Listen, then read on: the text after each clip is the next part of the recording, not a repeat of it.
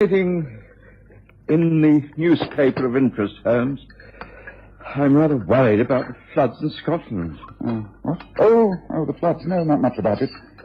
Water appears to be subsiding, torrential rains abating, local people stoic in the circumstances. Well, thank heavens there seems to be an end to it all.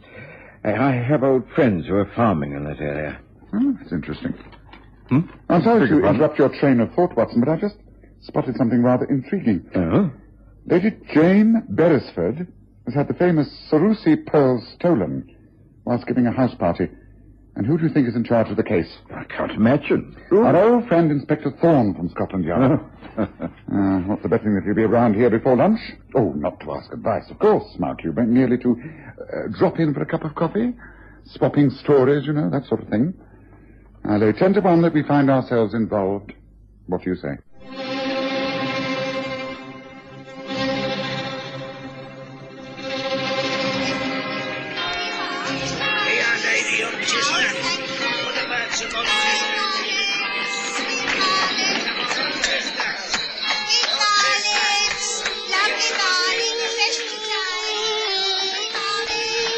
We present the stories of Sherlock Holmes.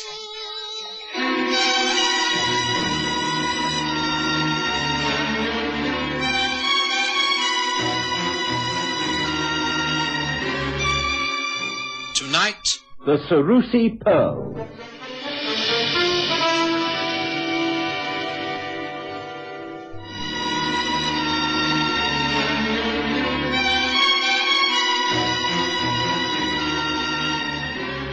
Suddenly, it was spring, and one of the most beautiful springs we'd seen for many years.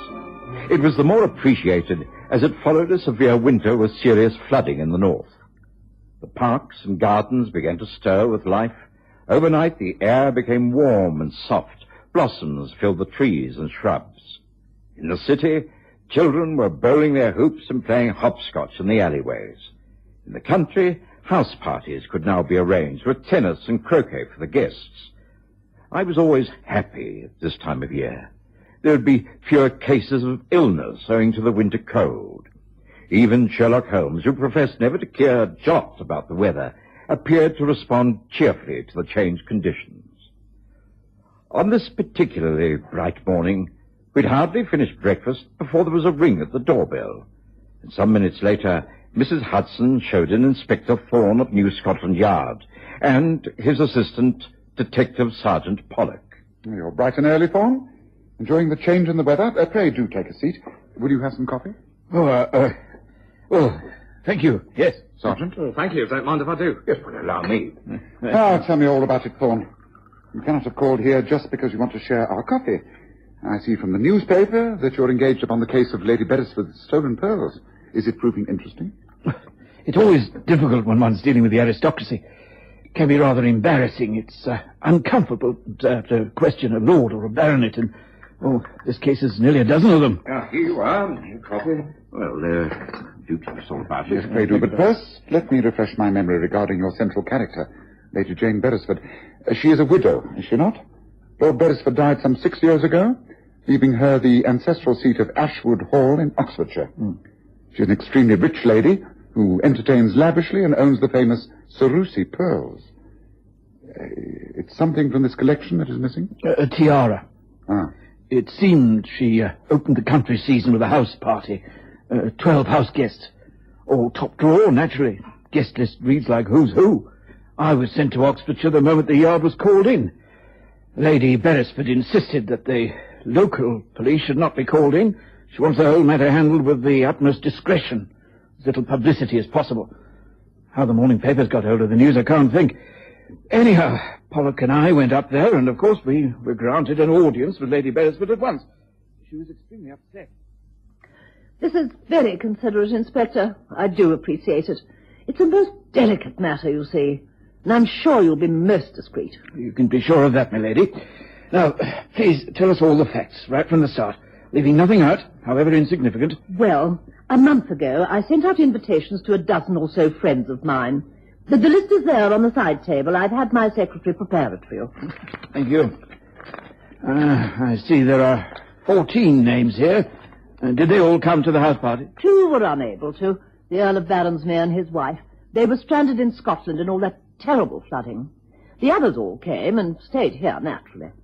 On the Sunday evening, we had a recital, a string quartet from Oxford. It was a great success, and the guests all retired around midnight. It was quite formal, evening dress, of course. I wore a lavender gown and the tiara. Any other jewellery? With the Cerusi pearls, Inspector, any other jewellery would be quite out of place. Quite. Well, please carry on. But I keep my jewels in the safe in my late husband's bedroom. It's the very latest in safe, very secure. Nobody but my secretary and myself know how to open it. But it's my own fault. I was simply careless. It had been a wonderful weekend, and I was exhausted when I retired. Foolishly, I did not return the tiara to the safe. I left it instead in a jewellery case in my dressing room. In the morning, it wasn't until after all the guests had departed that I remembered that the tiara was still out of the safe. I went to the dressing room. The jewellery box was still there, in the same place, but the tiara was no longer inside. It had been stolen during the night. I immediately reported the matter to Scotland Yard. How many servants have access to your dressing room, Lady Beresford? 3, my maid, the housekeeper, and the chambermaid. But they all swear that they were never in the rooms. You wish to question them, of course, but they've all been with my household since before my husband's death.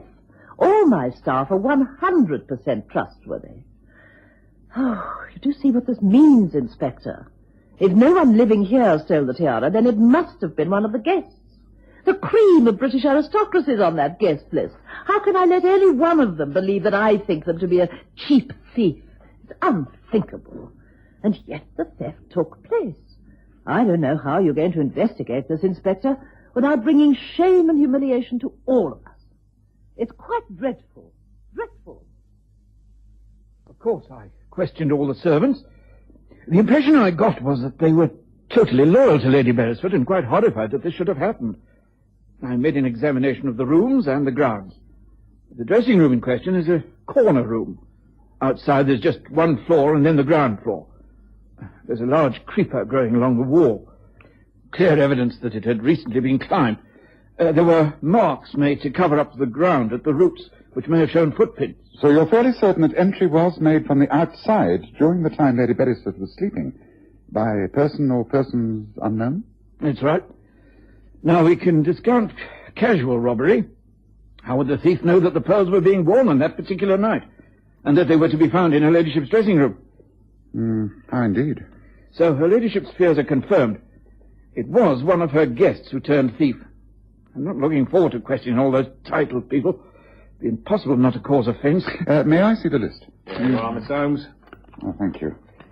The Earl of Newport, Marchioness Zindobri, speech from Lady Courtney, Count Hubert von Parent, the Honourable S. O'Keefe, Sir James and Lady Ford Wallace, Viscount McFadden.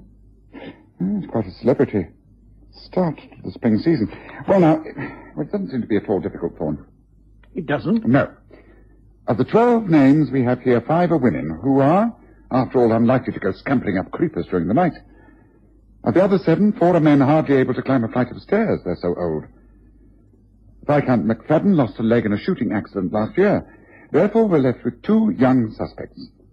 The Earl of Newport is known to me, and I should say he would never be a thief. The other, the Honourable S. O'Keefe. I've never heard of him. Well, the name has a decidedly false ring to it. Watson, please pass me the large blue book at the end of the 3rd bookshelf, please. This one? That's it, yes, thank you. Yes, I already have a suspicion growing in my mind, but one must verify everything. I'm sure you'll agree, Thorne. Now, O'Keefe. As I thought. No such person listed.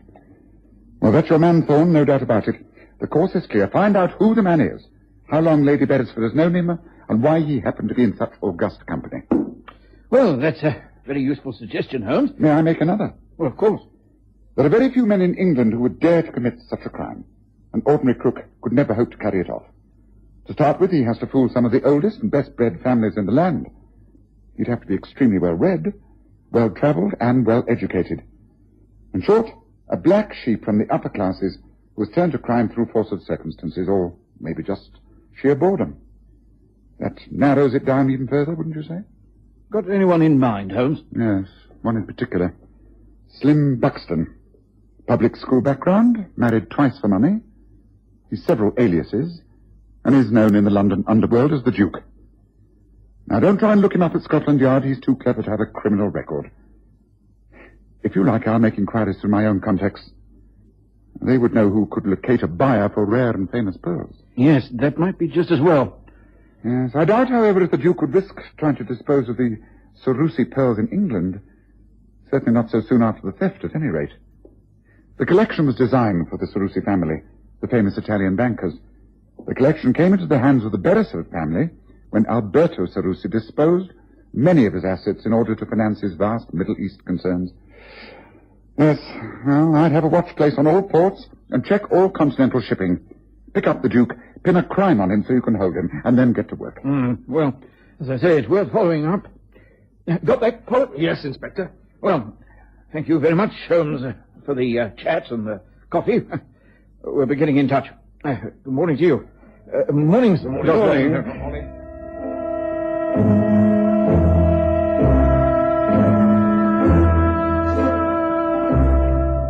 While Thorne and the detective sergeant had been with us, Holmes seemed to view the whole matter with an air of slight amusement. But once they'd gone about their business, he became very thoughtful. This is a very puzzling affair, Watson. Simply does not make sense. There's far more to it than Thorne thinks. Well, if he does take your advice and manages to catch the Slim Buxton fellow, then it'll be entirely due to you, Holmes. It'll take a smarter man than Thorne to catch the Duke out. Well, I shall be out all day, but if you're here this evening, I expect to have news. You're going to pursue the case. You're going after this man, Slim Buxton, yourself. Oh, no. I shall let Thorne do all that. I expect him to be successful up to a point. No, I shall be tracking down the real criminal. I'll see you this evening. Sherlock Holmes' attitude of being one step ahead of everyone else could be extremely irritating. But he was so seldom wrong that I'd learned to live with it, and I must admit that I looked forward to hearing the progress both he and Thorne had made during that day. When I returned to Baker Street that evening, I found Holmes seated by the open window, a sheaf of telegrams on his lap. He looked up cheerfully and said, Listen to this, Watson. Your supposition's entirely correct. Slim Buxton identified as Honourable S. O'Keefe, booked under his own name, passage on SS Emerald Isle from Portsmouth to Dublin this evening. Pollock and I will be on board. Hope for catch red-handed before stop at Liverpool tomorrow. Regards, Thorne. I must say things are moving, Holmes, but why are Thorne and Pollock boarding the ship? They know the man's guilty. Why don't they hold him on suspicion until it's all been cleared up? It's quite simple. They hope to catch him on board with the pearls. If they move in too soon, they might get their man, but they will have no proof. Thorne thinks he's playing a very clever game. Oh, well, it sounds astute enough to me. I just hope he can pull it off. I should be very surprised if he does. A trip to Liverpool might prove most interesting. How are you placed, Watson, for a couple of days? Yes, I suppose that'd be all right. I could, Well, I think it might take longer. If we go over to Dublin, if you could spare the time and the interest, I promise you will not be out of pocket at the end of the trip. Shall I make the necessary arrangements? The SS Emerald Isle will be at Liverpool tomorrow, so we must take the first train. Will that be all right with you?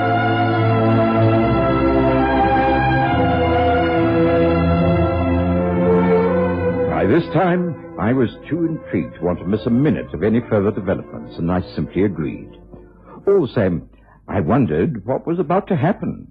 I also wondered about Thorne and Pollock aboard the SS Emerald Isle. How exactly would they go about it? This is how we'll go about it, Pollock. Watch the man like a hawk. He must not have a clue who we are. One of us must be with him all times. And the only time he'll be alone is when he goes to his cabin. Then we watch the gangways. Notice if he talks to anyone, makes friends with people, or engages anyone in what looks like a business transaction. We've got our man, I'm sure of that. And he must have the pearls either in his luggage or about his person. Is all that clear? Yes, Inspector, I understand. Good. Then we must not appear to be too friendly. Look, he's getting up from the table over there. He's finishing his drink. He's heading for the deck. All right, get after him. Keep your ears and eyes open and report back when I can take over from you. Now, off you go. That's right.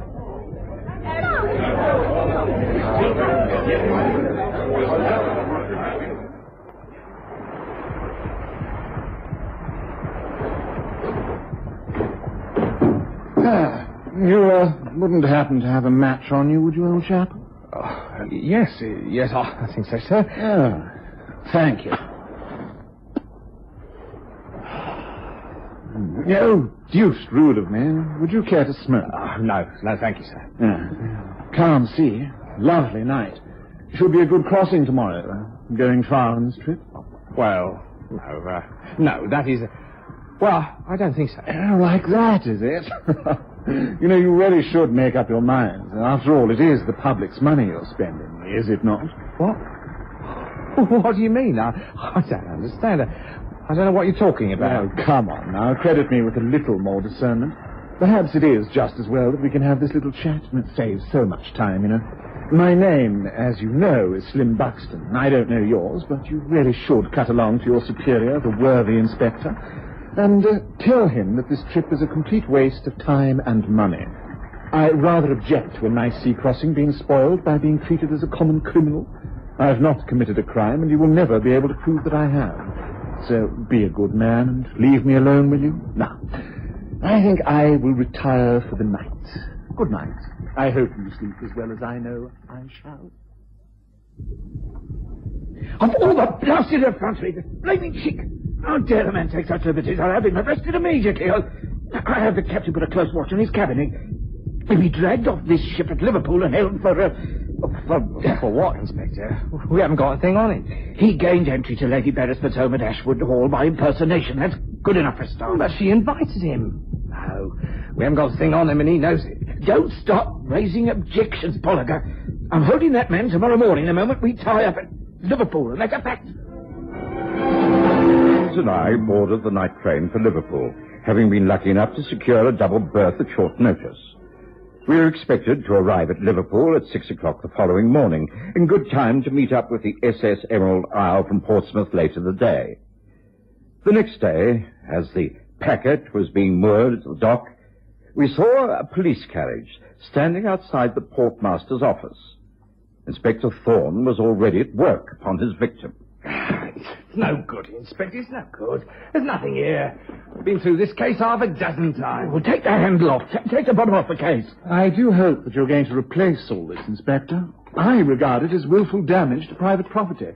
I know you carry a warrant to search, but not to destroy. May I get dressed now? You may, but you're not leaving England. I can detain you under my special powers, and I shall do so now. I know you're at the root of all this trouble, and by heaven, I'll stick at it until I have proof. Well, the best of luck to you. Since I have been deprived of my rights of travel and my belongings are in tatters, I take it you will be good enough to escort me back to my London home, where I can at least change into decent clothes before taking this appalling business any further. Very well. Come with me. Sergeant, get all this stuff together. Come along there. Hurry, man. Hurry. To my surprise, Holmes seemed little interested in Thorne's interrogation of Slim Buxton.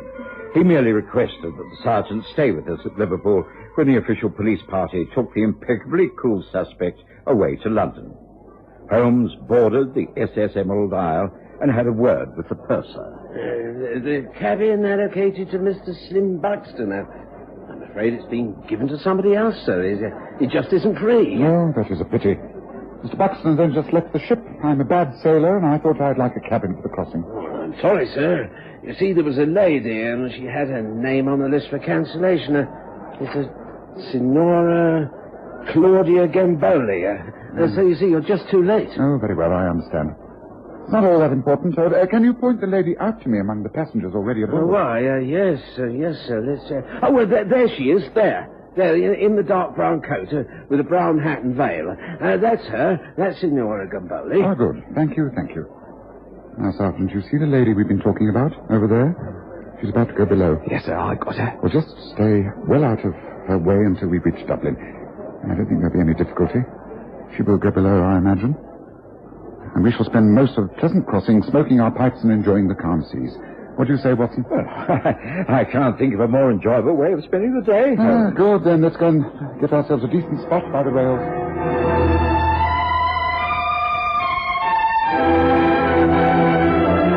Crossing was delightful. The sea like a mill pond, and just sufficient breeze to be invigorating. I thoroughly enjoyed myself, and as for Holmes, well, I think he almost forgot the purpose of our journey. However, at Dublin, he asserted his authority and was the first off the ship. An Irish official came aboard, and Holmes led our small party down to the cabin where Signora Gamboli was sitting with luggage packed. Signora Gamboli? I am Signora Claudia Gamboli. What can I do for you? This is Inspector McEnroe of the Dublin Constabulary. This is Detective Sergeant Pollock of Scotland Yard. Oh, yes? What can I do for you, gentlemen? I think you already know Sergeant Pollock, do you not? No, I have not had the pleasure. I think you have. The day he called on you at your ancestral seat, Ashwood Hall in Oxfordshire, in connection with your missing tiara.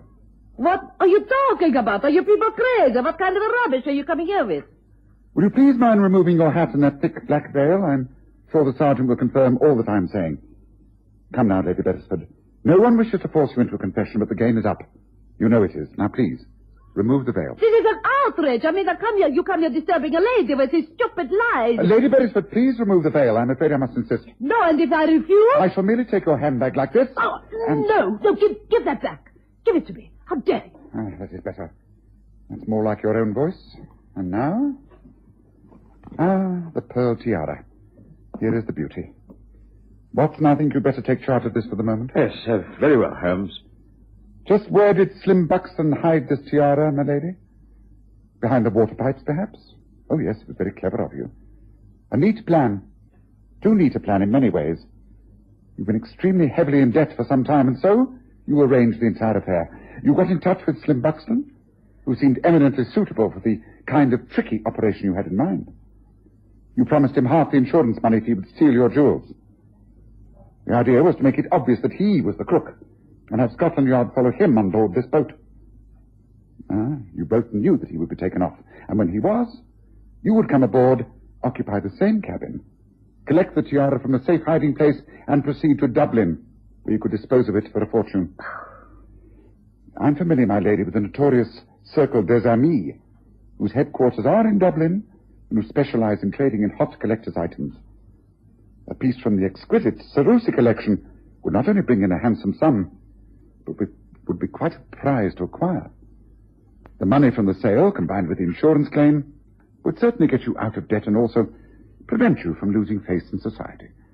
Now, is that not so? Give or take a few details. Everything you say is quite correct, but I have nothing further to say. Neither have I. I shall leave it all to Scotland Yard to handle as they think fit. Only one more thing. You did offer a reward to whoever found the tiara? Well, I found it. So, there we are. I told you we would not be out of pocket regarding this little trip, did I not, Watson?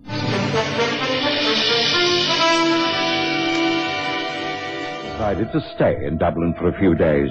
As Holmes pointed out, it was a free trip. Why not enjoy ourselves? Dublin proved to be, indeed, the fairest of cities. And as we sat drinking sherry early in the evening in a delightful public house overlooking Dublin Bay, Holmes explained, I've always said that when all other factors have been discounted, the remaining one, however implausible it may seem, must be the cause of the problem. In this case, no one on that guest list would have been prepared to rob Lady Beresford, not even Slim Buxton. Therefore, the instigator of the crime had to be Milady herself. She was just too clever. She left too many obvious clues for Thorne to pick up. Well, I'm looking forward to the crossing back, Watson. Such a soothing journey it was coming here. For us, anyhow. Not so for Lady Beresford, I shouldn't think. Would you, Watson?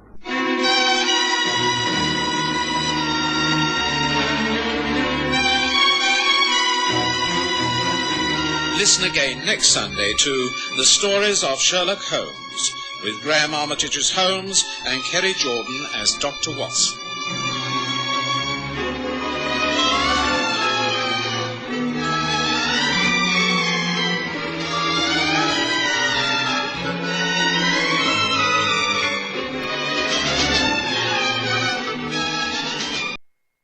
Well, that's about the size of it, Dr. Watson. I just have to travel north to Cumberland, and I simply can't take young Harry, my grandson. I'll only be gone a few days. But I can't leave the boy alone in the house, and he don't know nobody in London. So you're wondering if Sherlock Holmes will allow him to come and stay here, 221B Baker Street, hmm? Well, I know it's an imposition, but... Well, Harry's a bright boy. I know he'll behave himself and not get in the way. Of course, if it relied on you, it wouldn't be so bad. You're a doctor and used to handling children. But Mr. Holmes, well, there's no doubt that he can be difficult. I wondered, perhaps if you'd talk to him. Sound out the ground, as it were. All right, Mrs. Hudson, I appreciate your problem. I'll do my best to persuade Mr. Holmes. Oh, thank you, sir. There won't be no trouble, I promise you that. Harry will be as good as gold. You'll see.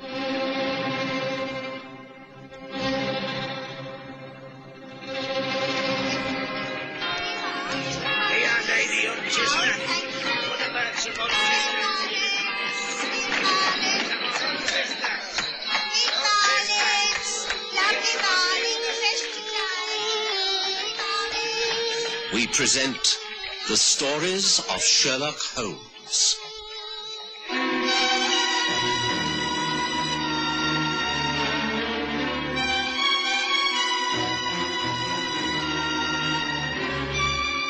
The young visitor.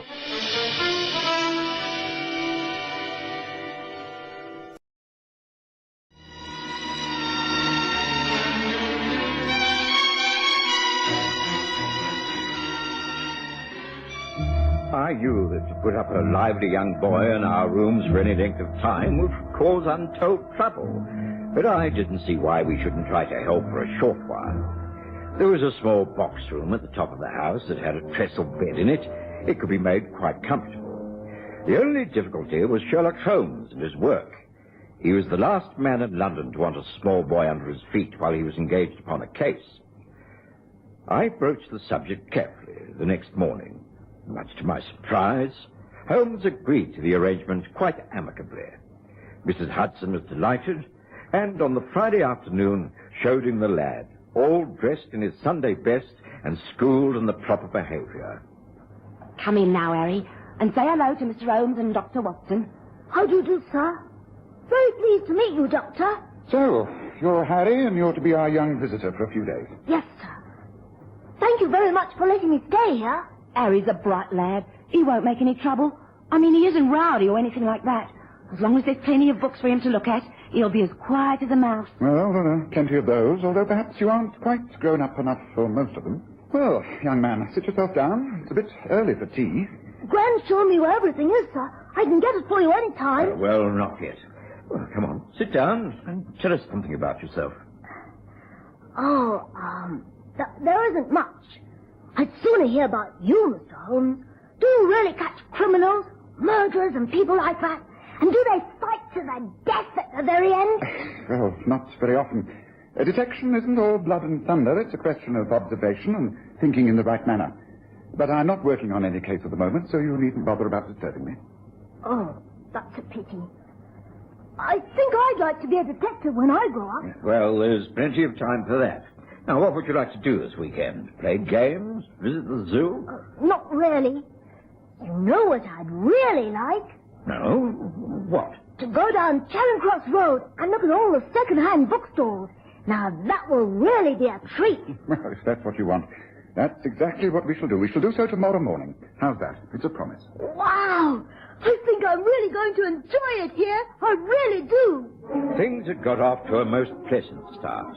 It was clear that Holmes liked the boy, who was quick-witted and not over-familiar. True to his promise, Holmes ordered a hansom cab the next day, and the two of them started off for an exploration of the London bookshops. Charing Cross Road was the obvious start. Holmes knew every store intimately, and one in particular, Nesbitt & Son, was a great favorite. Well, now, Mr. Holmes, found anything to your liking? Not at the moment, Nesbitt, but I'll browse around if you don't mind. Make yourself at home, sir. Make yourself at home. Mr. Holmes, just come and look at what I found. What is it, Harry? Look! It's an old book all filled with maps and drawings. Look! Sailing ships and pirates and all the voyages marked out. Called E. White Cosgrove. travels of imagination and exploration. What's that? Gracious me. Nesbit, what have you got an old Cosgrove out here on the straw pavement for? What's it marked up as? 5 shillings. It should be worth far more than that. Well, I don't know. It came in with a job lot from a Mr. Robert Johnson of the Manor, Lake Radlett. It's in a poor state. Many pages missing, and the cover is stained and warped. It's a pity. It's rare enough, but I doubt if it could be restored. Please, may I buy it? I'd love to start a collection with this. I've got half the money. If you put the other half, I promise I'll pay you back. All right.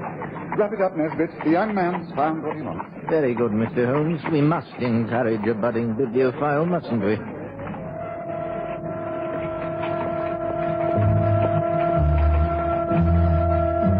The rest of that day, young Harry stayed in the box room, poring over travels of imagination and exploration. We heard not a sound from him.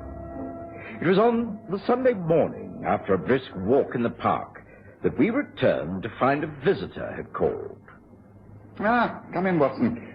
Young Harry, this is Miss Amelia Johnson. She's called about the book you bought yesterday, Harry. I rather think she wants to buy it from you. What? I'm sorry. Perhaps you'll let me explain, young man. You see, my uncle is Mr. Robert Johnson, and this book came from his private collection. I think there must have been a slight mistake. The volume should never have been included in the parcel of books sent to Nesbit's in London. Since then, a few pages have been discovered, which when added to the book would make it quite valuable. We found out Mr. Holmes's name and address from Nesbit's, and he said he was sure you would agree to sell it back. I'll offer you far more than you paid for it. Now, what do you say? No. I'll give you a sovereign here and now for the book. Here? See, a bright new golden sovereign. Mr. Holmes, I don't have to sell a book, do I? I'll never get another one like it. And if that page is missing, well, maybe I'll be able to buy them for this lady later on. The book rightfully belongs to you, Harry. It's yours, and you've paid for it quite honestly. Of course, Miss Johnson, the missing pages may deal with the island of Corsium and the legend of the dinosaur. There is a reference to that later on in the book, isn't that so? Exactly, Mr. Holmes. It's a shame that the tale should remain incomplete. We're anxious to see the volume whole again. I don't think my offer is unreasonable. Not at all. But it's entirely up to you, Harry. A sovereign back for 5 shillings outlay is a good investment. I don't want a good investment. I want my book, and she shan't have it, so there. I'm sorry, but the answer is no. Well, that's your answer, I'm afraid. The child is entitled to keep what is rightfully his. He's a junior. Surely he has parents I can appeal to, people who will listen to reason. I'm afraid not. None that you can approach at the moment. He's staying with me in the box room in the roof until his grandmother returns next week. But Harry is a strong-willed boy. I doubt if anyone will make him change his mind. Not even if I made the offer 5 guineas? I very much doubt it. I'm sorry, Miss Johnson. I'm afraid your visit from Radlett has been a waste of time. Please, may I show you out? Now, look here, Harry. We appear to have stirred up quite a hornet's nest with this purchase of yours. I'm sorry. I don't want to sell it. No, and I don't think you should. Remember, I told you that detection was observation and clear logical thinking? Well, this is a case in point. I believe that book is far more valuable than anyone knows. Now, why did Miss Johnson go to such lengths to regain it? She knows nothing of its contents. I deliberately misled her by quoting the island of Corsium and the dinosaur. A total fabrication. Now, she's offering 5 guineas for a book Nesbit thinks only worth 5 shillings. Now, she's not going to stop there. If she can't buy it, she will be arranging to steal it. Oh, you think so? No, indeed I do. I've let her know that you occupy the box room at the top of the house with a small window jutting out onto the roof. I shall be very much surprised if you don't have a visitor call upon you this very night. A real-life burglar. What do we do? Bolt the window? Call the police? There's no need to call the police when I'm here. And no need to bolt the window either. In fact, you will leave it open. Now listen, Harry. Here is a real adventure for you. Now this is what we shall do. You will go to bed as usual tonight, but after it's dark.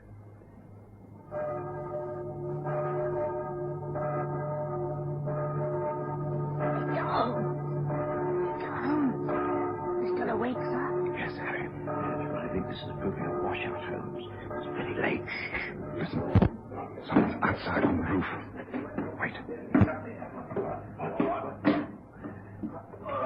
Right, Bert, easy.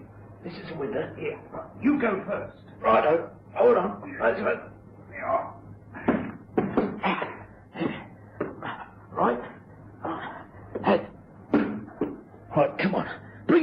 All right, Watson, get them. Right, I'm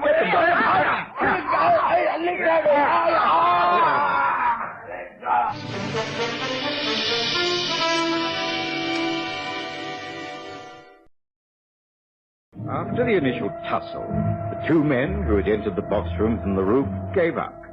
They were clearly amateurs at the game and even appeared shamefaced after the lamps were lit and the window closed. Holmes viewed them with contempt mixed with pity. As he listened to their awkward explanations, I'd never touched the job if I'd known. So help me, I wouldn't. Me neither. And we was just told to climb in here and get back a book that this kid had nicked from a bookstore. We didn't nick it. It cost $5. Quiet, Harry. Well, you made a right mess of breaking and entering. Did whoever engaged you tell you who I was and who this young lad is? Oh, no.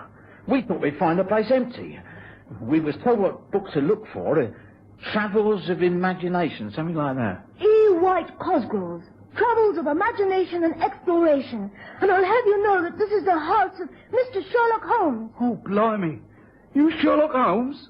Oh, now we're for it. Before we send for the police, perhaps you can tell me the name and address of whoever put you up to this attempted burglary. A fella called Alan Mortimer.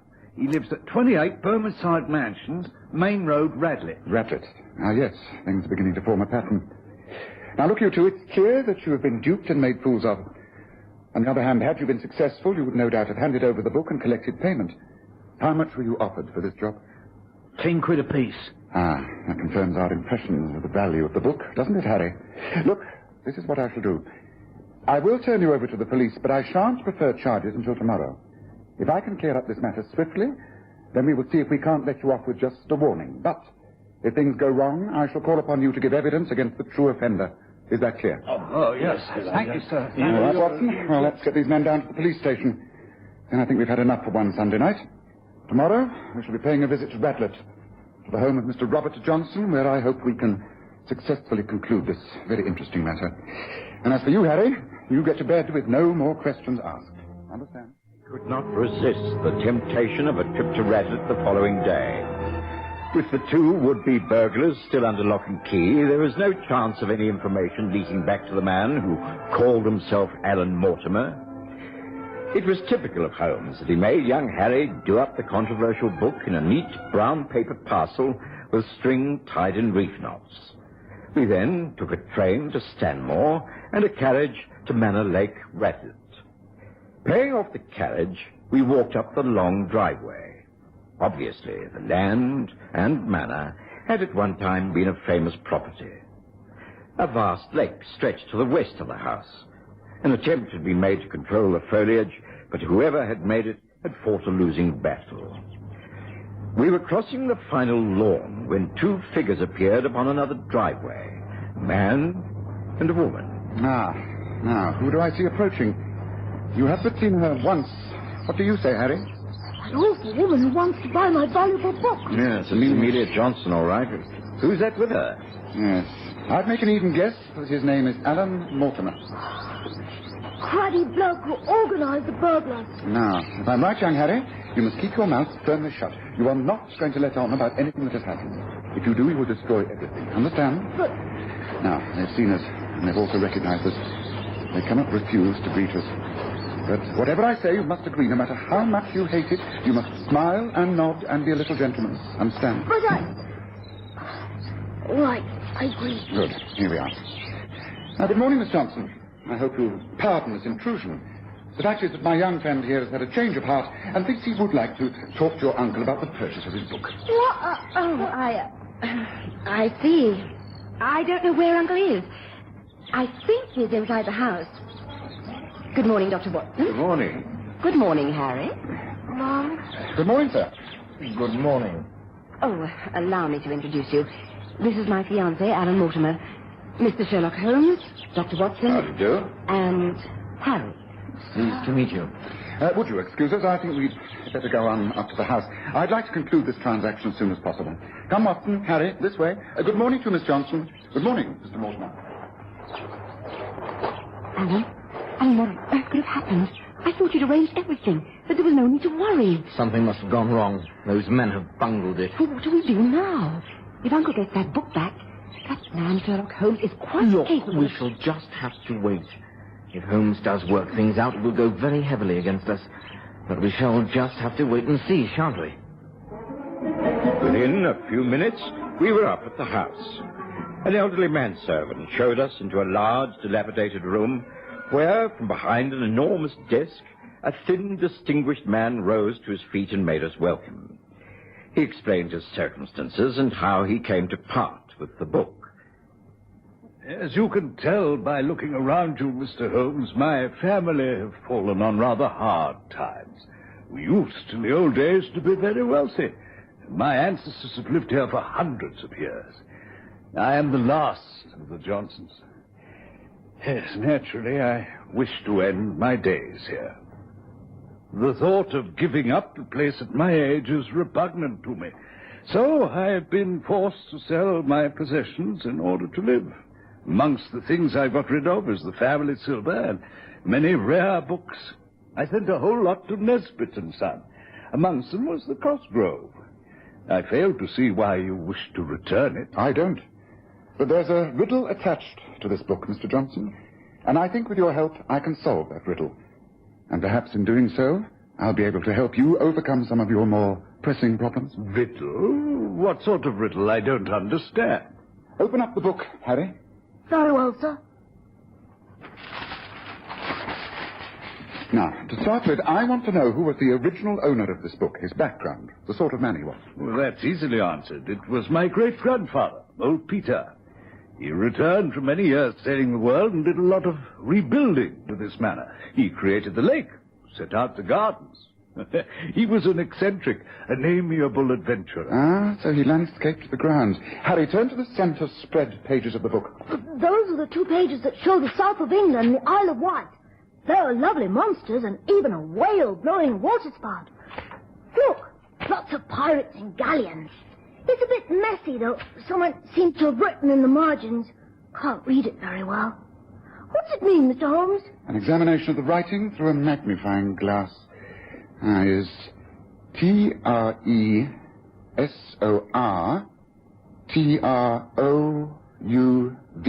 Oh, Trésor trouvé. Treasure found, or as we say, treasure trove. Yes, and it's on the island marked with a cross, very near to that water spout. A treasure! On the Isle of Wight? I think not. Let's come to the window. You see the French windows open out with a view across the lake. Now, do you see anything unusual about it? Oh, best that I can. Well, it looks a bit overgrown. That's if you forgive the observation, Mr. Johnson. Oh, I agree, but personally, I've never liked that lake. It seems so oddly designed. No symmetry, just everything thrown together. Look more closely at the small island towards the far end. I think if we had a bird's-eye view of its shape, we would be reminded of something. Now, does it mean anything? Well, I must confess I don't know what you're getting at. Well, what about you, Harry? Come along, you're a bright boy. What does it remind you of? Well, funny. I've got it. It's the same shape as the map. The Isle of Wight, like in the book. Ah, exactly. But I don't understand you. You mean that old Peter landscaped that lake and island to resemble this map? That's it. Now, wait a moment. There must have been a reason. But the treasure trove. You think that there's some sort of treasure hidden on that island out there? Well, one can but assume that old Peter worked all this out for that reason. It explains why this book is so valuable. I presume that you have a boat that can get us across to the island, Mr. Johnson? Well, there's an old rowing boat moored down there. Oh, I haven't been across to the island for months. Old Giles, my manservant, will know if it can still be used. Good, then I suggest a trip to the island and a little exploring, don't you? Wow! Buried treasure! The boys at school are never going to believe this. Come on! Oh, I don't understand. There isn't any water spout, Mr. Holmes. So how can we know where to look? What's that half hidden in the reeds and bushes? Looks like a sort of fountain. Hey, a water spout! Pull up alongside it, Watson. Right,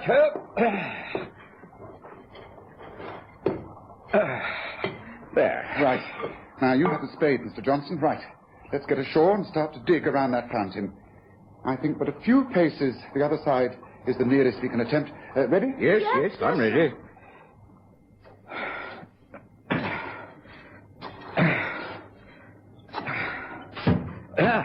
something here. It's metal. Joe, look. There's a small metal box. Now, come on, give me a hand. Smooth away the earth, Harry. Right. Right, open it. Yes, it doesn't appear to be locked. If it is, prise it open, Watson. Right. Wow. Oh, just look at that. What a sight met our eyes when the small metal box was opened. Even though the sovereigns it contained had been buried in the moist earth for all those years, they appeared almost newly minted. They were genuine enough. The look of sheer amazement on Robert Johnson's face was only matched by the wonder of young Harry. I really believe that at that moment all this young boy's dreams came true. It was simply a fairy tale for him. Back at the house, Robert Johnson couldn't contain his delight. But Holmes, unperturbed, had to curb his enthusiasm. I'm afraid we now have to come to the unpleasant part of the whole adventure, Mr. Johnson. I have to tell you that your niece is not the timid, loyal creature you thought her to be. She found some missing pages to the book by White Cosgrove. On those pages must have been the information that elsewhere in the book was the clue to all this money. Perhaps it said, look at the center pages, something like that. Anyway, she didn't tell you. She went to Alan Mortimer, the man she wishes to marry. She and he made a plan to get hold of the book, seek out where old Peter had buried his fortune, and claim it for themselves. They would have tricked you out of this money. I think when you confront them with this treachery, they will be unable to deny it. If they do, well, I have proof. Witnesses now under lock and key. Get rid of both of them and enjoy your old age, Mr. Johnson. I don't know how to thank you, Mr. Holmes. Surely there must be some way, some reward. Holmes refused the reward.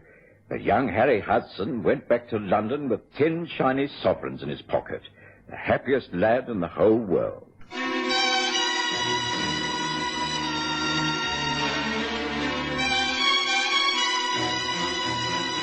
Listen again next Sunday to The Stories of Sherlock Holmes, with Graham Armitage as Holmes and Kerry Jordan as Dr. Watson.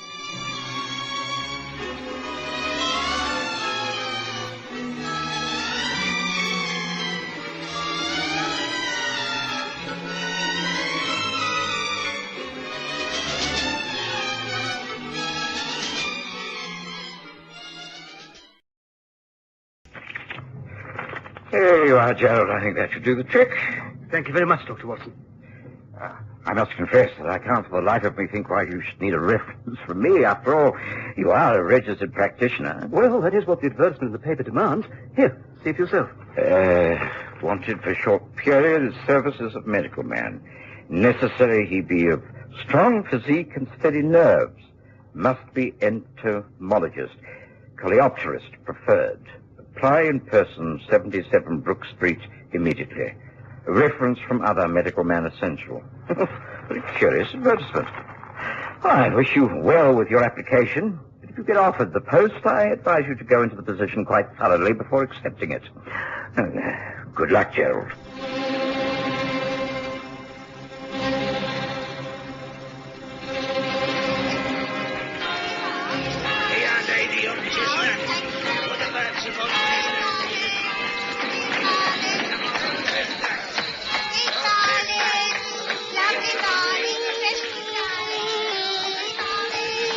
We present The Stories of Sherlock Holmes.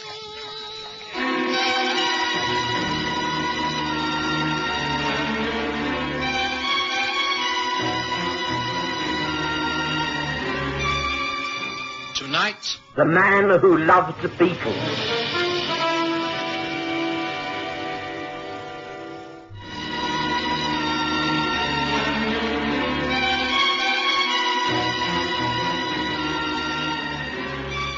I hadn't seen young Gerald Hamilton for some years. I'd taken quite an interest in his career, simply because he was a distant relative and the only member of my family who'd decided to take up medicine. I knew he'd done quite well and passed all his finals with flying colors. He was ambitious and was intent upon specializing, but was wise enough to get in as much general practice as possible beforehand. A strong, handsome young man, he was particularly interested in entomology, believing there was great need for medical research and the spreading of diseases by insects. Of course, I gave him a splendid character reference when he applied for a post with Lord Linchmere at 77 Brook Street. We neither of us were to know what a trail of bizarre events were to start with this initial meeting. You've come in answer to my advertisement, Dr. Hamilton, and you fulfill the conditions which I've laid down? I think so, yes, sir. It would seem satisfactory from your references.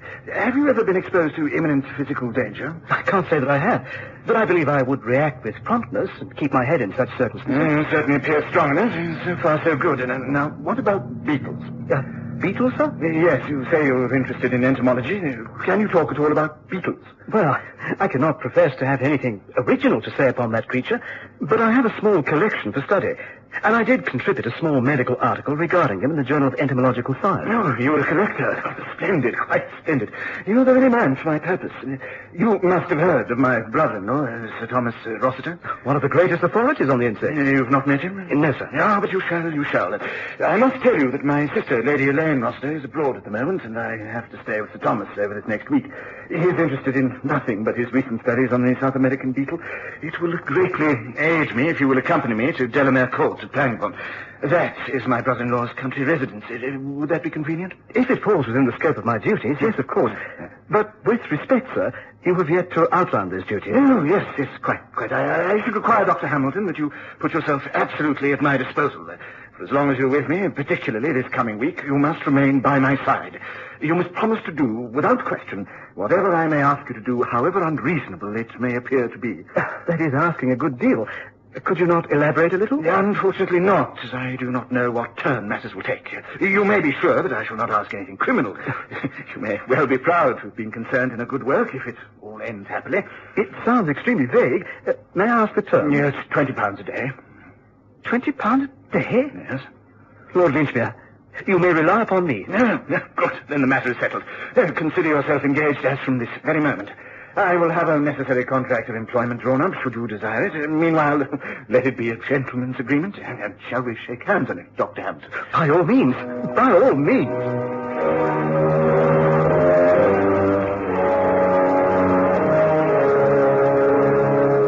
It was in the middle of the next week that I received a letter from Gerald Hamilton explaining his circumstances.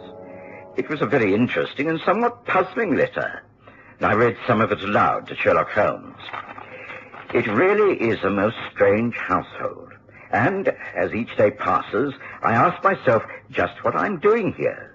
Lord Linchmere is pleasantly eccentric, but his brother-in-law, Sir Thomas Rossiter, is quite extraordinarily mad. He is a singularly ugly man, standing some 6 feet 6 inches, and is thin but wiry. His craggy features are topped by a domed head of strange appearance. His forehead appears to be in a state of continual movement, sometimes twitching, and at other times the muscles seem to rotate. Most alarming, and I have never encountered this condition before. As a medical man, have you? I can't say that I have. Most interesting. Carry on, Watson. Read more. My duties are extremely vague. I am simply a companion to Lord Linchmere, accompanying him wherever he goes, and even sleeping in the adjacent dressing room of his suite, so that I am within call should he wake in the night. Why he requires a doctor to attend him, I don't know, as he seems in very good health. For some hours every day, I talk to Sir Thomas, usually in connection with his work. But there is a strange atmosphere in this house, Dr. Watson.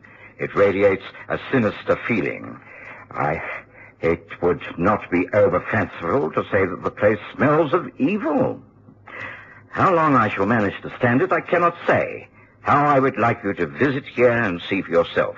But I need the money, and I shall endure it for as long as I can. Well, that's the main body of his news. Seems very odd, doesn't it? Yes, indeed.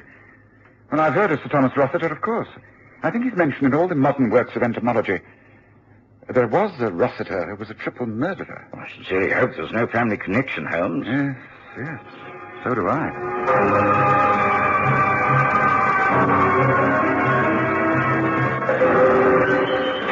Another 2 weeks passed, and there was no more news from Gerald. And then I came down to breakfast one morning to find a telegram propped up by the coffee pot. Holmes had finished his meal and was puffing away at his first pipe of the day when I opened it. It's a Good gracious. Oh, something serious must have happened, Holmes. This is a telegram from Gerald Hamilton. He's in trouble. Listen. Please come Delamere Court, Pangbourne, soon as you can. Murder imminent. Bring Holmes. Despair for sanity. Hamilton. Yes, what do you make of that, Holmes? No more or no less than what it says, Watson. Lord Linchmere warned the young man of danger from the very beginning. Shall you go down? Yes, of course. Will you accompany me? Oh, by all means. I've already looked up the times of the trains and discovered that the best inn in the district is the Drover's Arms. How could you have anticipated this, Holmes? The postmark on the telegram is Pangbourne. It's marked urgent. Must be a cry for help. Only your young prodigy could have sent it. Shall we hurry and catch the 9:45, Watson?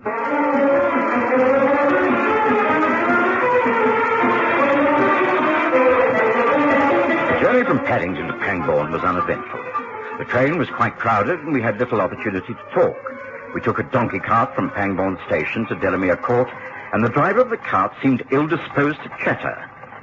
As we clattered our way over the uneven dirt road that dwindled into a single track, I looked around the bleak countryside. The skies had clouded over and threatened rain. The leaves of the trees seemed to be grey and not green. The foliage of the hedges was dank and gave off an unpleasant smell. It was indeed a most depressing vista. And Delamere Court, grey-stoned, bleak and depressing, peered from the hillside with gloomy foreboding. What a miserable-looking district, Holmes. Not a great deal of cheer about it, is there? That, I take it, is the home of Sir Thomas Rossiter. Oh, it must be. Is that Delamere Court, driver? Aye, that be it. I'll be dropping you at the Drover's Arms as we arranged. I ain't going to drive up to that place no matter how much he pays me. Oh, now, why should you say that? Because it's haunted, that's why. That place is haunted. By the dead and by the undead. You take my advice, steer clear of it. There's many who set their foot in there and never been seen again. Just be warned. Stay clear. Aye, well, dear. Staying clear of Delamere Court was the last thing we had in mind. We signed in at the inn and immediately changed into our country boots and set out to walk across the fields to join the driveway of the estate. We were crunching our way towards the house when... What the devil? Stay quite still, Watson. Make no attempt to take cover or move in any way. That shot was meant as a warning. What may I ask you two doing here? Can you not read the signs? Trespassers will be prosecuted. Turn immediately and leave my land. You are Sir Thomas Rossiter? What if I am? I am Sherlock Holmes, and this is Dr. Watson. We've come to visit Lord Linchmere. Well, this is my land. Don't want any strangers here. I don't care who you are. Name Sherlock Holmes doesn't give you any more rights than anyone else. No, I agree. On the other hand, the name Sir Thomas Rossiter does compel me to thank you for your book upon the Coleopatra. I found your chapter on the better-known species of British scarabaei quite fascinating. Oh, it's a rare thing to meet a man who takes an intelligent interest in such matters. If you wish to speak to my brother-in-law, perhaps we could discuss this matter on the way to the house. Oh, certainly. But surely this is Lord Linchmere approaching. Ah, yes, it is. But come, let's not bother about him. Now, what is your opinion upon the nice cycle of the golden-brown raspberry beetle? Thomas! What is this? Who are these men? Mr. Sherlock Holmes and Dr. Watson called to see you. Mr. Holmes is about to give me his views on the Laparispa acid. Please do not interrupt us. Now, you were saying, Mr. Holmes... Well, like most fast-running active creatures... Dr. Watson, and you thought Sherlock Holmes. Oh, thank heavens for that. Thank heavens. Please promise you will stay with me. Please promise me that you will never leave my side. Promise.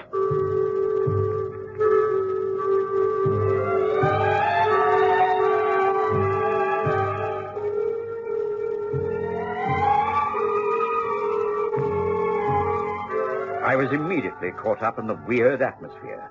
I sensed at once the unbalanced mental state of both the men who walked with us up the windswept drive. Sir Thomas Rossiter appeared only calm and reasoned when he was discussing his work. When talking about beetles, he was thoughtful and rational. On other subjects, he was quite distrait. As for Lord Linchmere, he seemed beside himself with fear. Once inside the house, Sir Thomas made for his study with no word of explanation.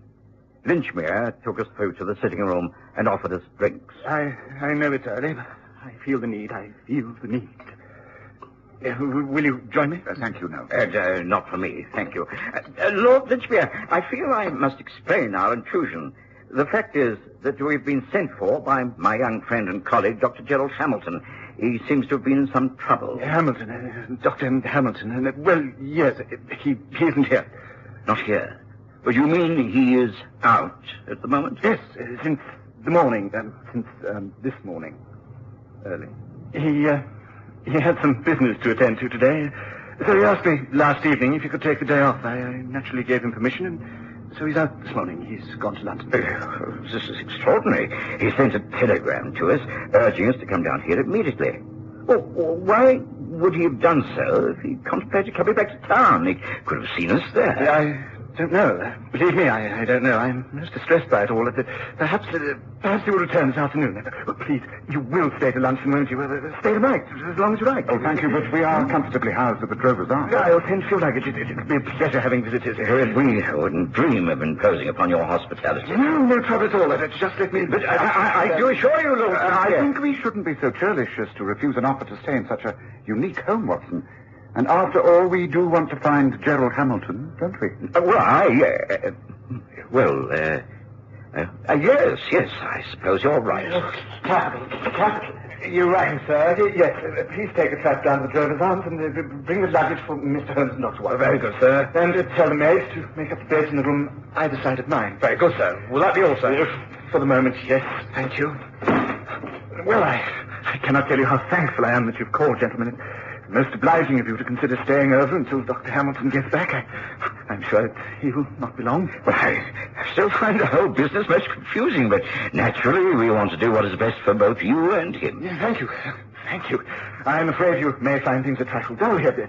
Sir Thomas hardly ever leaves his own room except to walk in the gardens and study the insects. It's a very large house. Does he live here alone? My sister Elaine is travelling abroad at the moment. She runs the house. There are some 5 servants. It's large but comfortable, providing you stay in the rooms that she has planned. No one dare venture into Sir Thomas' domain. There are some rooms that even servants are forbidden to enter. Heaven knows what they're like inside. Would it be possible to see around the place? Yes, of course. Come, let me show you to your room. We were carefully shown over the house, seeing, I suspected, only what Lord Linchmere wanted us to see. I could tell that Holmes was very intrigued. Although he kept up an endless stream of small talk with our host, he was noting every square inch of the rooms and corridors. That is a door that can never be opened. It leads into Thomas's private quarters. As for the rest, well, it is at your disposal, gentlemen. Certainly roomy. I hope I can find my way about. No, stay close to me. That is all I ask. My bedroom is here. Yours, Dr. Watson, is this one. And on the other side, that is yours, Mr. Holmes. There are connecting doors to my own room, and I beg of you to leave them open tonight. I have a morbid fear of being alone, even when I'm sleeping. Shall we return to the sitting room? There should be a pleasant fire there by now. Oh, we can talk quietly into lunch. Begging your pardon, my lord, but could you please have a word with cook about meals? They have to be changed now, and she wants definite instructions. Oh, dear, how tiresome. Yes, I suppose I'll have to do so. Oh, if only Elaine were here, things would be so very, very different. Will you please excuse me, gentlemen? Go down to the sitting room again. I will join you there in just a few moments. Yes, very well done. Bother about us. We can find our way. Now, quickly, Watson. This may be our only chance to talk. Lord Linchmere is going to stick to us like glue. Holmes, what is going on here? I can't understand. I think it's very clear that Gerald Hamilton has not left this house. If that's the case, then he must be here somewhere and held against his will. We've just got to put up with all this quaintness until we can find him. How? How will you do that if we're never left alone? Look, after lunch, stick at Lord Linchmere's side. He's so scared that he's wearing himself out. Stay with him. Encourage him to relax. I shall make a thorough search and somehow or other get into Sir Thomas Rossiter's apartments. We think that he's being held in there, but why? No, well, in this house there could be many reasons. But I'm certain that he is here. Somewhere beyond that closed door, he's being held prisoner. One doesn't like to think of what might be happening, but we must find him. Come. Let's get back to the city.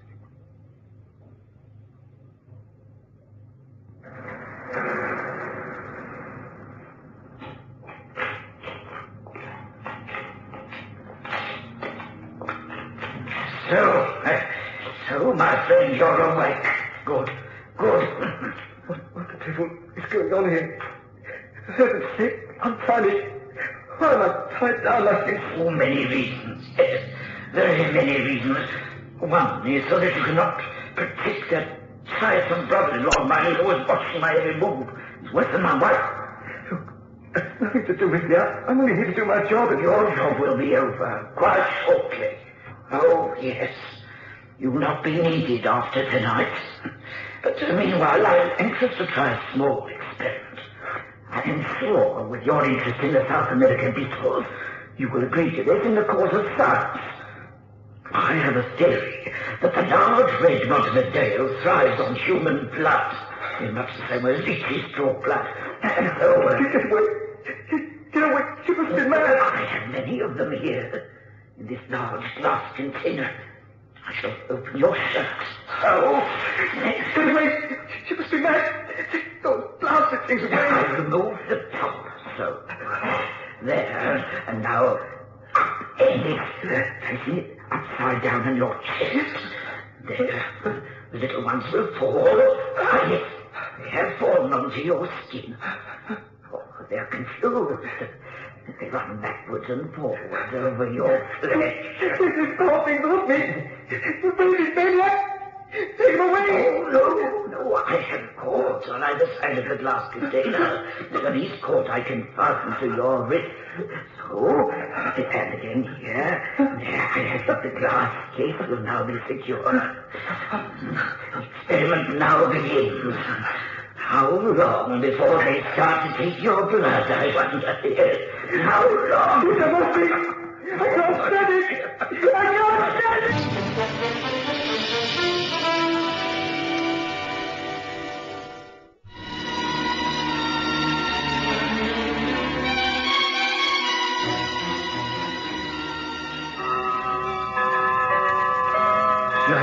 I'm sorry, gentlemen. You have been disappointed. Dr. Hamilton fails to return. I can't explain this, but perhaps in the morning there will be an explanation. Meanwhile, the only thing I can suggest is an early night for us all. And, Sir Thomas? We've not seen him all day. He has food sent through to his quarters. He's more than happy to be alone with his work. May I suggest a nightcap? Not for me. Oh, excuse me. As for the country air, I think your suggestion of retiring is a splendid one, Lord Lynchmere. Then may I lead the way upstairs? Rogers will put out the lamps. Come this way, please. And please do remember to sleep with the communicating doors wide open, won't you? I simply loathe the feeling of being alone in the dark. If you hear anything at all, however slight, then wake me. You will promise, won't you? Wake me if you hear anything during the night. Promise. Watson, we can waste no more time. Come quietly now, follow me. Fortunately, I packed a dark lantern with my things. Come this way. Holmes, where are we going? We're surely not outside. That's right, it's the only way. Careful. The door.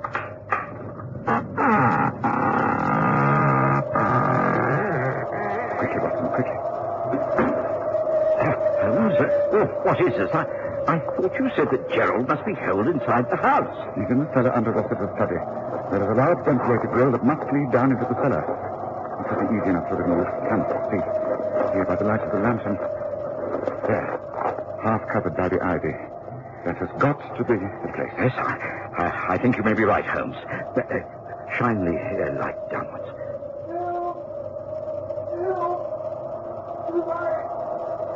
It's him all right, Watson. Come on. Use the strength of yours. Get that grid up. Come on.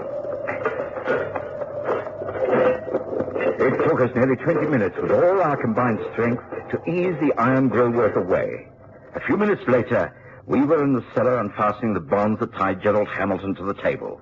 Holmes threw the glass case that covered his chest to the ground. Are you all right? Yes, I think so. Well, let's get those loathsome creatures off your chest. What a horrible ordeal. It's all right. Harmless. Just one of Sir Thomas's illusions. Dr. Watson, Mr. Holmes, he's mad. Stark staring, raving mad. Right, well, come along. Let's get you out of here. We'll get back to the driver's inn and call the police. No, wait. There's still Lord Lynchmere. Yes, I was hired to protect him. He knows that his brother-in-law is dangerous. Yes, well, there's no time to wait. Come, let's get out and into the house. There may still be time. Hurry now, both of you. Hurry. Careful. Softly now. Quiet. Right, now, through here into my room. It leads to Lord Lynchmere's. Shh. Yes, I think it's all right. Yes, he's still asleep. Careful now. Wait. Listen, someone's coming. It's Lost the tape, must be. Back into the shadows. See, the lamp still burns on the table. Wait. No! I'll get you, Watson!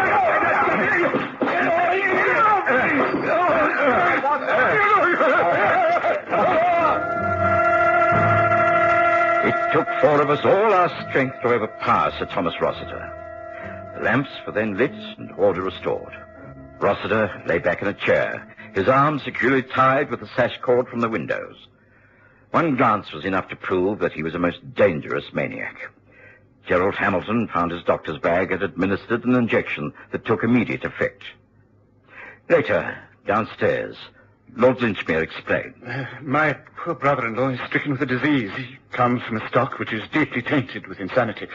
He has these periodical outbreaks in which he will attack anyone who seems to interfere with his work. We tried for years to conceal this. My sister has led a dreadful life, and we realized that it could not continue. He grows worse each time. That's why I sent Elaine away and hired you, Hamilton. I needed protection and also a witness.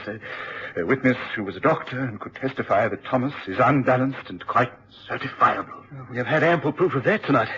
Thank heavens you came, Mr. Holmes. Watson has been more help than I. It was quite easy to discover the layout of the house and realize there had to be a cellar beneath the study. Well, you had a dreadful ordeal, Hamilton. I sympathize completely. The fact is that I've never been able to bear beetles. I think it's time we went home.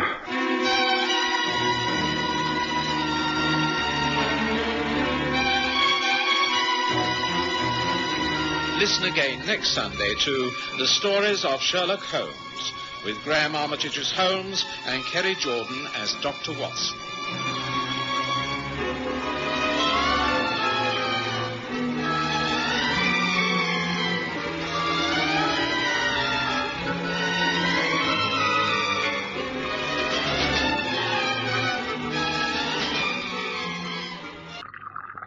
Might I inquire your movements today, Watson? Oh, only my usual rounds in the Paddington area, Holmes. And now back here for lunch at the usual time. Surgery late this afternoon and some paperwork in the evening. Nothing very special. Why? I've had a note brought round. It's extremely interesting. It reads, Sir Charles Drewings will be pleased if you would receive him at your rooms in Baker Street at 2:30 this afternoon. It is a matter of national importance and extremely urgent. Yes, it comes, as you can see, from the seal on the envelope from the Admiralty. Well, I think I understand. The matter will be secret and your meeting highly confidential. You'd like me to lunch in town and come back later? No, not at all. I believe Sir Charles Drewings is a very shrewd and devious character. I should very much like a witness to this meeting. You will be here to assist me.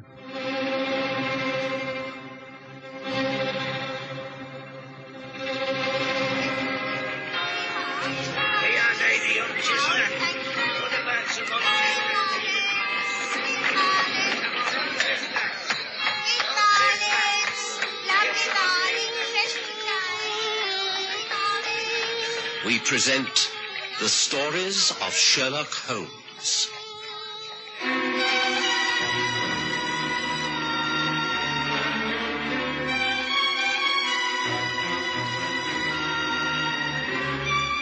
Lack of evidence.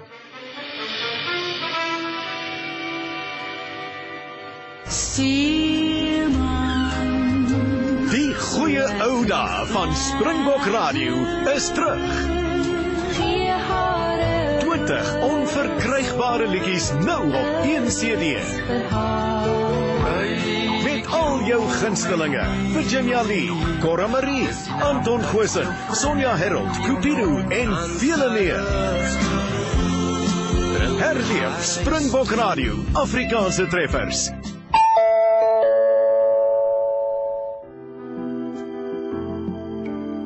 Flower Connection has just opened their flagship store in Linden, Johannesburg, at 65 on 4th, situated in 4th Avenue. For fresh cut flowers, plants and florist accessories at wholesale prices, come to Flower Connection. Call Jenny on 076 951 9449 or visit our website at www.flowerconnection.com.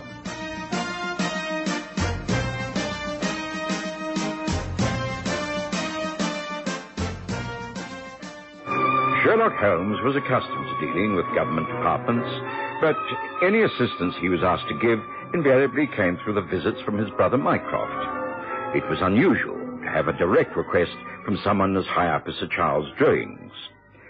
I went about my business and forgot all about the appointment.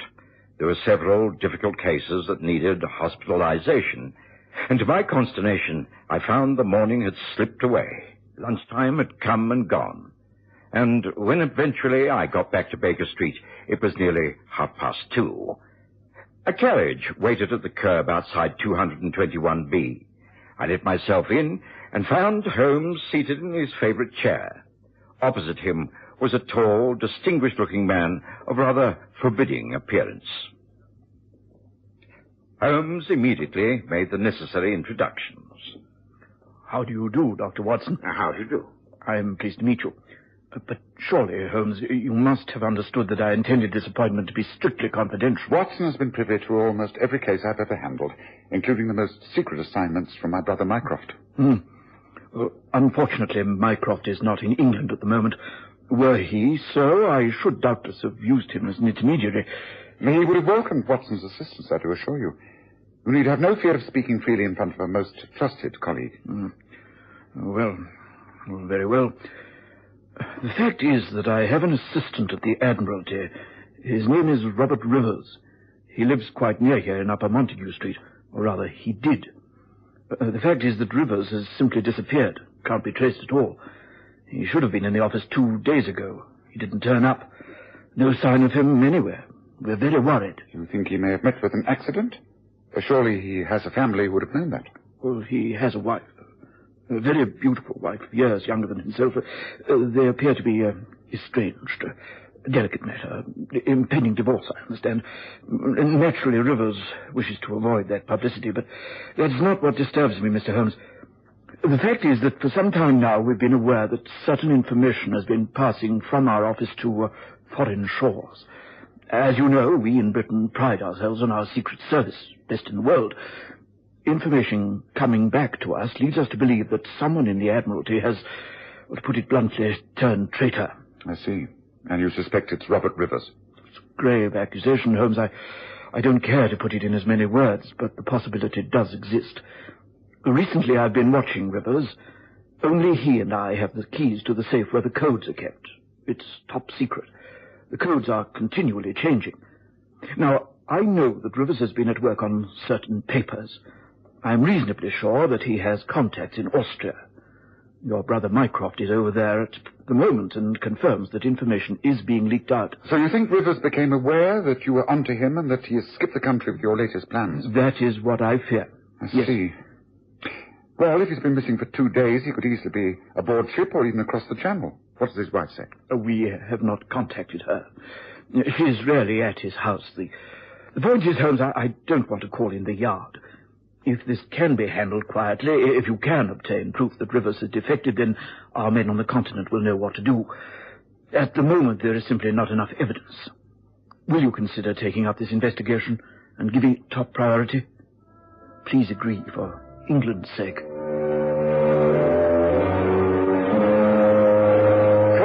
I knew Holmes would say yes, and he lost no time in taking action. The moment Sir Charles left us, Holmes reached for one of his files. He speedily confirmed the background and address of Robert Rivers, and, giving me time for a light luncheon, suggested a short walk round to the Rivers home in Upper Montague Street. In response to our ringing, the door was opened by an extremely lovely lady, and she was quite obviously the wife we'd been told about. Yes, can I help you? I beg your pardon, madame, but am I addressing the wife of Robert Rivers? I am Irene Rivers, yes. I am Sherlock Holmes, and this is my friend and colleague, Dr. Watson. How do you do? Oh, Mr. Holmes. Well, of course, I have heard of you. Would you care to step inside before stating your business? You are very kind. Thank you. Please come this way. I presume that a visit from someone as illustrious as yourself must mean that you wish to ask questions about Robert. Please, won't you both be seated? Thank you. What makes you assume it's in connection with your husband, Mrs. Rivers? Because he's the only one who matters here. If it is about Robert, then I must tell you that I know nothing. I haven't seen him in months. I'm only here for a few days to collect some possessions, and then I'm about to sail for the United States. I see. If you see so little of your husband, then presumably you know nothing of his movements. Nothing at all. Even when I stayed here permanently and tried to help him, he was totally secretive about where he was going and why. You have no idea where he is at the moment? Well, at his office, presumably. He's not been seen for over 2 days. No one knows where he is. The Admiralty are extremely worried. They fear that he may have met with some misfortune. Not been seen? Oh, but surely I've only just returned here, you understand. I've not even seen the servants. Surely they must know. Well, I believe they have been questioned and can throw no light on the matter. I see. Oh, I wish I could help. I really do. Oh, dear. I hope this isn't going to complicate matters. You see, Mr. Holmes, I am leaving my husband, this time for good. I'm seeking a divorce and leaving for America, where I hope to marry the man I'm in love with. I don't wish to part from Robert as bad friends. When are you thinking of leaving? Well, I have a passage booked on the Ruritania for the day after tomorrow. I see. Well, then let us hope we have good news for you before then. Oh, Irene, darling, did you know that... Oh, I beg your pardon. I didn't know that you had visitors. That's quite all right. The gentlemen were about to leave. Let me introduce you. Mr. Sherlock Holmes, Dr. Watson. This is Mr. Douglas Beresford from New York. A great pleasure to meet you, Mr. Holmes. Your name is well known, even on the other side of the Atlantic. Oh, that is most gratifying. Mr. Holmes is here making inquiries about my husband, Douglas. I have told him that having just returned to the house after an absence of some weeks, I know nothing of his whereabouts. I see. Well, I'm sorry. I can't help you either, Mr. Holmes. Rivers and I hardly know each other. Oh, then it's useless to question you further. May I have a few words with the servants before we leave, Mrs. Rivers? Yes, of course. Be so good as to ring the bell, please, Douglas. Yes, sure. May I leave you my card? You will, of course, get in touch with me if you hear from your husband or can throw any light upon his sudden disappearance. Yes, of course. You rang, madame? Yes, Briggs. Please take these two gentlemen down to the servants' quarters and allow them to question whoever is available, and then be so good as to show them to a carriage. Very good, ma'am. If you would follow me, gentlemen. Thank you. Well, good day to you, Mrs. Rivers. Mr. Beresford. Good day. Good day. Irene, darling, what do they really want? What did you tell them? I told them nothing, except that I'm in love. And I'm going to America to divorce and remarry. That's all, my dear. That's all. Really? Oh, my dear.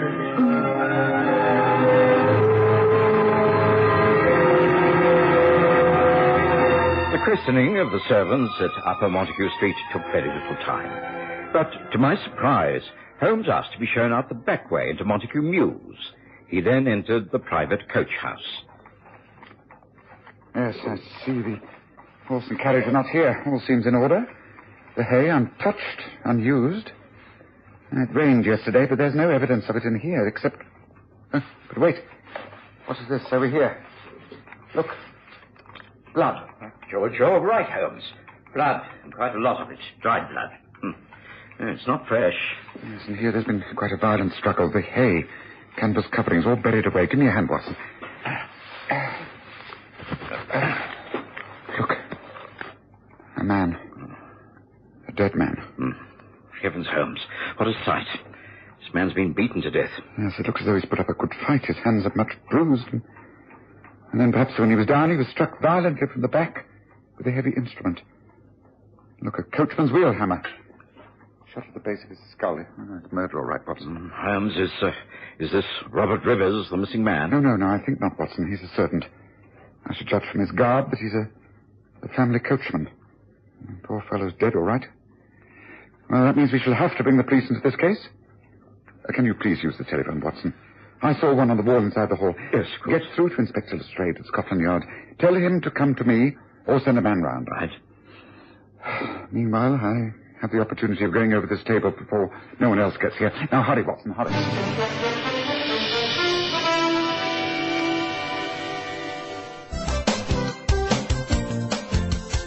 Looking for space to hang and dry your washing? Washline Distributors have the solution. Their rotating and fold-down wash lines take up the smallest spaces. Ideal for townhouses, simplexes and balconies at affordable prices. Galvanized or powder-coated and available in 5 different colors. For 24-hour delivery, installation, reliable and friendly service, phone Washline Distributors on 011 792 2486. That's 011 792 2486. Wash lines for every space and need. Enjoy the best of both worlds. Only 2 hours drive from Johannesburg and Pretoria and half an hour by air. The magnificent Sundown Ranch Hotel and Lion Park, just 10 kilometers from the Pilanesberg Game Reserve and Sun City Resort. It offers an exciting escape from the hustle and bustle of everyday life. Reasonable rates, excellent food, friendly service and comfortable air-conditioned rooms. It will ensure a memorable stay. Activities include tennis, squash, horse riding, the Lion Park and much, much more. Call now to make your reservation on 014-573-1000. That's 014-573-1000 or visit their website at www.restinations.co.za/Sundown Ranch. The Sundown Ranch Hotel and Lion Park. 2 worlds in one. In less than an hour, Inspector Lestrade had arrived with a police sergeant. Holmes had got the butler to identify the body. It was indeed the coachman Morgan, who had been in service to Robert Rivers for so many years. Lestrade made his own examination and agreed with Holmes. Struck down from behind. Murder, all right. Yes, I hope you don't think this is too small a matter for you, Lestrade. This is the home of Robert Rivers, isn't it? He works at the Admiralty. A murder on the premises of anyone employed at such places has serious undercurrents. I see that the horse and carriage are not here. Is it possible that Mr. Rivers has taken them? Yes, it is possible, but I think you do well to concentrate on this as a straightforward murder, Lestrade. Oh, well, where do we start? Any ideas? Oh, yes, plenty. You're looking for a man of approximately 5 foot 8 inches tall. He has red hair, and he has a tooth missing from the front of his mouth.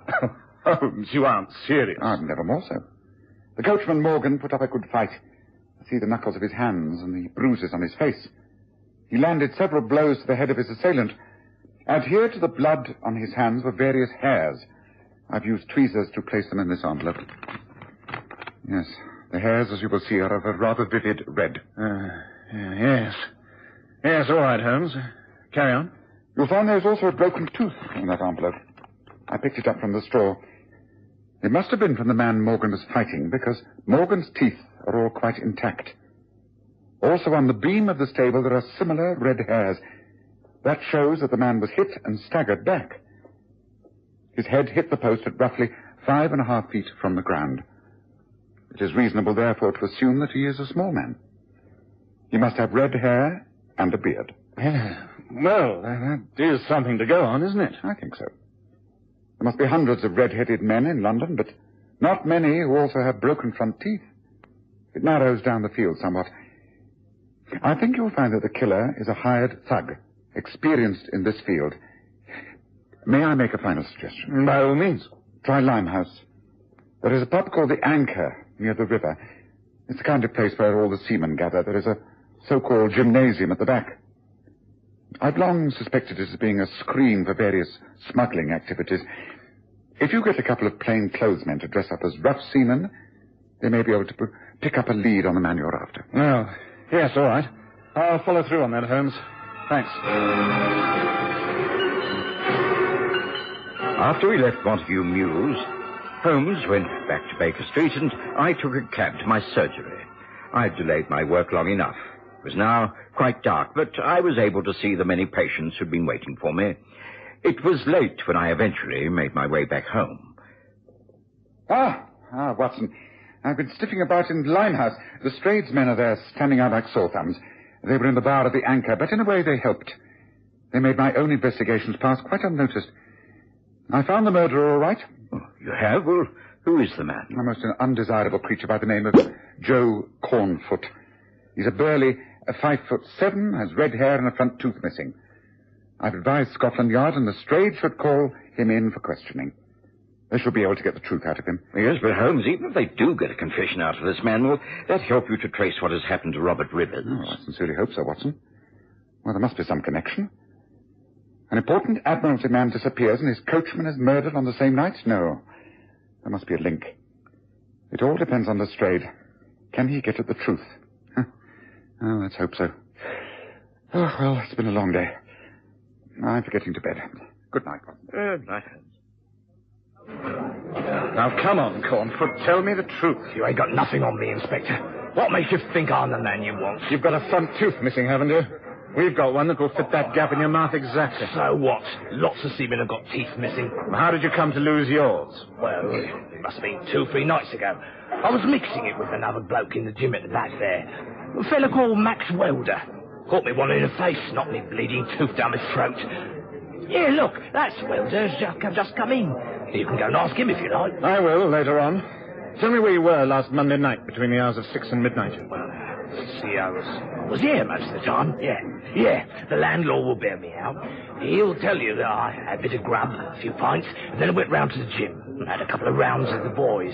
And got my tooth knocked out and came back in here until closing time. As a matter of fact, because of me swelling face, I spent the night right here in one of the rooms at the Anchor. You expect me to believe that? Oh, please yourself. I've got a dozen blokes to back me up. Just hold on, Jiffy. Alf Brown is the landlord. Hey, Alf, come over here. What is it? The inspector here is questioning me about where I was on Monday night. He seems to think I ain't telling the truth. You tell him. Monday? Oh, well, let's see now. That will be the day you had your tooth knocked out, wouldn't it? Right. Yes, you've got such a nice supper, too. Stayed all night, if I recall. Yes. Well, there's Max Welder over there. He's the bloke who copped you one, wasn't he? That's Max. Shall I call him? All right. You're all going to stick together. But I warn you, Alf Brown, this is a serious offence. If you are shielding a murderer lying on his behalf, then you are an accomplice, and you could end by swinging on the end of a rope. Remember that.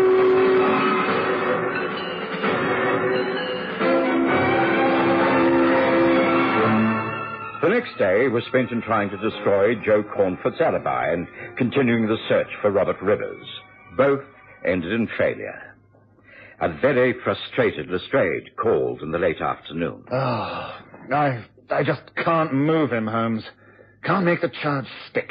He simply says he's innocent, and that's that. But he is not innocent. He is guilty. I've been fetishing away down at Limehouse, and Joe's pals are perjuring themselves to protect him. He is guilty, and he knows where Robert Rivers is. I'm sure of it. Well, Holmes, I don't know how we're going to prove that you're right.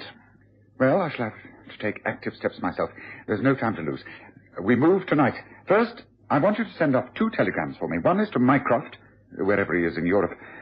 Oh, I think we should be here to take the responsibility. The second is to Sir Charles Drewings. Then I want you to have your men at the ready down at Limehouse, Lestrade. Watson, are you agreeable to accompany me? Yes, of course. Good. Then it's about 9 o'clock we will journey to Limehouse. Suitably clad, of course. I'm sure I can find old clothes you can get into. A large Inverness cape with big pockets that can contain a revolver or 2. So you think it's going to be dangerous, Holmes? We're tackling dangerous men. Let's go prepared. Come, let's get started.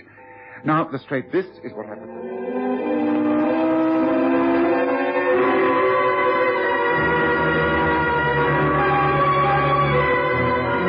And so, on that rainy, windy night, Holmes and I took a cab to the east end of London. We made our way on foot to the Anchor Inn, but we didn't go in. It wasn't all that late. We waited down a side alley. After half an hour, 2 men left by the back entrance near the gymnasium. By the light of the gas lamps, Holmes identified them as Joe Cornfoot and Alf Brown, the landlord. We followed them swiftly and as silently as possible.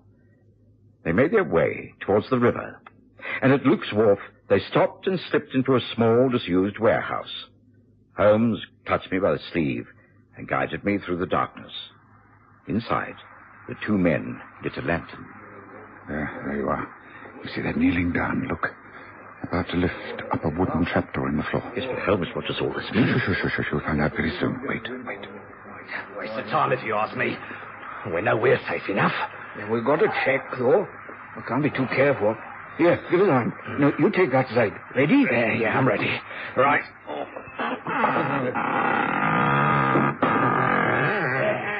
See, still there. Told you. No chance of anyone discovering him under the floorboards. Now, all we have to do is put him in the chest. Come on, now. Easy, now. That's got it. Right. Close him in. Right. Now, tomorrow he goes aboard the Seawolf. And once out at sea, the captain drops the chest overboard, and that's that. We settle back and start collecting. Rich blokes we're going to be, nice and rich for the rest of our days. The cops won't give up. They'll still be asking questions. No, let them. There's a lack of evidence. They can't make any accusations. Stick, it's worth taking a few risks. One risk too many. What? Don't move. There are 2 revolvers pointing at you, and both my friend and I are crack shots. Keep them silent, Watson. Let's get this straight in here. I know he's been following us. Right. Yes, well, the game is up for you two. You may have been lucky once, Cornfoot, but you don't need a false alibi for this evening's work. This time you face a charge of murder. The killing of Robert Rivers, whose body you have just placed in that sea chest. Oh, see, you clever swine. How do you ever find out? You'll have plenty of time for puzzling out the answers when we have you behind bars. Holmes. Watson. I take it you're all right? Yes, there's nothing wrong with us. But our friends here have a lot of explaining to do. You'll find the dead body of Robert Rivers in that sea chest. Take these men away, and then... All right, come on, you. I think you can make another arrest. A bigger fish this time.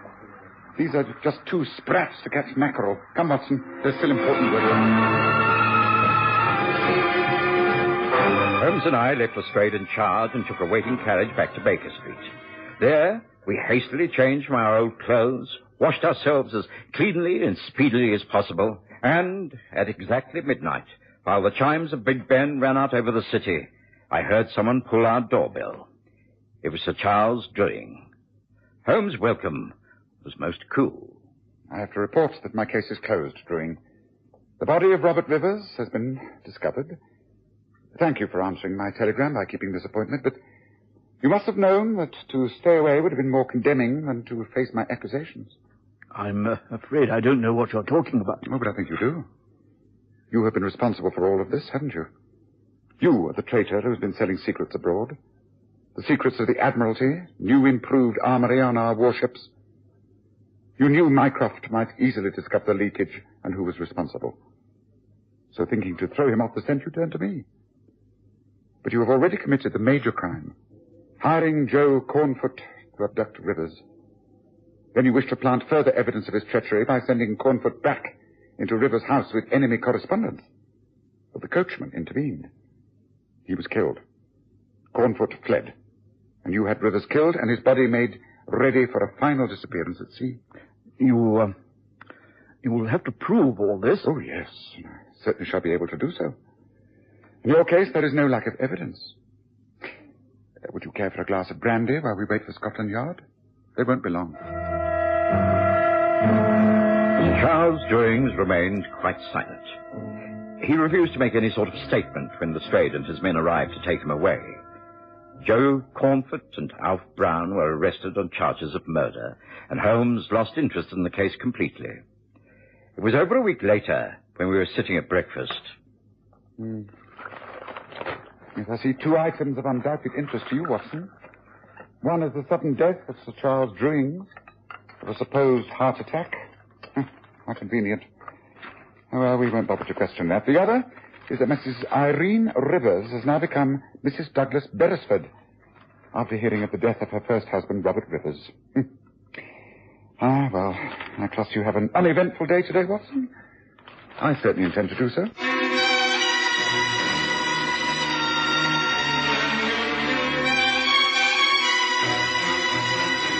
Listen again next Sunday to The Stories of Sherlock Holmes, with Graham Armitage as Holmes and Kerry Jordan as Dr. Watson.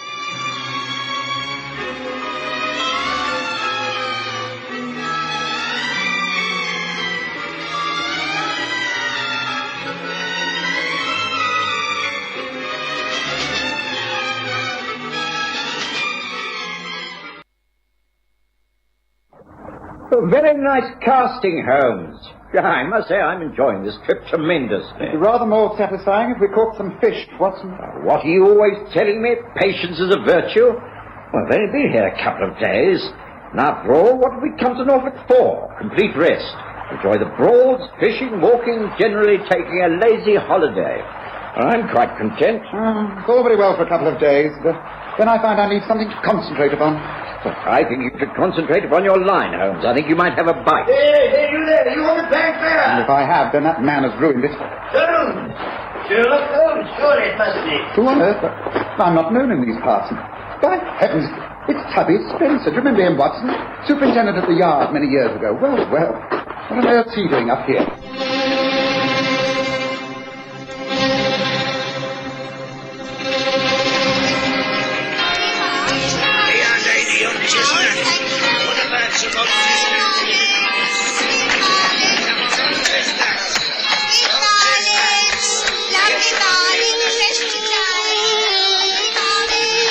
We present the stories of Sherlock Holmes.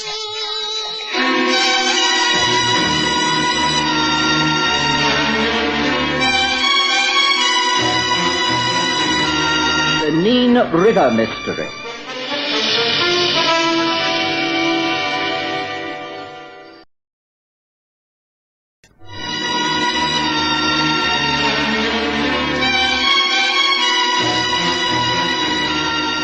The summer of 1889 came very late, but it suited me quite well, for I'd been busy the whole of August, and it wasn't until September that I had time on my hands.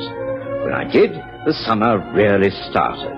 Sun came out, the temperatures rose, and it seemed an ideal time to take a short break. Most holiday makers had gone home. The resorts were deserted. I persuaded Holmes to join me for a few days on the Norfolk Broads. We'd found a small inn which was reasonably comfortable, and for 2 days we'd enjoyed the walking and the scenery. And then one morning we'd been disturbed by the well-remembered figure of Superintendent Spencer, or rather, ex-superintendent, for he'd retired from Scotland Yard many years ago.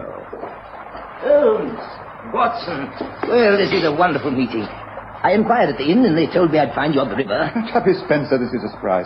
Good to see you. Hey, Watson? Yes, certainly is. You're looking well, Superintendent. Oh, no titles, please. I gave that up years ago. I've just plain Spencer, or Tubby, if you like. What are you doing in these parts? The wife and I bought a pub when I retired. The Angler's Rest at South Wootton, near the mouth of this river. Nice spot. We're well content there. How did you find us? Oh, your fame spreads far and wide, Holmes. Once I'd heard the name Holmes, and the description of a tall, angular fellow who walked the fens in a deerstalker hat, accompanied by a burly fellow who was a doctor, I knew who it was. Well, it's splendid to see you again after all this time. Good to see you. Tell me, are you satisfied with your stay at the local inn? It's the Wheat Sheep, isn't it? Yes, that's correct. I think we can say that they're making us comfortable there, don't you agree, Holmes? Oh, yes, I have no complaints. But perhaps you have a reason for asking that question, Tuppy. Although South Wootton is but a short way off, you've travelled here at some haste to find us, have you not? Now, how did you know that? You were always a very careful dresser. Your outfit is still smart. You've not become slovenly in any way. Yet your boots are badly tied, your socks don't match, and your tie is inside out. You dressed hurriedly. You've even taken to horse to reach us, hence the riding crop in your hand. Why the haste, Tubby? Something wrong? I can see that you are just as observant as ever, Holmes.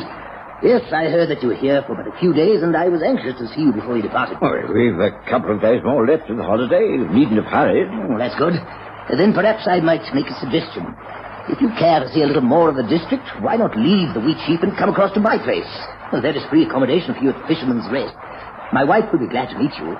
She's a rare cook, I can tell you. And you'll have plenty of time to explain to us just what it is that's worrying you. What is it, Tuppy? You say that you're no longer a member of the force, but you're still interested in crime, aren't you? And it is a crime that you wish to discuss, isn't it, Tubby? Tubby Spencer simply grinned and inclined his head. And that was enough for Holmes. He had exhausted all his interest in fishing. The mention of the word crime was a bait far more attractive to his mentality. Within minutes, we'd gathered together our fishing gear and were on our way back to the inn. By lunchtime, we'd been taken by donkey cart across the fenlands to South Wootton. The Fisherman's Rest was in every way superior to the inn we'd just left. Mrs. Spencer made us very welcome. After a fine meal, we retired to Tubby's parlour, where we lit our pipes and sat near the open windows that looked out towards the river's mouth. Well, come on, Tubby. This is the ideal time to explain what it's all about. Well, now, Holmes, you've got to understand that South Wootton is a very small place. Not much goes on here, and the population is sparse. So, as most villages, gossip is part of the day-to-day diet of most folk. But recently, something has happened that's caused a real stir. 2 people, the man and his wife, have simply disappeared. Disappeared? Margaret and Bill Easton. Well, they live in a large cottage right up near Goose Fen. They've been married some 8 years. She was born and raised here. He's a Londoner. She met and brought up to Norfolk after their marriage. He got a job as a salesman in King's Lynn. He's been doing very well. There was talk of him opening his own business, and then something must have happened. The plan was abandoned. Bill used to go away on trips connected with his work. And left 3 days ago, they both did. No one's seen them since. But 3 days is no time at all. They could turn up at any moment. What makes you think that anything is wrong? Surely it's far too early to become anxious in any way. Oh, I hope so. That's why it's not been reported officially. But the Eastons have always been a bit of a mystery couple. Keep themselves to themselves. And this mystery has been borne out by Luke Merivale. Who's he? He's their lodger. A rum sort of cove. He arrived in these parts about a year ago. Works at the local garage as a mechanic. Oh, there's nothing known against him, but he's not liked. Bit of a snooper. And hasn't made friends except with a few poachers and the like. A rumour has it he's a bad lot, but as I say, there's nothing known against him. Anyway, he's very upset about this disappearance. He says there's been foul play of some kind. On what facts does he base these suspicions? Look, why don't you let him tell you himself? He's always calling in a bar in late afternoon for a pint. You get talking to him. He'll tell you everything. I'm sure he will. He's a tall, skinny bloke. A bit servile, but he will talk. I'm very pleased and honoured to meet you, Mr. Holmes. It's a great day for Southwood. A great day, famous detective. Thank you, but Dr. Watson and I are simply on holiday. This is in no sense a business visit. You must always be able to give a little advice upon criminal matters. Can't help being interested, I'm sure. For instance, now, my landlady and her husband traps you bird. Strange goings on in our place at Goose Fen. Mr. and Mrs. Easton, I'm sure they're in great trouble. Well, that's if they're still alive. Oh. Tell me more, Luke. Come, let me fill your glass and then tell me what the mystery is all about. Tubby, can we have the same again, please? Coming up. Oh, thank you kindly.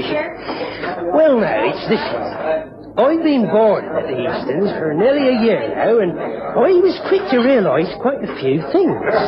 One was that Bill Easton had trouble in the past.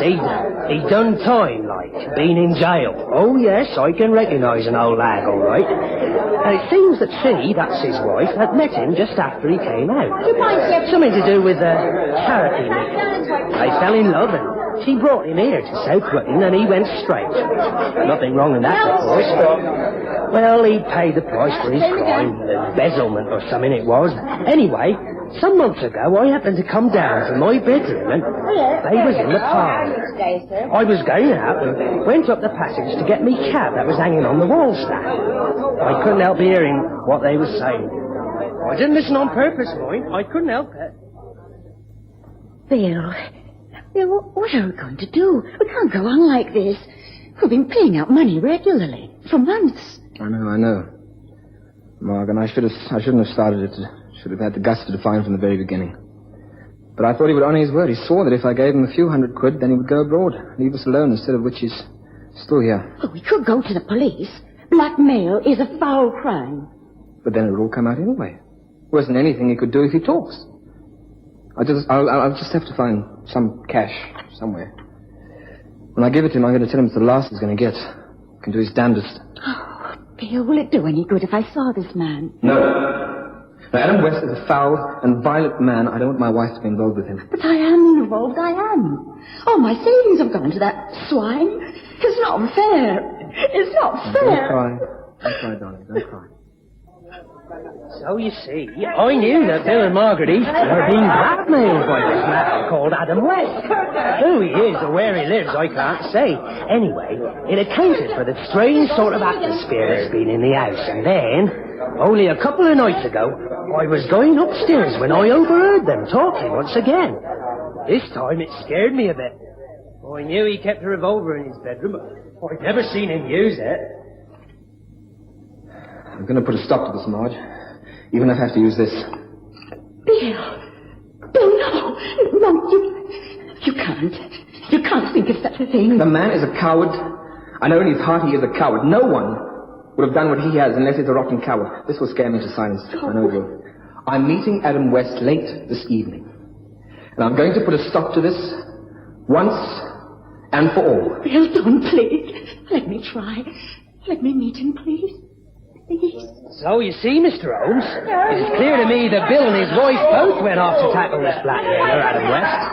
They had a gun and they was going to meet him. Well, they haven't come back, so I reckon there's something tragic happened, like. Now, what do you think, eh? Well, it certainly bears investigation, Luke. Did they not say where this meeting place was? Oh, no, I didn't hear no places mentioned, but I reckon... Hey, look, everyone, look at this. It's Billy Suzette, found down by the river mouth, and it's got a bullet hole through it.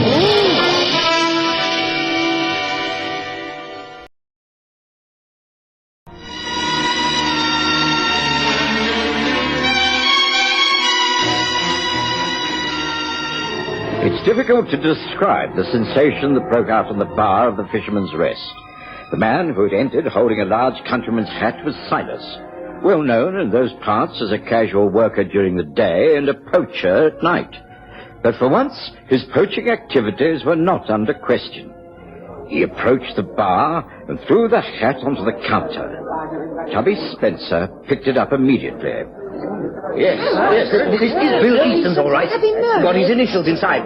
Recognize it anywhere. May I see that, please? Yes, there is a bullet hole, all right. Holmes, you think this Someone must go for the police. This must be handed over to the police at once. Police? What, Sergeant Peppercorn? What good is it? It has to be officially reported. Now, come on, Silas. You must take us down to the police station and make a statement. Come on now, the rest of you clear the way. Come on, Silas. Silas was led out, and after a few minutes, Holmes motioned to me that we should also leave. It was typical of Holmes that he didn't wait for the police to arrive. Mention had been made of the river, and that was enough for him. We were down on its banks within 20 minutes. It was still broad daylight. Holmes noted the footprints on the sandy path, and eventually he stopped by some tall reeds bordering the marshlands. Yes, I think this must be it, Watson. You see, the reeds are bent all over the place, towards us, mostly. Which means Silas the poacher must have come from the river this way. Come. Yes. The trail leads towards the water. It's getting awfully damp underfoot, Holmes. Isn't this where the Wootton Marsh becomes dangerous? There's a quicksand at the mouth of the main river, I'm told. Yes, I shouldn't be at all surprised. The foliage gives way as it slopes towards the water. Yes, now careful now, Watson. This is very important. We found the spot before others had got here and trampled all the evidence into the earth. Yes, footprints. This way, tread on the grass to one side. Holmes,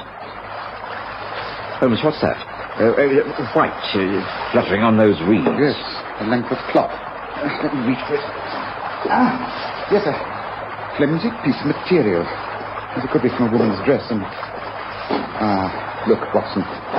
Blood. Oh, yes, this is where it happened. I should think the hat was found about here also. Yes, take this, Watson. It's vital evidence that a crime has been committed. Take it while I study these footprints. Yes. Here's where the struggle took place. Very clearly defined in the muddy sand. This is most interesting. It tells me a great deal. We are indeed fortunate, Watson. Watson? There you are. Got here before us, have you? Holmes, this is Sergeant Peppercorn from the Wootton Police. I've explained who you are and how we're going to find ourselves out here. Good afternoon, Sergeant. Oh, good afternoon, Mr. Holmes. Dr. Watson. What a real fine state of affairs this be, eh? I reckon there'll be trouble here, eh? Undoubtedly, Sergeant. A murder has been committed. Perhaps two murders. This shows the scene of the struggle. And Watson found a strip of women's clothing. It's covered with bloodstains. There seems no doubt that Mrs. Easton was attacked here. Oh, and this is the spot where Silas said he found the hat. So, well, it looks like both Bill and Marge Easton have been murdered, eh? Well, there ain't no sign of bodies about, is there? There are tracks. There are tracks leading this way, not towards the river, but through the reeds and marshland. Look, very clear, wide, and It's all flattened down. Oh, best follow it. I doubt if that'll be of any use. That trail leads straight into the wooden marsh, and from then on, it's the Neem quicksand.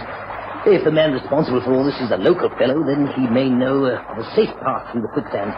But then all he has to do is dump the bodies in the right places, and they'll never be found.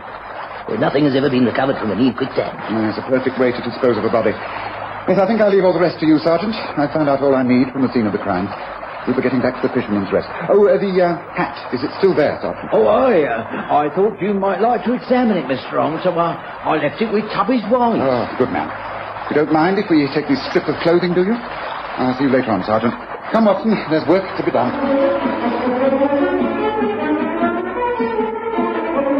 We got back to the inn in record time, and Holmes took the hat from Mrs. Spence. We sat again in Tubby's parlour, and Holmes was silent for about half an hour while he subjected both hat and torn clothing to minute scrutiny through his magnifying glass. I could tell that he was puzzled. By the time Tubby Spencer returned, he was sitting quietly puffing at his pipe, lost in thought. Well, at least I didn't bring you over in a wild goose chase, Holmes. No. The goose at Goose End is not wild, Tubby, but extremely clever. The man called Adam West, you mean? Yes, I agree. Of course, Sergeant Peppercorn has got in touch with headquarters at King's Lynn.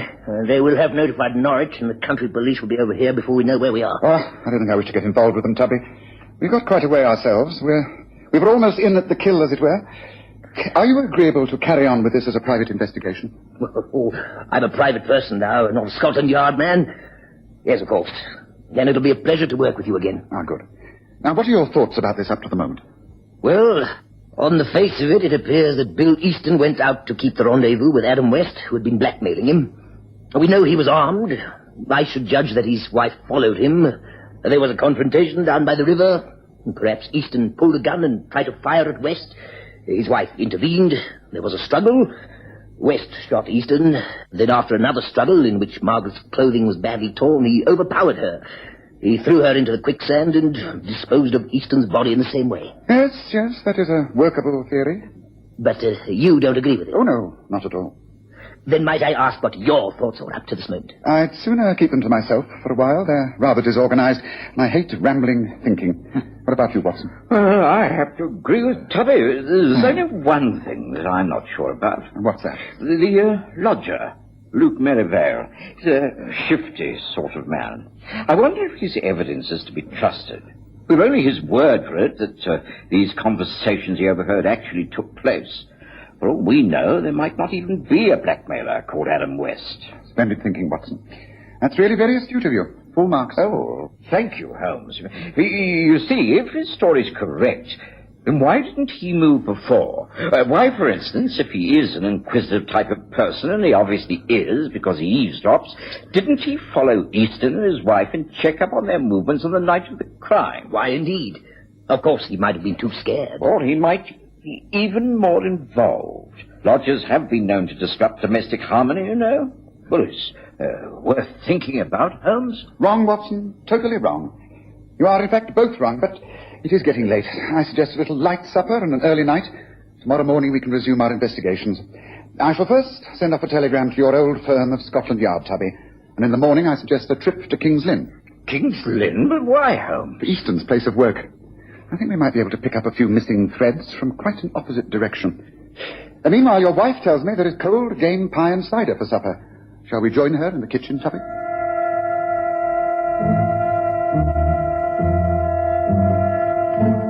I knew from Holmes' attitude that we should get no more out of him that night. And next morning, after an excellent breakfast, the three of us, for Tubby refused to be left out, journeyed by pony trap to King's Lynn, where we easily traced the firm of Churchman & Sons where Bill Easton used to work as a salesman.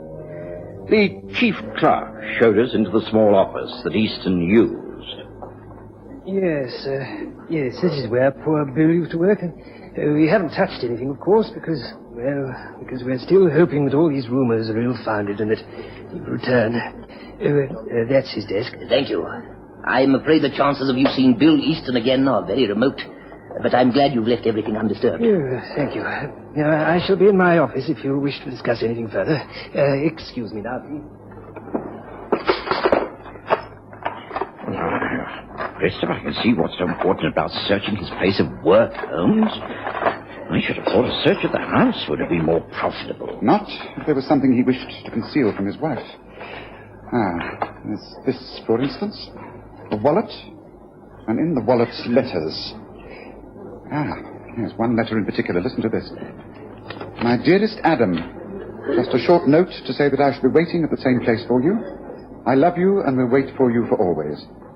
I know that we shall come together in the end and live comfortably for the rest of our lives. Yours, Pearl. Letter to the blackmailer? Yet Bill Easton came by it. Holmes, do you think this is significant? Could Easton have been planning to turn the table, blackmail the blackmailer? Lady Pearl has unfortunately, by sheer force of habit, perhaps, written her address at the top of the paper. 12 Sheepcote Lane. Well, our next port of call is clearly indicated. Come, gentlemen, let us visit this Pearl lady. I think we're nearing the end of our chase. Sheepcote Lane was on the other side of the town, but we found it quite easily. Holmes walked rapidly up the steps, and a buxom young lady answered the door. You are Pearl? We are the police. Kindly let us in. We wish to ask you a few questions. What's your name? You can't come in here. We are in. Now, where is the man who calls himself Adam West? Adam? He ain't here. He's gone to... What is it, Pearl? I thought I heard someone... Bill Easton. That is correct. Bill Easton, who served his first term of imprisonment as Adam West, and who will now hang for the murder of his wife, Margaret Easton. You'd better take charge from now on, Superintendent Spencer. Tubby Spencer took charge automatically. Easton broke down once he realized he'd been caught. Holmes drove the pony cart back to the Fisherman's Rest and explained. You see, Watson, there were two things that simply didn't fit in with Tubby's theory that a blackmailer had murdered both Easton and his wife. The first was the scene of the crime. That struggle clearly indicated only two sets of footprints, a man's and a woman's. There was no third party. Hence, the struggle was between Easton and his wife. The second was the hat.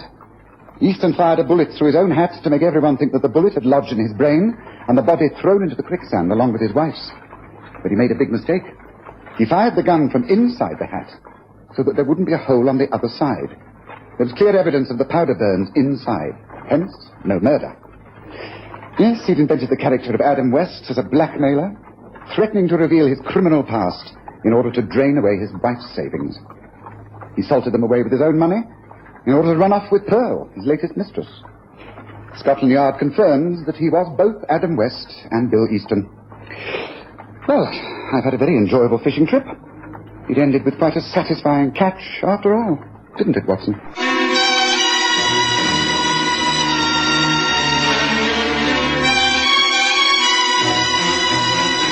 Listen again next Sunday to The Stories of Sherlock Holmes, with Graham Armitage as Holmes and Kerry Jordan as Dr. Watson.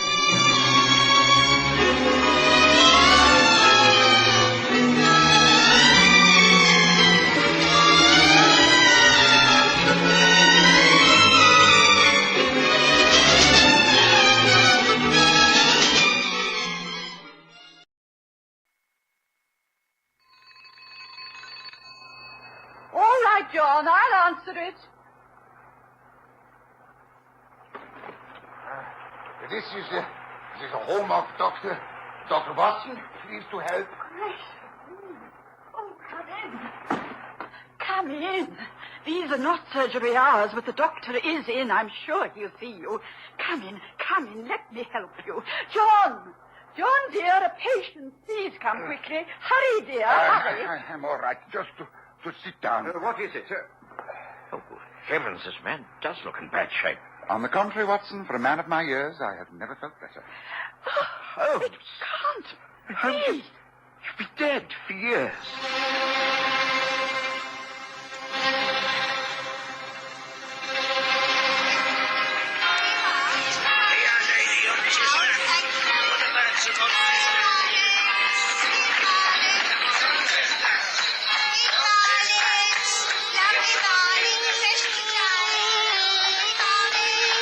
We present The Stories of Sherlock Holmes.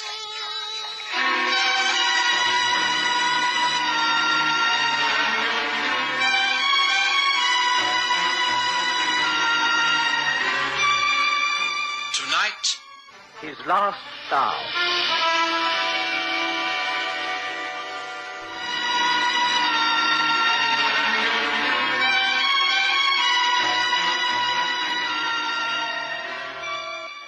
never been so stunned with surprise in all my life.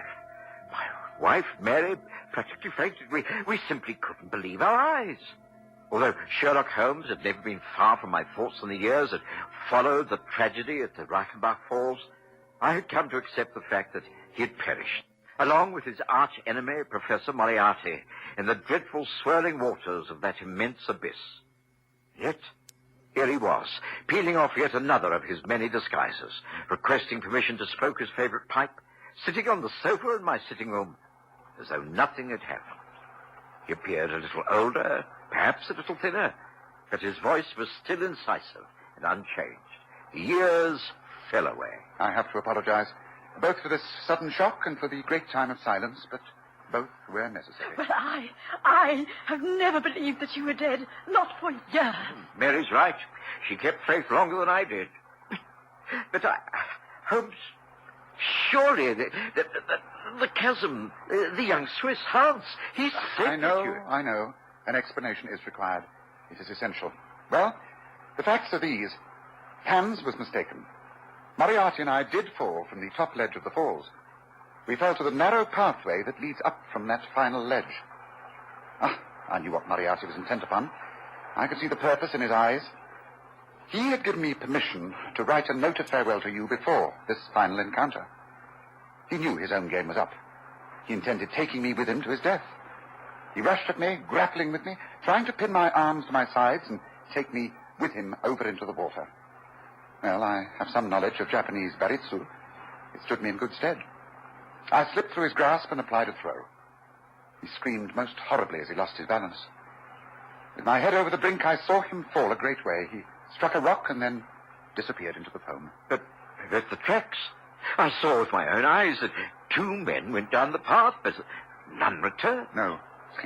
I think my brain has never worked more speedily. Fate had placed a great chance my way. I'd long wished to retire. I knew that for as long as the world had faith in me and I lived in Baker Street, I should never be left in peace. Here was my great opportunity. If I could get out of the falls alive, then I could start a new life. I climbed the face of the cliff. That's impossible. The face wall is sheer. Not quite. I decided to attempt it. If I failed, then Moriarty would still win. If I succeeded, I could enjoy a life of retirement. It was by far the hardest climb of my life. At times I imagined I heard Moriarty's voice screaming at me out of the depths. But I managed it. Well, I will not bore you with the details from then on. I took my time before returning to England. There was only one man who knew the truth. My brother, Mycroft. Oh, Holmes, don't you think that you could have... It wasn't that I didn't trust you and Mary, Watson, but I preferred it this way. We would have been bound to have taken up our friendship again. Others would have found out. Mrs. Hudson, Lestrade. I simply could not afford to take that chance. I still think... I don't care, John. I don't care. Whatever Mr. Holmes says is all right as far as I'm concerned. I believe him, and I stand by him. I will remain silent about all this. Oh, I'm so pleased and relieved. Oh, dear. I don't know if I should laugh or cry. Well, do neither, my dear. Why not go and brew us all a good strong pot of tea? I think that will do us all a power of good. Excellent suggestion. Oh, yes. Perhaps you're right, dear. That is a good idea. What a morning. What a wonderful, wonderful morning. Well, you seem to be well settled, Watson. The years have been kind to you. And Mary is unchanged. Yes, we have a lot to be thankful for. Oh, but now come, Holmes, to the second part of your explanation. Why now? Why suddenly, after all this time, have you come back into our lives? Good question. I made sure my retirement was complete.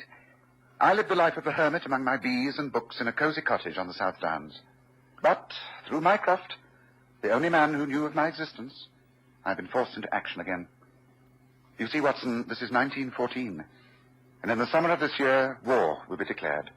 The greatest war this world has ever known. A world war. Oh, Holmes, you can't be serious.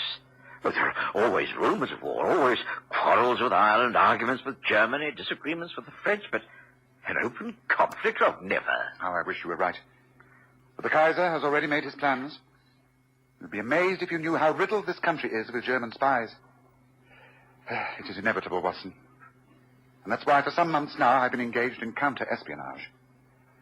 I can tell you that at this moment, two gentlemen are engaged in a most important conversation in a garden of a large mansion just south of this city.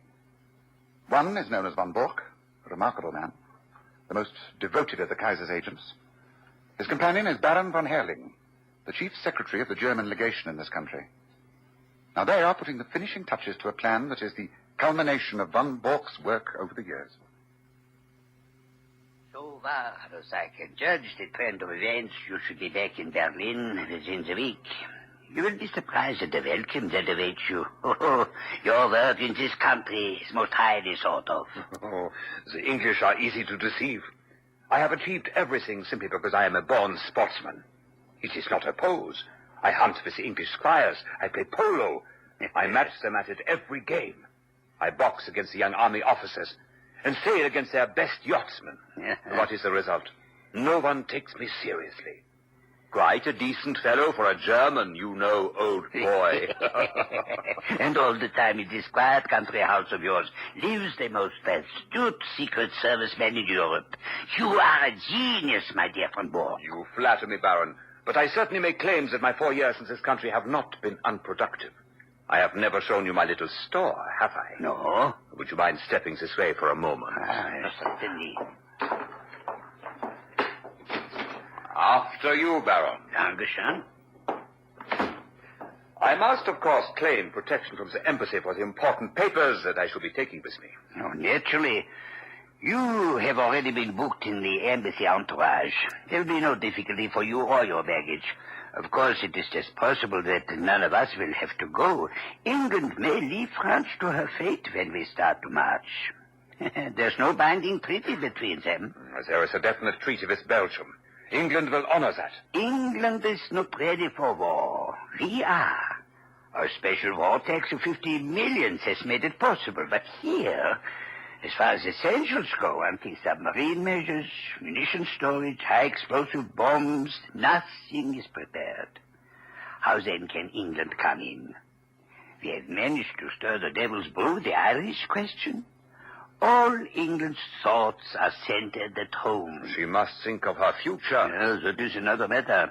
Mr. John Bull must decide whether to fight with his so-called allies or without them. But fight Germany, she must. This is a week of destiny. But come, you were speaking of your papers. Indeed I was. Here.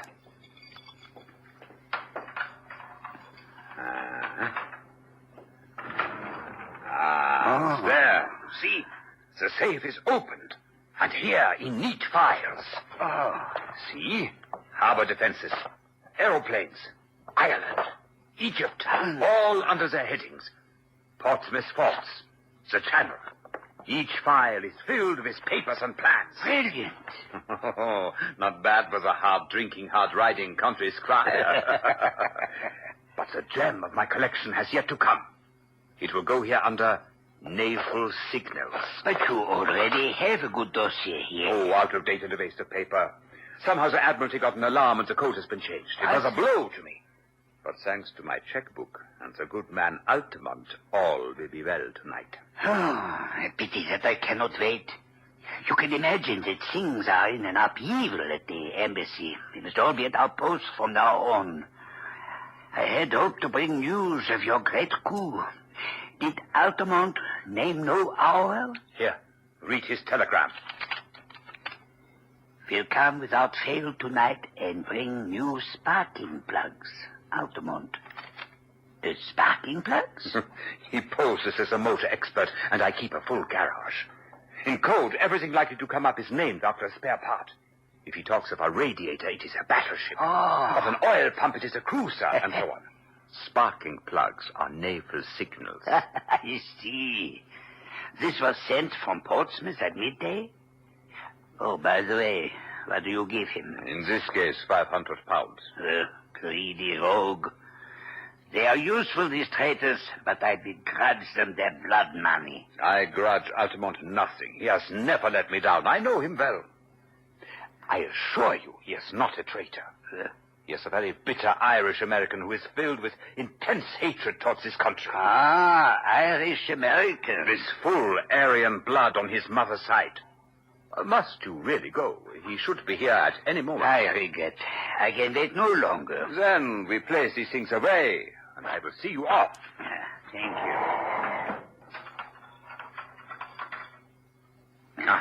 Good. Come. I will walk to the gates with you to say goodbye. I shall call upon you tomorrow with the new, sparking plug. Rest assured, we shall not fail, Baron. Come in. Yes, Annie, what is it? Have they come? Lights of a car coming up the drive, sir. Must be Mr. Altamont, as you expected. Good. Then I go to welcome him. Thank you, Annie.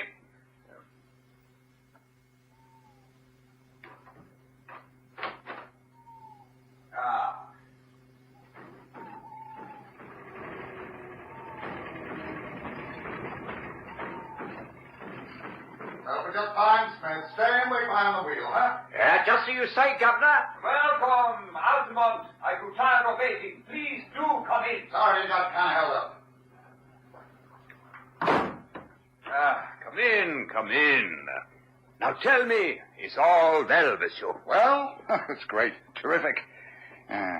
You're going to give me the glad hand here tonight, okay? Just wait until I show you. I'm sure bringing home the bacon. Come on, bring out the drinks. This sure calls for celebration.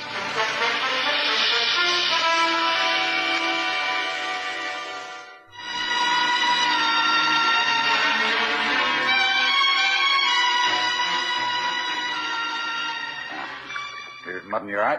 Good health. And the signals? Just as I promised. Every last one. Semaphore, lamp code, Marconi. Copy, mind you, not the original. That'd be too dangerous. But it's the real McCoy. You can lay to that. Well, of course, a copy is better than the original. If an original were missing, it would change the whole thing. Now, let's see. Say, you don't mean to tell me you keep your secret papers in that? And why not? Gee, a wide-open contraption like that, why, a Yankee crook could be through that with a can opener. It would pass through any crook to force that safe. Nothing can cut through that metal.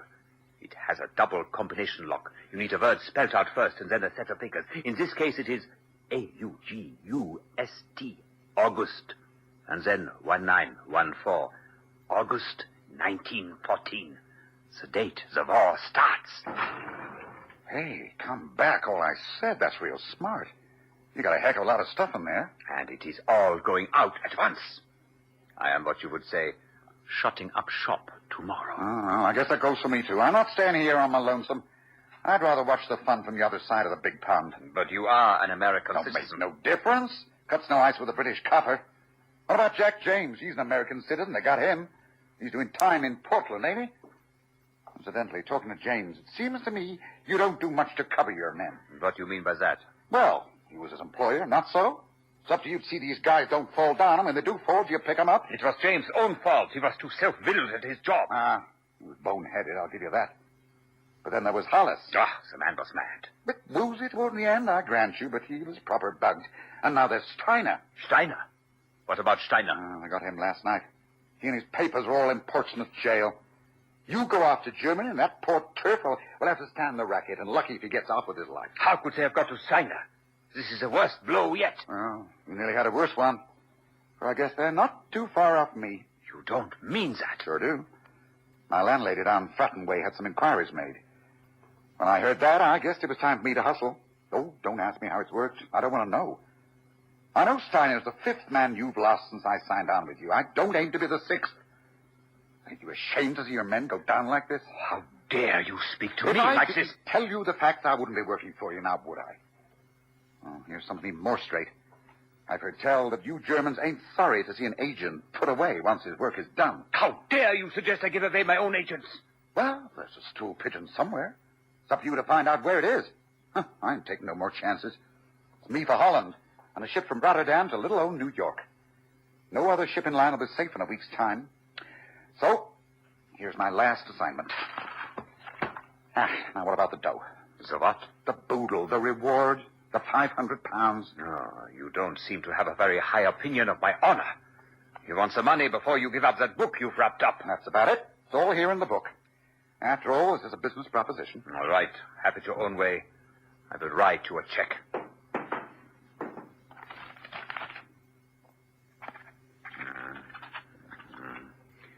There we are. This should be sufficient. Now place the book down there on the desk. After all, I don't see why I should trust you any more than you trust me. There. There is the check on the table. Now let me examine the contents of your parcel. I claim the right before you take the money.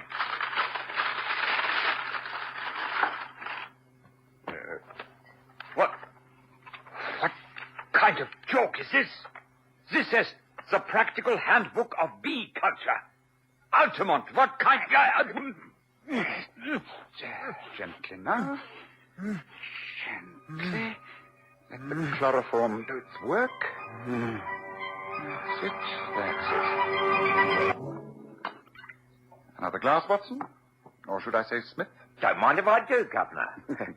You know, Holmes, I think this is the first time I've given an impersonation for you. Well, let's hope it'll be the last. And there he is, poor fellow, flat out on his own sofa while we enjoy wine from Franz Joseph's special cellar at the Schönbrunn, Paris. Oh, do open the window, Watson. The chloroform vapor does not help the palate. And while you're doing so, please touch the bell. Oh, very well, Holmes. There's little need to hurry, Watson. Just help me pile all this material from Von Bork's safe into this handy valise. There's no one in the house but the faithful old Annie. You ran, sir. Ah, yes, Annie. You'll be pleased to hear that all is well. Oh, I'm so pleased, sir. Oh, dear. He does look bad, doesn't he? Simply out cold for a short while, Annie. Nothing serious. Oh, he was quite a kind master, sir, within his rights, of course. He actually said he would pay for my passage to Germany. Can you imagine? Me living out there with all them Huns? It would hardly be suitable, would it, sir? Hardly. Thank you for your help. Now, would you be kind enough to take all these things and place them into my car? Also, telephone to my brother Mycroft and report that all is going exactly as planned. Very good, sir. It'll be a pleasure, sir. Are you sure you can handle his nibs? I think so, Annie. I think so. But that will be all. Thank you. Thank you, sir. Well, Holmes, so far so good.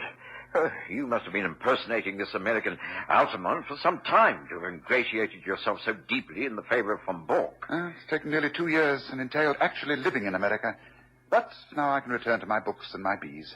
Here is my magnum opus, my book on bees. I intend to write a second volume, Observations on the Segregation of the Queen. Have you never missed the old life, the catching of ordinary, everyday criminals? Not really. The passing of Moriarty, I rather lost interest. It was only when the Prime Minister himself appealed to me, through Mycroft, to enter the game again and tackle this gentleman Von Bork, that I felt any enthusiasm. Von Bork is a superb spy. He matched the English in everything. That's why I assumed the role of an Irish-American and was persuaded to join his team. Since then, I've managed to make most of his plans go subtly wrong, and I've placed 5 of his top men in prison. I heard that. I heard what you said, Altamont. Good. Because you, Herr Von Bork, will be the 6th bird in the cage. I shall get level with you, Altamont. If it takes me all my life, I shall get level with you. That was the favorite remark of the late, but far from lamented, Professor Moriarty. Colonel Sebastian Moran was also known to have muttered it. Damn you, Altamont, for a double-dyed traitor. I am no traitor. Neither am I Altamont. Surely my speech now shows you that I am not an American. Altamont of Chicago had no existence, in fact. I used him and he is gone. Then, who are you? It's really immaterial to you, Herr Von Bork. But I've had dealings with you and your kind. It was I who brought about the separation of Irene Adler and the late King of Bohemia. I also saved from murder Count von Grafenstein, your mother's elder brother. It was I... There is only one man. You are Sherlock Holmes. But they told me you died years ago. The High Command. It never does to believe the High Command. Now, if you'll be so kind, we shall take you to the car and then to Scotland Yard. You are not the police. You have no right under British law to threaten me and abduct me. You are kidnapping a German citizen and stealing his private papers. They will reject you. I will take that chance. Now, come. Watson, take the papers. Right. Von Bork, come. No point in resisting now. This is the end. No. Stay where you are. The almighty Sherlock Holmes. You chloroformed me, dragged me down here, and forgot to even see if I was armed. The revolver, my German service revolver, left in my inner pocket. Well, this is the end.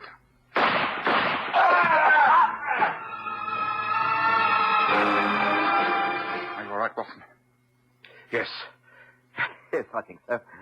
I'm not used to these high histrionics, Holmes. Neither am I, but I had to make him think he was winning. I had to make him think that I was stupid enough not to check the revolver and replace the bullets with blanks. Yes, the only way I could let him escape with confidence. Ah, listen, there he goes. That's his car, not mine. Mine has a special geared-up engine, racing quality. Now, come on, Watson. This is the last time. My final bow. Now, let's get after him.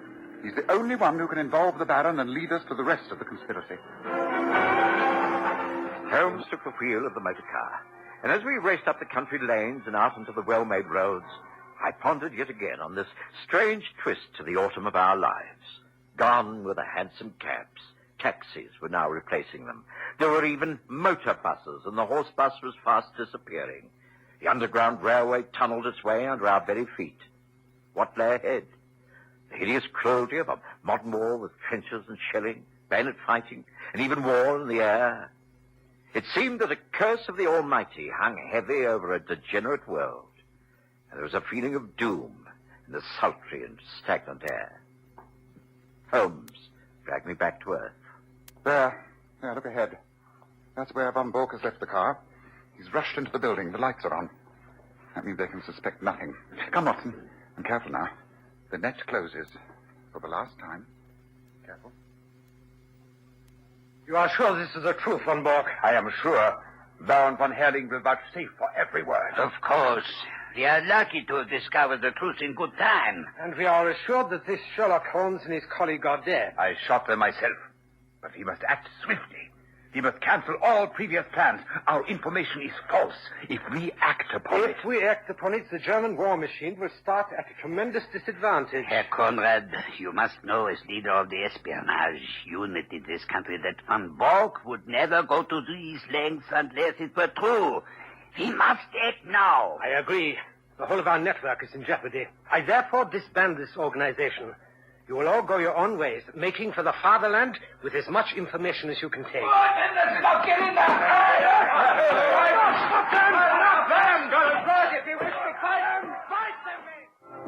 Well, Watson, my true friend, let us stand here on the terrace for a few minutes. This may be the last quiet talk we shall ever have. I know. It saddens me, Holmes. I remember so much of the past. How many cases, the rooms at 221B Baker Street. Dear Mrs. Hudson and those precious breakfasts. Best meals of the day. The pipes we smoked before the fire, the fogs, the endless journeys in hansom cabs, the arguments with Lestrade, the agony columns in the newspapers. Oh, dear. Is it really over? Yes, it's over. The whole era is over. But we've ended it effectively as far as you and I are concerned. We have beaten the most ruthless spy organization this country has ever known. It won't prevent the war that is upon us, but after the war, perhaps because of our small efforts, a cleaner, better, stronger land will lie in the sunshine after the storm has cleared. Let us hope so, Watson. Let us hope so.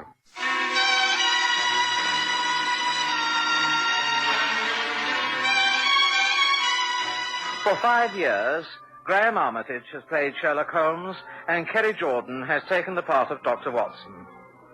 And the series was written and produced by Dennis Folvig.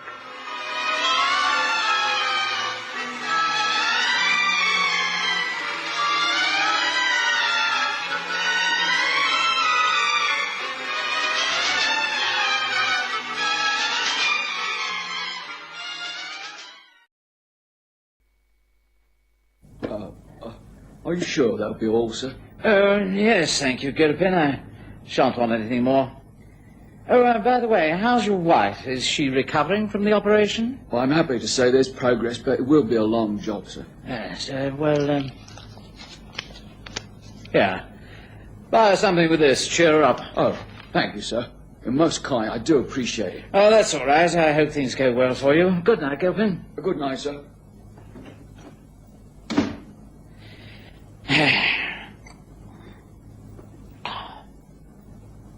Well, no use putting it off any longer.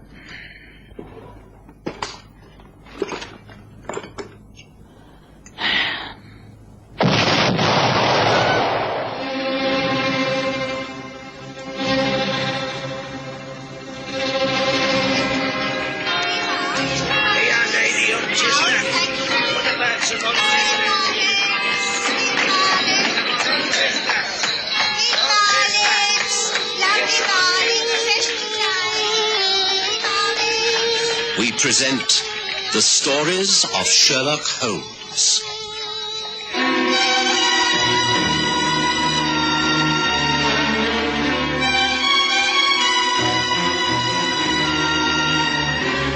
A matter of conscience.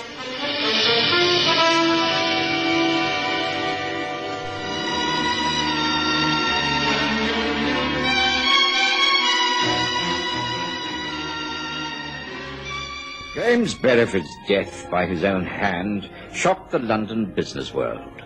The rumours had been well-founded. Never smoke without fire, the financiers said over their whiskies and sodas. Beresford's notes had been going about the city at 40% discount, and there were no takers. Settling day was the very next day.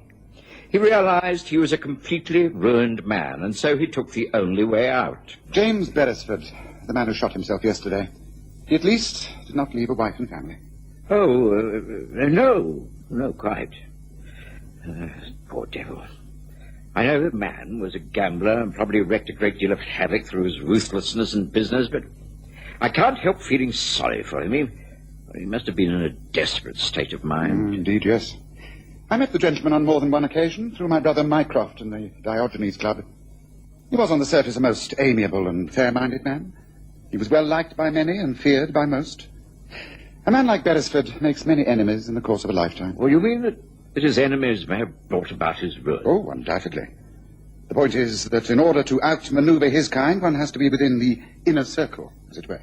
Well, I don't think I follow that, Holmes. Well, I mean only someone near to him, someone who held his confidence, would be able to trick him so cleverly that it would lead to total bankruptcy. But you think he was driven to this by the treachery of his friends? Oh, almost certainly. That may appear cynical of me, and I doubt if we shall ever learn the truth, but I should judge it to be so. How dreadful that any man can be betrayed to that extent. Quite. It is inhuman and immoral. But not a criminal matter, for no one has broken any laws. One can cheat a man quite legally by giving him false advice. If I sway your judgment to back a horse that has no chance of winning, well, whose fault is that? Yes, well, I see what you mean. But if Beresford was forced to kill himself by someone else, I wouldn't like to have that person's conscience. Ah, yes, a matter of conscience. Yes, that is a different matter. We have a visitor. I wonder who that can be so early on a cold November's morning. Now, if it's anybody important, you have no need to fear of my presence. I've sadly neglected my patients due to this flu epidemic, and I must be about my business. Oh, no, please don't go. I value your opinions. They give me the slant of the ordinary man in the street. Oh, excuse me, a young lady to see you, Mr. Holmes. Refuses to give her name, and apparently she ain't got no car. Well, our business must be urgent to ignore the weather and the social niceties. Show her in, Mrs. Hudson. Oh, very well. This way, please. Thank you. Do come in. May I introduce myself? I am Sherlock Holmes, and this is my friend and colleague, Dr. Watson. How do you do? I know who you are. I have often seen you, Mr. Holmes. Do come nearer the fire. Take a seat. Some coffee? No, thank you. I cannot stop. And you will possibly ask me to leave anyway. You see, I want some advice, but I'm not prepared to give you my name or address. That is at least honest. You could have lied about those facts and hoped to get away with it. I don't lie. I always tell the truth. I want you to advise me on the correct course of punishing a man who has forced another man to commit suicide. That is a most curious request. Something which is both pertinent and topical.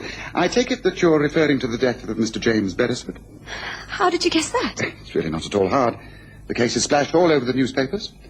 Watson and I were discussing the tragedy and the poor fellow's state of mind just before you called. Suicide while the balance of his mind was disturbed. That what you think? Nonsense. He was driven to it by Max Corbett. Max Corbett? Yes, they started as partners, is that not so? Very many years ago. An enterprise known as International Supplies. Very ambitious and very successful. It was all James Beresford's skill and business acumen. But Corbett and his cronies got to know more. They deceived him in various different ways under different names. Beresford trusted them. He was unaware, even up to the last 6 months, of the bitterness and hatred he was faced with. Can you believe it? Oh, yes. Please continue. You're telling me very little that I didn't know. Beresford was forced in the end to turn to moneylenders, only to find that they also were puppets of Max Corbett's men. Then came the final squeeze. It was cold-blooded and calculated, And at the moment these men are pretending to be heartbroken, but they are inwardly delighted. They should be punished. They must be punished. Particularly Max Corbett. Do you not agree with me, Mr. Holmes? My dear young lady, as I pointed out to Watson only a short while ago, this cannot be regarded as a criminal matter. Everything you say may be true.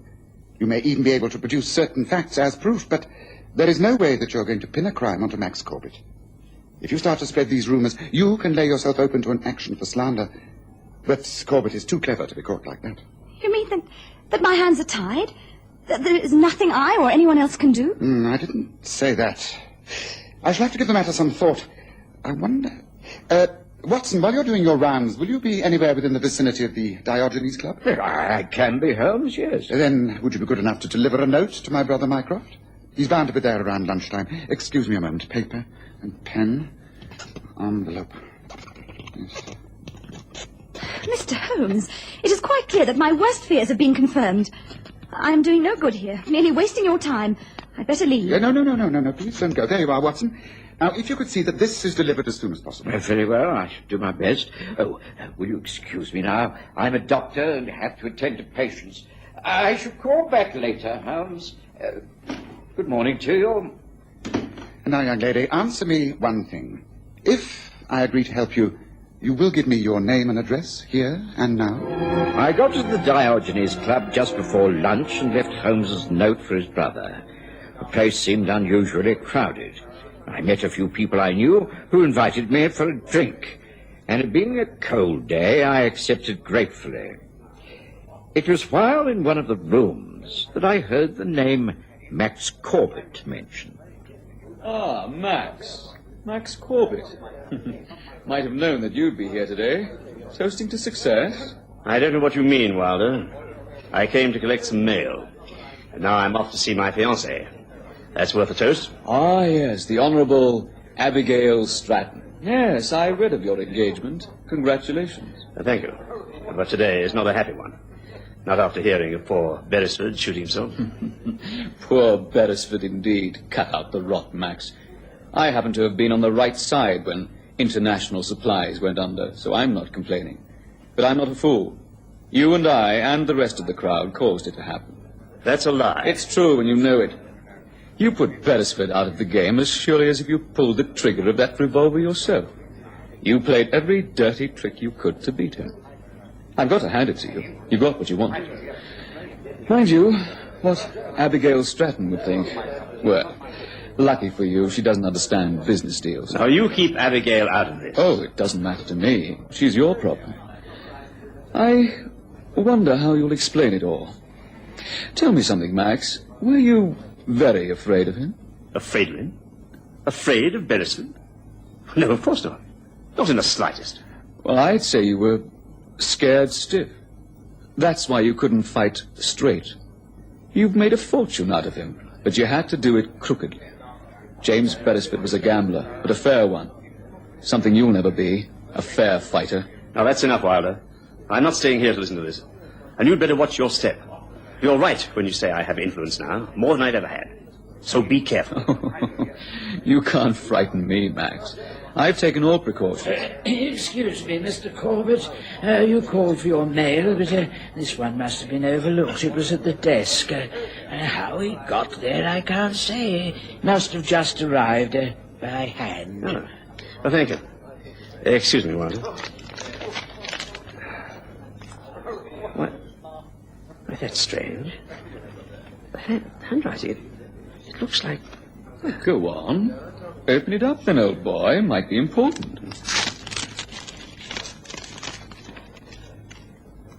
We can't end it like this.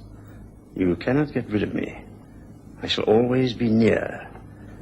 I will call upon you at your home in Eaton Square next Thursday evening, exactly at 9 o'clock. You will see me. You cannot avoid it. Jimmy. Oh, what the devil? What's up, Max? You look as though you've seen a ghost. Not bad news, I hope. Something frightened you? Again? What is it this time? Something real or something imaginary? Or is it the fact that you have a guilty conscience? The next few days were very busy ones for me. I was either out in the cold, misty London streets visiting sick patients or attending to them in my surgery. I hardly saw Holmes, and when I did, he was usually coming in or going out of 221B Baker Street so muffled up that I could scarcely recognize him. Then, about 2 days after the inquest on the death of James Beresford, we had a caller. The morning was a foggy one. Gas lamps burned in the streets long after daylight. It was surprisingly cold, and Mrs. Hudson arrived later than usual. She was not pleased to receive a visitor in these circumstances. Oh, now, what on earth? Oh, it's going to be one of those days. Yes? I want to see Sherlock Holmes, Mark. I'm not so sure that you can. Have you an appointment? No, but it's early. He must be at home. That is, if he isn't still in bed. Mr. Holmes is always up early, but he doesn't like to be disturbed at this hour. Now, if you give me... No, look here, that's enough. Let me in. I didn't come all this way to argue with a common washerwoman on a doorstep. Common washerwoman, indeed. The rooms are upstairs. Very well, I'll find my own way. You can't charge him like this, sir. You want to know who you are and what your business is. It's my job to look after him and see that he isn't put upon by the likes of people like you. Come in, quiet. Yes, what is it? This man pushed his way in, sir, and he demands to see you. Mr. Holmes, I couldn't keep him out. That's all right. Thank you, Mrs. Hudson. You may come back to clear breakfast in 10 minutes. Oh, common washerwoman indeed. Come in, Mr. Corbett. Take a seat. You know Dr. Watson? How do you do? No, I don't know, Watson, but I'm glad to see you remember me, Holmes.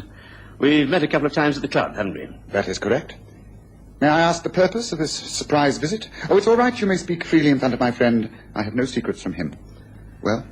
I'm being persecuted, and I want you to put a stop to it. Persecuted? You mean someone is threatening you? You're in bodily danger in some way? A threat to your well-being? Then why not go to the police? Oh, no. No, there's nothing tangible for the police to get their teeth into. It's far too subtle. The fact is that since my good friend and ex-partner James Beresford killed himself, someone's been... persecuting me. I've received a note. Here, I'll show it to you. It was delivered at the club. It's a stupid joke, of course, someone with a perverted sense of humor. It's written, as you can see, as though it came from Jimmy Beresford. The handwriting is the same. My dear Corbett, if you know this is just a malicious trick, then why not burn it and forget the whole matter? Because it won't stop there. It hasn't. I'm being watched, followed. I know I am. And I've seen him. Not once or twice, but several times. Seen him? Seen whom? Well, someone, disguised as Jimmy. Okay, coming out of the fog. Why, only yesterday I banged into him. I could have sworn it actually was him. Tall, big, dressed in the way that Jimmy always dressed. Even the same cigars, the smell. The fact is that someone's trying to scare me, break my concentration. If that was the objective, it certainly succeeded. You seem very distrait. Well, it's getting on my nerves. Well, of course it is. I'm too busy a man to be bothered by such petty things. I'm going to get married soon. I don't... This going on a moment longer. You've got to stop it, Holmes. I fail to see quite what I can do. Well, catch whoever it is behind all this. I'll pay you any amount of money you want. Now, look, today is Tuesday. And in that blasted note, it says that whoever it is going to call on me at 9 o'clock on Thursday. Well? Well, here's your chance. You've got 2 days. Now, catch whoever it is that's tormenting me. Arrest him. Hunt him out. Scare the living daylights out of him. Warn him that if this persecution continues, he'll be dealt with. I don't quite know what methods you can use. I don't care. Just tell me how much you want to offer me complete protection. Mr. Corbett, I'm a private detective. I only deal in very important criminal matters. I am not a bodyguard. And cases like this are of no interest to me whatsoever. You mean you won't take the case? May I clear now, sir? I do not consider that there is a case, Corbett. Yes, Mrs. Hudson. You may take away the breakfast things and see this gentleman to his carriage. Oh, very well. But you'll be sorry for all this. And I don't need that creature to show me out. Goodbye. We've had some ill-mannered people in these here rooms, Mr. Holmes, but he must rate as the worst chink.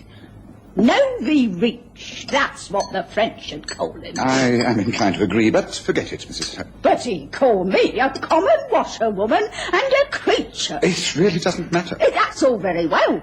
The people in glass houses shouldn't try to put the straw that broke the camel's back through the eye of a needle. A plethora of mixed metaphors, Mrs. Hudson, but you made your point. Ta! After Max Corbett left, Holmes was strangely silent.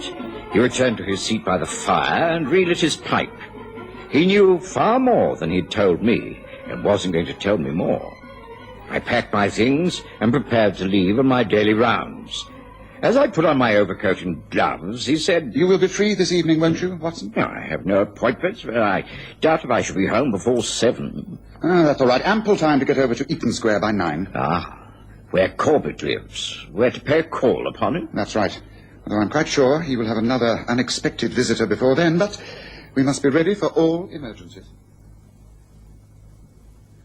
A young lady to see you, sir. Her card. Oh, thank you. Miss Gillian Marsh, secretary to Mr. James Beresford. Oh, what's the time here? 8 o'clock, Mr. Corbett. Oh, all right. Show in. Very good, sir. This way, please, miss. Thank you. Good evening, Mr. Corbett. Good evening. I don't think we've met. I was Mr. Beresford's secretary. I have called because I wanted to know if you could help me. Have you any similar work for me to do? I'm very experienced in your type of business, and I'm now unemployed. I'd be grateful for some help. Well, sit down, Miss Marsh. This seems a most odd time for you to call. Hardly business hours. But let's not bother about that. You see you work for Jimmy Beresford. I never saw you in his office. I worked for him at his home. I was a private secretary. I see. Then you must know all his correspondence. Tell me, Miss Marsh, have you ever seen this note before? James Beresford's writing. Shall see you, Eaton Square. Call on Tuesday evening. Exactly at 9. What's that? Tuesday evening? No, it says Thursday evening. Oh, no, you're mistaken. I know this writing. It's Tuesday. But that's today. I made all the preparations for Thursday. I'm going to Paris that morning. It can't be Tuesday. It can't be. It's 8 o'clock. And Jimmy will be here within the hour. I'll leave you to face him, Mr. Corbett. No, don't go. Please don't. I have to think. You see, I've been having the strangest hallucinations. I've been seeing Beresford ever since he died. He's been standing on street corners, at the club, getting out of carriages, just standing there, haunting me. And now he's supposed to be coming here within the hour. Are you sure that note says Tuesday? Of course. Look for yourself. How odd. Of course, even the signature could be misinterpreted. Instead of Jimmy, it could be Jilly. Oh, I realized that before. Before?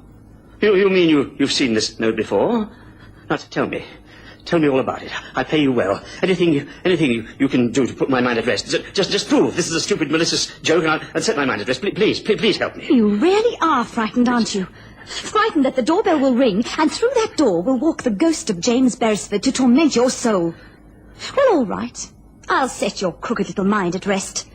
No one will be coming here. How do you know? Because I wrote that note. I wrote it after he died. You see, I wasn't his secretary. I am his niece. Uncle Jimmy was one of the best. You had him hunted down and you were glad when he was killed. Well, I wanted to make you suffer as he must have suffered. I could imitate Uncle's handwriting. I did it because I wanted to see what kind of a man you were. I've proved it. You are a cheap coward. Oh, is that so? Indeed. Well, don't think that a chit of a girl like you is going to show me up. You think you've taught me a lesson? Well, I'll teach you now, here and now. I'll show you to start with. How dare you! How dare you! Stop! Just stop it! Just show me up, will you? You little vixen over here. How's this? Right, that's enough, Corbett. Leave her alone. Watson, take care of him. Come on, do you want me to deal with you? You all right, Miss Marsh? Yes, I'm all right. Maximilian! Just what does all this mean? Abigail. Well, how did you... Why are you here? I was asked by Mr. Sherlock Holmes to come here this evening. He said I would learn something to my advantage. I seem to have done so. I'm leaving. I have nothing to say to you now, and I shall have nothing to say to you in the future. But I can explain all this. I can explain. It's a trick. Perhaps, Miss Stratton, you would like to take this note. It will explain that what you have seen was premeditated. Max always plans everything, down to the last detail. Thank you. I'm grateful I found out the worst before it's too late. Good night, gentlemen. Goodbye, Maximilian. It wasn't until we were back at Baker Street that Holmes confessed his part in the unmasking of Max Corbett. He puffed at his pipe with satisfaction. You see, I agreed with Gillian Marsh. Something should be done to curb this man's ambitions. So I plotted with her to show up the weaker side of his nature. I even impersonated James Beresford. I'm quite good at disguises, you know, and could well remember how the man looked and walked. Then, when we had preyed upon his mind long enough, we brought things to a climax, making sure that his fiancée, Abigail Stratton, saw what kind of a man he really was. Now, rumours will spread after this. I should think it will be many long days before he dares show his face at the Diogenes Club, for instance. Hardly a criminal case, I agree, but one where I think justice has been done. Don't you agree, Watson? Oh, Joe, yes, very clever, although perhaps not entirely ethical. Well, the man is defeated in a much more gracious manner than he has defeated many others. My conscience is quite clear.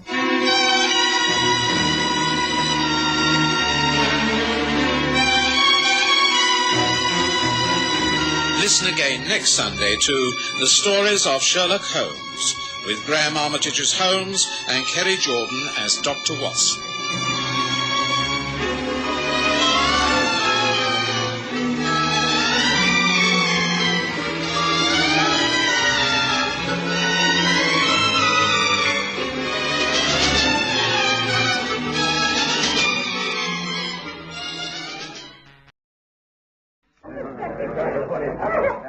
I think a pint of ale, don't you, Holmes? It's a warm evening, yes. A sound choice, Watson. 2 ales, please, barman. Coming right off, sir. I tell you, he's not to be trusted. He's a fine doctor. Foreigner he may be, but he cured my Bessie in no time. Give him man his due, Mr. Morton. His due? If I give him his due, I'd take a horsewhip up to the lodge this very evening. In fact, I'm almost persuaded to do just that. Dr. Juan Lana is not just a foreigner, he's a fake. A total fake. Now get out of my way. Seems the tempers run high in this place, barman. That's the young squire, isn't it, Arthur Morton? He's hot-blooded. But a nicer fellow you couldn't meet in a day's march. Wouldn't hurt a fly, no, not him. Here you drink, sir.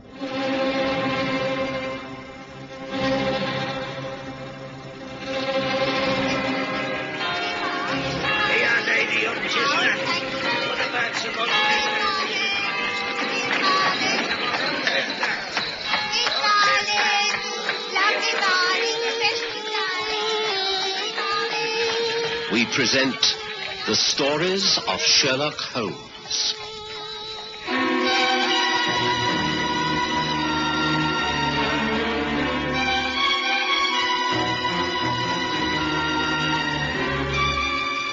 Tonight, The Spanish Doctor.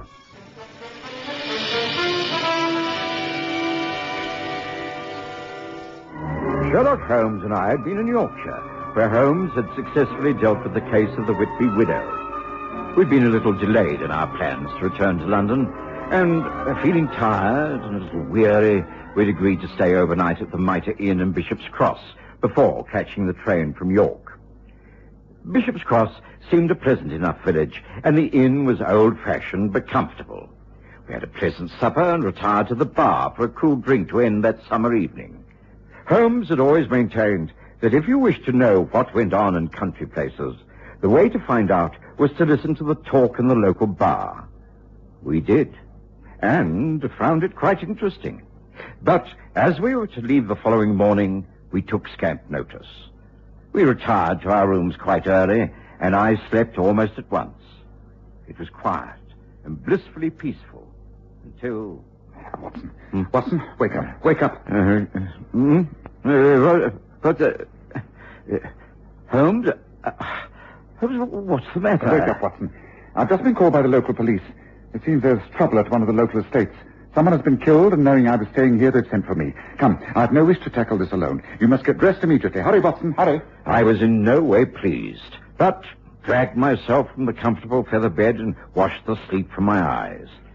10 minutes later, We were in a dog cart with a young farmhand urging his pony forward through the morning mists. Sorry, I can't tell you more, Mr. Holmes. The inspector, he just said I was to get you up to the lodge right soon. The lodge? Is that the home of Dr. Juan Lana? Right. How can you know that? Thought you'd be a stranger in this part. I am. I just happened to have overheard the name mentioned in the bar last night. Mr. Morton, I think it was, who seemed to dislike the good doctor. They ain't friends. And ever since the doctor broke off his engagement to Frances Morton, half her sister. Be the doctor who's dead, so I understand. Dead in mysterious circumstances, I take it. I don't know any details, sir. You'll have to be asking Inspector Berry about that. There be the lodge. Won't be long now. The Spanish Lodge, as it was called locally, was a small wooden-built house on the hillside above the village. Well kept, with neat lawns and flower beds, it was obviously the home of someone of comfortable means. We made our way up the stone steps and into the hall, where a police constable stood on guard.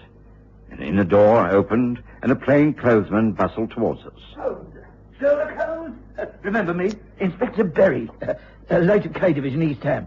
Seconded to York over a year ago. Of course I remember you, Berry. Good to see you again. I hear you were staying overnight at the Mitre, and I hope you don't mind this early call, but it seems an opportunity not to be missed.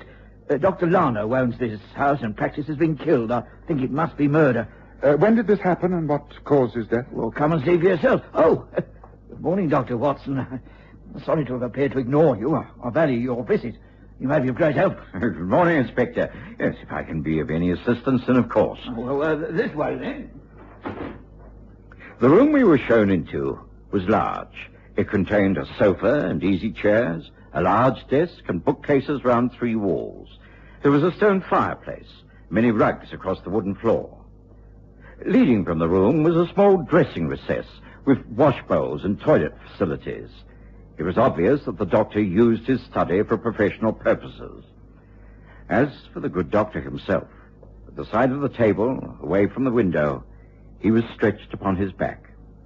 No doubt that he was dead, and that it was a violent death. One of his eyes was blackened, and there were marks of bruises about his face and neck. The thickening of his features suggested to me that the cause of death had been strangulation. He used this room as a home surgery, it seems. That's right. That's the outside door. It's clear that someone entered from there, killed the doctor, and escaped unseen. That the assailant was a man is certain from the footprints outside and the nature of the injury. Yes, it's very seldom that I have the opportunity to examine a murdered man in these circumstances. I shall make a thorough investigation of the body and this room. How many people live in this house? Just an elderly manservant who attends to the house. The cook, housekeeper, the coachman, and the surgery boy sleep out. Did the manservant hear anything? I believe so.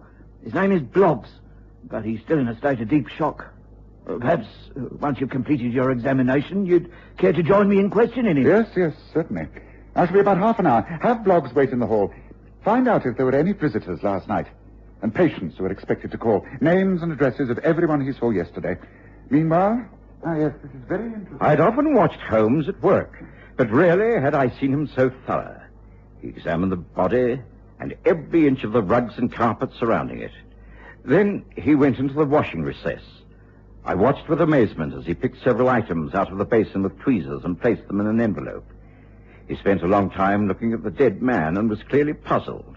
Then, locking the door behind him, he walked across the hall to where an elderly gentleman in a state of deep shock was seated by the hat stand. I can't believe it, sir. It's not possible. A good master's dead. You must try to recall all you can about last evening. Now, when did you last see your master? About 9:30, sir.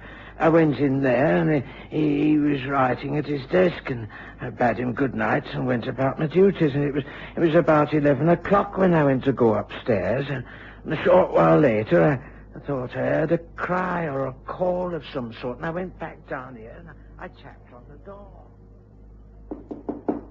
Doctor! Hey, Doctor, sir, are you all right? Who is that? Who is that at this hour? Well, I'm here, sir, Bloggs. I beg that you leave me in peace. Go back to your room this instant. Well, I thought I heard you call out, sir. Is everything all right? Perfectly all right. Go. Go to bed. Go, leave me. Oh, very good, sir. Now, let us solve this whole matter once and for all. How dare you come here and cause this trouble? There was someone in there with him, sir, and I couldn't tell who it was. I went back to my room, but sleep came hard. And about an hour later, I can't be sure of the time, but I got up to open the window a bit wider, it being such a hot night. And did you see anyone in the grounds? Well, come, man, come, speak up. Well, yes, there was someone, a man, walking away from the house, from the surgery door.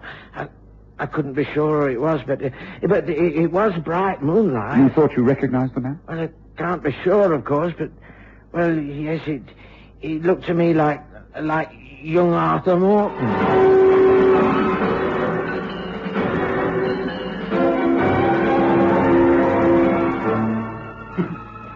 It took Holmes another hour before he felt satisfied enough to let Inspector Berry remove the body of Dr. Lana. Then, after studying the list of patients who'd called the day before, he asked to be taken to Vine Cottage, the home of Arthur Morton. Frances Morton, his sister, received us. I am sorry, Mr. Holmes, Dr. Watson. My brother isn't in at the moment. Can I help you in any way? Obviously, you've called regarding the dreadful death of Dr. Lana. We're all very, very upset. Yes, I'm sure you are. Please do tell me everything you know about this man. Am I right in thinking that you knew him extremely well? Was there perhaps some emotional tie at one point? You're very astute. It's no use pretending. You'll find it all out quite soon. So, yes, I will tell you all I know about Juan Lana. Please do. Leave nothing out, however unimportant it may seem. Well, Juan came here to Bishop's Cross some 10 years ago. He was of Spanish blood. Some even say royal blood. He'd lived for years in South America, and quite naturally the villagers resented such a grand foreigner. But he was a doctor of medicine, and a very brilliant one. He established a practice. It took years for him to win the confidence of the people, but he did. He was eventually well respected and even well loved. When did you yourself become acquainted with him? About 2 years ago, when I returned from Europe. We fell in love. And 6 months ago, we announced our engagement. I find this most painful, you see. Please, take your time. Tell me all you can. Well, Juan's attitude suddenly changed. He became morose, withdrawn. It was as though he was suddenly frightened, living in fear of the future. Then, without any reason at all, he broke off our engagement. He said he couldn't marry me, and that for my own good, he wished me to be free. Oh, I can't tell you how rejected I felt. How miserable and jilted. And now he's dead. He's murdered, they say. It appears that he died as a result of wounds sustained in a fight. Tell me, Miss Morton, and you may as well be quite frank. Have you any idea who could have done this deed? Oh, no. No, of course not. What did your brother feel about Dr. Lana? Did they not hate each other? Oh, it wasn't Arthur. It couldn't have been. It wasn't Arthur. Please believe me, it wasn't. Oh, tell me it wasn't Arthur.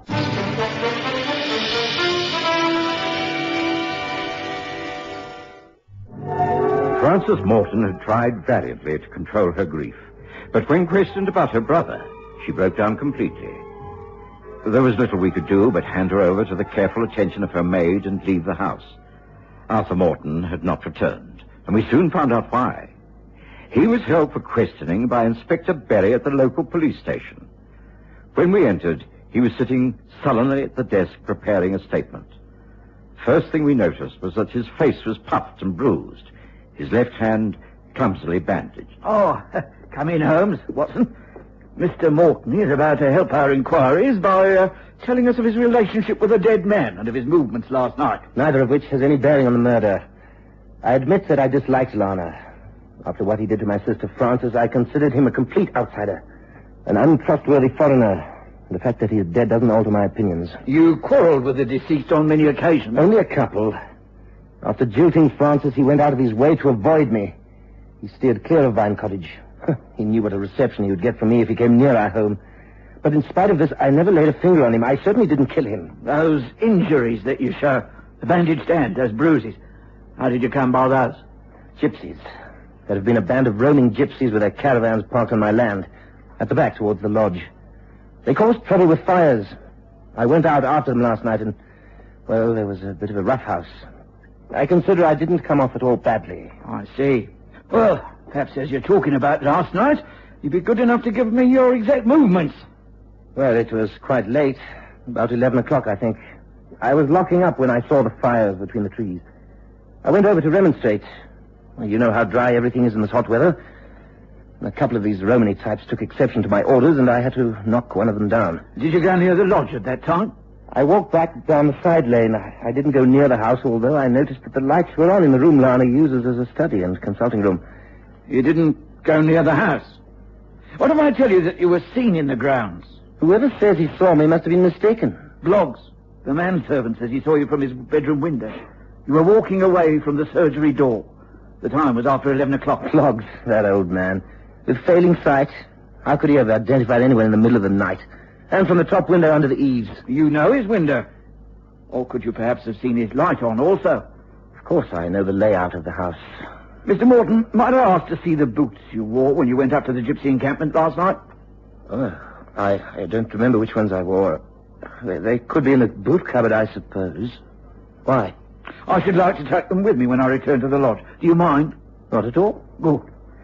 Have you any questions to ask this young man, Holmes? Not at the moment, Inspector. I think he should be allowed to go home and comfort his sister. She was most unwell when we left Vine Cottage. Thank you, Mr. Holmes. Please will excuse me, gentlemen. Holmes was in a particularly thoughtful mood as we made our way back up the hill to Spaniard's Lodge. And once again, Holmes let himself into the study and carefully inspected the room.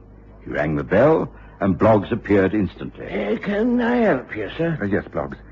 Now that the body of your master has been removed, has anything been touched in this room? Oh, no, sir. I kept it locked on the inspector's instructions. Ah, good. Then can you tell me if you can notice anything missing from its usual place? No, sir, I don't think so. It all appears much the same. Of course, I haven't... Why, that's strange. The photograph on the desk, it's an empty frame. Someone has removed the actual photograph. How curious. Yes, curious indeed. Because nothing else has been stolen. Dr. Lana's gold watch was still on his wrist. Money in his wallet, in his smoking jacket. Valuable cufflinks and tie pins in the box in the dressing room. Well, clearly a robbery was not the motive for breaking in here, but... Yes, a photograph is missing. What was the photograph, Bluff? Oh, it was one of Miss Frances Morton, sir. The young lady from Vine Cottage to whom Dr. Lana was at one time engaged. Ah, yes, I see. Yes, that makes sense. Yes, well, thank you, Bloggs. That will be all. Oh, thank you, sir. Look here, Holmes. What's this all about? Blessed if I can see that any of this makes sense. Now, you surely don't think you know what happened last night? No, not yet, but I shall do very shortly. Well, I think it's important that we stay on at the Mitre Inn for a few days. Is that all right with you, Watson? What could I say? I was in no hurry to return to London in what promised to become a scorching heat wave. A few extra days at Bishop's Cross would be pleasant enough without the interest of the Spanish doctor case. As for Holmes, well, he seemed very intrigued. But he offered Inspector Berry no advice at all. Perhaps because Berry seemed to have already made up his mind. I've tested Morton's shoes on the ground outside the surgery door. They fit exactly into the impressions left on the flower beds. I've also been up to the gypsy encampment. There are no caravans there. Of course, they could have taken fright and left, but there's little evidence of wagon tracks. There's no sign of recent fires. Also, there's a woman in the village who says she went up to the lodge to ask Dr. Lana to visit her sick daughter. The doctor didn't come to the surgery door when she rang. When she returned home, she also saw Arthur Morton coming away from the gates. I think there's no doubt about it, Holmes. I'm issuing a warrant for his arrest. To me, it's an open and shut case. No publicity yet, of course, but I'll soon gather all the evidence I need.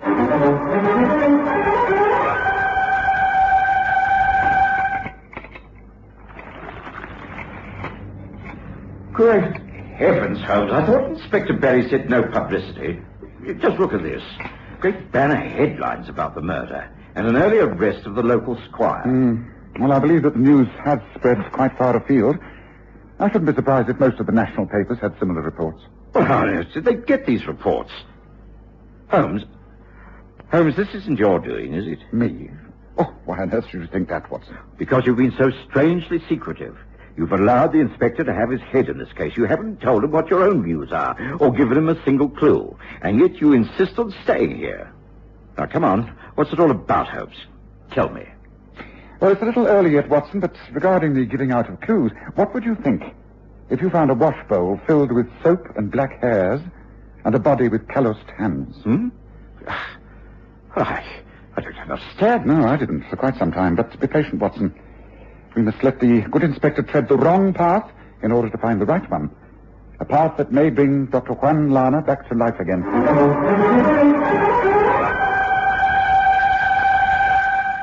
Damn it all!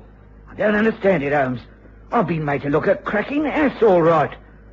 Here it is, spread all over the newspapers, and I haven't got my case together yet. I should be a laughing stock. How did the news get out? I don't think you should despair, Berry. In fact, I think you're going to make a startling success of this case. You do?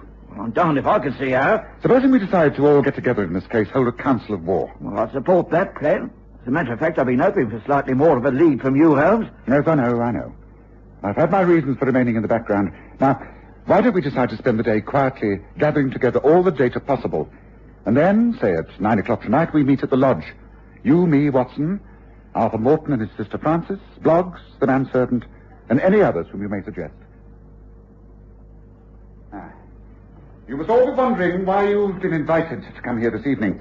Well, the answer is quite simple. It's necessary to conclude the investigations into the death of a man found dead in this very room. Firstly, let me set all your minds at rest. None of you is guilty of any crime. But one was murdered. Someone must have done it. With due respect, Miss Morton, that is incorrect.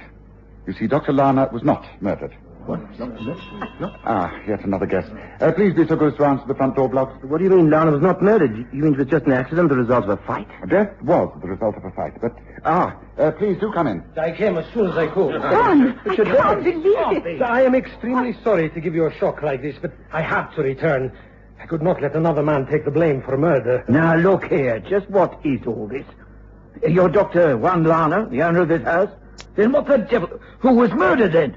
I think it was the doctor's twin brother. Was it not, Doctor? Perhaps you'd be good enough to tell us the whole story. Take your time and leave nothing out, however painful it may be for you or others in this room. Very well, thank you. I feel I must tell the tale to you, Francis. It is a tale of confession.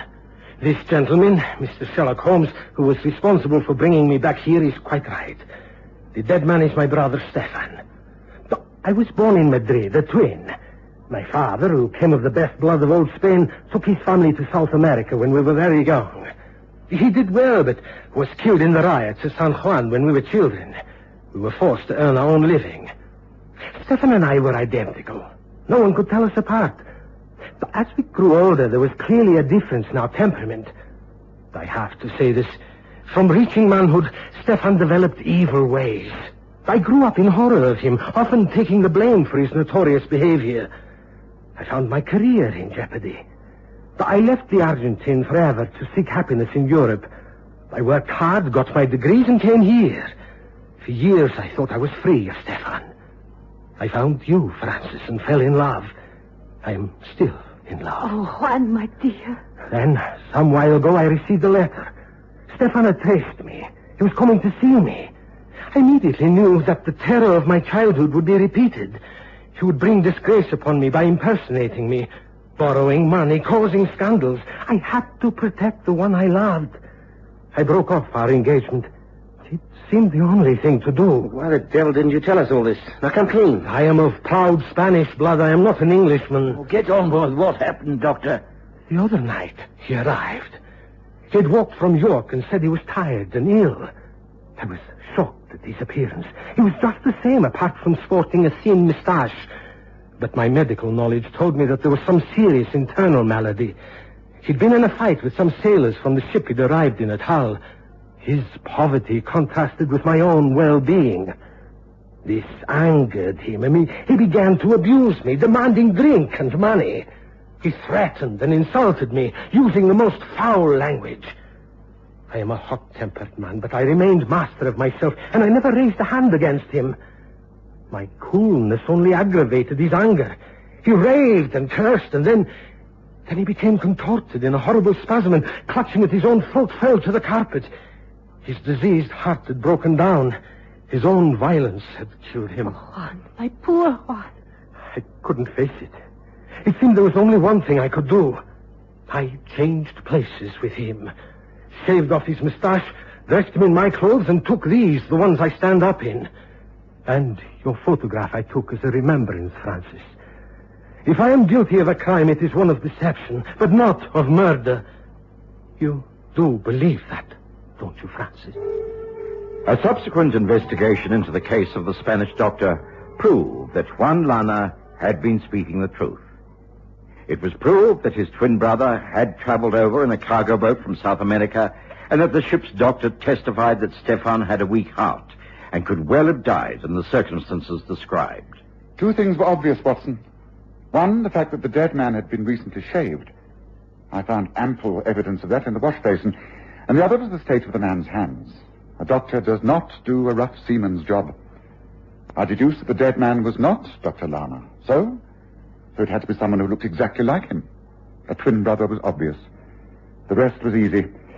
A great deal of press publicity, a few telegrams to the nearest port of Hull, and that was that. Well, Inspector Berry can now tell the story and take the credit. I think we can proceed on our homeward journey now. Don't you, Watson?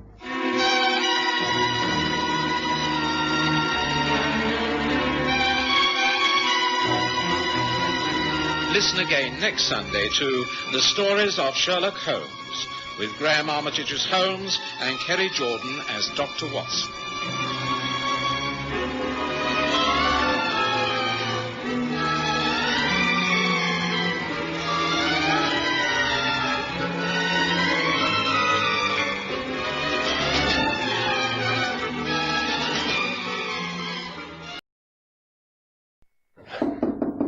Who is it? It's Jimmy Richardson, Mr. Bishop. Oh, very well, Jimmy. Wait just a moment.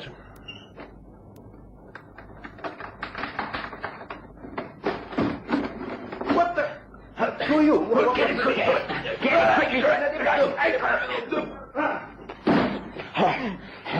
Call us one quickly.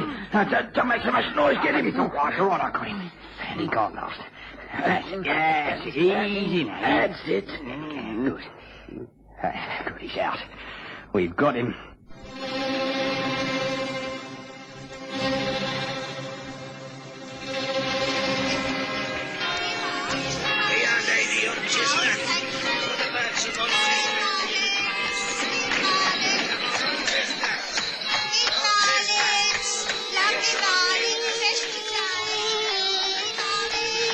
We present The Stories of Sherlock Holmes.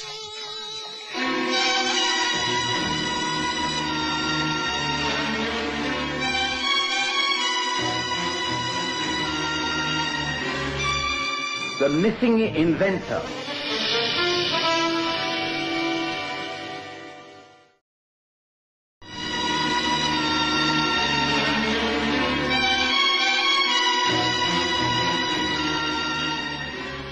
Over the years, I've been privileged to chronicle hundreds of the cases that Sherlock Holmes has worked on, and most of them, I'm happy to say, have been extremely successful. A few have been failures, and many so secret that Holmes has strictly forbidden me to write even the briefest account of them. But as the years pass and the names of the people involved fade from importance and the events become forgotten reports in the yellowing pages of newspapers, Holmes has relaxed his rules and allowed me to give an accurate account of how his influence and authority has actually changed the policies of many high officials. There was one case that is now over 10 years old. It happened back in 1881. I was still living in the rooms at 221B Baker Street.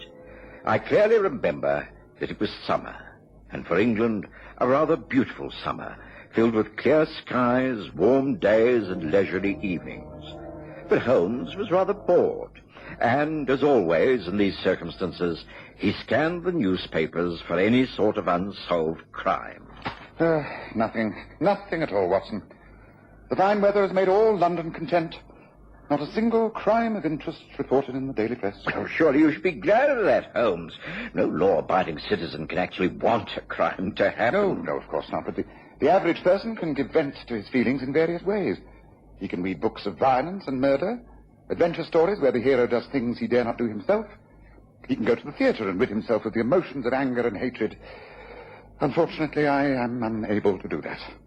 I have to remain apart, to be analytical, dispassionate. I need something real to occupy my mind, not some fictional fantasy.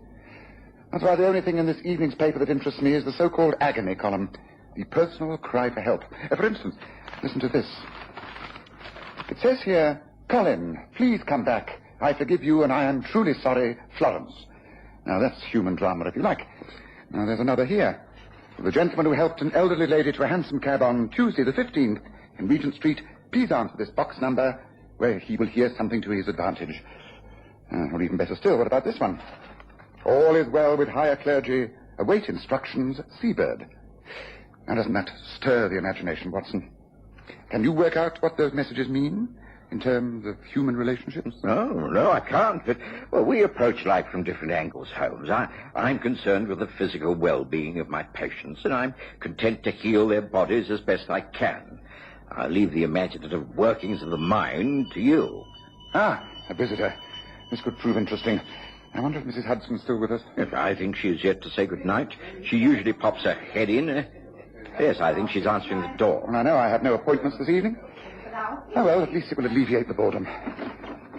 Oh, excuse me, Mr. Holmes. A young gentleman to see you, sir. He says it's an urgent matter, but he ain't got no appointment. Have you the time? All the time in the world, Mrs. Hudson. Show him in, please. Yeah, right, sir. This way, please. Thank you. Thank you very much. I must beg your pardon. This is an intrusion. But I do need your help. You are Sherlock Holmes? At your service. This is my friend and colleague, Dr. John Watson. How do you do? Whatever it is you have to say may be said in front of him. We work together on most of my cases. Please do sit down. I see that you have walked here. You must be fatigued in this hot weather. Place your jacket over that chair. Feel free to smoke your pipe if you wish. Oh, thank you. Now, what is it that you're so anxious to talk to me about? Is it something connected with your past in the merchant navy, or your present job, which is to do with explosives? Good heavens, Mr. Holmes. I was told that you were swift to deduce things, but how do you know all this about me? I know very little about you, except that you walk like a seaman, that you have a tattoo mark from Australia on your right forearm, and that while your hands are well kept, suggesting that you do not indulge in manual work, the hairs on both hands and arms have been recently scorched. Those type of burns are usually associated with experiments with some form of gunpowder. Are you perhaps a scientist of some sort? Well, I'm amazed at your perception. Yes, I am. My name is Jimmy Richardson. I've had quite a checkered career, which did include a long stint at sea. I've always been interested in chemical and explosive research. At the moment, I work for Mr. Giles Bishop in his experimental workshop at Twickenham. I've been with him for a little over a year now, and, well, it's because of him that I'm here. You see, Mr. Bishop is an inventor, quite a brilliant one. He's been perfecting a new type of gun. If he succeeds in selling the invention, it could revolutionize modern infantry warfare. He was to have given a demonstration next week. Everything has been going splendidly, and we are both sure of success. But, well, you see, Mr. Bishop has simply disappeared. Disappeared? Yes, without trace. We were due to carry out final tests at the workshop yesterday afternoon. I arrived, let myself in with my key, and did some paperwork while waiting for him. He didn't arrive. I worked until 10 o'clock and then packed up and went home. I thought some technical matter arising from his negotiations with the War Office might have delayed him. Well, I woke early this morning and was once again at work before him. When he didn't arrive by 10 o'clock, I once again locked up and went round to his lodgings. The landlady, Mrs. Craddock, said he hadn't been seen since the previous evening. His bed was not slept in. He must have been missing for 2 days, and I'm at my wit's end. I don't know what could have happened to him. You've been to the police? No, I think the very nature of Mr. Bishop's work indicates that I should stay away from the police. Frankly, Mr. Holmes, I'm worried that someone is after our new invention. In the hands of a foreign power, it could have a devastating effect upon our military position in many parts of the world. You have evidence that the secrets of this new gun have been leaked abroad? No evidence at all. I've made a complete check of the workshop. All the equipment is intact. All the relative papers are safely under lock and key. Nothing is missing. I would know if there was. It's all untouched exactly as it should be for our demonstration. And then you're worried for Mr. Bishop personally? Yes. He's a wonderful man. It would be much more to the advantage of a foreign power to kidnap him and force all the knowledge from him than it would be to simply take the gun and its secrets. Please, won't you help to try and trace what has happened to him? It is far more important than I've been able to explain. I know that Mr. Bishop would not go off at this crucial time without letting me know what he was doing. He must have been abducted, forced away against his will. It's an urgent matter, Mr. Holmes. Please say that you will help.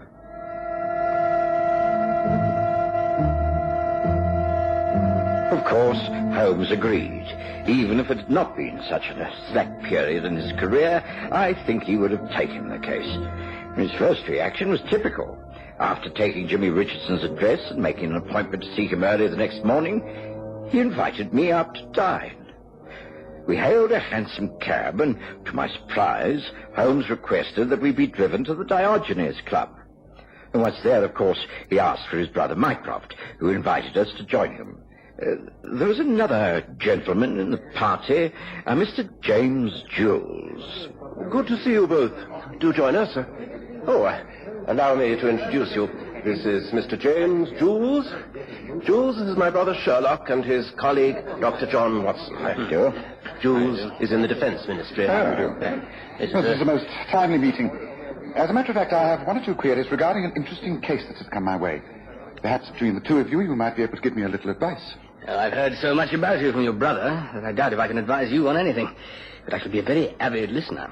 Let's order drinks, and you can tell us what's on your mind, Sherlock. Waiter, same again, please. And 2 more scotch and sodas. That will be to your liking, won't it, Watson? Thank you, yes. I know my brother's taste. Well, now, tell us what it is that you're interested in at the moment, Sherlock. More murder and mayhem? I sincerely hope not. No, I'm inquiring about an inventor named Giles Bishop. I believe he's recently been in touch with the War Office. I'd like to check up on him. Jules will tell you more than I can. Although I do know the name, of course. Giles Bishop. Yes, I know him. Bit of a crank. Comes up with all manner of ideas. Some of them might work, but they're very extreme. As a matter of fact, he's got an application in for a demonstration regarding some newfangled invention. Wants to sell it to an armaments firm. Can only do so if the defense boys recommend it. I can tell you here and now the chances are very slim. Of course, one has to have experiments in all fields in order to get progress. But frankly, I'd say Bishop's simply far too visionary. Lots of our people think he's as mad as a hatter. What's your interest in him, Holmes? Well, I'm not quite sure. I should very much like to meet him.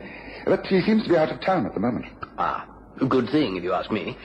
Won't be bothering us every 5 minutes. I'd say whatever your problem is, you'll be well advised to forget it. Here are the drinks. Your very good health, gentlemen.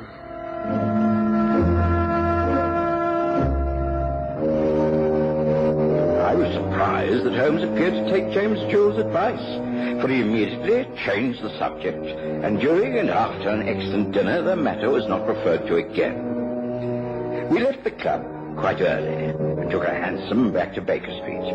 Holmes appeared thoughtful and hardly spoke. It wasn't until we were actually outside 221B that he showed any sign of interest. For having paid off the cab, we found young Jimmy Richardson waiting on the pavement. Mr. Holmes, Dr. Watson, I've been waiting for you. I have to tell you, I have received a letter from Mr. Bishop. He says there is nothing wrong and that he has simply gone away for a few days to think things out. But the letter is a fake. I'm sure it is. Please, won't you study it and give me some advice? I know it's late, but please, won't you agree? I'd rarely known a case start off so very tamely. I was surprised when, instead of dismissing Jimmy Richardson, Holmes actually readily agreed and showed the young man upstairs to our sitting room. There, he asked to see the letter from the missing inventor. Dear Richardson, a short note to say that I've gone away into the country for a week. I've been at it too hard, and I'm inclined to rather overdo it a bit. I want you to clearly understand that there is nothing to worry about. I will see to everything when I return. I want you to simply carry on as usual. Yours, Giles B. This is his handwriting? Oh, yes, it's his handwriting. No doubt about that. I don't think anyone has forged the note, but he must have been forced to write it.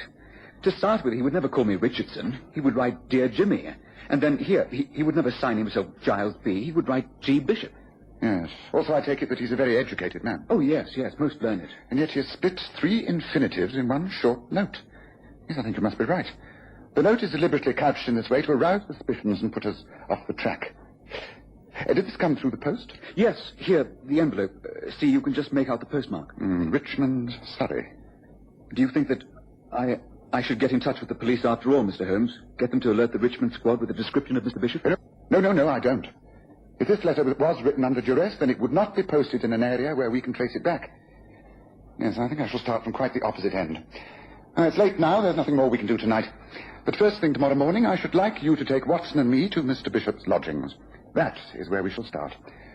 Now, shall we agree to meet at 7 o'clock here for an early breakfast?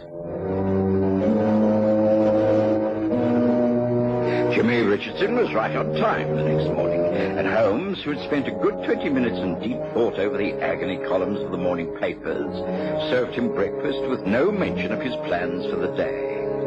We took a cab and drove to Giles Bishop's lodgings. They were on the top floor of a terraced house in St. Margaret's Avenue, Spring Grove. Mrs. Mabel Craddock received us with genteel disapproval. Of course, you may see the rooms, although I consider it quite unnecessary. I received a short note only yesterday from Mr. Bishop to say that he decided to spend a week in the country. It's quite clear that he will return when he thinks fit. May I see that note, Mrs. Craddock? I don't think I kept it. It was just a short note in his own hand. I recognise the handwriting. Oh, really, Mr. Holmes, I don't know what all the fuss is about. This way, please, up the stairs. Mr. Richardson, you've been here before as Mr. Bishop's guest. Would you like to show these gentlemen the way? Yes, of course. I'd be obliged if you would make sure everything is neat and orderly when you come down. I would not like Mr. Bishop to feel his belongings had been disturbed in any way. I assure you that we shall not interfere. It's simply the fact that we wish to find out exactly where Mr. Bishop has gone. It is very important. A matter regarding his work. Oh, I see. One other point. When precisely did you last see Mr. Bishop? When he retired for the night 3 nights ago, he went to his rooms. I heard nothing. But he must have changed his mind and gone out again. For the next morning, he had gone. His bed had not been slept in, you see. He must have decided to pack and leave that night. I did think it rather odd as the front door was still bolted. He must have let himself out the back way. I was a little disturbed at first, but of course the note he sent was put everything all right. Up those stairs. I shall be waiting for you when you come down, when you finish. Thank you, Mrs. Craddock. Please follow me. So, she had a note as well. I wonder what clues Mr. Bishop left, hoping that she would realize all was not well. I'm afraid Mrs. Craddock isn't the type to understand subtleties. No, in here. So these are his rooms. This is the living room, and through here I presume is the bedroom. Yes, I think this is the room we want. It looks out over the back roofs, doesn't it? A sash window, and outside, yes, a small fire escape to the roof. Just give me a hand with this, will you, Watson? Well, you think the bishop might have left through the window, Holmes? Well, that would certainly explain why Mrs. Craddock didn't hear anything. Yes, and also how the front door remained bolted. Just a moment. Don't touch anything until I've made a thorough examination. Yes, there are fresh scratches on the brown paintwork. See here and out on the ledge, near the iron staircase. Several cigarette butts. Did Giles Bishop smoke, Richardson? No, not at all. He maintained that it was too dangerous in the job that he's doing. Yes, I see. Well, then it seems clear that the abduction, if there was one, took place from here. Come, Watson, let's see if we can follow a trail. I have an idea we're on the right lines at last. Holmes clambered out of the window onto the iron fire escape, and I followed him. The staircase led both up and down. Holmes went up, and we found ourselves on a flat rooftop. It seemed to lead to nowhere, until Holmes pointed out yet another small flight of iron stairs that took us up and across yet another roof. Holmes moved slowly and carefully, examining the slates and tiles that gave way on either side. Eventually, he was satisfied. Yes, there's no doubt about it, Watson. I should say 2 men were involved. They carried or dragged our man across this space on the roof, and then... And then what, Holmes? Having got him up here, what the tiffle did they do? Well, there's only one explanation. Look, down there. See that roof? Yeah. Large glass fanlight. Holmes? Is it possible that they took him through there? That's the only explanation. Well, what should we do? Climb down there and break in? No, I think that would be a little premature. No, Watson. We must spend the rest of the day making preparations. I must get in touch with Mycroft once again and visit a few newspaper offices.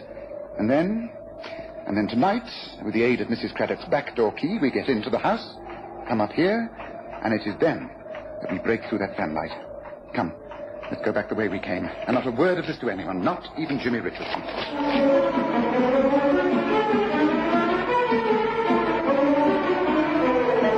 I was completely baffled by the rest of that day. When I saw Holmes, he was either hurrying in or out of our rooms at Baker Street. He seemed tireless. But I knew him well enough to recognize that he had formed a theory and was working upon it. That evening, at about 9 o'clock, we once again took a cab and made our way to Spring Grove. The house we're about to burgle is owned by a Mr. Harold Kestrel, Watson. He works as head of the Essex Arsenal. Now, does that not mean something to you? I suppose frankly, no. The Essex Arsenal supplies government arms of various types on contract to the Defence Ministry. Now, surely there must be a connection with Kestrel and the Bishop's new invention. Yes, now that makes sense. Now, you may have noticed that I've been taking a great interest in the agony column of the newspapers. Do you remember one insertion? It read in the morning paper, "All is well with higher clergy, Seabird." Now, surely that can easily read, "All is well with Bishop Kestrel." By Jove, Holmes, that's clever. Thank you. And there was a reply to that insertion. It read, "Seabird, take care of clergy, money ready, 2 J's. But you think a ransom is about to be paid? No, I don't. Now, let me read you tonight's message. It is, "Clergy dangerously ill. Call 10 tonight. Knock 3 times with money and instructions. Seabird." Oh, heavens, you think you're about to kill the man? No, Watson. It's a trap. A trap I laid by myself. You see, I placed that insertion. If I'm right, we shall clear the whole matter up in just 1 hour. Ah, here is St. Margaret's Avenue. Good. It won't be long now, Watson.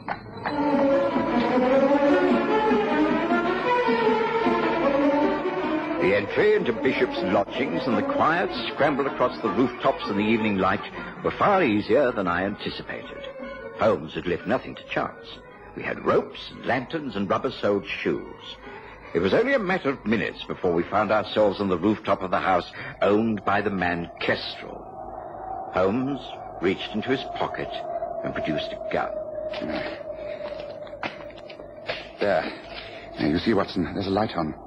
Being a fan light, there can be no curtain. Careful now, let me go first. Yes, I can see. Yes, we're right. There's a man lying on the bed. He seems asleep. And another sitting in a chair beside him. Well? How the devil do we get down there? There's only one way, Watson. I'm going to simply jump through the glass. Follow me as quickly as you can. I'll deal with the tug on guard. You attend to the man on the bed, who must be Bishop. Ready? Here I go.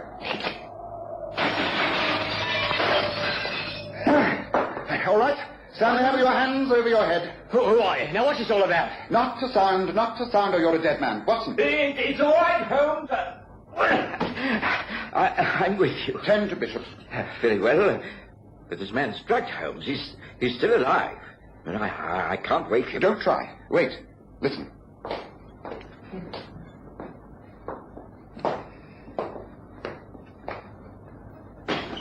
What's happening in here? Well, what's the matter? Stay quite still, Kestrel, and you won't be hurt.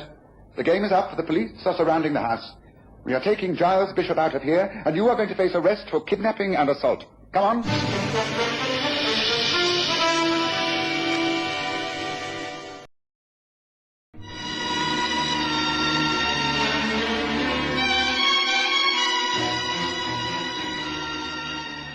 After that, events happened at a remarkable speed. The man named Kestrel must have realized that he could not escape. He refused to make a statement, wisely waiting for his lawyer to advise him. Holmes left me to take care of Bishop, and at gunpoint forced Kestrel and the man called Woods downstairs. They didn't have long to wait before... Open it, Kestrel, and don't make a fuss. Very well. Kestrel, what is it? What's wrong with Bishop? Why? We've caught the big fish at last. Come in, James Jules. Mycroft, bring the police in. The case is over. Well done, Sherlock. This way, man. This way. This way. Be careful. Back at our rooms, Holmes was able to add the final detail. It was all arranged by James Jules. The 2 J's of the advertisements. He was in need of money. He arranged a deal with Kestrel of the Essex Arsenal. He would renew the standing contracts for a certain sum. But then Bishop came up with this new invention, which, if the Defence Ministry were impressed by the demonstration, would alter all their contracts for arms. Bishop simply had to be kept out of the way until the business deals went through. Luckily, we were able to foil the kidnappers. The demonstration will take place as planned. And who knows, it could revolutionize the whole of this country's defenses. Let's hope so.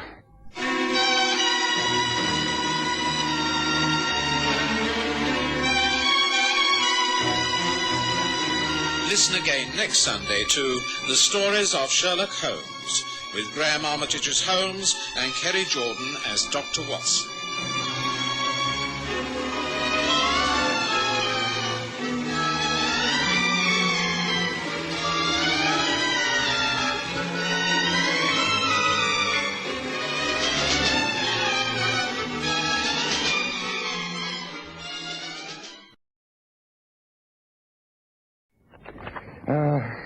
There's one thing I cannot understand, Watson. I'm relieved to hear that, Holmes. You can usually explain everything away. Now, what is it that confounds you? Accountancy. I've often thought it to be worth my while to engage a lady secretary who could put my affairs in order, but... I do confess I cannot cope with balancing these bills. You're in financial trouble, Holmes? I don't think so, but then you see, I understand these banking statements so little I can't be sure. Oh, well, I shall simply have to rely upon my bank manager's judgment. What a bore earning a living is.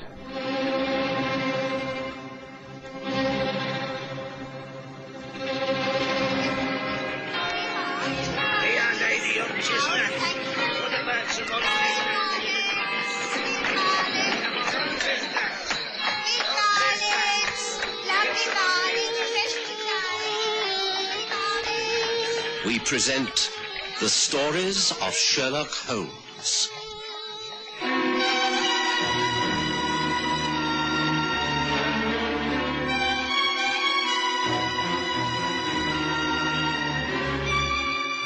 Tonight, The Unpaid Debt.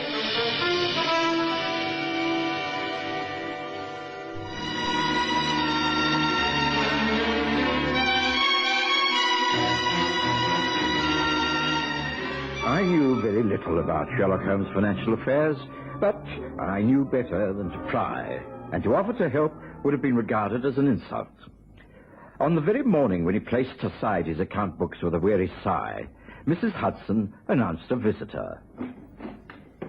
Lord Edison to see you, sir. Oh, he's not made an appointment, but I think I have the time. Ask him in, will you please, Mrs. Hudson? Please come this way, my lord. Thank you. Mr. Holmes, I'm so sorry to call without making an appointment, but I was passing this way and rang the bell upon a sudden impulse. If this intrusion's inconvenient... Not at all, no, not at all. This is my friend and colleague, Dr. John Watson. Good morning. We work together on many of my cases. Please feel free to speak openly in front of him. Very well. Do sit down. Smoke if you wish. I'm about to enjoy a pipe myself. Thank you. Now, I can tell that something's disturbing you. What made you rise so early and walk here through Regent's Park? Do you normally suffer from insomnia? Gracious. How could you have guessed that? Your boots are muddy. Earth clogged under the instep. Earth that has dried with leaves and the seeds of shrubs. Only one place near here where you could have picked that up. We had a shower early on, about 7 o'clock. Since then, it's been a fine day. So, you must have walked out early as your coats and hats are still damp. You cut yourself whilst shaving and you're wearing cufflinks that do not match. All this indicates a distressed state of mind for a man of your station. Can I help you, my lord? I sincerely hope so, Holmes. The fact is that, like most men who have a town house and a cottage in the country, by the time of settlement taxes, I've very little money left. I know exactly what you mean. Pray continue. Well, not only that, but my pride has been hurt. I'll be frank, I'm something of a gambler. Not a week passes without I have a few friends in to dinner and a game afterwards. I did so a couple of nights or so ago. It was, on the whole, a lamentable evening. You lost heavily? No, on the contrary, I won a considerable amount. Perhaps you better start from the very beginning and tell me everything that happened. You knew the people with whom you played? Oh, yes, quite well. The party consisted of 2 men, a woman, and myself. We were playing poker. One of the men was an American friend, Joe Van Heimer, over here on a short stay. The other man was Ernest Hardcastle, the son of a very old friend, Lionel Hardcastle. The lady was a charming widow, Mrs. Amanda Vane. We spent a most pleasant evening, the play going one way and then another, and the hour grew very late. Eventually, we decided upon one last game. Then came the time to settle up.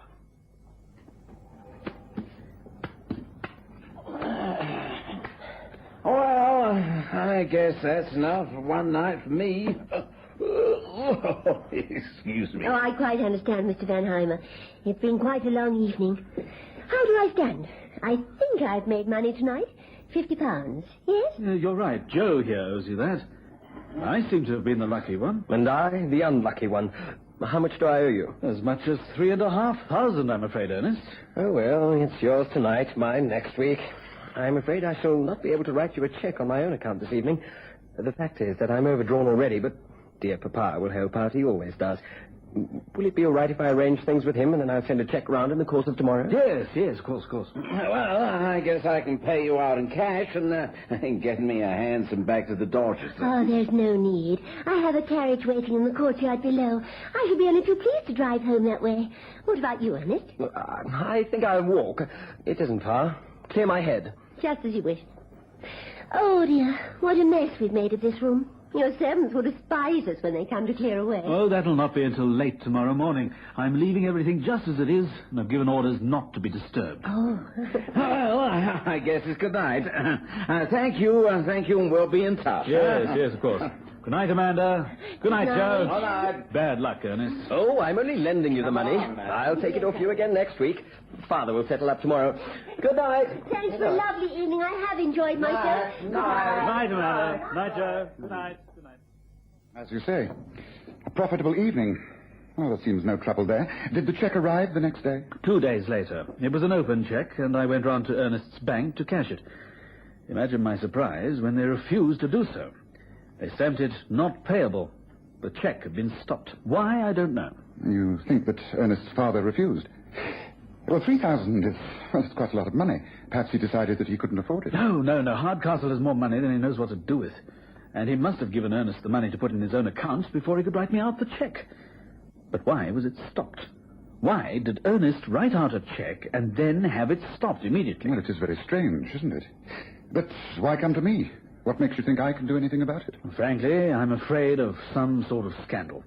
Lionel Hardcastle's an extremely influential man. If he and his son feel they have a good reason for stopping that cheque, then I'm on dangerous ground. If I tell people that Ernest has welched on a debt, his honour will be questioned. He'll naturally defend himself, and there'll be the most almighty scandal. Every club in London will be gossiping. I can't afford that. Frankly, I need to clear this matter up silently, and I need to be paid the money that I've won. I need the cash. I see. But if Ernest Hardcastle is indeed a friend of yours, then can't you quietly call upon him and chat this over in a friendly manner? Ask him man to man what the trouble is. I've tried that. I knew that Ernest would be at his club at lunchtime yesterday, made a point of being there. I came across him in the billiard room. Ah, Ernest. Very man I wish to see. Look here, what is all this nonsense over that cheque? Do you think this is quite the right place to discuss such things? It's as good as any other, isn't it? Come, a short answer.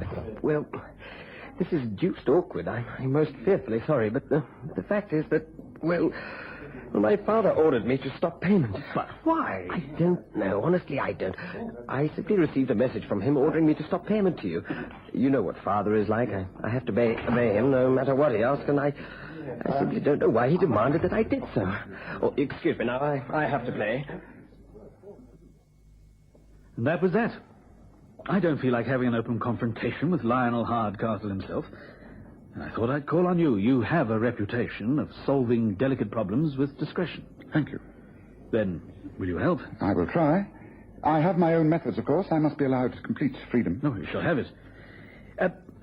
Regarding payment, as I've told you, I am rather hard up at the present. That's why I need that cheque. So... The debt is for 3,500, not so? I take it that you would be happy with the round figure of 3,000. My bank manager would be pleased to accept the rest. Good day, Lord Edgerton.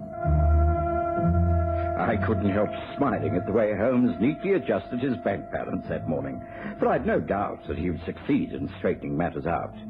It was a simple matter for a man of his reputation to gain an audience with the millionaire Lionel Hardcastle. Glad of this opportunity to make your acquaintance, Holmes.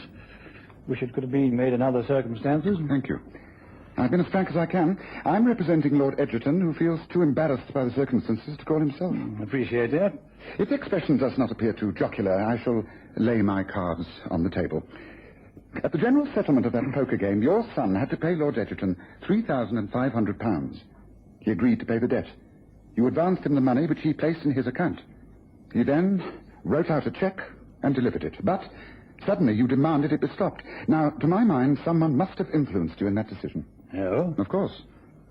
It could surely have been one of only two people. The other two seated round that card table. Joe Van Heimer or Mrs. Amanda Vane. Mr. Van Heimer is about his business. According to the Dorchester, a very busy man. That leaves Amanda Vane. Now, what did she say to you that made you stop that check, Mr. Hardcastle? You're as astute as they say you are, Holmes.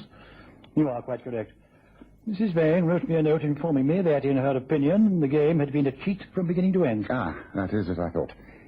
Do you know Mrs. Vane very well? I can't say that I do.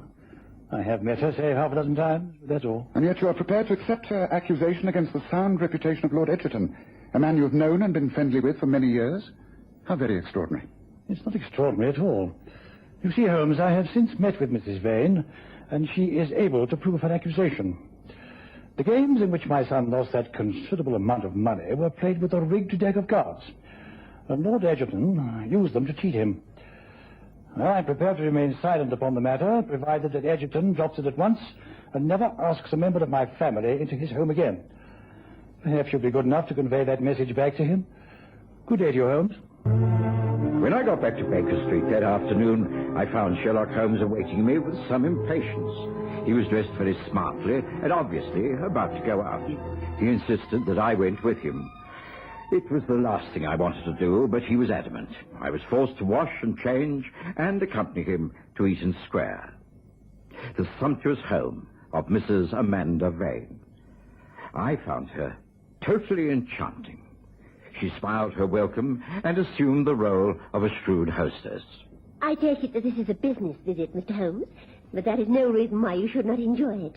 There's whiskey and soda here, and cigarettes at your elbow. I'm sure the doctor would approve of a little stimulant after a hard day. May I have a small whiskey? Yes, of course. Well, thank you, Mrs. Vane. But before going any further, I must point out that you've put yourself in something of a predicament. Oh, good. Really, life is so boring for me, doing the same dreary social rounds, that any kind of predicament sounds most exciting. And I must admit that I'm completely thrilled at meeting so famous a detective. I shall dine out on this for weeks. Your drink, ma'am. Oh, thank you, Doctor. Oh, do help yourself. Thank you. Thank you very much. Just right. Now, Mr. Holmes, please explain my predicament. I feel I should know what it is. You wrote a note to Lionel Hardcastle regarding a certain poker game. Later you visited him and told him that the game was a crooked one. Due to your visit, Hardcastle ordered his son to stop payment on a cheque for his debts. Now, the inference is that Lord Edgerton is a cheat. Now, have you heard of the laws of libel and slander, Mrs. Vane? If this comes out and you cannot prove your accusation, a suit against you would cost you a great deal of money. Oh, I know. I was aware of that before I did what I did. But what else could I do, once I was convinced that the game was cheated? How do you know it was? What is your proof? Well, it's really all rather simple. You see, I have no reason in the world to complain. After all, I won £50. From whom? Joe Van Heimer. And he paid me there and then in notes. Lucky me. To tell you the truth, I was thrilled a bit. I'm normally not very lucky at cards. I do better at love, I must admit. Anyway, the game broke up very late, and I gave Mr. Van Heimer a lift back to Dorchester in my carriage. And when I was in the carriage, I realized I'd left my vanity bag behind. So silly. I remembered exactly where I'd left it. I put the money Joe had given me in my purse, and my purse in my large handbag. That one hanging from its strap over that chair. But my vanity bag I'd left out. Well, the very next morning, I was leaving from Euston to Tring on the early 7:20 train. I had to virtually pass the Edgerton home. I stopped my carriage and called. I know it was very early and hardly the done thing, but I knew only the servants would be up. Fortunately, old Harris, the handyman, was there. He let me in. He knows me, so it was all right. I told him I'd find my own way out. So I went into the room where we'd played cards the night before. It was exactly as we'd left it, even to the empty glasses and the smell of stale cigarette stubs. I found my bag, just where I knew it would be, and I was about to leave when... Yes, go on. Well, the early morning sunlight was streaming through the lace curtains, and it fell across the card table and illuminated the back of the cards, lying just as we left them, scattered across the table. I picked one up and looked at the glazed back of it. Then I picked up another and studied that. And then another. They were all marked. Marked? Yes, very cleverly marked, with pinpricks along the edge of the borders. Tiny pinpricks, which you could hardly see, unless you looked for them. But if you were dealing, I knew you could tell the value of the cards by touch, providing you knew the code. I see. How very clever. And then? Why, I stood there for some minutes, trying to take it all in. Then I examined the other cards. They all carried some kind of small indentation. I didn't know what to do. Then I made up my mind. I took 5 or 6 cards at random and left the house. Later, I wrote to Mr. Hardcastle and took those cards along to show him. I left the decision to him. He stopped Ernest's cheque. And really, I don't think anyone can blame him. Sure you won't have another drink, Mr. Holmes? Holmes declined a drink and wished Amanda Vane a good evening. He was silent as we walked down into Sloane Square and hailed a hansom cab. And it wasn't until we were clattering our way up Sloane Street that he broke the silence. It won't do, Watson. It just won't do. It's just a sad state of affairs for Lord Egerton. Mrs. Vane acted very well within her rights. After all, Holmes, what else could the lady do? That is exactly the point, Watson. I'm a man who deals in facts, a man who searches for clues. But clues aren't necessarily all material ones that can be studied under a microscope. One can detect from people's behavior. And Mrs. Vane's behavior is extraordinary. I thought she was a perfect hostess. I mean when she applied to the facts of the card game. For instance, why did she go to Hardcastle Senior about the cheated game? Surely the man she should have gone to is the man she played the game with. The man who stood to lose £3,500. Ernest Hardcastle is a grown man, but he's a very spoilt puppy and very much under his father's thumb. But he was the one directly involved. Why didn't she go to him? Well, perhaps she did. If she did, he'd know the reason for stopping the cheque. He says he doesn't. I don't understand. Amanda Vane didn't go to Ernest and tell him the game was a cheat. And she didn't go to Joe Vanheimer either. Now, why? Because it was necessary to their little plot that there should seem to be no collusion between them. Collusion? What? Between Mrs. Vane and Ernest Hardcastle? Oh, yes, of course. What, you mean that the whole thing was an elaborate trick? Look at it this way, Watson. Lord Egerton told us that Lionel Hardcastle was accustomed to paying his son's gambling debts. He's a millionaire. He's not going to have society saying his son cannot pay his way. But clearly Hardcastle knows of his extravagances, so he keeps him on a short supply of money. So short that Ernest feels that sometimes he has to trick his father into giving more. I still don't understand. I'm sorry. Ernest and Amanda Vane worked it all out. They go for a poker game at Lord Egerton's as partners. If they both won, then of course it would be all right, but Ernest loses heavily, and the party breaks up. Amanda Vane leaves her vanity bag behind on purpose. Next morning, knowing the habits of Egerton's household, she goes round there and gets herself admitted by Harris, the handyman. She sends him about his business, saying she'll let herself out. In the card room, she finds her vanity bag. From it, she extracts a slender hatpin and quickly makes a series of marks on the cards in front of her. It'll be easy. A matter of 10 minutes at the outside. Then she takes some of the cards and leaves. Well, Holmes, is this possible that beautiful-looking woman, so charming? Unlike you, I've never allowed my mind to be swayed by a woman's looks. She went to Lionel Hardcastle because she knew his reaction would be to order Ernest to stop payment on the cheque. Holmes, but surely you could be wrong. I mean, well, I can't believe that Amanda Vane is a liar. I think she's worse than that. And she gets her facts wrong. I know the train's out of Euston on a weekday morning. There is no train on the main line to Tring at 7:20. The northbound expresses don't stop at Tring. The first train out of Euston that does is the 10:05 for Coventry. It's a small point, but significant. Oh, Holmes, if you are correct, then what are we to do? Well, I think if they can cheat, then so can I. Driver? Yes, sir. I've changed my mind. Not Baker Street. Take us to Hanover Square, number 5, the home of Lord Arthur Egerton, and smartly, please. Upon arrival at Hanover Square, Holmes asked me to stay in the cab. He ran up the steps, rang the bell, and was admitted by the butler. 20 minutes elapsed before he returned, a grim smile of satisfaction on his face. Climbing into the cab, he said, well, that's that. It'll cost his lordship another £100 and the hire of the Rose Room at the Dorchester, but I think it will be worth it. You'll have an interesting evening out in front of you for tomorrow, Watson. Baker Street now. Thank you, driver. I knew better than to question Holmes when he was in one of his secretive moods. I would have to be kept in the dark along with everyone else. But I did make sure that I was free the next evening, and once again, suitably attired for the occasion, I accompanied him to the Dorchester Hotel. We were shown to the Rose Room, and there were Lord Egerton and the American, to whom I was introduced, Joe Van Heimer. We were given drinks, and then Hardcastle and his son arrived. I really don't understand all this. What is it all about? I received your telegram, Holmes, but... Oh, Egerton. I hardly expected this. Good evening, Lionel. Good evening, Ernest. I don't think you know Mr. Holmes and Dr. Watson, do you? Good evening. Look, what does this mean? If there is no explanation, then I think we should go with Watson. Please don't go before our last guest arrives. Ah, here she is. Please come in, Mrs. Vane. Good evening. I came in answer to your telegram, Ernest. I didn't expect a gathering like this. What does it mean? Oh, come along now. Please do allow me to offer my apologies. I'm afraid I've been guilty of sending telegrams under false names. I'm sorry, but I needed to gather you all together, and it seemed the only way. I think we all know now of the trouble that arose out of the poker game held at Lord Egerton's the other evening. There's been a great deal of confusion, and I think it right that the truth be told between these four walls. I do assure you that as far as I'm concerned, it will never be talked of again outside this room. Get to the point, man. Very well.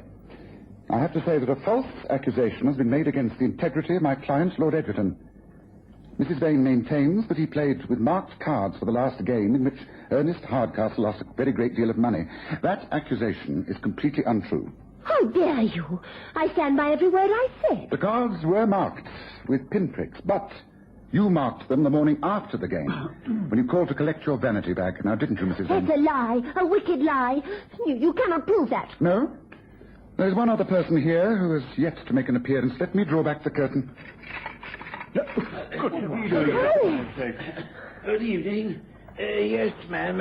I was told to come here, like Mr. Holmes said. Because this man saw you using a hatpin to make those marks.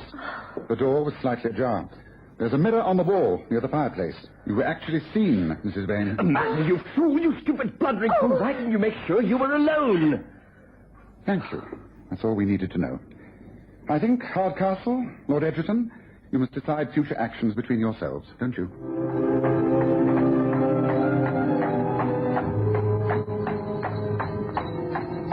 Of course, Ernest knew that once the money was in the bank, his father would never ask for it to be returned, so he was £3,500 to the good.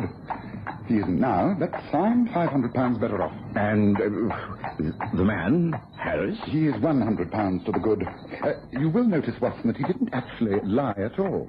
He just had to appear. I did the lying for him. Mrs. Vane's reaction and Ernest Hardcastle's sense of guilt did the rest. Yes, quite a profitable investigation. I'm sure my bank manager would be very pleased.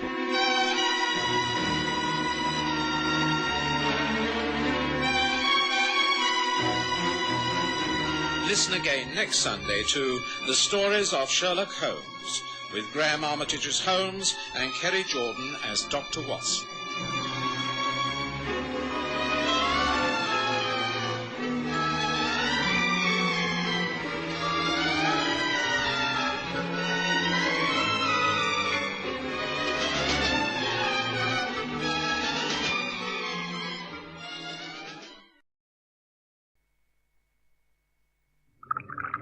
More coffee, Holmes? More coffee? Oh, no, thank you. I've had more than enough. Is there something troubling you? Something you've seen in the newspaper, perhaps? Yes, here, the disappearance of George Corrigan. Did you know the fellow? Yes, he was assistant librarian for a time at the Agnes Head Collection in Oxford. He helped me greatly the year I was researching 18th century maritime law. Well, he certainly tracked down a lot of information for me. Saved me hours of work. Well, you say he's disappeared. Yes, it says here, he was last seen walking into the Quaker meeting house near Waterloo Bridge. And since then, he's not been sighted. His wife, Ada Corrigan, is distraught.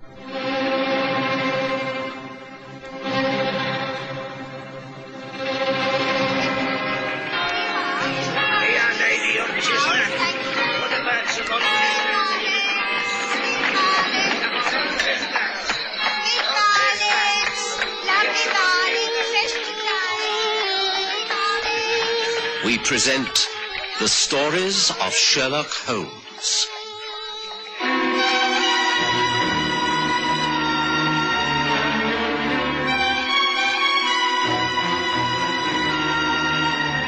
Vanishing Quaker.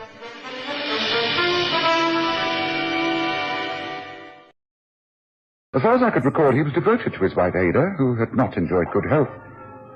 I well remember the pride he took in his role at the library. Delighted if he'd been able to locate a reference for me.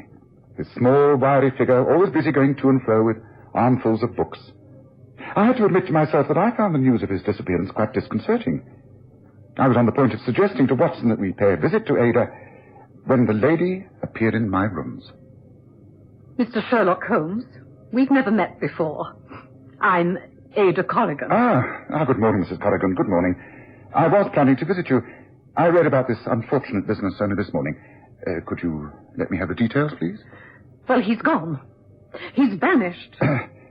Mrs. Corrigan, had your husband been receiving any medical attention before this happened? No, but he will when I find him. And I will. I'll leave no stone unturned. Mrs. Corrigan, please sit down and quietly and sensibly tell me all the facts. I'm sure we will arrive at an explanation. George would never go off and leave you. Well, he has. He's more than left. He's vanished. Yes, so you said. And under the most peculiar circumstances. It's hardly to be credited. I'm the laughing stock of the neighborhood. Oh, come now, surely not. Well, I am. And as a professional man, you must agree with me that I deserve to know the truth. Mrs. Corrigan, as a professional man, I am unable to pass any sort of judgment at all, unless you tell me the facts. Well, this is what has happened. As you may know, Mr. Holmes, we live in our own house in Faraday Road, near Waterloo Bridge. The house is in my name, left to me by an uncle. Well, it's a very comfortable home. Quite. Well, I suffer severely from ill health, and I rarely leave the house, just to do a little shopping and to attend church activities. George has to do the rest when he gets back from the office. I've always said that if the woman is ill... Mrs. Corrigan, please, try to get to the point. Which office? Where was George working? Well, they know nothing. They were the first people I went to speak to. It's an insurance office in Fenchurch Street. He's been a clerk there for a long time now. The last they saw of him was when he left, last Saturday. When did you last see him, Mrs. Corrigan? At the meeting house, of course. Really, Mrs. Corrigan, I must ask you to tell me the whole story. I cannot follow your reasoning. And I cannot help but feel that there must be a logical explanation to all this. There isn't a logical explanation. Well, in the simplest possible language, I'll tell you what happened. George and I have been going to the Quaker meeting house for many years. And last Sunday, we left the house as usual. A carriage calls for us by regular appointment, and we arrive there always on the dot of 10:45. On rainy days, we give our maid Gwyneth a lift. I've always insisted that whoever works for us must share our fate. Quite. Well, Sunday was wet, so Gwyneth came with us. We attended the meeting together. No, Gwyneth was sitting at the back, of course. We met with Mr. Symes. He's one of the elders there. Afterwards, and we were standing at the front having a talk. Very good to see you looking so well, Mrs. Corrigan. Yes, thank you, Mr. Symes. One does one's best. But I do find the weather gets me down. Yes. Well, we must hope that it improves soon. It's been quite dreadful, I do agree. But you said in this morning's meeting that one weathers the storm in order to spread sunshine. We appreciated that, didn't we, George? Oh, yes, indeed, my dear. I thought it was wonderful, Mr. Symes. Thank you, Gwyneth. Gwyneth, Thank you. go outside and see if the rain stopped. Yes, ma'am. I'm afraid you'll find it's still raining, my dear lady. Pardon me for interrupting. I'm afraid I've left Ada's monthly meeting agenda. Excuse me, I'll just run off and fetch it. Excuse me, my dear. Really, George, you're becoming so forgetful. I won't be a minute, dear. He'll forget his head one of these days. He's getting old, that's what it is. He's getting old. And that was the last time I ever saw George. You're saying he went back inside the Quaker meeting house to get a prayer book? And that's the last time you saw your husband? That is correct. Gwyneth and I stood waiting while the rain poured down, and George did not come back. In the end, Mr. Symes searched the whole place, but there wasn't a trace of him. We searched and searched. No one saw him leave the building, and he certainly wasn't inside. Did you check the other exits to the building? The only other door, the door out of the back of the meeting house, was locked. I see. Well, eventually Gwyneth and I gave up and went home. I've been waiting in vain for his reappearance and explanation, but there's not been sight or sound of him. Very extraordinary. You say that you have been to his place of business? Oh, yes. I spent the day making inquiries there. No one has seen George Corrigan since the moment he disappeared inside the Quaker meeting house. He's vanished. Have you been to the police? Have you contacted the local hospital? Of course not. Can I say to the police? I should become an even greater figure of fun than I am now. And why should I contact the hospitals? He was in excellent health. There might have been an accident, madam. A fall. Amnesia. Oh, in the Quaker meeting house? No, this is a plot. A devious plot of some kind. And I am the victim, Mr. Holmes. I am the innocent victim. But I couldn't take the whole incident very seriously. I had little sympathy for Ada Corrigan, who seemed to be facing a loss in a strident and rather selfish way. She seemed less concerned with her husband's disappearance than with her own personal inconvenience. I was concerned, however, about the fate of my old acquaintance, George Corrigan. When Watson read out to me a pertinent piece from the newspaper, we were having a drink at the Wig and Pen Club. Extraordinary. It says here a man's overcoat, jacket, and a pair of shoes have been found in the Thames near Waterloo Bridge. A gold watch was found in the pocket of the jacket and is the property of Mr. George Corrigan of Faraday Street, Waterloo Bridge. I say, Holmes, isn't that the same man? Well, indeed it is, yes, Watson. Does it say that the body has been found? It says nothing about a body, although the inference of drowning is obvious. Let me see that newspaper article. The newspaper told me very little, but those were the clothes of George Corrigan without a doubt. It was expected that the body would turn up with the change of the tide. I didn't think it would. And it was whilst I was questioning my doubt about the possible death of Corrigan when Watson said, I've heard of this Quaker meeting house. It's quite a history connecting it to the River Thames. Well, no doubt the police will now carry out their investigations and solve the mystery, don't you think so, Holmes? No, I don't think anything of the kind. I think they'd make a great fuss for a few weeks and they'd put it down as another unsolved mystery connected with the River Thames. Oh, the man must be somewhere. The chances are that they'll drag parts of the river and find his body. I doubt that, Watson. I doubt that very much. Oh, why? He doesn't sound like the sort of man to disappear without a trace. Well, it must be foul play somewhere. He must have been abducted, attacked, the body thrown into the water. Again, I doubt it. What is the motive? Who knows? Robbery? Oh, come, Watson, come. A few articles of clothing are found in the water, and in order that identification is verified, a gold watch is left in the pocket of the jacket. Does that fit with robbery? A watch is usually worn on a chain attached to a waistcoat. It's all too pathetically obvious for words. My suggestion is that you come along with me and we start to find out something about Corrigan's private life. Did you not discover anything from his wife? That is a waste of time. She's a mass of contradictions.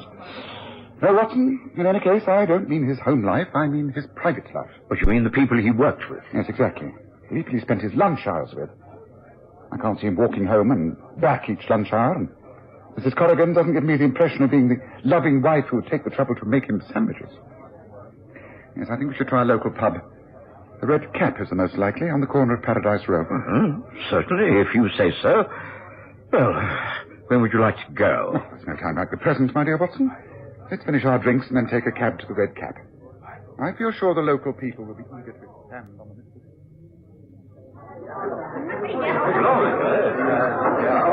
Oh, of course I knew him. Been coming in here regular for a long time. Funny sort of bloke, though. In what way? Well, sort of kept himself to himself, like, if you know what I mean. Well, in all this time he must have conversed with you, or perhaps you saw him bring a friend in here with him? Well, that's the funny part. He didn't seem to have no friends. And he never said much to me, neither, apart from the usual pleasantries about the weather or the cricket score, you know. No, he was definitely a dark horse, was that one. Oh, speaking of horses, there's a chap sitting over there that might be able to help you.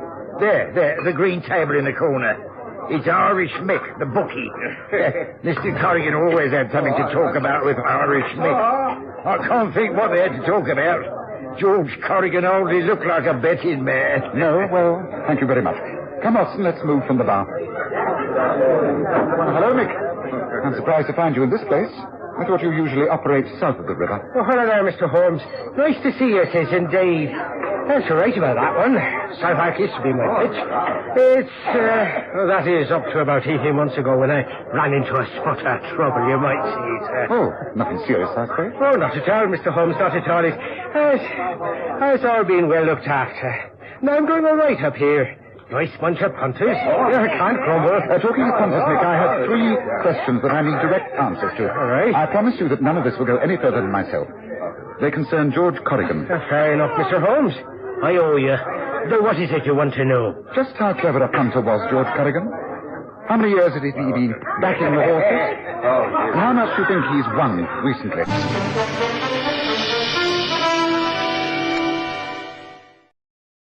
I was amazed at the way Holmes gathered information. It was as though he already knew the answers to the questions he was asking. I'd seen it time and again. Irish Mick knew he'd be caught after he lied, and it was clear that he knew Holmes extremely well. Holmes explained it all as we walked away from Paradise Row to the Corrigans' house in Faraday Street. Yes, it was a stroke of luck meeting Irish Mick like that, Watson. It certainly put us on the right course. He's given me information before. He's 100% reliable. It's very surprising, really. George Corrigan is a sincere Quaker. He'd never drink and certainly never gamble. It's quite unheard of. And yet, according to what we've just been told, he was a most successful punter. Makes you wonder. He must have made quite a few £100s, too. Do you think his wife knows anything about his activities? I'm sure she does not. I'm not going to tell her either. This must be the house. Come along. I think the ringing of the bell is a little unnecessary, Watson. The lace curtains in the front room were moving as we approached. There's no one at home. If the newspaper reporters, you can stay away. Mrs. Corrigan won't see anyone. We are not newspaper men. I am Sherlock Holmes. Mrs. Corrigan came to see me, looking for some assistance. Oh, better come in then. Thank you. You must be the maid, Gwyneth. This is Dr. Watson. Is Mrs. Corrigan at home? Yes, but I don't think you'll be very welcome. She's in a terrible paddy at the moment. The place has been besieged by newspaper men, and we're right fed up with it. I'm leaving her to it, that I can tell you, here and now. You are leaving Mrs. Corrigan's employment? How surprising. There's nothing surprising about it. I only stayed on here because of him. He's a nice, quiet, gentle person, he is. And now he's gone. Well, I can't put up with old prune face a moment longer. My man won't let me anyhow. Says I've got to leave. He's made all the arrangements to take me to Australia, he has. And I shall be that glad, I can tell you. Leaving for Australia? That's right. There's my cases, right there by the all stand, all ready. What's going on in here? Good. I gave you strict instructions not to open the door to anyone. How dare you disobey? Oh, shut up, you silly old bat. What? I don't have to listen to any more of your insults. You with your airs and graces trying to be a lady, pretending to be an invalid. I've had enough, and it's goodbye to bad rubbish. I'll call the police. I'll call the police. You can call whoever you like. If they've got any sense, they wouldn't listen. Why, of all the ungrateful hussy. How dare she speak to me like that? A woman in my condition. We appear to have called at an inappropriate time, Holmes. On the contrary, my dear Watson, we've called at just the right time. I suggest you prescribe a slight sedative and leave Mrs. Corrigan to recover. I'm sorry that we can do no more, Mrs. Corrigan, but you are in no condition to be questioned. When you assure the lady is in a satisfactory condition, Watson, I suggest we pay a visit to the Quaker meeting house. It's bound to be more constructive than this, would you not agree? I'm sorry I can't be more helpful, Mr. Holmes. I'm indeed sorry for Mrs. Corrigan. The whole affair is most mysterious, unaccountable, really. Well, it all happened exactly as she described it to you. George Corrigan disappeared inside the building, and as far as we know, was not seen again. We searched for hours, as you can imagine. Oh, it is really most regrettable. We've been besieged by spectators and by the newspapers, and all of them ghoulishly searching for a dead body. Well, surely that's unlikely, considering the news given out about his clothing being found at the river. Well, I'm at my wit's end. I really am. Are there any more questions you would like to ask, Mr. Holmes? Mr. Holmes. Yes. These manuscripts on your shelves dealing with the history of the Quaker meeting house. May I ask if George Corrigan ever took any interest in them? Oh, what an extraordinary thing to ask. Well, as a matter of fact, he did. He borrowed them to study on one occasion. Can you say how long ago that was? Oh, about 3 months or so, I suppose. He was most interested in the old legend that was buried treasure in the vault. Is that so? Yes. Was there any particular part of these manuscripts to take his attention? Well, I don't know. Those diagrams did, yes. He tried to puzzle out what they meant, but Not without much success, of course. This diagram, may I please make a copy of it? Oh, gracious me, that is exactly what George Corrigan did. Yeah. Then we're on the right lines, are we not? I think this is all I need. Thank you, Mr. Symes. We shall not be bothering you again. I take it that the building is open and we may go inside? Oh, yes, of course, anyone may. With luck, the sensation seekers will have gone by now. I trust so. Come, Watson. It's time we put an end to this fruitless search. Me like a series of meaningless lines, Holmes. What on earth does it mean? Notice the circle and the figures? A compass. Observe how it's all marked within the rectangle which is clearly this building, the old meeting house. See? The angles of direction. That means down these stone steps over there. Yes, they must lead under the building. Yes, well, that will just be the vaults. Be no way out. Yes, but nevertheless, we will follow the map. Remember, it's supposed to lead to buried treasure. Here's a candle in the niche here.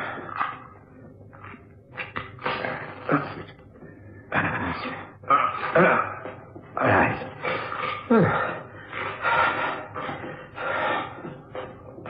Right, now.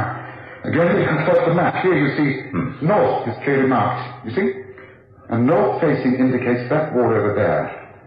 There's an arrow with 4 and another marking 5E. So, note the large paving stones. 4 from the north wall and 5 to the east brings us to... Yes. Oh, that's all very fine, but, well, there's nothing here. No, but there is a compass reading on the map. It has the figures 8 and 4. Yes. Try paces, Watson. 8 that way and then 4 along the wall. Very well.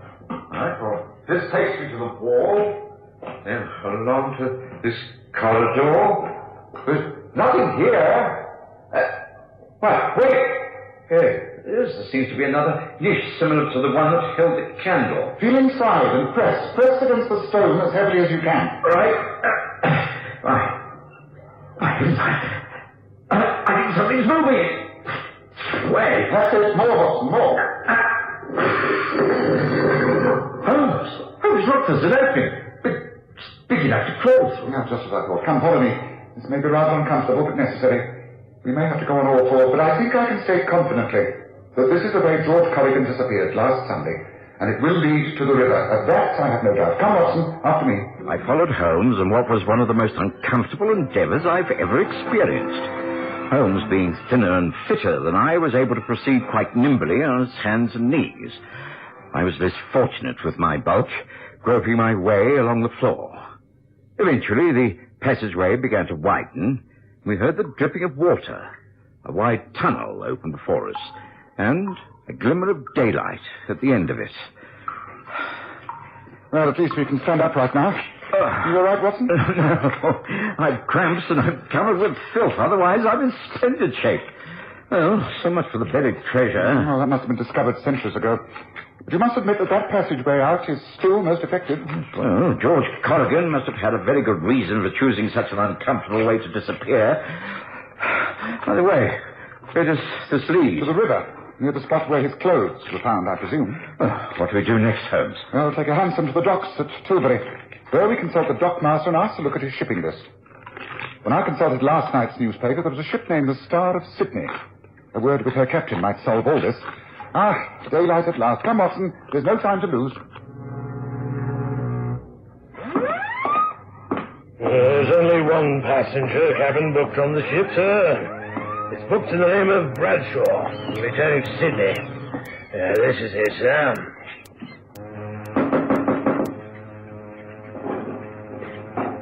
Yes. What is it, Captain? I specifically asked not to... Hello, George. May we come in? This is my colleague, Dr. Watson. Thank you, Captain, for your trouble. Very good, sir. You had better come in. Thank you. Well, George, we've gone to a great deal of trouble to find you. What does all this mean? How did you find out I was here? Have the police sent you? Has Ada sent you? You must not give me away. You mustn't. One thing at a time. How we found you is immaterial. Your wife knows nothing of this visit. Neither do the police. And providing you've committed no criminal act, then I see no reason why they should be told. Have you committed a crime, George? Something you are ashamed of? I'm only ashamed of living under Ada's thumb for all these years. The only crime I committed was to marry her for her money. I didn't even get that. I worked and slaved for her for nearly 20 years. And then I started to make a plan. I needed money. So you gambled, and you were a success? A few months ago you hit a real jackpot, and that gave you enough to think about starting a new life in Australia. Is that not right? That is it, exactly. I had tried to find some hidden treasure in the old Quaker meeting house. I thought that might give me the means of getting out of the country. But of course, when I got there was nothing there. Only the escape route. And last Sunday, I did it. And I'm never going back to that old life. I'm free. Oh, Mr. Holmes, please keep my secret.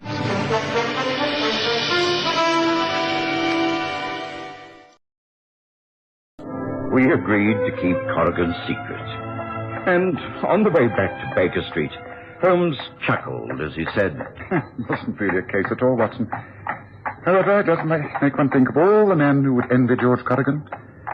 Quite probably more than one would imagine. Especially if he has the girl with him. Who? Which girl? Did you not notice? It was a double cabin. And the woman's hat box on the table near the door. Gwyneth said her man friend was taking her to Australia. That's what put me onto the Star of Sydney. George Corrigan is the man friend. Well, there's a lot of truth in the old saying, still waters run deep. Wouldn't you agree, Watson?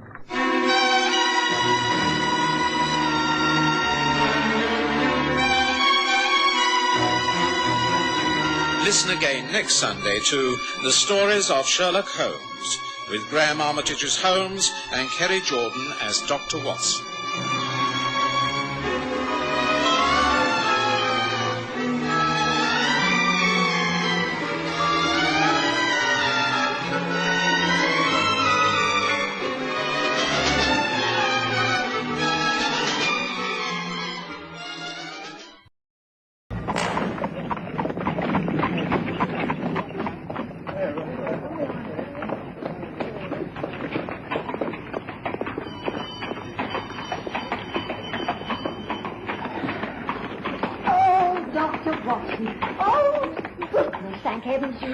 What is it, Mrs. Hudson? I came immediately I received your message. What's wrong with Sherlock Holmes? Well, I think he's busted an ankle, sir. He's had a nasty fall right here outside the house.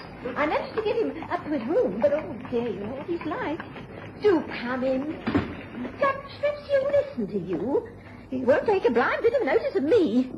Come in. Do your best with him.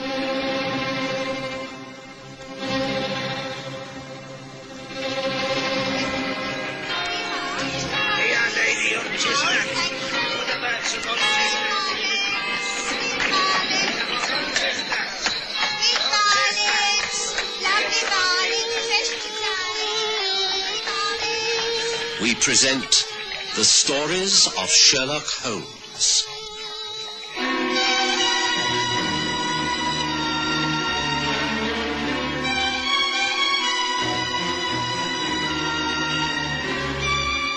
A matter of deduction.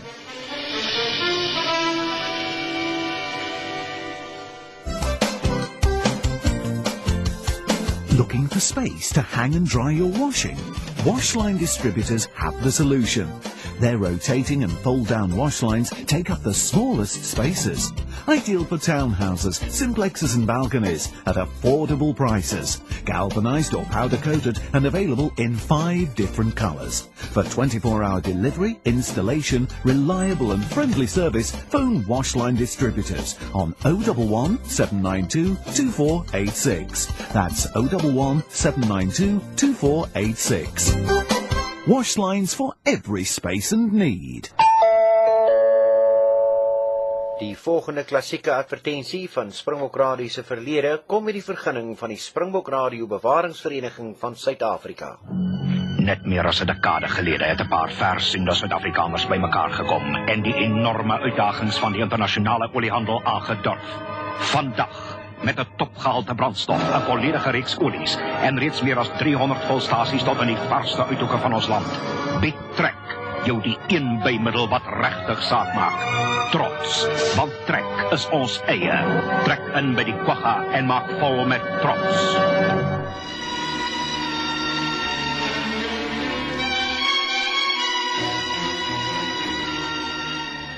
One Sunday morning, I'd received an urgent message from Mrs. Hudson to call at my old rooms at Baker Street. Sherlock Holmes was in some sort of trouble. Naturally, I dropped everything and hurried round. I found my old friend lying on the sofa in the sitting room with his right ankle up on a cushion. He refused to take his injuries seriously, but I insisted on a thorough examination. I told Mrs. Hudson not to bother you, but you know what she's like. She'll have to make a fuss. It's only a slight sprain. Nothing broken. Well, just hold still for a moment, Holmes, and let me be the judge. Yes, I think you may be right, but the swelling's considerable. You'll certainly have to keep it up for a while. Cold compresses will help. It must be very painful. Right, well, I think that's all I can do for you at the moment, Holmes. If you require anything else, you must just let me know. Oh, seems we have another visitor. Now, whoever it is, don't let them get you up and about. The more you rest that ankle, the quicker it will take to mend. Now, you must promise me to be sensible about this, Holmes. I know what a bad patient you can be, so just try and curb your natural impatience, won't you? Excuse me, Mr. Holmes. Inspector Lestrade to see you. Is it all right if I let him up? Of course it is, Mrs. Hudson. I'm not at death's door, you know. Oh, and put the kettle on, will you? I might as well have a nice hot cup of tea. Tea is already on the way. You will stay for a cup, won't you, Doctor? Oh, yes. Thank you, Mrs. Hudson. That would be most agreeable. Very good, sir. This way, Inspector. Holmes, Watson, quite like old times. I heard that you had suffered an injury, Holmes. Nothing serious, I trust? Very minor, I'm glad to say. Watson's just attended to me and agrees that it's nothing to worry about. Sit down, Lestrade. Now, tell me what brings you here. Surely it can't just be to inquire about my health. Oh, I was passing this way. Thought I'd drop in. I see that you've been busy reading the papers. What do you think of this body on the train? There's hardly sufficient data in this newspaper report. It merely says that upon the arrival of the 2:30 train at Tilbury yesterday, a porter discovered the body of a dead man in a first-class carriage. The man was identified as Mr. Harold Brightly, and he seems to have met his death through a blow on the side of the head, although no weapon that could have caused the wound has yet been found. I presume that there could have been many reasons for this. Any theories? Hardly. You know, I never go by conjecture, only by facts. Brightly could have been struck by an assailant who left the carriage at an earlier stop, taking the murder weapon with him. On the other hand, he might have leaned out of the open window and been hit by an object on the side of the line, even a passing train. But you must have a professional interest in this, Lestrade. What have you uncovered so far? Well, I must admit that I have been called in. The Essex police asked for Scotland Yard, and I was approached. I'm happy to say that I've solved the whole case. Not bad in so short a time, eh? Brightly was murdered, all right, by his own nephew. Just a moment. Please start from the beginning. It's only from there that I can sift out the evidence and form my own opinions. Well, to start with the body. At first it appeared that Brightly had been struck a terrific blow by a blunt instrument. There was a wound of about 2 inches on the right side of his head. But, on closer examination by the police surgeon, it was found that death was due to a bullet from what would seem to be an ordinary army rifle, which was found embedded in the brain. Shooting in a train. Interesting. What position was the body in? In the right-hand corner facing the engine, although I don't consider that of any great importance. All facts are important in a case of murder, but pray continue. Well, of course, the first thing to do was to find out more about the dead man and discover a reason why anyone should wish to murder him.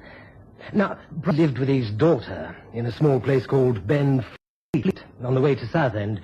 He worked in the city, and yesterday, being Saturday, he left his office at about 1. He lunched at a restaurant near Fenchurch Station and took the 2:30 train. Brightly was in business with his nephew, importers, a young fellow called Roy Simmons. Roy Simmons' mother was Brightly's sister, been dead for a couple of years, and in the Brightly was a very aristocratic man, travelled first class. Simmons is a bit of a wild type, not much cash, always travels third. He almost missed the train, jumped aboard at the last minute. He knew his mates in the army were in the carriage higher up, and so, and this is the interesting part, Holmes, he admits to having scrambled along the footboard outside the train to the third-class carriages. The workman on the line reported having seen a man in uniform with a rifle on his back hanging on to the outside of the train. Ah. So you think he was able to shoot his uncle through the open carriage window and then join his friends in Well, the moment the inquest is over, I shall issue an order for Roy Simmons' arrest. Although I say it myself, I think it's extremely quick work. Oh, it's quick all right, Lestrade. There's no doubt about that. But is it correct? That is the point. Here you are, sir. Tea. A timely interruption, Mrs. Hudson. Would you like to pour, Watson? I'm somewhat incapacitated. Oh, and Lestrade, do promise me that you won't make any move on this rather unusual case until I've given the matter far more thought, won't you? 2 sugars for me, as usual. Thank you, Watson. Holmes managed to steer the conversation away from Lestrade's latest case, but I could tell that his interest had been fully roused. He motioned me to stay on after we'd taken tea, and when Lestrade had left, he once again picked up the newspaper and studied the account of the murder. Singular case, Watson. Of course, Lestrade is flushed with pride, and I suspect that he only called in here to show me that he was in complete command of the situation. Well, he does seem to have a very good case, Holmes. I question that, Watson. Unfortunately, I'm unable to carry out a full investigation. I can only think the matter out from this couch. As you know, I always like to visit the scene of the crime personally and collect my own facts from first-hand observation. But this wretched sprained ankle prevents any such course. I can but rely upon second-hand evidence. You wouldn't be prepared to act for me on this matter, would you, Watson? Well, I'll do everything I can, Holmes, but as you know, I've not your powers of observation and deduction. I could very easily jump to the wrong conclusion. Not nearly as readily as our good friend Lestrade, I do assure you. So you will help? Well, if I can, of course, yes. Good. Then the first thing I would like you to do is this. Oh, dear. Does seem to be my morning for visitors, doesn't it? Mrs. Hudson will be asking for weekends off in future. She won't while you're laid up. She's far too loyal. Would you rather I came again later, Holmes? No. I should prefer you to stay if you have the time. Oh, very well. Excuse me, Mr. Holmes. Young lady and gentleman to see you. Mr. Roy Simmons and Miss Joyce Brightly. This becomes most interesting. Pray do come in, both of you. Meet my friend and colleague, Dr. Watson. Excuse the fact that I cannot stand. Oh, thank you. I'm sorry to have called without an appointment, but this really is a most urgent matter. May I introduce Miss Brightly? Please be seated. Thank you, Mr. Holmes. I think I can tell why you're here. You've been interviewed by Scotland Yard, have you not, Mr. Simmons? And you fear an immediate arrest for the murder of your uncle. That's true, Mr. Holmes. But I didn't do it. I swear I didn't do it. He didn't, Mr. Holmes. I know he didn't. Oh, please, can't you help us? I will certainly try my best. If it's any consolation, I must say straight away that I believe you are entirely innocent, Mr. Simmons. I'm quite sure of that. But how can we prove it? That is the tricky question, isn't it? Only by finding the true murderer.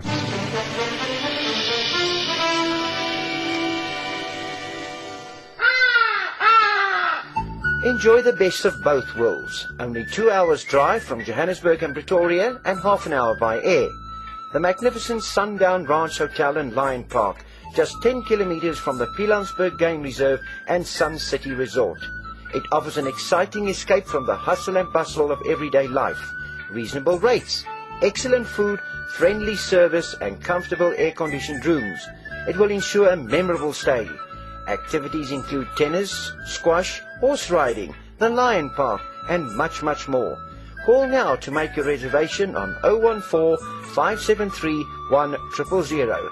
That's 014-573-1000 or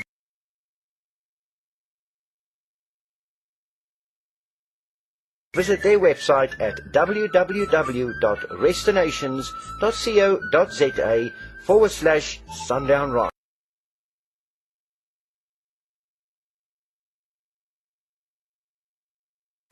The Sundown Ranch Hotel and Lion Park, 2 worlds in one.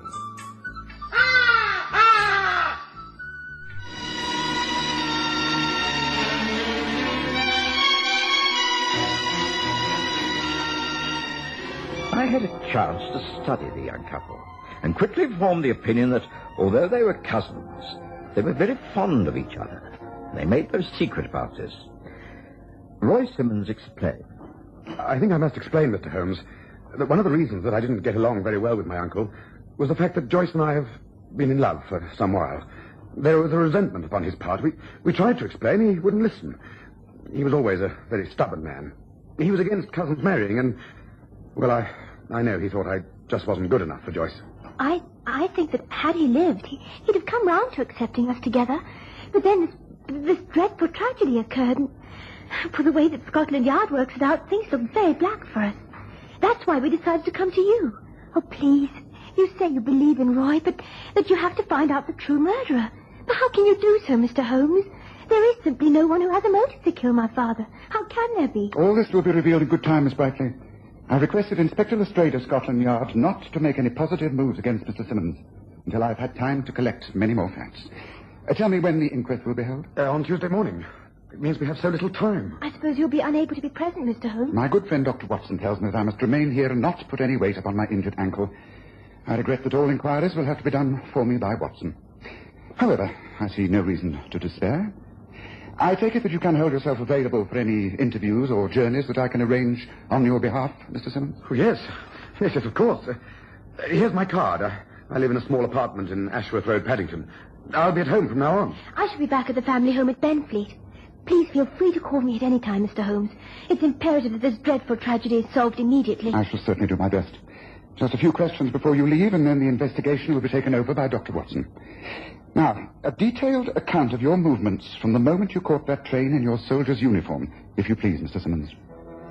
Roy Simmons gave us a clear account of his actions of the previous day, and I could tell from the frank and yet clumsy way he told his tale that it was the truth. It was a confession of some bravado, but I believed every word of it. Holmes sat back on the sofa, the tips of the fingers of each hand placed gently together, his eyes half closed as though picturing all he was told.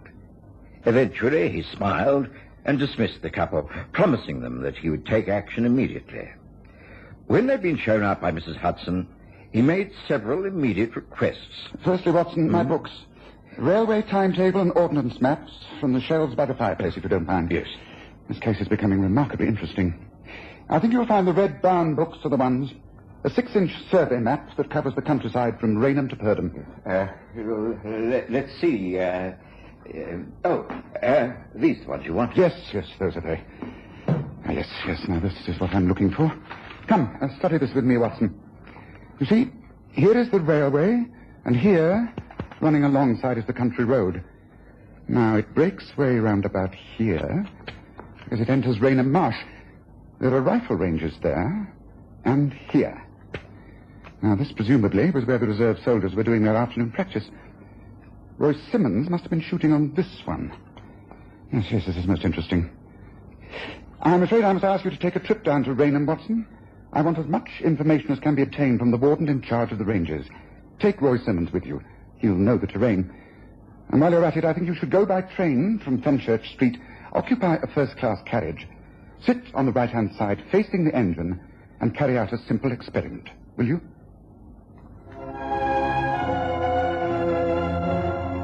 Of course I agreed, and some 2 hours later found myself on the South End train from London.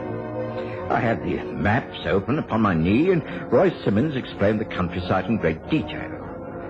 I was very conscious of my own inadequacies, realizing that Holmes would make far more out of everything than I could. But I tried to follow his instructions as carefully as possible. Now, what I wish you to do, Simmons, is to stand up over there by the opposite window and hold that walking stick as though you would a rifle. Now, point it at me. Now, hold your aim as steadily as you can. Very well. I think it won't be easy. I might add that I'm not the best of shots. That's why I was part of the team that had to put in extra practice. However, here goes. Yes. Now, you mean like this? That's it, as though the stick's coming through the window. Tricky. How's that? Yes, I think I see what Holmes is after. You're having a hard time pointing that stick accurately. And if you were outside on the running board, holding on with one hand, it would be virtually impossible to aim accurately through the window. The motion of the train has thrown you off. Well, that's one theory taken care of. Thank goodness for that. I don't mind admitting that I was scared stiff hanging on out there anyway. It was only my mates cheering me on that kept me going. But, Dr. Watson, my uncle was killed in this train. I didn't do it, so who the devil did? Well, I can't answer that, but a glimmer of light is beginning to dawn. Perhaps after we've visited the rifle ranges, we shall have a better idea. How much farther to the stop where we get off? And will there be anyone there on a Sunday afternoon?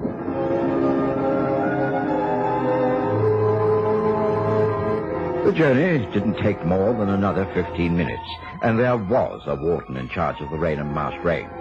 He explained that there was no activity at that particular time. Oh, nothing going on at the moment. Always quiet on a Sunday. It's weekdays and Saturdays that we're busy. Yesterday, the Army Reserves were in action, I understand. Do you mind showing me exactly where the practice took place? It was over there on number 8 range, wasn't it, Warden? I was part of the team. Oh, that's so. A bunch of right rotten shots you were, too. Yes, that's where you were firing. You notice that the butts are placed right against the fence. Beyond that's the marsh and the river. So that if anyone was particularly wild with their firing, there could be no danger from flying bullets. Oh, heaven help us, no. That's why the place is designed as it is. Very little danger here. The red flags go up, of course, and no one's allowed to walk across. Never been any accidents, I'm thankful to say. Of course, on the other side, there's a house or two and the railway, but, the fire doesn't go in that direction. Excuse me, Warden, but wasn't there other activity going on down here during yesterday afternoon? I think I heard some of the men talking about some unusual firing. Oh, aye, that's right, yeah. Over there, number 9 range. Special testing going on from Woolwich. Newfangled sort of gun, a sort of repeater device. Testing it out, they were. I can't say whether it was a great success or not. War Office were in charge, you see. It's all very secret and hush-hush. I see. Well, there doesn't seem to be anything else to keep us here, Simmons. We'd better be getting back to Baker Street and report to Holmes. I'm afraid he won't be at all impressed. I'm not a very good substitute, I'm afraid. Oh, thank you, Warden. You've been very kind. Come on, Simmons. We shall just be in time to take the return train. Back at Baker Street, I made the report to Holmes in as detailed a manner as possible. Roy Simmons helped me by drawing a rough sketch of the position of the rifle ranges and the railway and confirming all that had taken place. Holmes was naturally impatient and annoyed that he had been able to conduct the investigation in person. He studied the survey maps and our sketches in great detail. It's no use, Watson. I shall have to go down there myself. Oh, but Holmes, you can't. It's important that you do not use that leg in its present state. I shall take a stout stick and put very little weight upon the ankle. I'm quite convinced that the answer to this case lies on that rifle range. We've proved that no one on that train could have committed the murder. The rifle range has got to be the answer. Please, be good enough to get in touch with Lestrade at Scotland Yard. He must hire a 4-wheeler, and we shall drive down there. Now, there's a path that goes across the marshes. I shall conduct the investigation from there. Come. Enough time has been wasted as it is. We must get back to Rainham while it's still light. Hurry, Watson. Hurry. And so, yet again, I made the journey down to Rainham. Holmes was silent for most of the journey, and I could tell that Lestrade thought the whole thing a waste of time. Once on the rifle range, Holmes produced some powerful field glasses and studied the countryside. He seemed particularly interested in number 9 range, where the new rifle tests had been conducted. Most extraordinary. It's very good of you to give us so much of your time, Warden. Tell me a little more about this test rifle. Was it held by hand by one of the men from Woolwich? Oh, no, sir. A special clamp was used to hold it quite steady. Very powerful gun it is, too. Something went wrong right at the end of the test. It slipped from the clamp, I believe, and the last round must have gone off over into the river over there. Ah, something went wrong and the target was missed. That's just the information I was looking for. Watson, Lestrade, study the scene before you. Imagine, if you can, what would happen if bullets from a highly powered gun got sprayed about this range. I can't see that it would make much difference. As the warden says, they would simply have gone by the target and into the marsh or river. Yes, unless one bullet was deflected in some way. It is possible. In fact, more than possible. Watson, lend me that rather burly shoulder of yours to lean upon. I'm about to hop my way across the grass and show you just how Brightly was killed. It was not murder at all. It was a pure accident. Come, let me explain. As we helped Holmes to stagger across the rifle range, He began to explain his theory. It all began to make sense. Even Lestrade was impressed and forced to listen. I was staggered that the facts could have been placed together so accurately without Holmes having been anywhere near the scene of the death. It was clear from the beginning that Simmons could never have killed his uncle. In the first place, if he was on the train, then he would have had to fire at very close range. A rifle bullet would have simply gone through the man's head and not lodged in the brain. It was obvious that the bullet that killed Brightly was very near the end of its flight, and so must have been fired from a long way off. Now, although the rifle used on this range was pointing in the wrong direction, supposing it hit that metal flagstaff in front of us, it would then have ricocheted off, been deflected, and entered the open window of the passing train. A bullet deflected in this way usually turns over and over in its flight, and that would account for the unusual size of the wound. There, look up there on the flagstaff. That is a recent scar where the paint has been chipped away. I submit to you that that is how Brightly was killed. Check the times of the train against the last round fired by that new rifle from Woolwich, and I think you have the case solved. Don't you, Lestrade? And an innocent man will be able to go free. Saved purely by a method of deduction. Elementary. Not so, my dear Watson?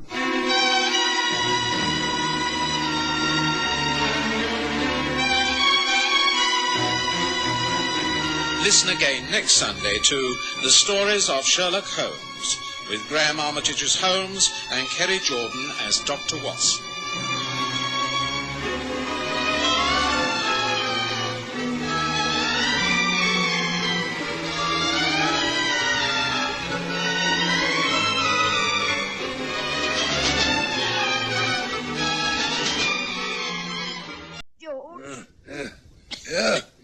Yeah, what is it, woman?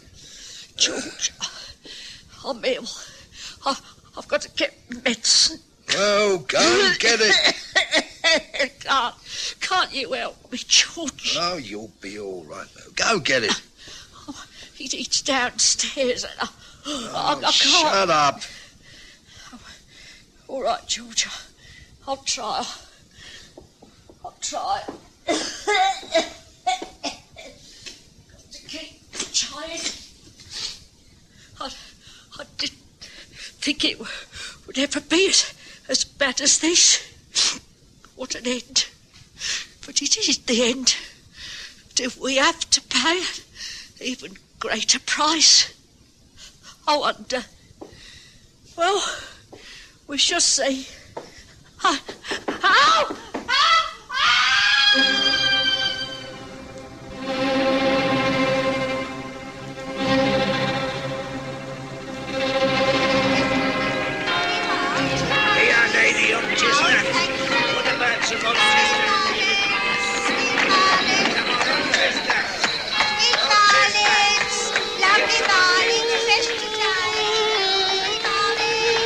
We present The Stories of Sherlock Holmes.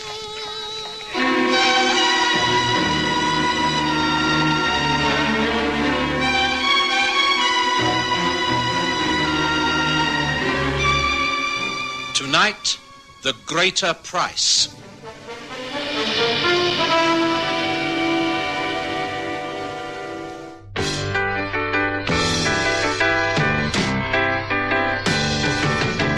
Soek jy dit? Vryf jy dit? Sien jy dit? Vergelyk jy dit? Ek het 'n hamburger gewen. Ja, die Wimpy, dis 'n groot fees. Scratch and match spel is 'n groot fees. Groter as wat jy gedink het.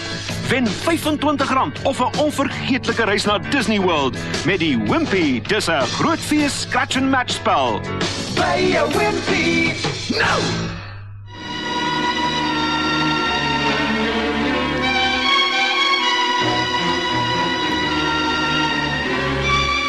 In the year 1885, I was still in practice at Paddington. I was living at Baker Street and slowly building up a reputation as a general practitioner. Holmes had already achieved some quite considerable fame, and our friendship was already settling down to a solid partnership. I was growing used to his untidiness and eccentricities, and he was tolerating my steady respectability. I never interfered with his work, and he was frankly not interested in mine. But there was this one case where our interests seemed to overlap. It started when I was called out to the home of George and Emma Baker. Emma was an old patient of mine, and she'd had a nasty fall down a flight of stairs. Now, Emma, there's nothing broken, thank goodness, but you're getting a little too old to take these falls. You must rest in bed until I tell you to get up and take a little exercise. You're very badly bruised. Oh, I'm all right. It was silly of me, really. I should have made sure the gas was on the landing. I must have tripped over the rug. Well, you shouldn't have been out of bed anyway. Well, I had to get me medicine.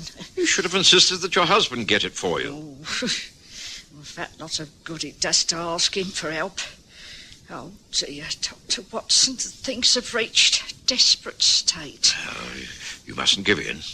As I say, you've been very lucky. I'll have a word with George and tell him he must take better care of you. It won't do any good. He'll be home here soon, wanting his supper. Well, he'll have to get it himself.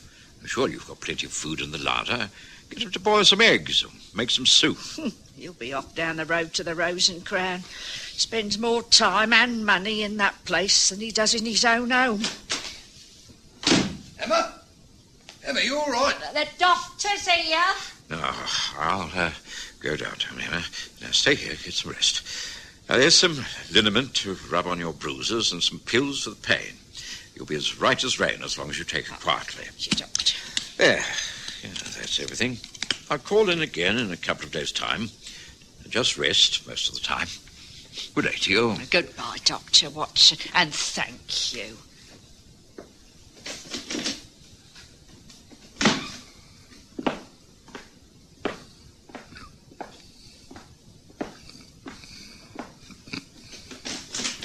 Oh, hello, Doc. How's the old girl? Severely shaken. You really must take more care of her. She works too hard and she isn't a very strong woman. She's been lucky on this occasion, but she's got to take care. And it's up to you. You know what she's like. She'll be up and about in no time. She moans a bit, but she always comes through.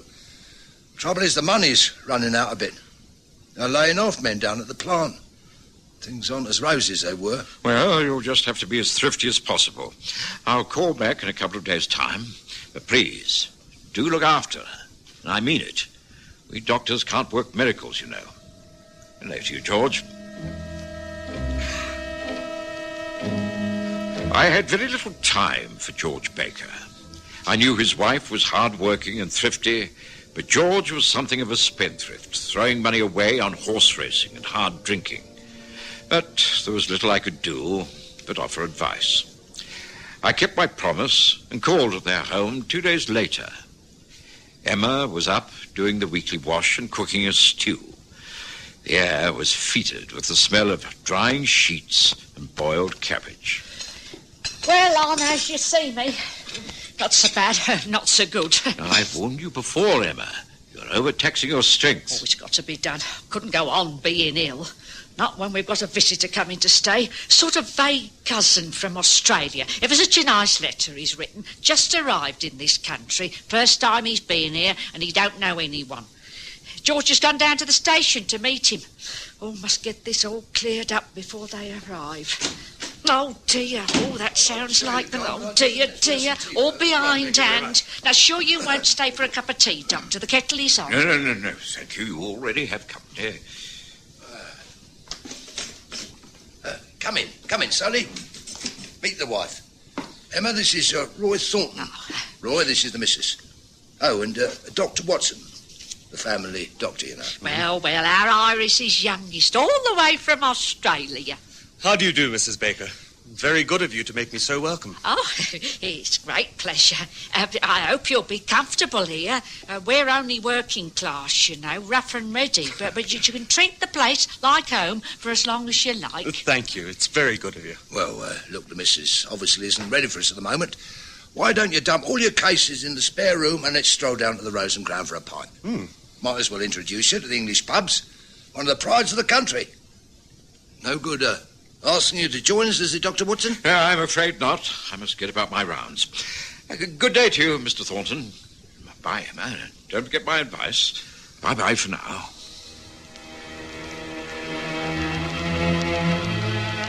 Roy Thornton appeared to be a well-set-up young man of obvious education and a wealthy background. I couldn't see him fitting in very well to George Baker's scheme of things, but the matter was no concern of mine, and I put it from my mind. But subsequent events proved me to be right. Well, now, Roy, think you're going to like it in England? Hard to say. I want to move about a bit first. Travel, see something of the countryside. Visit places I've read about and never seen. Not thinking of getting a job at all? That'll come later. There's no immediate urgency. Comfortably off, are you? Plenty of the old ready cash? I'm reasonably well off. I have enough to last. The inheritance I came into has a reasonable backing. I have shares, some jewellery. I'll be all right. Oh, you are a lucky boy. And no dependents over here? I don't know a soul. And that's just the way I want it to be. Well, of course. The wife and I are simply poor Londoners.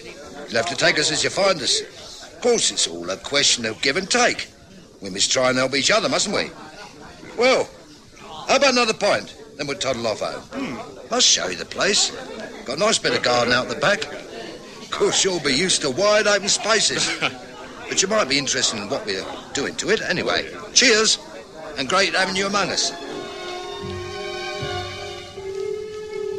I didn't call on the Bakers for some time. In fact, it must have been over a month before I called again. The young man, Roy Thornton, had packed his bags and gone travelling. I can't say I was surprised. The best news was the improvement of Emma Baker. She was in far better health and looked neat and cheerful. She attributed this to a rise George had had in salary. She seemed quite a new woman. Oh, yes, I'm so much better, Doctor. Just makes all that difference a bit more in the wage packet. And really, George has been so much better about things. You should see what he's done out there in the garden. Look, a new shed is just erected. Going to have my own pot plants, geraniums and such like. And a bit of a lawn plan too. Oh, I'm really glad to see this improvement, Emma. Quite like old times, seeing the sparkle back in your eyes again. Oh, yeah, I'm all right now. No troubles at all. Now, you will stay and have a cup of tea this afternoon, won't you?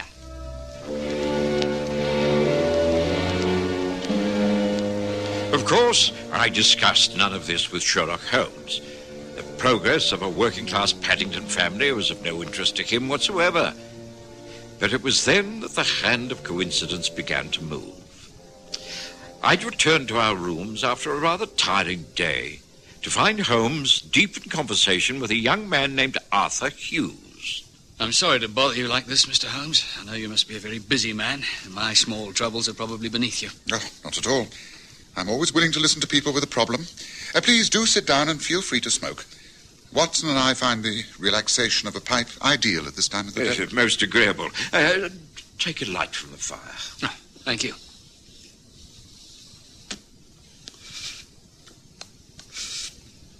Well, I arrived in this country only a few weeks ago. Met a fellow on the ship coming over. We sort of chummed up and agreed to meet and travel up to Scotland together. We'd neither of us been here before, and to have a friend to travel with was quite an adventure. Well, this fellow, Roy Thornton is his name, has disappeared. Excuse me, but did you say Roy Thornton? Yes, that's right. Why? Nothing. Carry on. Well, I left a forwarding address with Roy, and he said he'd get in touch. He was planning to stay with some distant relatives in some part of the city. Well, he just hasn't written, and I know there is uncollected mail from Australia waiting for him at his bank. It's all rather puzzling. I'm sure something must have happened to him. I've tried advertising in the agony columns of the press, but without success. And I wondered if you could give me any advice. Well, there doesn't seem to be very much data. I know, but that's what's so bewildering. I don't like to butt in, but I think I can help you here. It really is the most amazing coincidence, but I think I've met this young Australian fellow. I have a patient, a Mrs. Emma Baker, who lives not far from here in Paddington. She had a young man named Roy Thornton living with her for a while. He was a vague relation. He sounds very much like the same man. The facts dovetail in far too easily to ignore, Watson. What has happened to the young man? Well, Emma Baker says he's gone off travelling. I don't know whether he's kept in touch with the Bakers. I could easily inquire. Oh, that's very decent of you, Doctor. I'd appreciate that. Frankly, I'm quite concerned. Roy's not the type of young man to let people down. Oh, why don't you join me in a visit to the baker's home tomorrow morning? If you care to come here at 9:30, I can make it the first call of the day. Ah, thank you. I think that's a very good plan. And perhaps an even better plan would be for me to accompany you two gentlemen. I have been known to pick up a few clues where others have failed. At 9:30, did you say, Watson? Then 9:30 it is.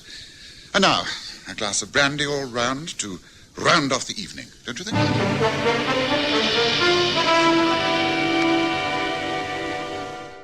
We maak vandaag 'n sunshine dag. Sunshine D, heerlike smaak, plus die sonskynvitamiin wat ons liggame nodig het. Word wakker en kyk wat daar op jou pad.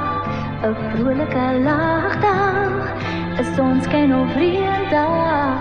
'n dag vol van smaak, 'n lewe vol maak, ja. Sunshine D, die margarien met sonskynvitamiin.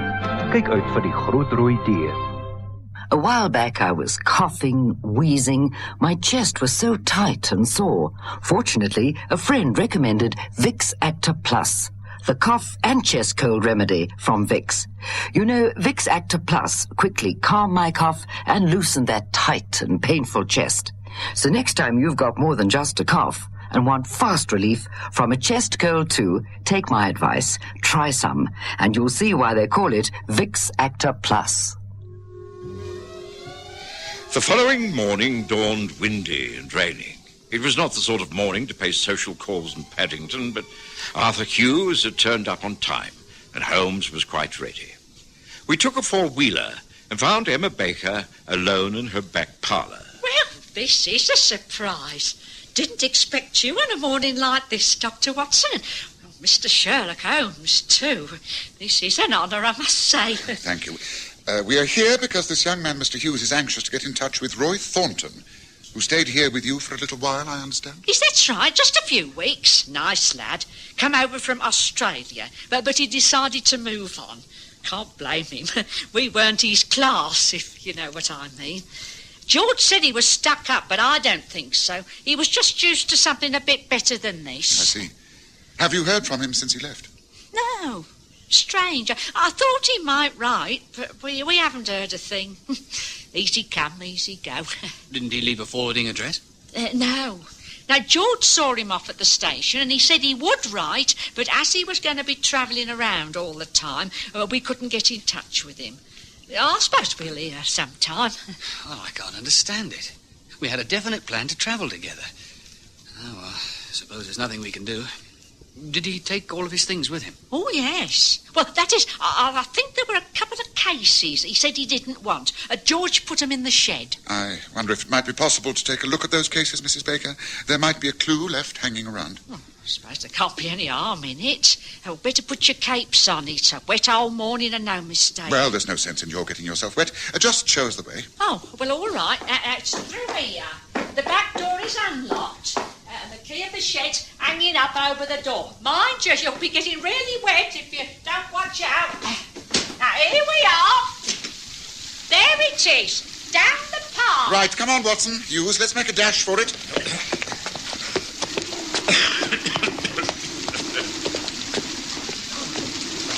Here we are.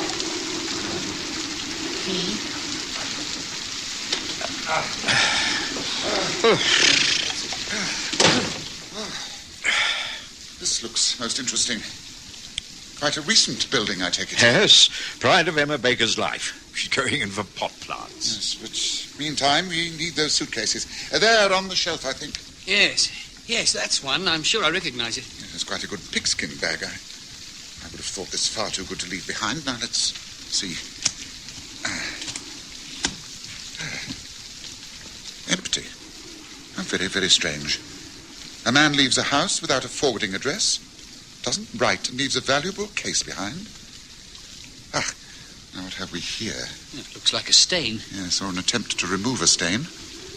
Yes, I'm afraid the mystery deepens, gentlemen. It's fairly clear that the man to question is one George Baker. Yes, well, it's not yet mid-morning, but I should judge that Mr. Baker will take advantage of this inclement weather to wet his whistle in the bar of the local pub. Yes, I think we must take our leave of Emma Baker and drop in there, don't you? Yes, gentlemen. What will it be? Just a pint of ale, I think, barman. Same for me. And me. 3 ales. Right you are, gentlemen. Holmes? Holmes, you're right. Look, there in the corner of the bar. That's George Baker. And he looks as though he's been putting away quite a lot of scotch.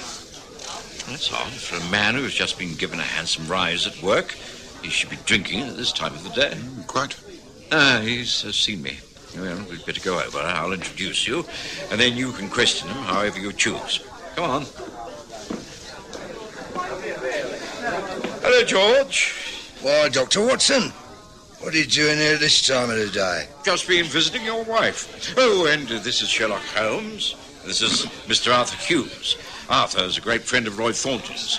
Came up this way to see if there's any trace of him. Been down to the house, have you? Not a medical visit this time? Snooping around. That it, Mr. Holmes? I've heard of you, Nosy Parker. What are you after this time? The answer to that is the whereabouts of Roy Thornton. He seems to have disappeared. Oh, who says so? He's a free man with a lot of money. Able to move about all over the world if he wants to.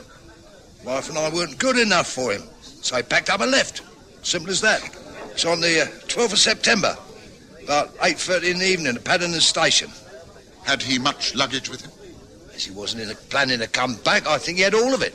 All except a couple of suitcases you placed carefully away in your new shed. Isn't that so? Now, look here. What is this cross-questioning? I tell you the fellow's gone. Cleared out. We don't know where he is, and that's a fact. So keep your nose out of my affairs. That clear enough, Mrs. Sherlock Blooming Holmes?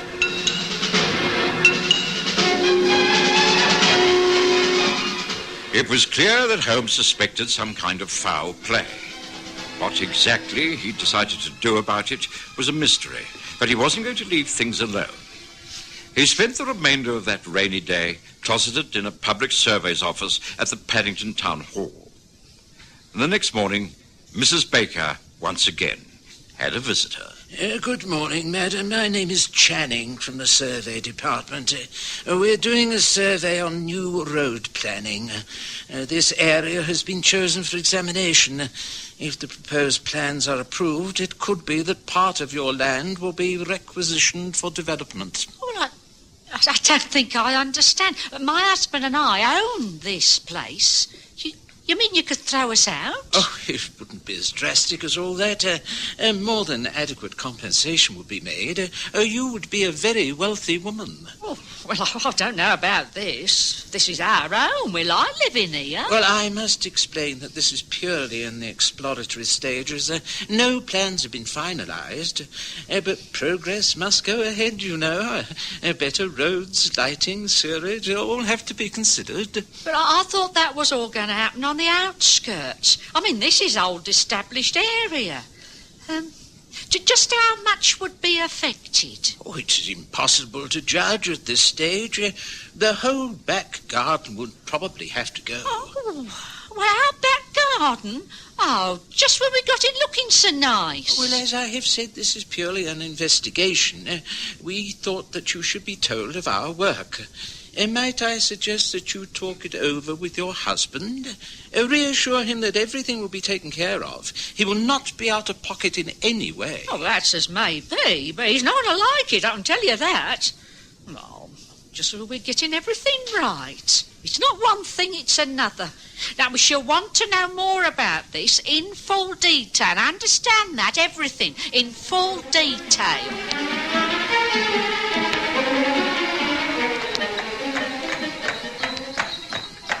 You're certainly taking a great interest in the disappearance of Roy Thornton, Holmes. What's this all about? Patience, Watson.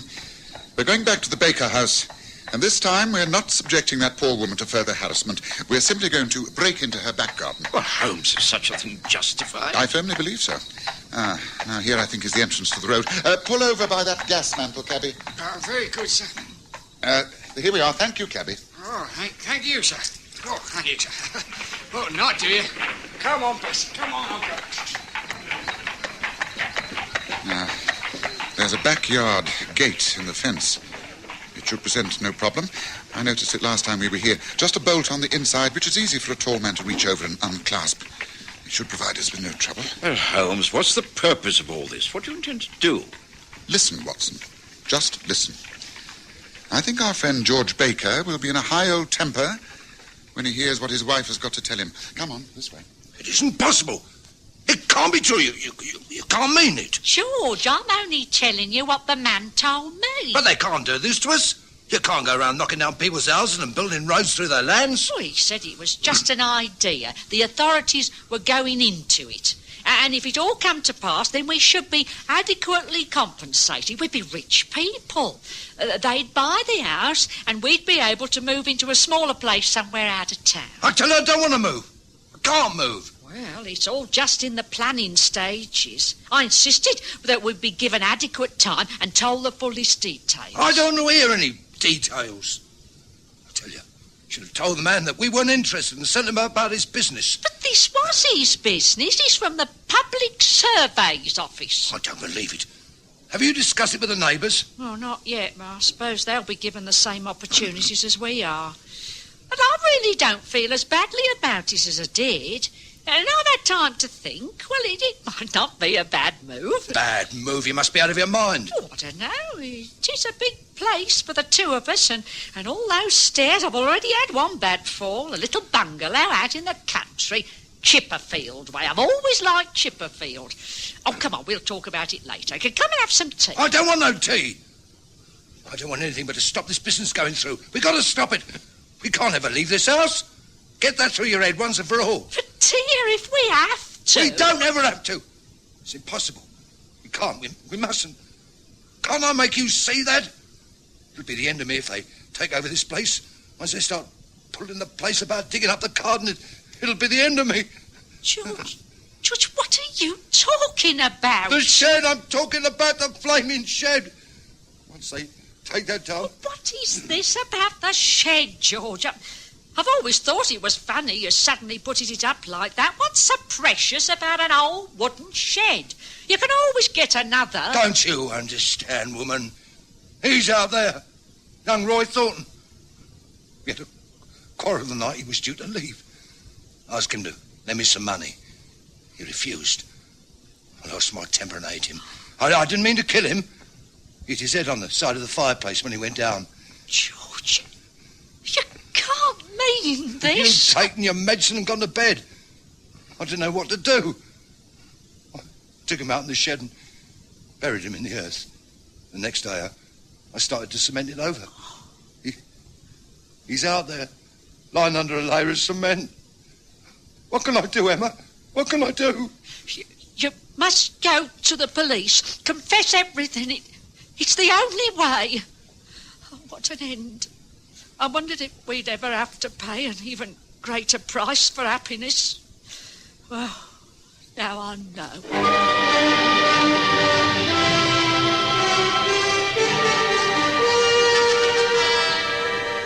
Een tijdje geleden had ik een slechte hoes gehad. Mijn bors was benauwd en seer. Gelukkig beveel een vriend toe Vicks Actoplas aan. Die nieuwe hoes- en borsverkoelmedisyne van Vicks. Je weet, Vicks Actoplas het my gehoes en daai benauwdheid en pyn aan die bors gou laat bedaar. As u ooit meer as net 'n hoes het en 'n verkoue op die bors gou wil verlig, volg my raad. Neem Vicks Actoplas. U sal sommer sien hoekom hulle dit Vicks Actoplas noem. O, maak vandag 'n sunshine dag. Sunshine D, heerlike smaak, plus die sonskynvitamien wat ons liggame nodig het. Op wakker en kyk wat daar op jou wag. 'n Vrolike lagdag, 'n sonskyn of reëndag. 'n dag vol van smaak, 'n lewe vol maak, ja. Sunshine D, die margarien met sonskynvitamien. Kyk uit vir die groot rooi D. Sherlock Holmes and I overheard everything. When George Baker realized they'd been witnesses to his confession, he broke down completely. He took his wife's advice and gave himself up. As Holmes said later... A sad case, Watson. I've no doubt that when he comes to trial, they will take into consideration that it was an accident. A post-mortem will show that, but, oh dear, what a pathetic chain of events. Of course, Baker might have got away with it if they had continued to live in that house. That's why I had to arrange the fake meeting of the surveyor. I was aware from the moment I entered the shed in the garden that something was wrong. The cement so uneven, the pile of earth outside the window, the suitcases. As I say, a pathetic case.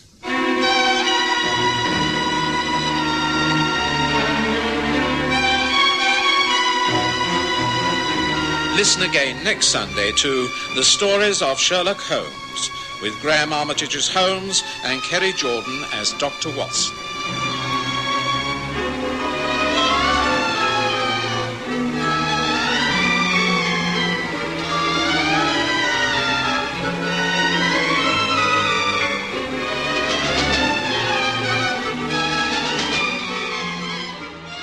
Watson has a medical practice to attend to. It's rather worrying. His appointment book, have you seen it anywhere? Well, he usually keeps it in his doctor's bag, but I did find this on the Allstat sort of note. Let me see. 5, Westley, EC3, Tuesday, 10th, Royston.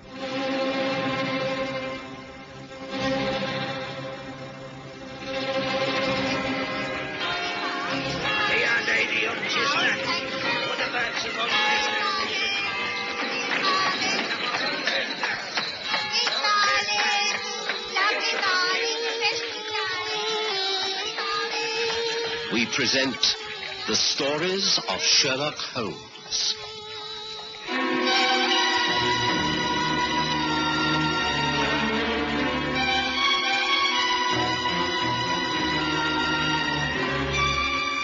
A friend in need.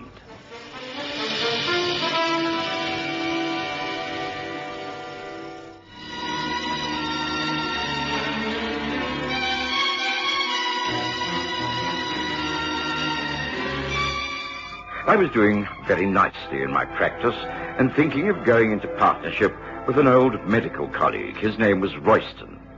I'd met him on several occasions and knew he was engaged upon opening up a medical centre in one of the poorer parts of London. I didn't think twice about the authenticity of the proposal. One Tuesday, I called at a very grim and rather dilapidated building called Westley, just off the river. I was totally unprepared for my reception, for instead of meeting my old friend, I was shown into a small anteroom. It was dark. I couldn't see properly. Before I knew what was happening, hands seized me from behind. I struggled valiantly, and then a violent blow against the side of the head caused me to gasp. Stars swam before my eyes, and I lost consciousness. Couldn't have been easier. See him falling for it like that. Yeah, you'd think anyone who'd associated with Sherlock Holmes would be a bit more careful. What's the next step? We get him out and into a cab. Drive him to the boss's nursing home. From then on, it's nothing to do with us. They're not thinking of knocking him off, are they? I mean, it's not murder. No, the idea is to hold him as hostage, that's all. This is the one way of getting at Holmes. Those two have been buddies for years. If anything can tempt Holmes out into the open, this is the man. Come on now, prop him up. Yeah. He'll be coming round soon. We want to have him safe and sound by then. It's not going to be easy getting him into a cab. He's a big bloke. No, bigger than I am. We'll switch clothes. I'll carry the doctor's bag, and it'll look like we're helping a patient home. Yeah. Here we are. Check the street. Yeah, looks all clear. Getting just gas lamps aren't on yet. But there's more than a bit of fog gathering. Yeah, right to you. Come on. No more talk. Get him on his feet. Right. He'll be able to put one foot in front of the other. By the time he comes to, he'll be in the nursing home, with no idea of where he is or how he got there. Come on. You support him under one arm, and I'll take the other. Here we go. Hurry now.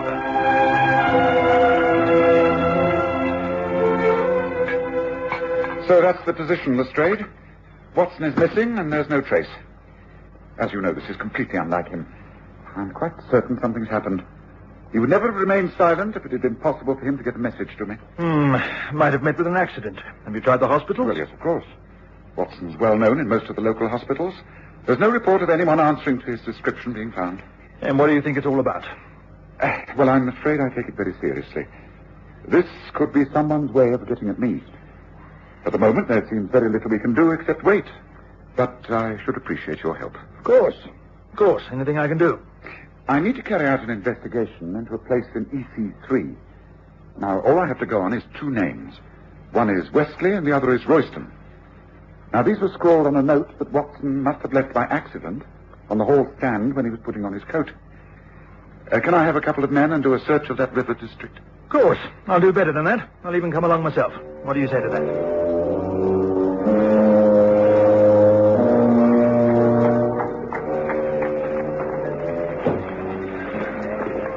Now, this sudden fog is not going to make our task any easier, Holmes. No, but in a way, it's an advantage. One can remain more secretive in the heavy mists. Look, I think we're on the right track. That large building over there. I have a shrewd idea that it's empty. And I think... Yes. Look here, see by the light of my dark lantern. The street is Wesley. Now, that building will be number 5, and if it is, well, we're in luck. I might remind you that we don't have a search warrant. Oh, Lestrade, you're in plain clothes. I've no intention of letting your men swarm all over the building. Come on.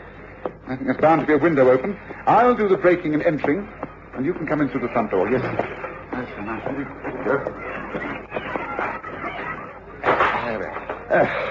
If they could see me at the yard now, I'd get a railroad tailing off. What sort of place do you think this is, anyway? It's just a disused house. Strange. Now, why should Watson want to call here? Now, wait a moment. Look out here in the hall. There's signs of a struggle. A chair knocked over, movement in the dust, and hold the lantern up. Yes, look, smudges of mud. Yes, here, down by the wall. That looks like blood to me. Yes, I'm afraid the good Watson got into quite a bit of trouble here. Do you see this? It hasn't rained in these parts for some days, and yet this is that grey type of mud that's found near the river. And imprinted in the mud are leaves and small particles of petals. Well, this should tell us something.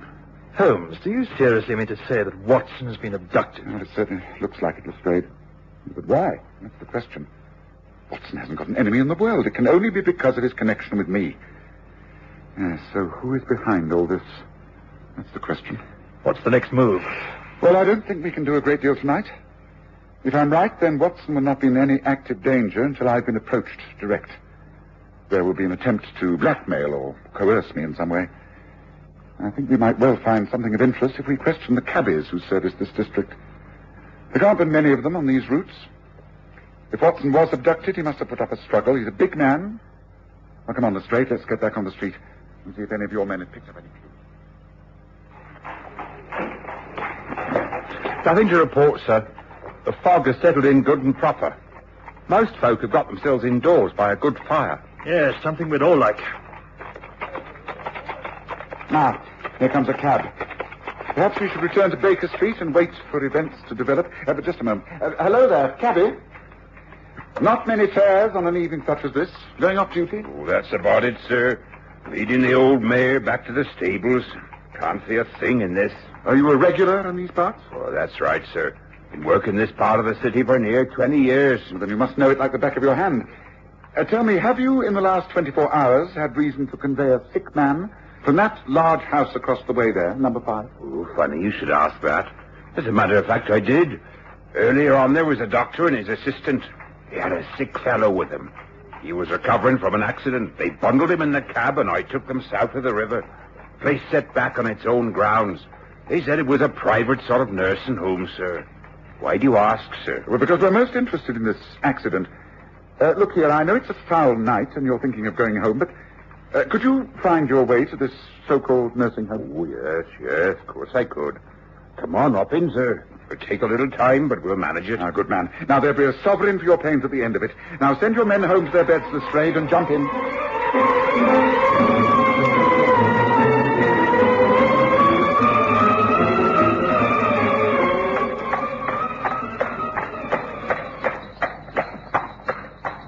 There you are, sirs. This is the place where I drop the doctor and the patient. That driveway. They say it leads up to the nursing home. Thank you, cabby. I think you can find this place again, Lestrade. Yes, certainly I can. Quite easy. Right, so that's what we're doing tonight. To attempt to enter there would be showing our hand and perhaps putting Watson in further danger. Well, I suggest that we now drive back to Baker Street. I shall be very surprised if the next move doesn't come from our adversaries. Whoever's behind this has thought it out extremely carefully. Right, Gabby, 221 Baker Street, and there's another sovereign for you if you can get us there before midnight.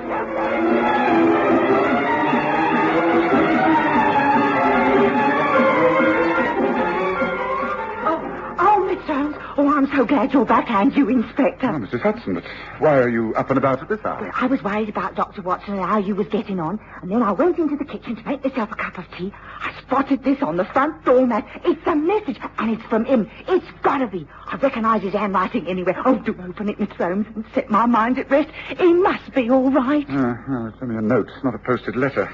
It certainly looks like Watson's writing. Dear Sherlock, a reassuring note to say that I'm back in town and staying with an old friend, Dr. Hugh Royston, at his nursing home. I expect to be away for another couple of days on this most interesting development. John Watson. Oh, well, that's all right then, isn't it? No, it isn't. It's far from all right. Oh? Watson most certainly did not write this note. He's never called me by my first name in his life. This is practically an invitation to visit that nursing home that we traced to Strayed. And we must be careful. Watson's life is all important to me. But I'll never fall into a trap like this. Never.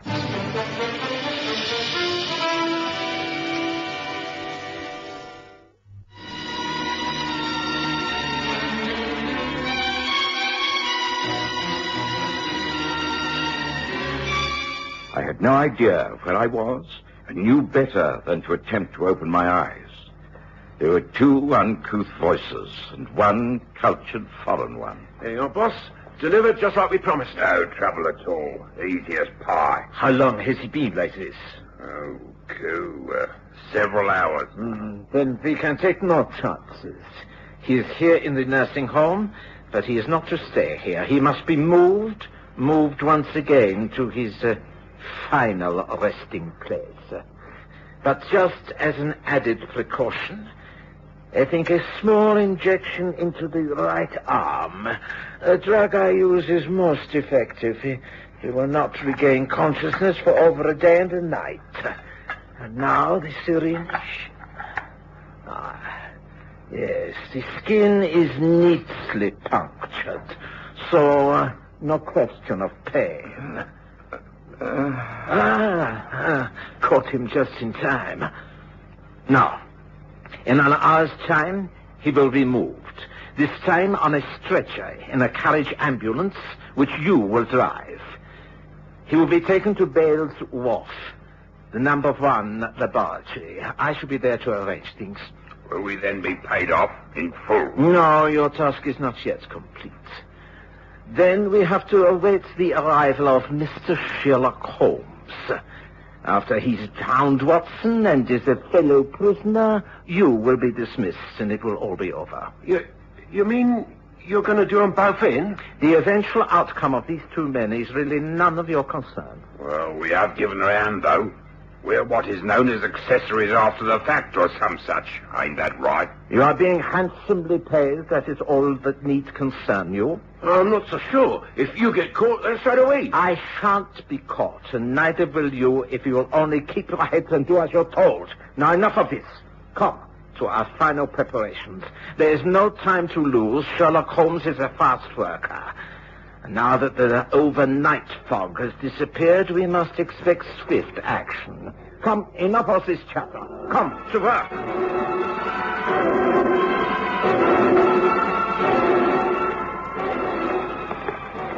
Yes, I'm sorry to behave so strangely this morning, Lestrade, but I believe this is more difficult than I thought.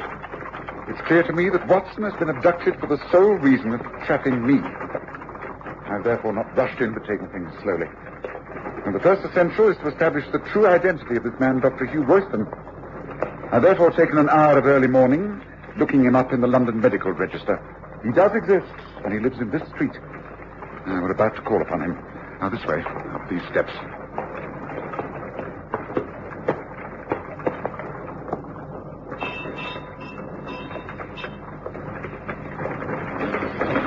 Yes, can I help you? My name is Sherlock Holmes, and this is Inspector Lestrade from Scotland Yard. Is it possible to see Dr. Royston for just a few minutes? Please, do come in. I will inform Doctor that you have called. Thank you. Excuse me. Well, this looks respectable enough, Holmes. Doesn't look much wrong here. No, I didn't think there would be. Would you like to come through, please? The doctor will see you now. No, thank you. Sherlock Holmes, great pleasure to meet you. You're a great friend of John Watson's, isn't that so? Please, won't you be seated? And Tell me what I can do for you. It's Watson himself. He has disappeared. The only clue we have is your name and address in Wesley Street, EC3. Gracious, are you sure of this? Disappeared, you say? Extraordinary. You can throw no light upon this? For instance, when did you last see Watson? Some weeks ago. We'd been corresponding. I was rather keen to take a small nursing home in the East End and run it for hard-up people, the poor and delinquent. Watson agreed to consider this. The suggested site was at 5 Wesley Street, that rather derelict and seedy, run by a man called Henry von Bork. Von Bork? So he's the man behind all this? You know the man? Only too well. One of the most treacherous spies in Europe. Yes, it's all becoming quite clear to me now. Von Bork is using Watson to lead me into a trap. Unfortunately, I cannot afford to ignore it. He will have no hesitation in killing Watson unless he thinks I am coming to the rescue. Thank you, Doctor. You've been a great help. Come to straight. Royston told me what I wanted to know. I know Von Bork's mind. I know it's tortuous and arrogant. He's convinced that he can outwit me, and in order to save Watson, I shall have to allow him to think so. Well, why don't I get a search warrant against his home and let's raid the place? The element of surprise is always good. This Von Bork won't think you'd consider such a bold plan. Well, you may do that by all means if you wish, Lestrade, but I don't think that is the answer to our problem. I'm prepared to believe that Watson was enticed into that nursing home, thinking he would meet the good doctor there. But I cannot think Von Bork will keep him there. It's too risky.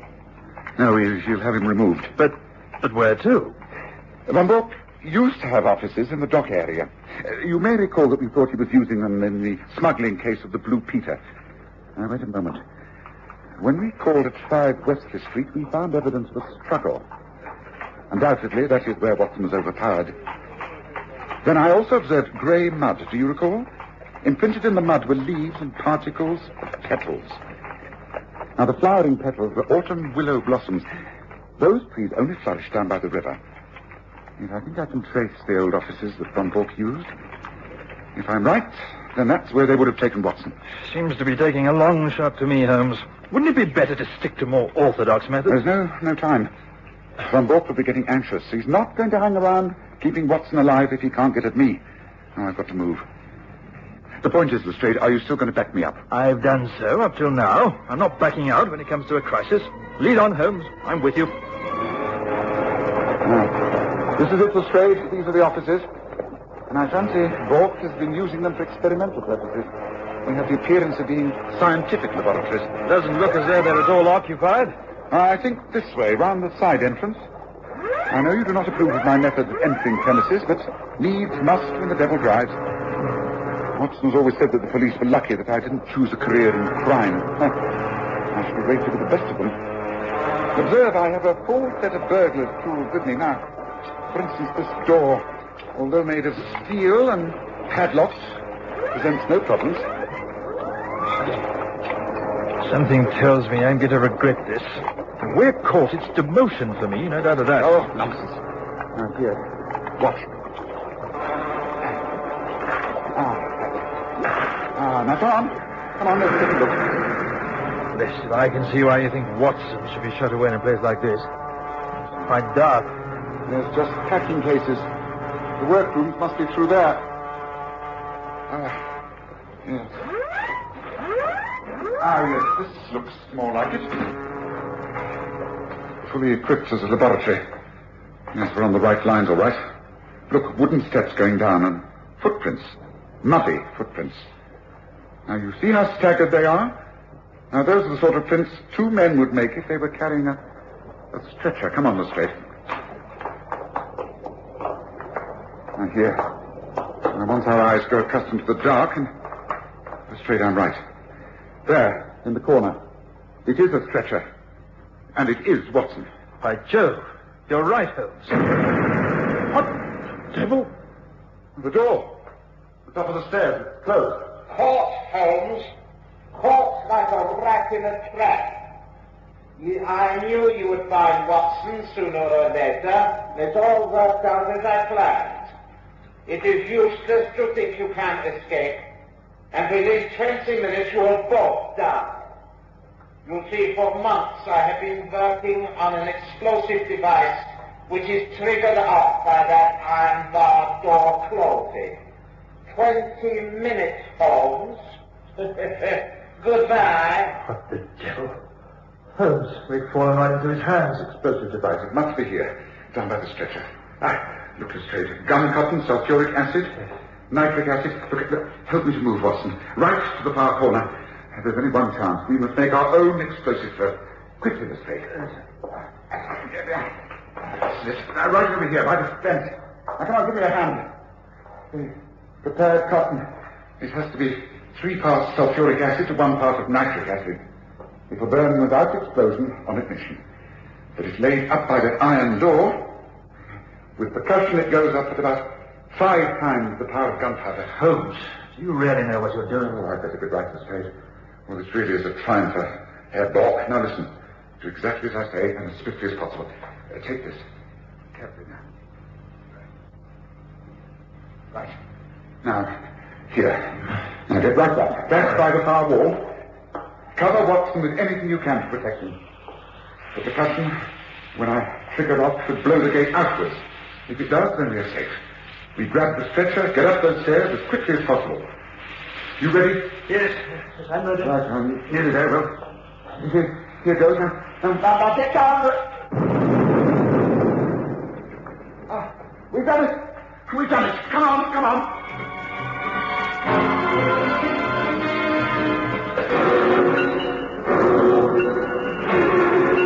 It was some hours later that I opened my eyes. My head ached and I could hardly see. But I was aware of familiar surroundings. The clean sheets under me and the softness of the pillow which smelt of lavender. I was in my own bed back in Baker Street. I tried to speak, but I couldn't. I knew that someone was in the room with me. A friend. A friend whom I knew very well indeed. Oh, Dr. Watson, I do believe you're coming round at last. Now, don't try to move or speak. Just lie there and close your eyes. You've had such a terrible time of it, but it's all over now. Mr. Holmes and Inspector Lestrade have got everything under control. They found you down somewhere by the river, brought you back more dead than alive. But you're all right. They've gone after the men who tried to kill you, and they'll get them. I'm sure they'll get them. Well, place is surrounded, Holmes. No chance of anyone getting in or out of this so-called nursing home. This is what we should have done in the first place. Perhaps, but it would have meant sacrificing Watson, and that I was not prepared to do. All right, Lestrade, this is more your line of country than it is mine. Go ahead. Do it your way from now on. Right, men. Follow me. In we go.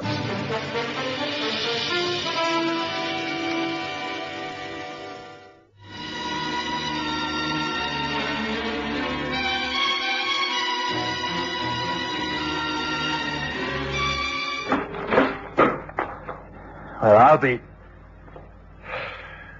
Not a sign. Nothing. Not a living soul in the place. Now, what do you make of that, Holmes? I'm hardly surprised.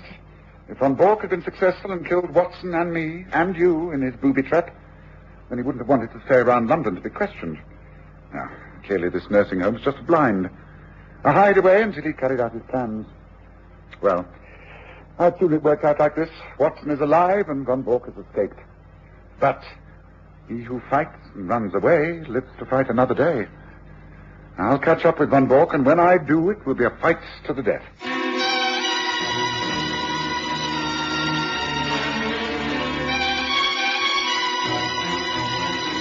Listen again next Sunday to The Stories of Sherlock Holmes, with Graham Armitage as Holmes and Kerry Jordan as Dr. Watson.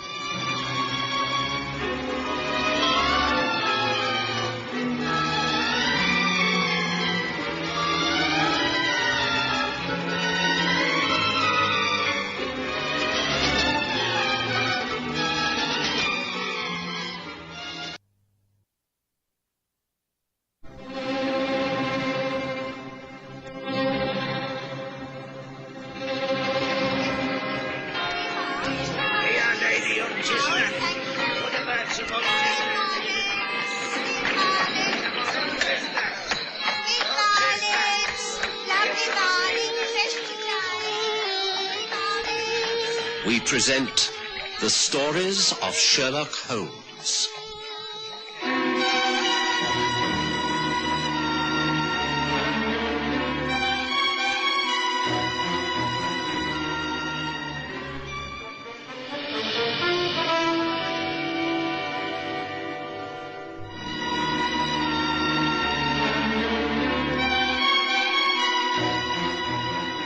getting about in this fog, it's almost impossible. Yes. I've been fortunate in not having to move from this most comfortable fire. Give me a day or two in which to get my records straight. The indexes were sadly out of date. Anything of interest in the papers? I imagine this fog has stopped a great deal of the crime in the city. On the contrary, it's made a lot more possible. Perhaps we don't hear about the crimes because they're easily hidden away, but there's increased activity going on, you can be sure of that. Some crimes will get full publicity. I imagine the murder of P.C. O'Keefe on Wanstead Flats will not be easily ignored. The murder of a policeman? Well, that's unusual. Yes. Depends on the circumstance, of course. If he was trying to make an arrest, it's understandable enough. But his body was found on the common. Oh, no details have been given. Interesting. I wonder if that's what our friend Lestrade is calling upon us for, to discuss the murder. I say, this stew's good. So that's why our front door is unlatched. Lestrade's coming round, is he? When do you expect him? I think, if my hearing is correct, any second.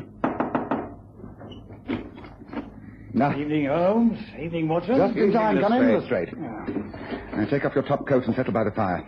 I'd invite you to join Watson at supper, but I'm sure you must have had a bite to eat at the King's Head when you stopped there for a drink on the way here. How the devil did you know that? You have a winter anemone in your buttonhole. Rosie, the barmaid in the saloon, has several bowls of those flowers on her counter. I know she likes to give buttonholes to her special friends. Take a seat by the fire, Lestrade. Thank you. Now, has this visit anything to do with the death of P.C. O'Keefe? Eh? No. No one has turned to the yard for help on that one yet. Now, this has to do with an event not yet reported in the press. A dangerous criminal lunatic has escaped from the hospital in Hornsey.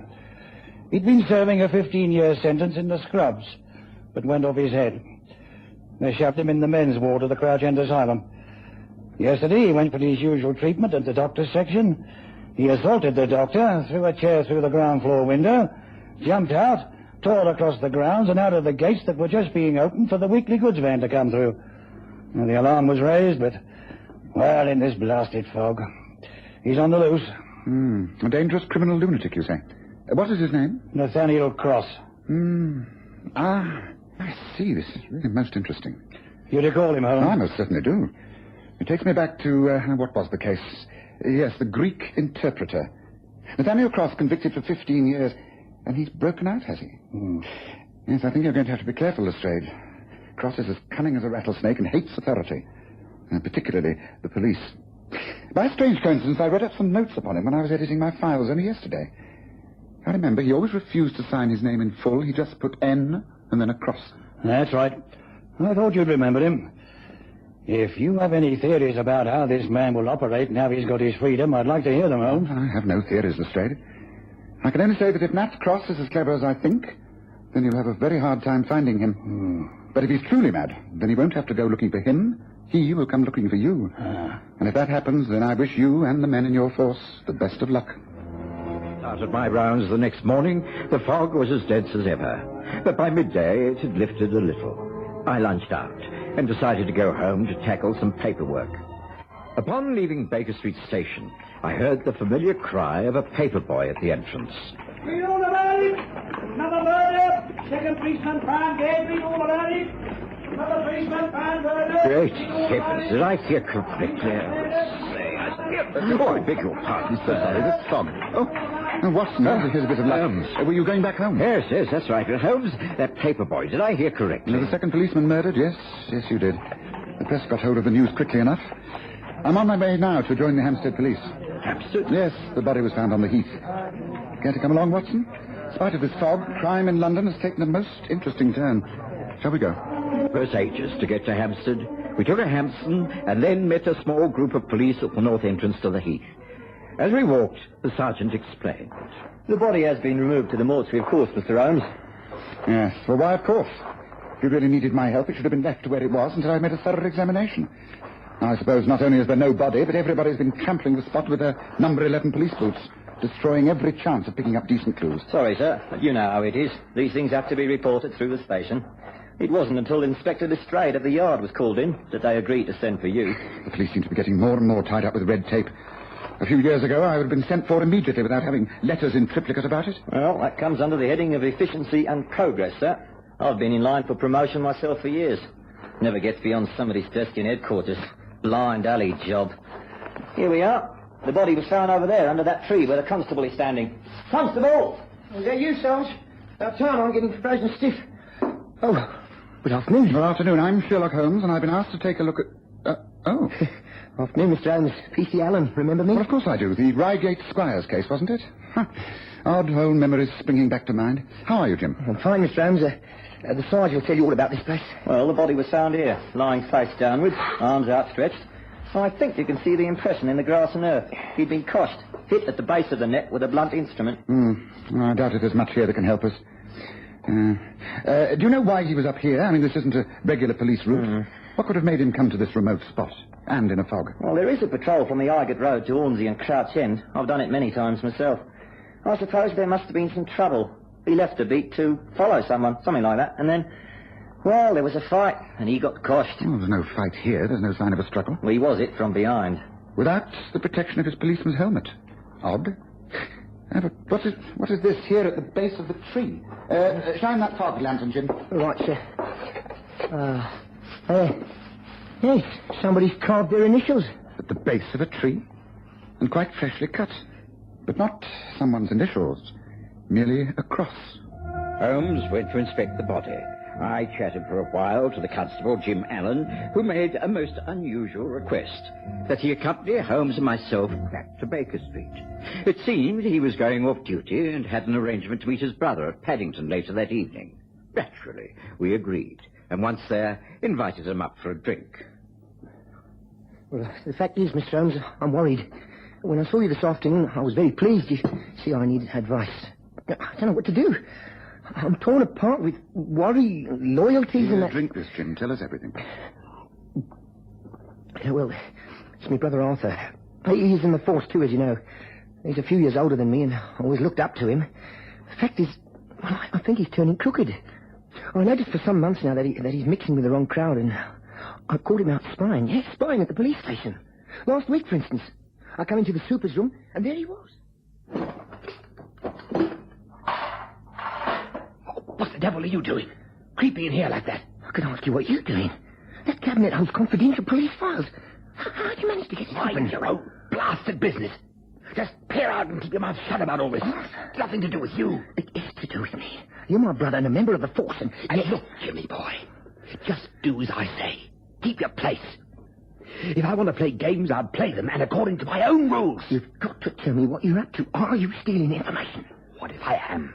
Well, then it can only be to use against the force. Arthur, are you turning crooked for heaven's sake? I told you, get out of here. Keep your mouth shut. Just remain a dumb cop all your life. That's all you're good for. Now get out. I'm afraid there's more to it than that, Mr. Holmes. I've been doing some checking up myself. I think Arthur's in touch with someone who lives in Hampstead, right near where that body was found. It was some time before young Jim Allen could be persuaded to listen calmly to the advice Sherlock Holmes had to give. And that was to go about his business quietly, to avoid quarrelling with his brother Arthur, but to keep a sharp eye upon his movements and report anything suspicious not to his superiors, but to Holmes himself.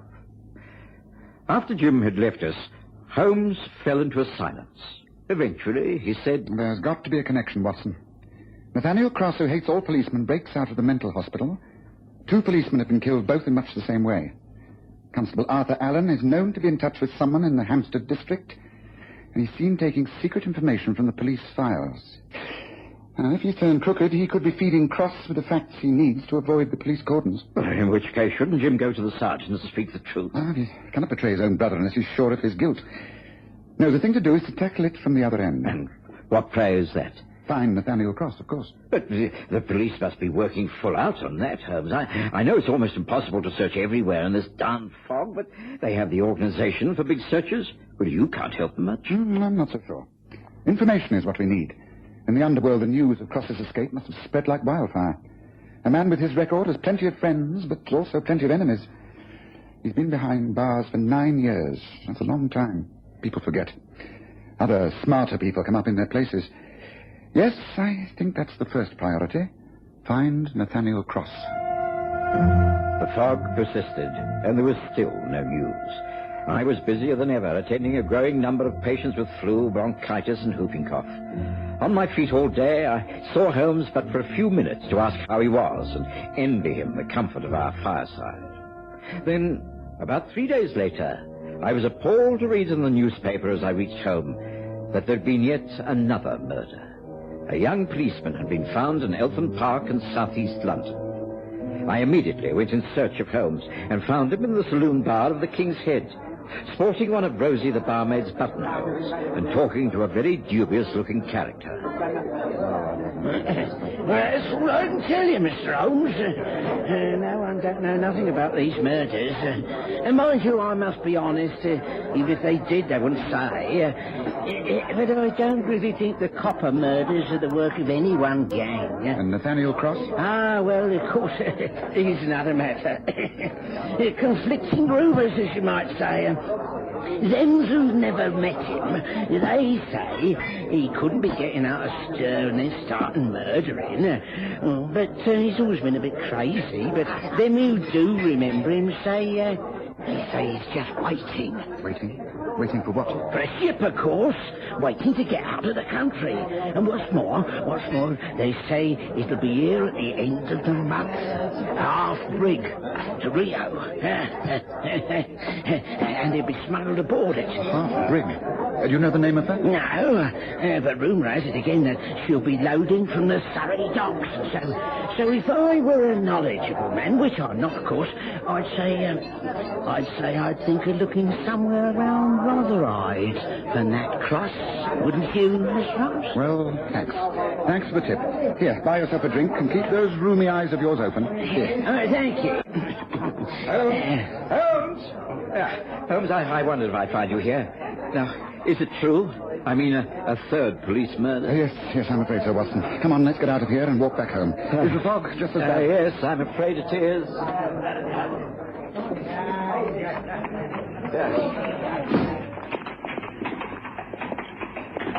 Now, stay close to the wall, Watson. Right. Luckily, we both know this road like the back of our hands.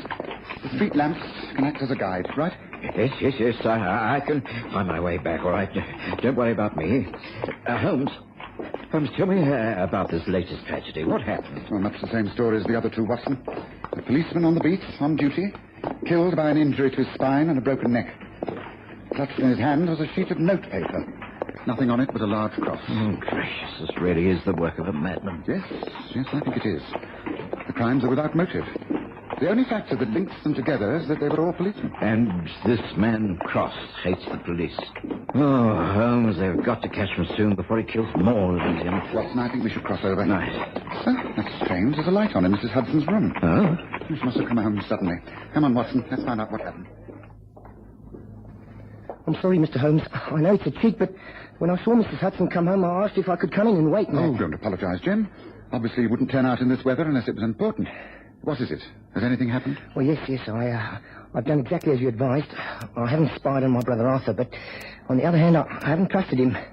Of course, I didn't tell the sergeant of my fears regarding his conduct, but I did check up on him. He's been avoiding me. He's not in the same schedule as I am. He's working at Clapham Police Station at the moment. Today I went to make a few inquiries, and the sergeant, you know him, Sergeant Morrison, and to my amazement, he said... You know that your brother Arthur is resigning, Jim? What? I can't believe it. When did he tell you this? But why? I don't know why. But he asked for an interview, and then when it was over, he came in here and said he was leaving the force at the end of the month. I would have thought you'd have known about it. Oh, no. It's a total surprise to me. It seems that he's thinking of going abroad, leaving England for good. Said something about a ship to South America at the end of the month. What could I say? Nothing, except to wish him luck. He might be doing the right thing. I don't think they have pea soup fogs in Rio de Janeiro, eh? No doubt he will come to say goodbye. I don't know what I should do, Mr. Holmes. If Arthur's been up to something shady, then perhaps I should speak up now and have him stop him from leaving the country. What do you think? I think it's time we had an open confrontation with this brother of yours, Jim. Where did you say we could find him? I don't rightly know. I don't know his lodgings, but Clapham Police Station could be a good place to start. Right. Now, come on, Watson. Let's see if we can get ourselves to Clapham. Took simply hours to get to Clapham due to the fog. And then when we did arrive, a completely unknown inspector greeted us with news that could hardly have been worse. I'm sorry, Mr. Holmes, Dr. Watson, and you, Constable. But the fact is that there's been another of these terrible killings, discovered not an hour ago. Constable on the beat stumbled over the body. It's the same as the rest. Bludgeoned to death and a cross mark in chalk near the body.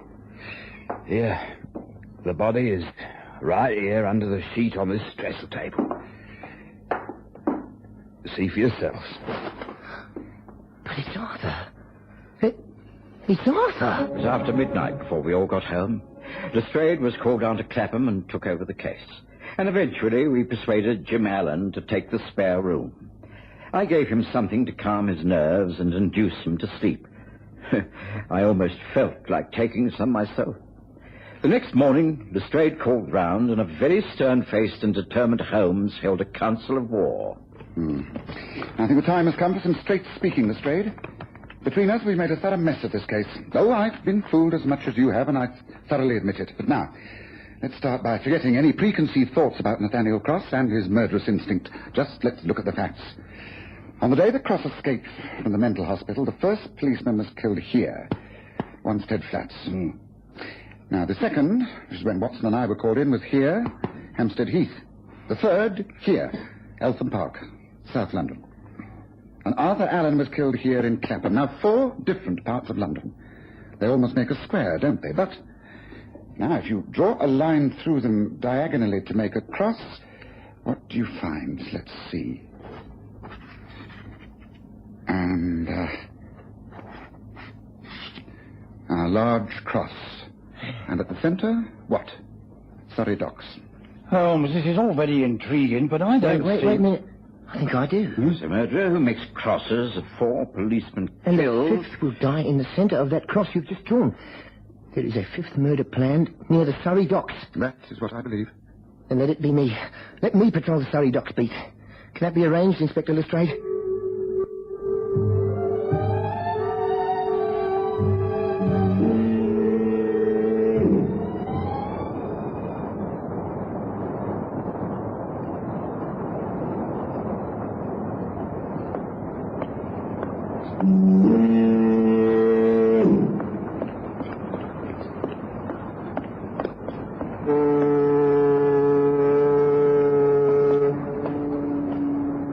What the...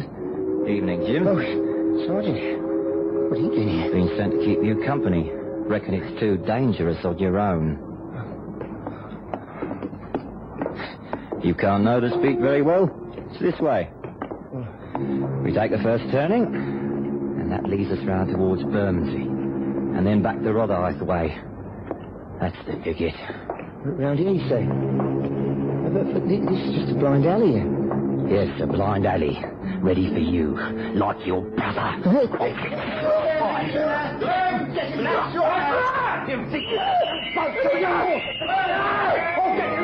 Yes, I was fooled, and I admit it. I didn't realize until the lie Sergeant Morrison told you, Jim, about your brother leaving the country, that he was the person responsible. It was one madman living out another madman's threats.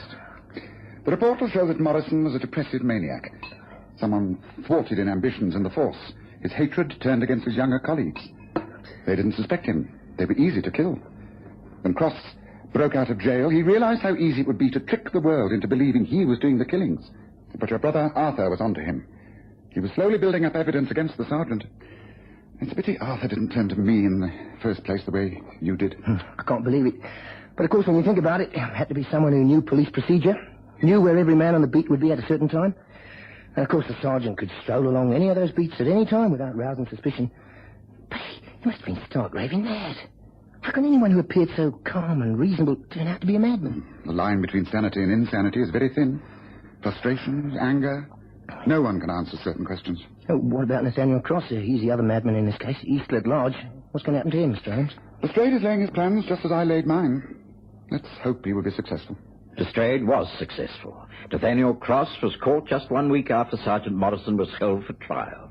He gave no trouble and is back inside finishing his term of sentence. But I doubt very much if either of them will be released to plague society again. As Holmes said. Let's hope we never get such another fog over London, Watson.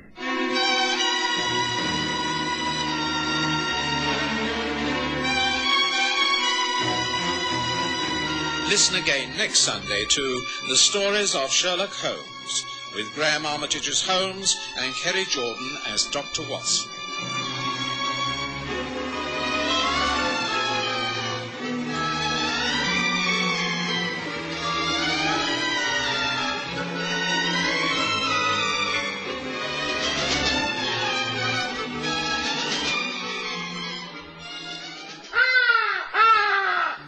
Enjoy the best of both worlds. Only 2 hours drive from Johannesburg and Pretoria and half an hour by air.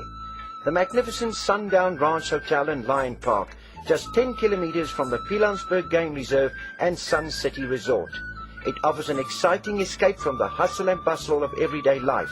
Reasonable rates, excellent food, friendly service and comfortable air-conditioned rooms. It will ensure a memorable stay. Activities include tennis, squash, horse riding, the Lion Park and much, much more. Call now to make your reservation on 014-573-1000. That's 014-573-1000 or visit their website at www.restinations.co.za/Sundown Ranch. The Sundown Ranch Hotel and Lion Park. 2 worlds in one.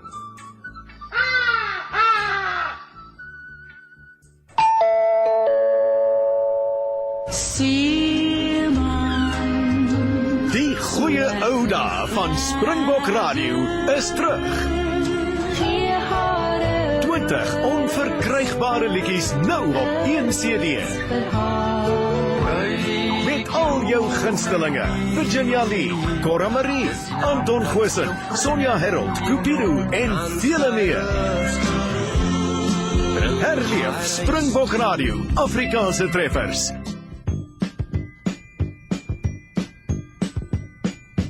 Though it hurts to go away, it's impossible to stay. But there's one thing I must say before I go. I love you. I love you. You know, I'll be thinking of you in most everything I do. Now the time is moving on, and I really should be gone. But you keep me hanging on for one more smile. I love you. I love you. All the while. With your cute little way, will you promise that you'll say your kisses for me? Save all your kisses for me. Bye-bye, baby, bye-bye. Don't cry, honey, don't cry. Gonna walk out the door, but I'll soon be back for more. Kisses for me, save all your kisses for me. So long, honey, so long. Hang on, baby, hang on. Don't you dare me to stay, 'cause you know I'll have to say that I've got to work each day, and that's why I go away. But I count the seconds till I'm home with you. I love you. I love you. It's true. You're so cute, honey G. Won't you save them up for me? Your kisses for me. Save all your kisses for me. Bye-bye, baby, bye-bye. Don't cry, honey, don't cry. Gonna walk out the door, but I'll soon be back for more. Kisses for me, save all your kisses for me. So long, honey, so long. Hang on, baby, hang on. Don't you dare me to stay, 'cause you know you've got to save your kisses for me. Save all your kisses for me. Bye-bye, baby, bye-bye. Don't cry, honey, don't cry. Won't you save them for me, even though you're only 3?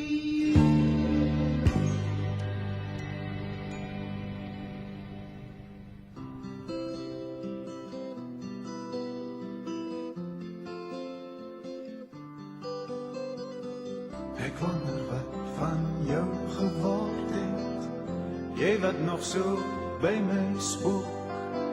Ek weet net ons het die vuur gemaak, die wêreld aan die brand gestook. Nou is die nagte soveel stiller, die dae eise eie dom. Maar ons twee was die verlewendste blare. Ons kaartjies lê die hele wêreld vol. Tussen treine, tussen stasies, lê daar basies, net die leë spore. Tussen treine, tussen stasies, lê die leë spasies van die onskuld nou verlore. Nou vraag ek waar het alles begin, die ding van loswees voor die wind. Onthou jy ook die rook, die yster, die lig wat in die verte blink? Dan dink ek terug aan soveel dae, soveel stawe op die spoor. En ja, daar was voorheen 'n tyd van treine, waar en wanneer het ons dit verloor? Tussen treine, tussen stasies, lê daar basies, net die leë spore. Tussen treine, tussen stasies, lê die leë spasies van die onskuld nou verlore.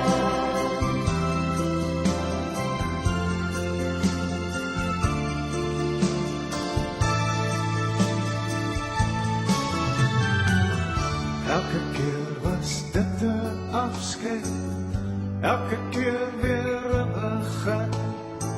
'n 100 haltes langs die spoor, elke stasie het sy eie skyn. Miskien het ek verleer om te kyk, jy bepaal jou eie baan.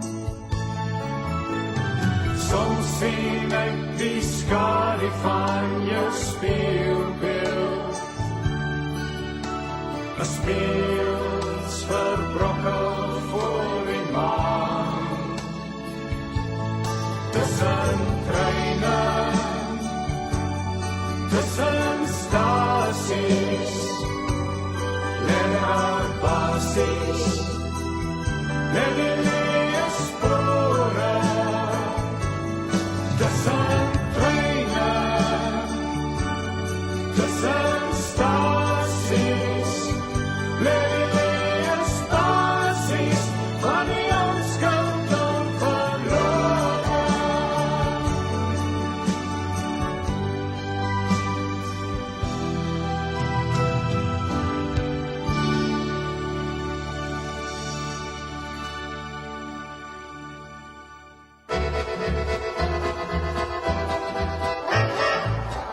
U is ingeskakel op die internetradiodiens van springbokradio.com.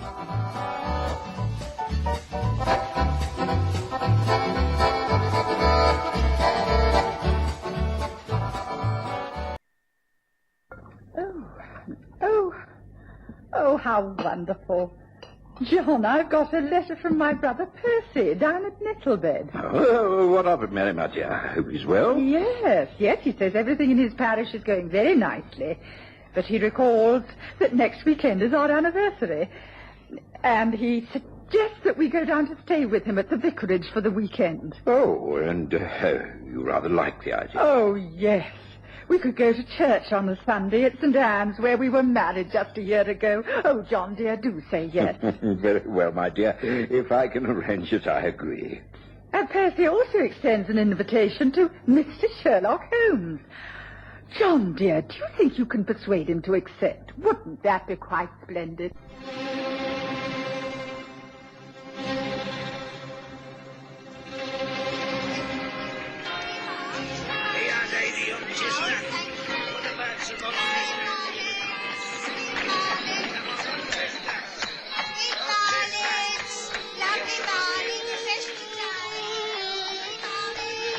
we present the stories of Sherlock Holmes.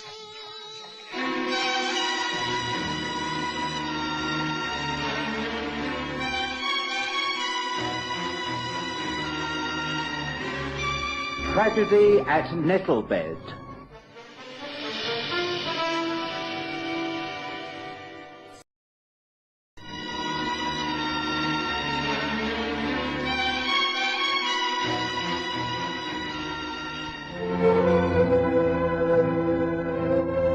Mary and I had been married at Nettlebed Church in the parish of her brother, the Reverend Percy Phelps.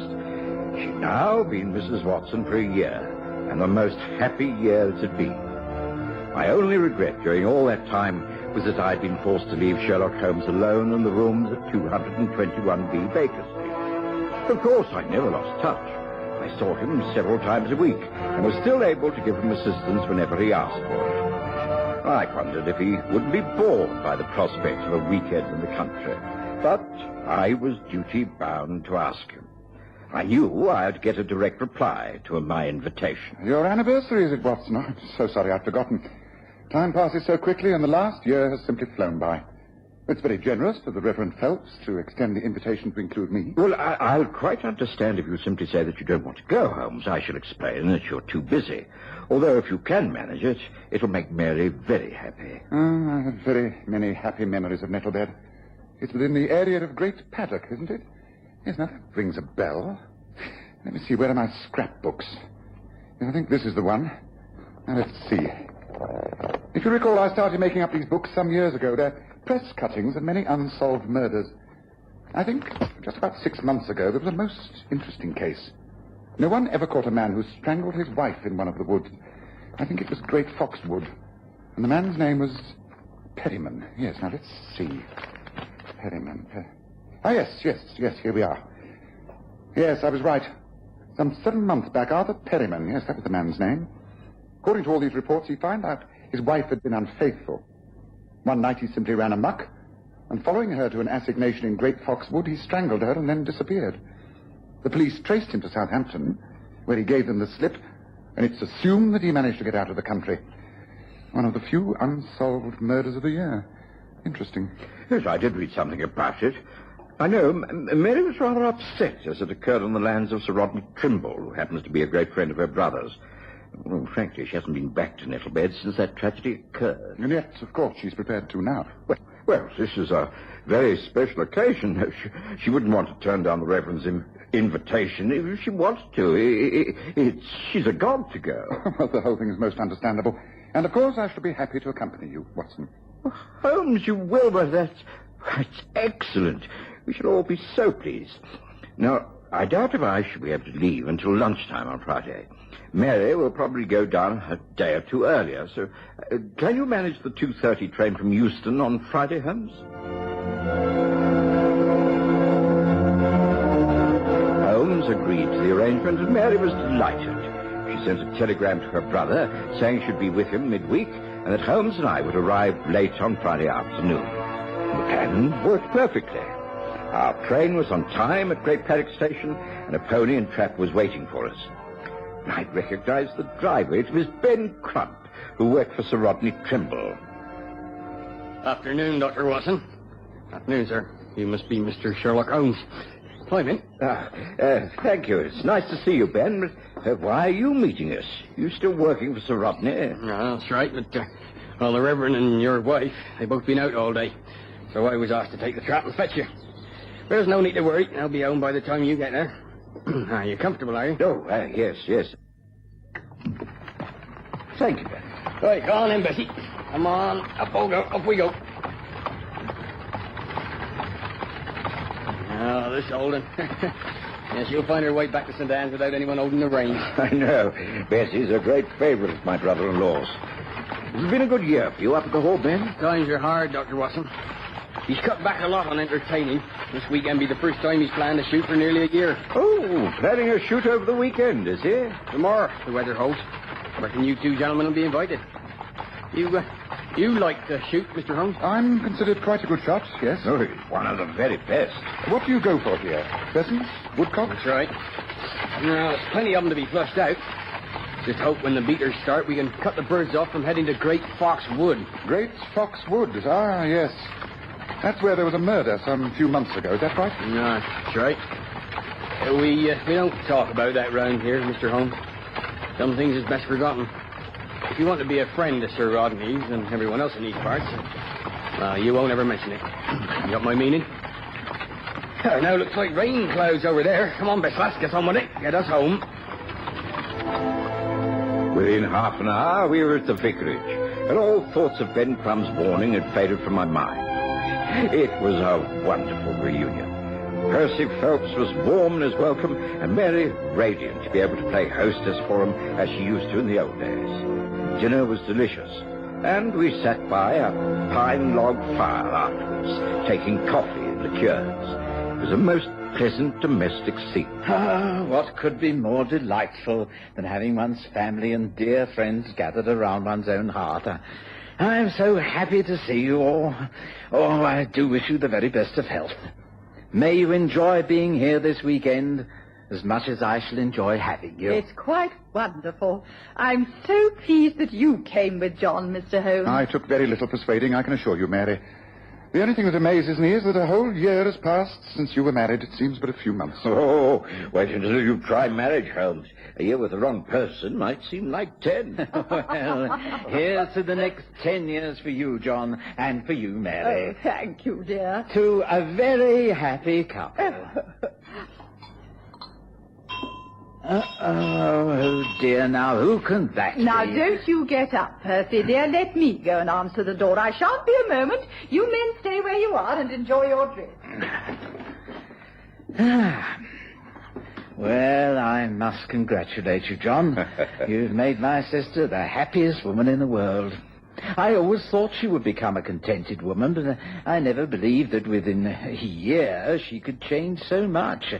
Well, she looks and sounds years younger. Well, I refuse to believe that I brought her more happiness than she's brought me. I suppose we're just very lucky, that's all. Yes, you are. And I hope and pray that luck continues. Well, I see no reason why it shouldn't. Percy, look who's here. Sir Rodney, who's just walked over from the hall. Do come in, Sir Rodney. Thank you, my dear. Sir Rodney, what a lovely surprise. And you've arrived at just the right time. John Watson is here and also Mr. Sherlock Holmes. Well, as long as I'm not intruding upon a family reunion. Hello, Watson. So nice to see you. Yes. And of course, I've heard much about you, Mr. Holmes. Welcome to Nettlebed. Hello, then. Do join us for coffee and a drink, will you, Sir Rodney? Oh, thank you. Thank you, but no, I can but stop a moment. I called to find out if your guests had arrived, Reverend, and if you'd all care to join us up at the Hall in our first shoot of the season. I think we've heard news of this, Sir Rodney. The old man Crump said something about it when he drove us up from the station. And I remember thinking, very selfishly, that I hoped I'd get an invitation. Oh, good man. That means you'll accept. Yes, only too willingly. And you, Holmes? How can I refuse? I shall look forward to it. It's no good asking me, of course, but Mary will, I'm sure, be delighted to join you all at the Hall and act as hostess. She's extremely good at organizing things like refreshments. Would you consent, Mary, my dear? I do confess that I am in need of such help, and I'd be very, very grateful. The servants will do all the preparations, of course, but I need someone to be with the field carriages to serve refreshments to the guests. Well, of course, I'd love it. I have done a little of that sort of thing on other occasions, so I know I can manage it. And it means I'll be able to watch John and Mr. Holmes in action. Will there be many guests, and shall I know any of them? There are about a dozen, including yourselves. Mostly local people, a few from town. Oh, the only one you might know is David Endicott. David? Oh, how silly of me. I've spilt my wine. Who did you say? David Endicott. Yes, I think I did meet him many years ago. I doubt if he'll remember me, though. Well, I must be on my way. Don't bother to see me out. I know my way. Good night to all. I'll expect you up at the Hall nice and early tomorrow morning. We want to start the first partridge drive at about 10 o'clock, so shall we say no later than 9:30? Good night to you. Thank you so much. Good night, Sir Rodney. Sir Rodney had left, the talk became general. But I noticed that Mary was very quiet. We retired early, and the moment that we were in our room, she gave a little sob and placed her arms round me. Oh, John. Mary, my dear, what is it? Oh, John. I didn't think it would ever happen. You remember many years ago that I told you I was engaged to be married and that the man walked out on me. I was jilted. Davis, that was years ago. What does that matter now? We're happily married. You've put all that behind you. No, listen to me, please, dear. The man I was to have married is this man, David Endicott. He will be at the shoot tomorrow, and John, I am so afraid. So very afraid. Afraid? You mean you're afraid of meeting this man from your past? Yes, I am. Afraid of what might happen. You think you might still feel attracted to him? Oh, no, dear. No, nothing like that. No, it's just that I have found out so much more about him, and then... John, I'm convinced that he is evil. David Endicott is an evil man and can only bring tragedy to Nettlebed. I'm sure of it.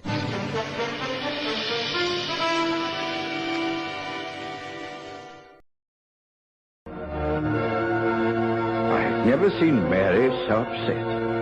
Of course, she'd explained to me before we were married that she'd suffered an unhappy love affair years ago, but I'd never inquired the man's name or asked for any details. Now we were to confront him the following day.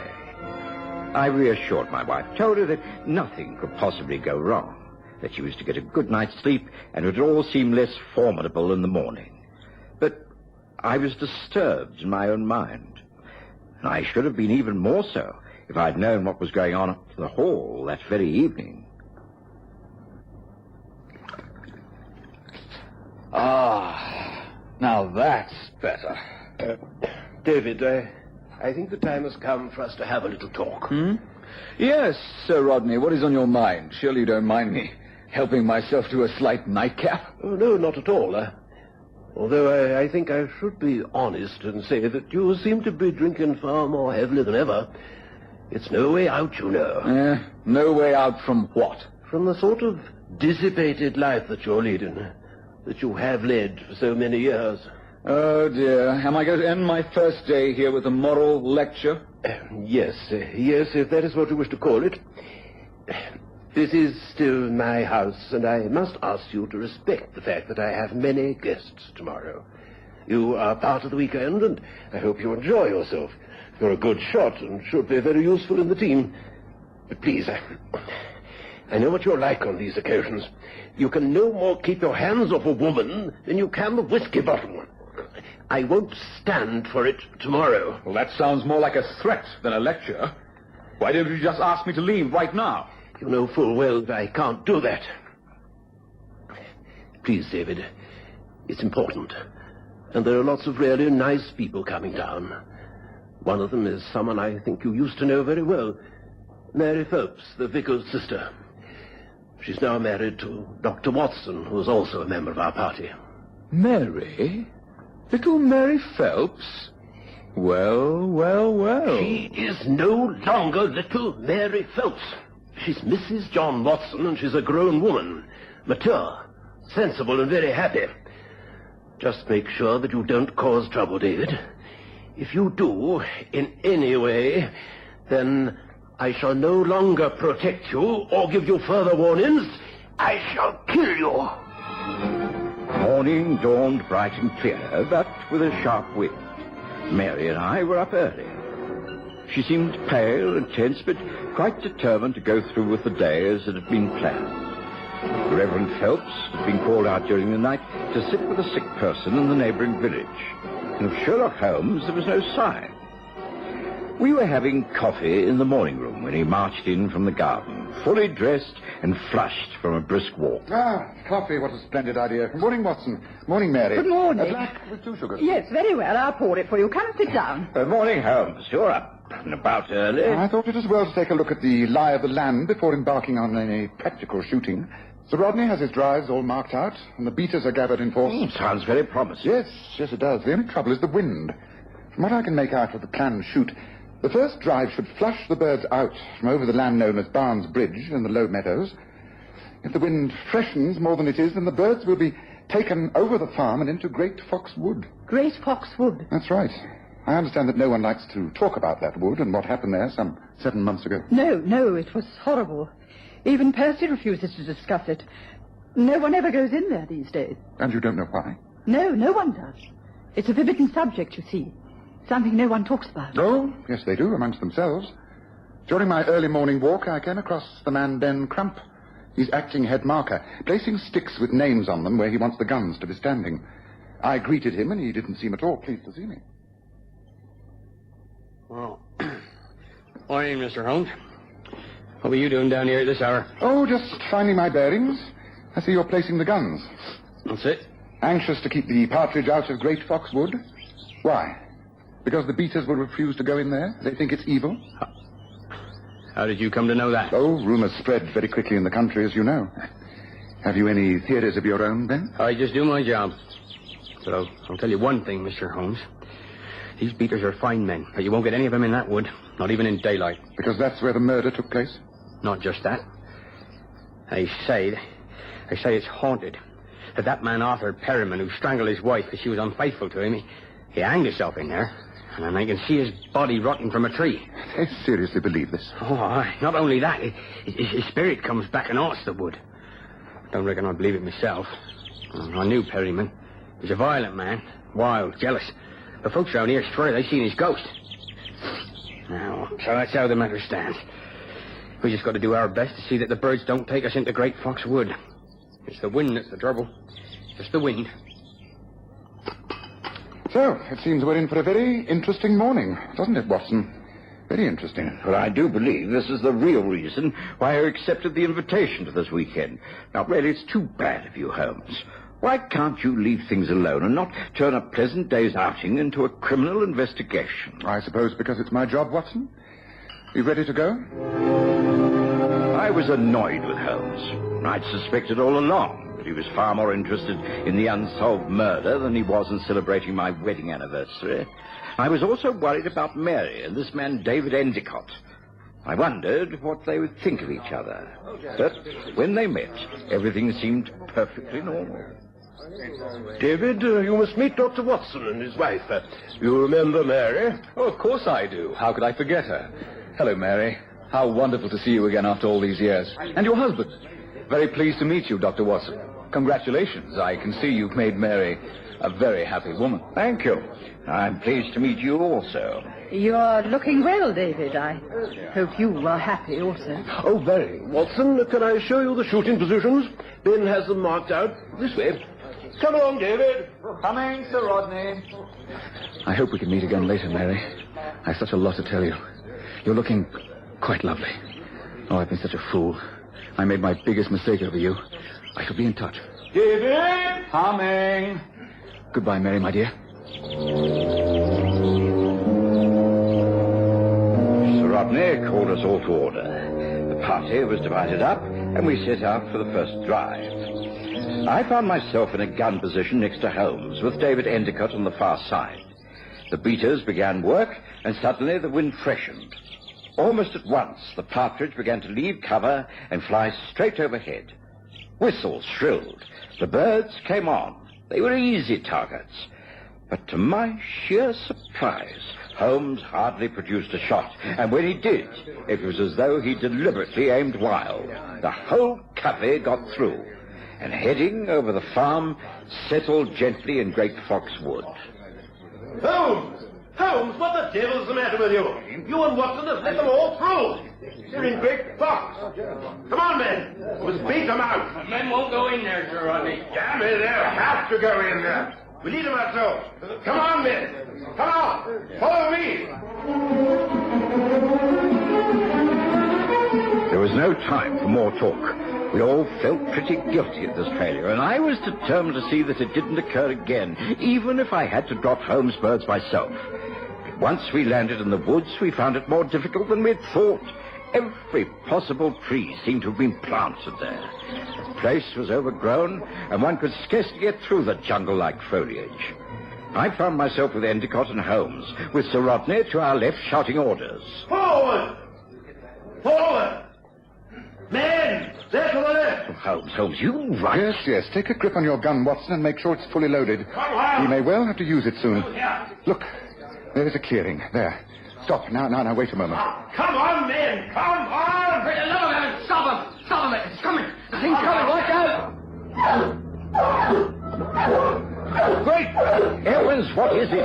It's like a wild dog. Hey, watch out! Keep away! Run! It's the only thing! Run! Stop him! Stop him! Endicott, look out! Shoot, Watson, shoot!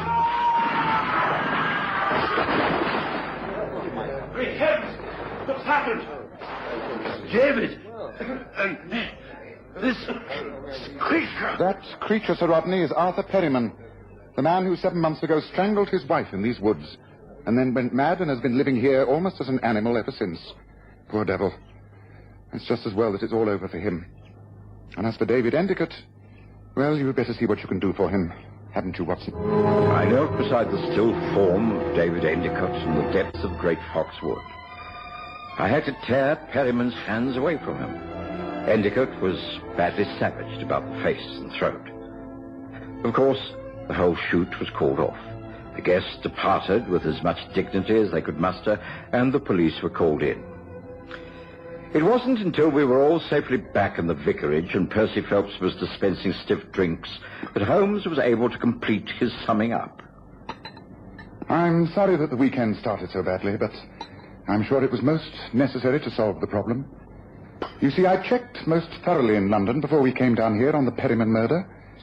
I was sure that the police were quite wrong in thinking that Arthur Perryman had managed to escape after killing his wife. He hadn't left the country, yet no one had picked up a hint about him for over 7 months. There was a rumor of a ghost in the woods. Could it be that Perryman was still there? There is a disused hut in the clearing. He'd lived there, crazed and wild. It was necessary to bring matters to a head. Of course, when he recognized David Endicott, his murderous intent flooded back. For it was Endicott who was his late wife's lover, the cause of his breakdown. It was Endicott who had a hold over Sir Rodney and was sponging off him, bleeding him white. And it is Endicott who now lies very ill in Great Paddock Hospital. I think that justice has been done, and perhaps many doubts removed from everyone's mind. Don't you agree, Watson?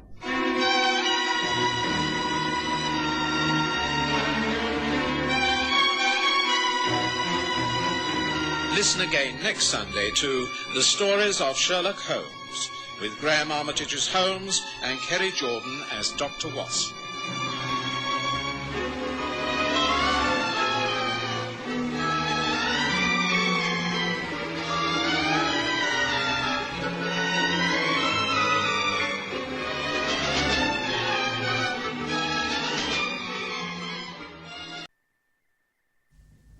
Holmes, you're in. Good. I've been hoping you'd call, Watson. Come in, my dear fellow, come in. Pour yourself a drink and light up a pipe. You're most welcome. Well, it's a long time since I've seen you so happy, Holmes. Not happy, Watson. Stimulated. Look, a note that was sent round earlier at breakfast time. Here, read it yourself. Oh, very well. My dear Sherlock Holmes, I am back in London for a short while. I have an apartment in Regent's Building's Chester Terrace. May I please call upon you late this morning?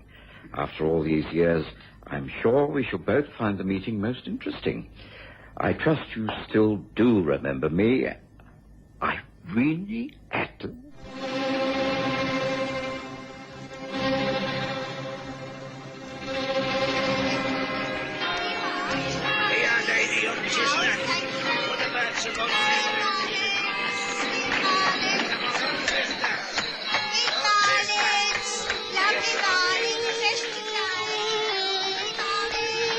We present The Stories of Sherlock Holmes.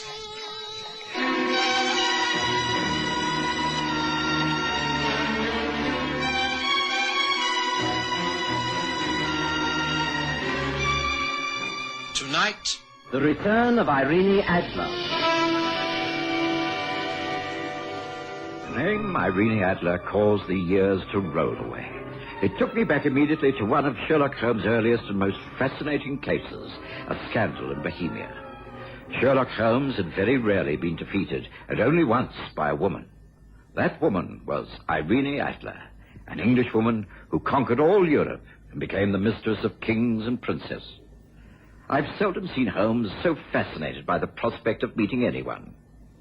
Just before noon, a private carriage drawn by 2 splendid white horses drew up outside. I let the lady in myself. I do not recall a more beautiful or gracious visitor. I was enchanted. She lifted her veil, and 2 startlingly blue eyes mocked me. The faithful Dr. Watson. At last, after all these years. Oh, my honor. Please, come this way. I trust Mr. Holmes is expecting me. With great anticipation.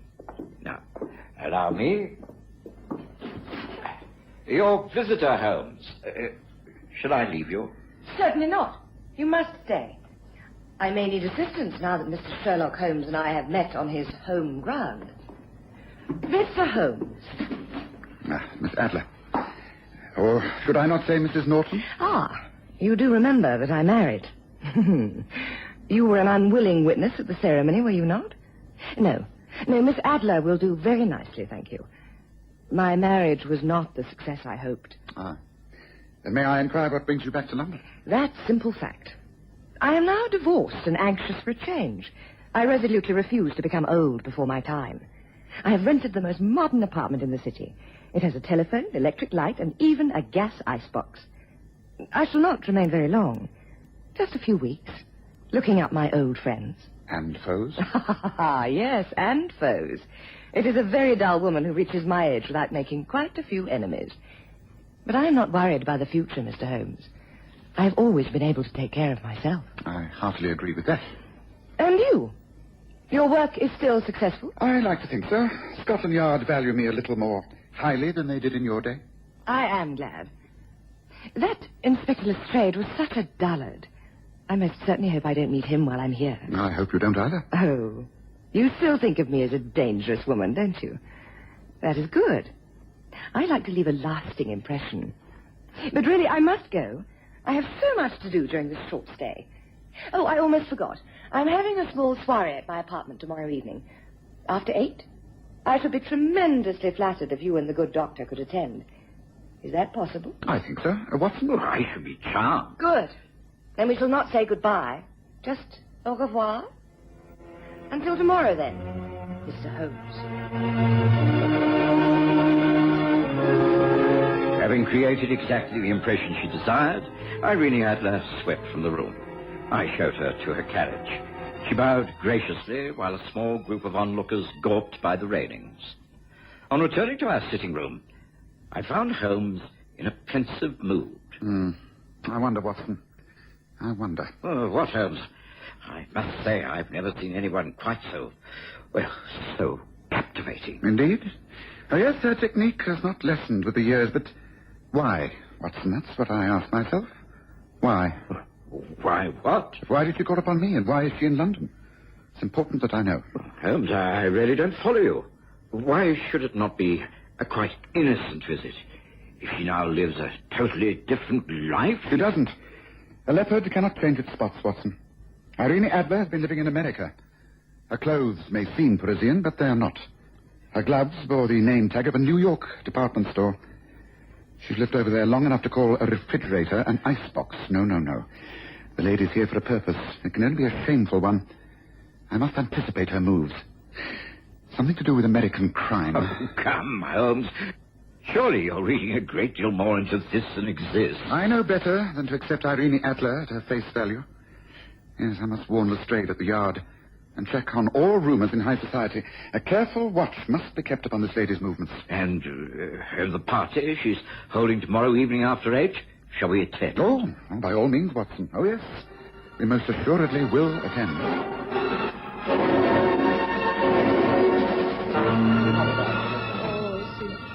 Mr. Holmes. Dr. Watson, how good of you to call. Do come through and meet everyone. Allow me to introduce you. Colonel Harris. I have to admit, your lady friend sure is irritating. How come you allowed her to invite a detective here? Quiet, David. Keep your mouth shut. And Irene is not my lady friend. We've only been introduced. Get it? And these two are American friends to whom I've just been introduced. They're from New York. Friends of my ex-husband, Hank Madison and Jervis Ames. Mr. Sherlock Holmes and Dr. John Watson. Pleasure to meet you. How do you do, Miss Madison? Is this your first visit here from America? Yeah. As a matter of fact, it is. It feels kind of strange, but delightful. Everything is so old, you know what I mean? I fancy so, yes. Are you from New York? In the jewelry business? No. I'm a banker. Nothing. Oh, what a pity. I was so wishing to talk to an American about the true value of the Baltimore diamond. Did you say the Baltimore diamond? That's right. I believe that it is in London and that it may be put up for sale. That is, if a private buyer cannot be found very soon. The trouble is that no one seems to know its true value. Did I hear you mention the value of the Baltimore diamond? Oh, how exciting. The fact is that they do say a crowned head of Scandinavia has already purchased it at a price beyond belief. Certainly no one I know can afford it. Oh, but come, Mr. Holmes. I will not have you monopolized by anyone. I must show you the rest of the apartment. But first, a drink? I know you will not like fancy drinks. But something cool, perhaps. Most pleasant. And here, help yourself. See? The cupboard that contains the decanters has a small icebox. Open it and... there are round trays which are filled with ice. Isn't that so very convenient? Small enough to pop straight into a glass. I love this apartment. And here, my elegant golden telephone.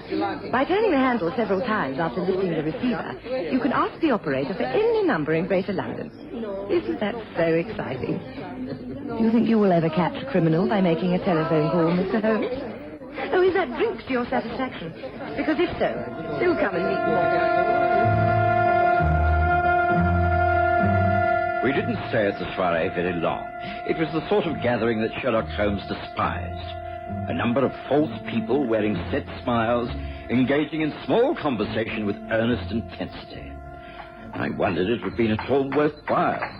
In the hansom going home, Holmes answered my unspoken thoughts. I think it was worth going to, Watson. It's extremely tiresome, of course, but it served its purpose. Oh, you really feel that, Holmes?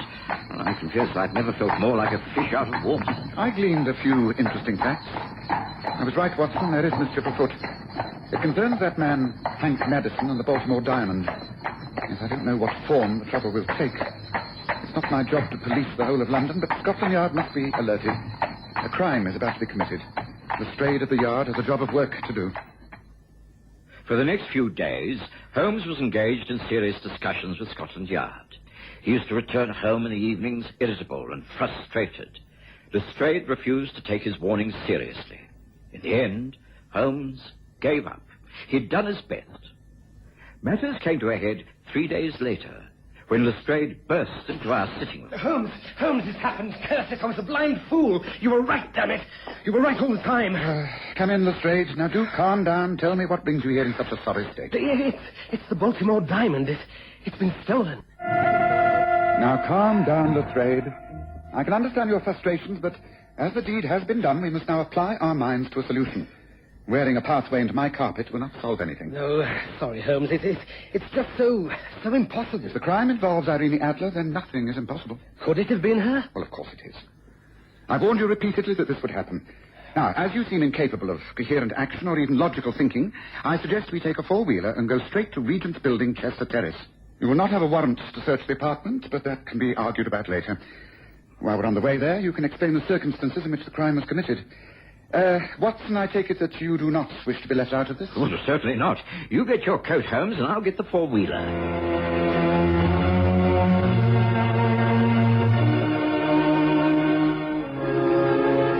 Within minutes, we were out of Baker Street and into a cab, topping our way down Park Road. Lestrade, who had been impressed by Holmes' clean-cut decision, pulled himself together somewhat and answered the questions that were thrown at him. Knowing Irene Adler, the robbery would not be an armed one. It would be a case of deception with a deal of audacity. Not so? Quite correct, Holmes.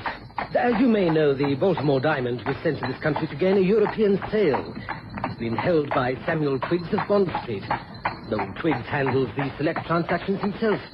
He has private rooms above the shop with a strong room. A few days ago, Madame Louise Dubois suggested and requested an interview and asked to see the Baltimore diamond. She gave full credentials, which were extremely impressive. Twiggs unlocked the safe and showed her the jewel. It is exquisite. Quite exquisite. I am determined to possess it. Oh, I'm sure Madame will wear it with great distinction. I think as a pendant, a single setting to lie low on the neck. Monsieur, I shall, of course, not carry out this transaction by myself. I have the patronage of the young Earl of Sandown. It is a delicate matter, you understand? Our relationship? Oh, yes, I think so. Complete secrecy must be observed. The Earl's family. May we consider a rendezvous? The Earl, myself, yourself, and the diamond. Oh, I have no doubt it could be arranged. It would have to be at a discreet venue. The Langham Hotel, perhaps. The small private business room? That is easily planned. Oh, at your convenience, madame. I think Friday afternoon at 3 o'clock. Can you manage that? Oh, I shall make a point of it, of course. Very good. That is decided. Oh, there is one small matter. Mm-hmm. The Earl, he is very young, very well known, and naturally this purchase must be conducted discreetly. He will not use his own name when you meet. He always calls himself Dr. Westbury when he travels incognito. Oh, very wise, very wise.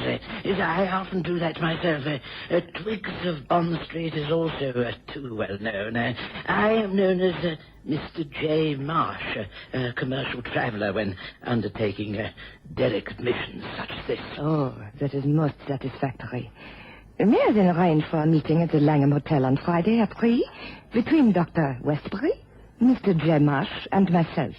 Not forgetting the small article that lies in the case before us. Thank you so much, Mr. Twiggs. I do hope the transaction is successful.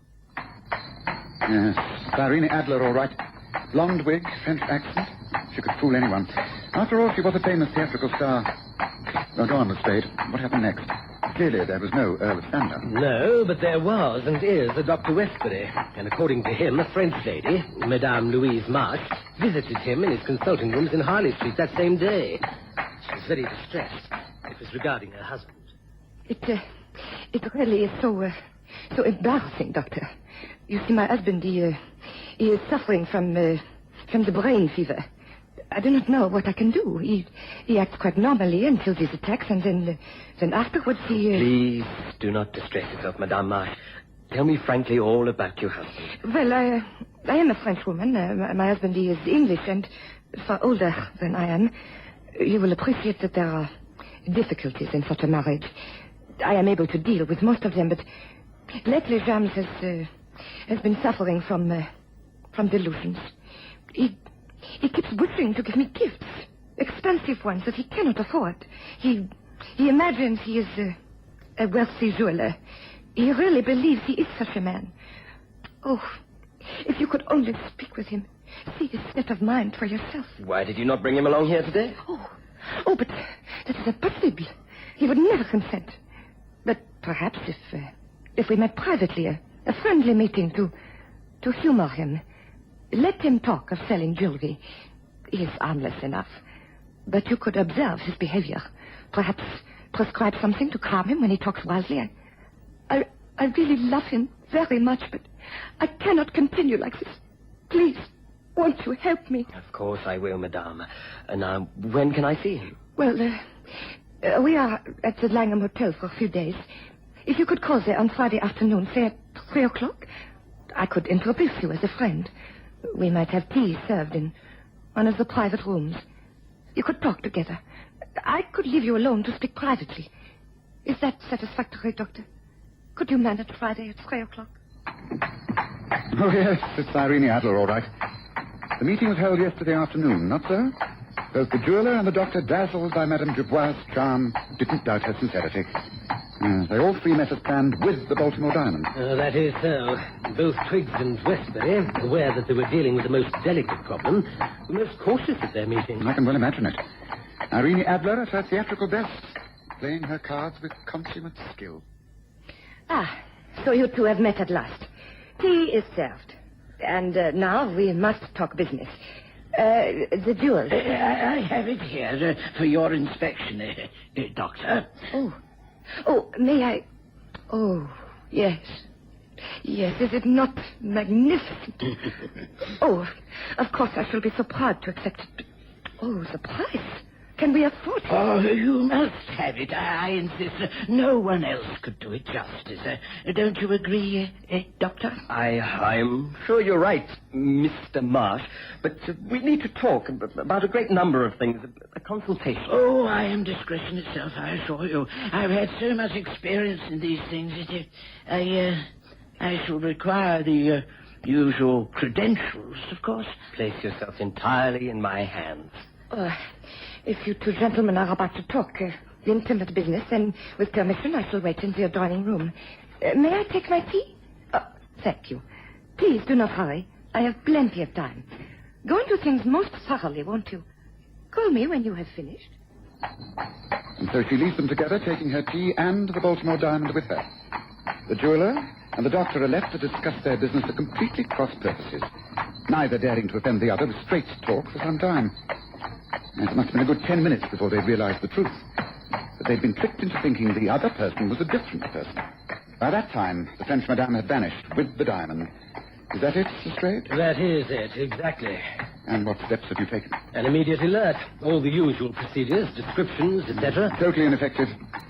It's even a waste of time questioning Irene Adler. You'll find that with the help of her 2 new American friends, she'll have a perfect alibi. Then what are we to do, Holmes? It's all very well arriving at her apartment in a few minutes' time without a search warrant, but if she is guilty of this cunning robbery, she could have disposed of the diamonds by now. Oh, no, that she will not do. You do not know the lady as I do. She's delighting in this deception. That's the reason why she came to me in the first place. Yes, she got the better of me once years ago, and now she thinks she can do it again. Now, but look, we're turning into Chester Terrace. Things will become quite interesting very soon, I think. Regent's Buildings, Chester Terrace, was almost deserted, and the butler at Irene Adler's apartment informed us that his mistress was out riding in the park with the American, Hank Madison. Lestrade introduced himself, and the butler recognized Holmes and myself from the evening of the party, and we were shown in. A pile of luggage stood in the passage. Madame Adler was due to leave for the continent. Lestrade was all for a thorough search of the cases and the rest of the apartment, but Holmes restrained him and insisted that we sat quietly and waited. To my surprise, although the hour was early, Holmes mixed himself a strong drink with ice before joining us. We waited for some time before... Hi, Mr. Holmes. Dr. Watson, and can it be, after all these years, Inspector Lestrade of Scotland Yard? Well, what a surprise. You know my friends, Mr. Hank Madison and Mr. Jervis Amos. Glad to meet you. Hello there, Holmes. What's the day to you? And pray, why am I so honored by 3 guests? I hope the matter isn't all that serious, for the 3 of us are about to leave on my tour of Europe. I know that, madame, but I must first insist that a thorough search be made of this apartment and all your personal belongings. The Baltimore diamond has been stolen, and we believe you are responsible. I beg your pardon. You can't be serious. Oh, but of course you may search as much as you please. Tell me, when was this diamond stolen? Yesterday afternoon at 3 o'clock from the Langham Hotel. Indeed. Oh, that must have been while we were riding in the park. I guess so. I called for Madame Adler at 2:45. We were out in the park until after 4. Many people saw us. I was looking at my best, I think, in a green and yellow gown with white accessories. There were photographers out there. I refused to pose, but they must have photographed us in the carriage. So you see... I told you that Madame would have an alibi. And I really do think it will be a waste of time to conduct a search. It's both inconvenient and undignified. Do please continue with your investigations in the manner you think fit, Lestrade, but allow Watson and I to retire. I shall say goodbye now. Goodbye, Irene Adler. I think it most unlikely that we shall ever meet again. Are you ready, Watson?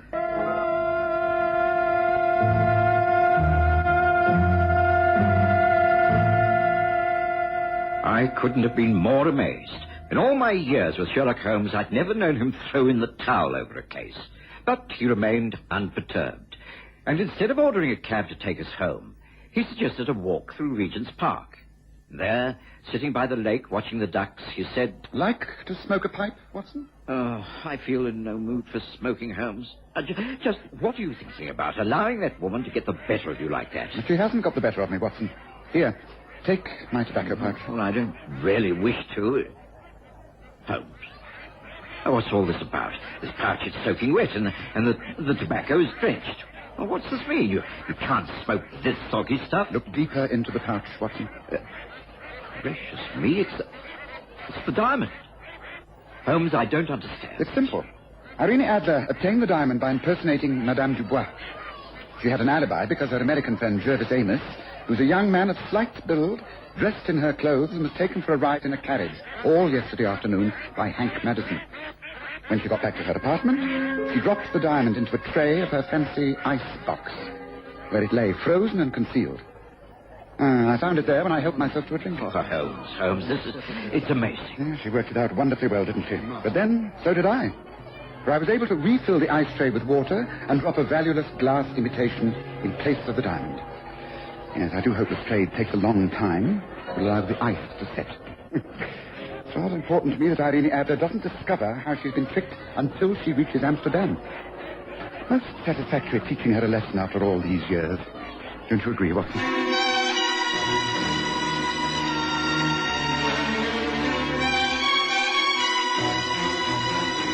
Listen again next Sunday to The Stories of Sherlock Holmes, with Graham Armitage as Holmes and Kerry Jordan as Dr. Watson.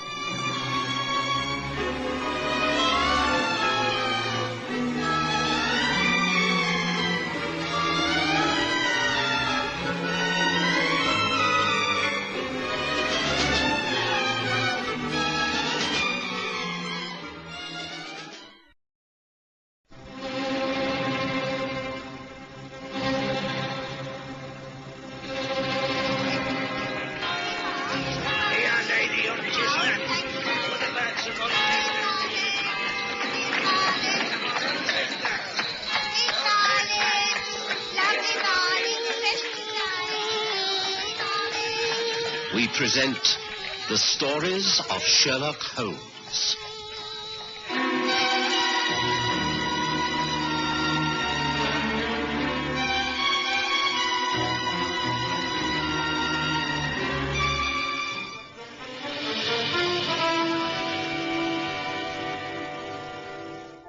As a medical man, I'd always been a great believer in looking to nature for the secret of health. A balanced diet with everything in moderation. Gentle and regular exercise and plenty of sound sleep. But of course, we all tend to become self-indulgent from time to time. When that happens, I resort to more drastic means. Holmes and I sweated it out in the steam room for a good 20 minutes to half an hour. Had enough, Watson? Yes, I think so. This is going to lose me pounds in weight. Well, it'll all go back on again quite soon. It's purely water weight. Come on, then. Let's have a shower in the next room and then a good massage. I don't want to spend all day in here. Right. Oh, where's my towel? Right. Come on.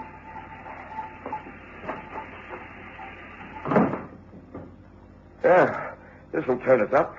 Feel like new men after this. It's interesting to contrast the effects of heat and cold upon the human body. I suppose this would be quite the wrong thing for a man who was ill to do. Yes, well, it depends upon the illness. His heart was weak. Yes, I suppose so. Well, here goes. 2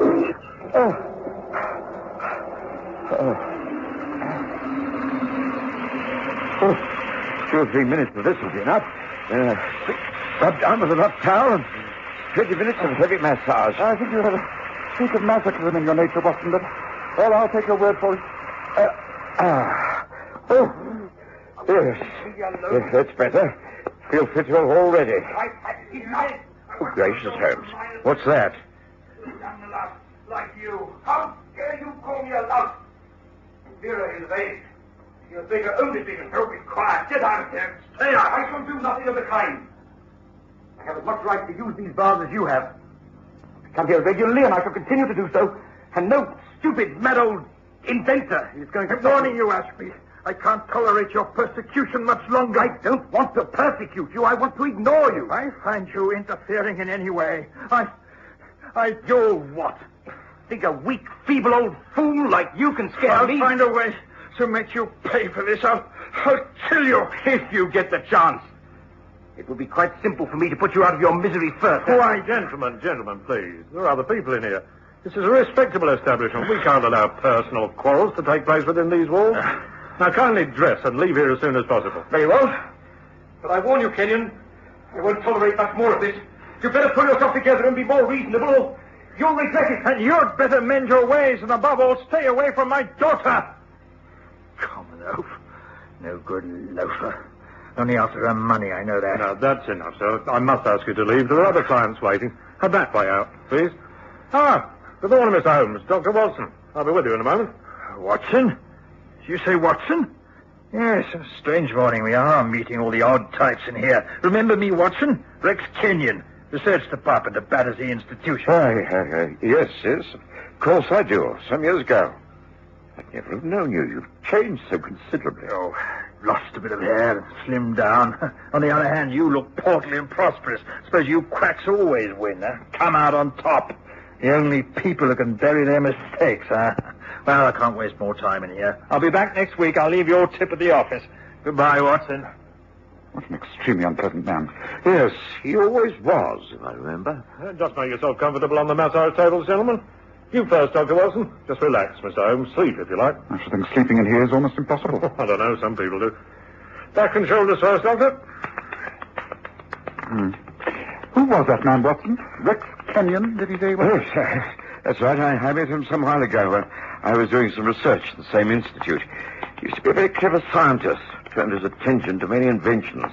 Patents for dozens of things, from steam pumps to vacuum flasks. Vacuum flasks? Yes, small portable flasks for carrying hot drinks. Doesn't seem to have caught on, or perhaps he can't find a firm to mass-produce them. He uses one himself. Brings in cold water to drink. I think it's largely laced with brandy. Rex Kenyon's a very complex man. Terrible temper, you must have heard. Who was the man he was arguing with? Young John Ashby. Another one with a foul temper. Apparently, Ashby's keen on Kenyon's daughter, causing untold trouble. They come here and raise Cain. No wonder you allow it. Oh, I have complained, and they've been warned that it's got to stop. We tried to persuade them to make different appointments, but each claims he was first in booking these hours. Oh, very trying. Well, I must say, I'm shocked at Kenyon's appearance. He looks dreadfully ill to me. Oh, can you concentrate on my right shoulder? I think I've a touch of fibrositis there. Yes, that's it. Yes, a bit of a knot here. Just under that old I wall. suppose the incident with Rex Kenyon would have been totally forgotten if we hadn't had a visitor a couple of days later. I came home in the afternoon to find Mrs. Hudson had just announced a young lady. Ah, Watson, back just the right time. This is Miss Vera Kenyon. She's come to see you and not me. Shall I leave you? Oh, please. Please, Mr. Holmes, please don't. The fact is, I would welcome your advice. Oh, what's it all about? Oh, do be seated. I assure you that we shall both help you if we can. Well, my father is Rex Kenyon. I believe you were acquainted with him some time ago, as you met at the Raynor Steam Bars the other day. Yes, that's right. Well, I must say I'm surprised that he mentioned the fact to you. Well, it just came up when you were talking of ways of keeping healthy. And that is really why I've come to you, Dr. Watson. I'm quite convinced my father is very, very ill. He's a brilliant man, as you must know. He's been deteriorating in health quite rapidly. And it's affecting his whole personality. He will not go to a doctor. He hasn't any faith at all in the medical profession. And I'm worried to death about him. Yes, well, how do you think I can help? Well, you are the only doctor he even knows. Can you not call at our house, quite socially, and persuade him to let you examine him, advise him? If I thought it would succeed, I'd agree immediately. But it's quite clear that your father would not allow me to even talk about his health. You'd never consent to taking my advice. And it only caused an ugly scene. I imagine you find it difficult enough as it is. Becoming intolerable. I have no life of my own. Recently, I became engaged to a young man, John Ashby. I was forced to break off the engagement when father behaved like a madman, ranting and screaming and threatening to cut me off without a penny. I'm afraid John also has a bad temper. Between the two of them, I'm at my wit's end. I'm sorry, I really don't think I can help at all. What do you advise, Holmes? I should think a change of scenery for all concerned would be the best plan. Can you not persuade your father to take a short vacation, get away into the country, even for a few weeks? I have suggested this many times. He'll not hear of it. All he wishes to do is spend most of the day in his workshop attached to the house, drink at the public house, the Falcon, and visit the steam baths 3 times a week. It's the pattern of a total eccentric, but he will not break it. I cannot see what we could do to help. Mr. Holmes, if a visit by Dr. Watson to our home will anger Father, then can you not call? You're famed for your scientific approach to life. Surely you and Father could find something in common. Perhaps you might have an influence over him. I very much doubt it. If anything specific arises, I will most certainly call upon you, but like Watson at the moment, I don't see what good I can do. I'm sorry, but that's that.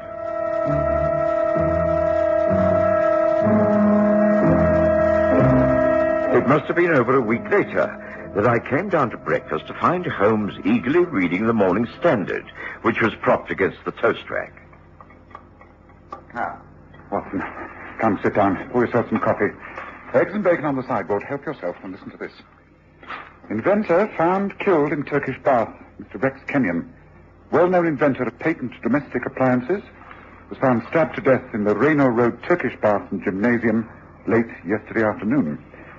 He was heard to be quarrelling violently with another client in the steam bath earlier. The body was found by Mr. Paul Simmons, a masseur. Scotland Yard are investigating. The young man has been held for questioning. Yeah. Sounds as though Vera Kenyon's young man's in trouble. Almost a duplication of the situation we witnessed when last there. Those two threatening to kill each other. Oh, we heard them say so. Yes, now it's happened. Well, I said I would help Miss Kenyon if the need arose, and as it's clearly a case of murder... Ah, that may well be the lady herself. Would you answer the door? When I opened the front door, I was surprised to see not Miss Vera Kenyon, but Inspector Lestrade of Scotland Yard. Of course, I invited him up straight away. It seemed he had called about the matter we'd been discussing. Holmes poured him coffee, urged him to smoke his pipe, and get down to the purpose of the visit.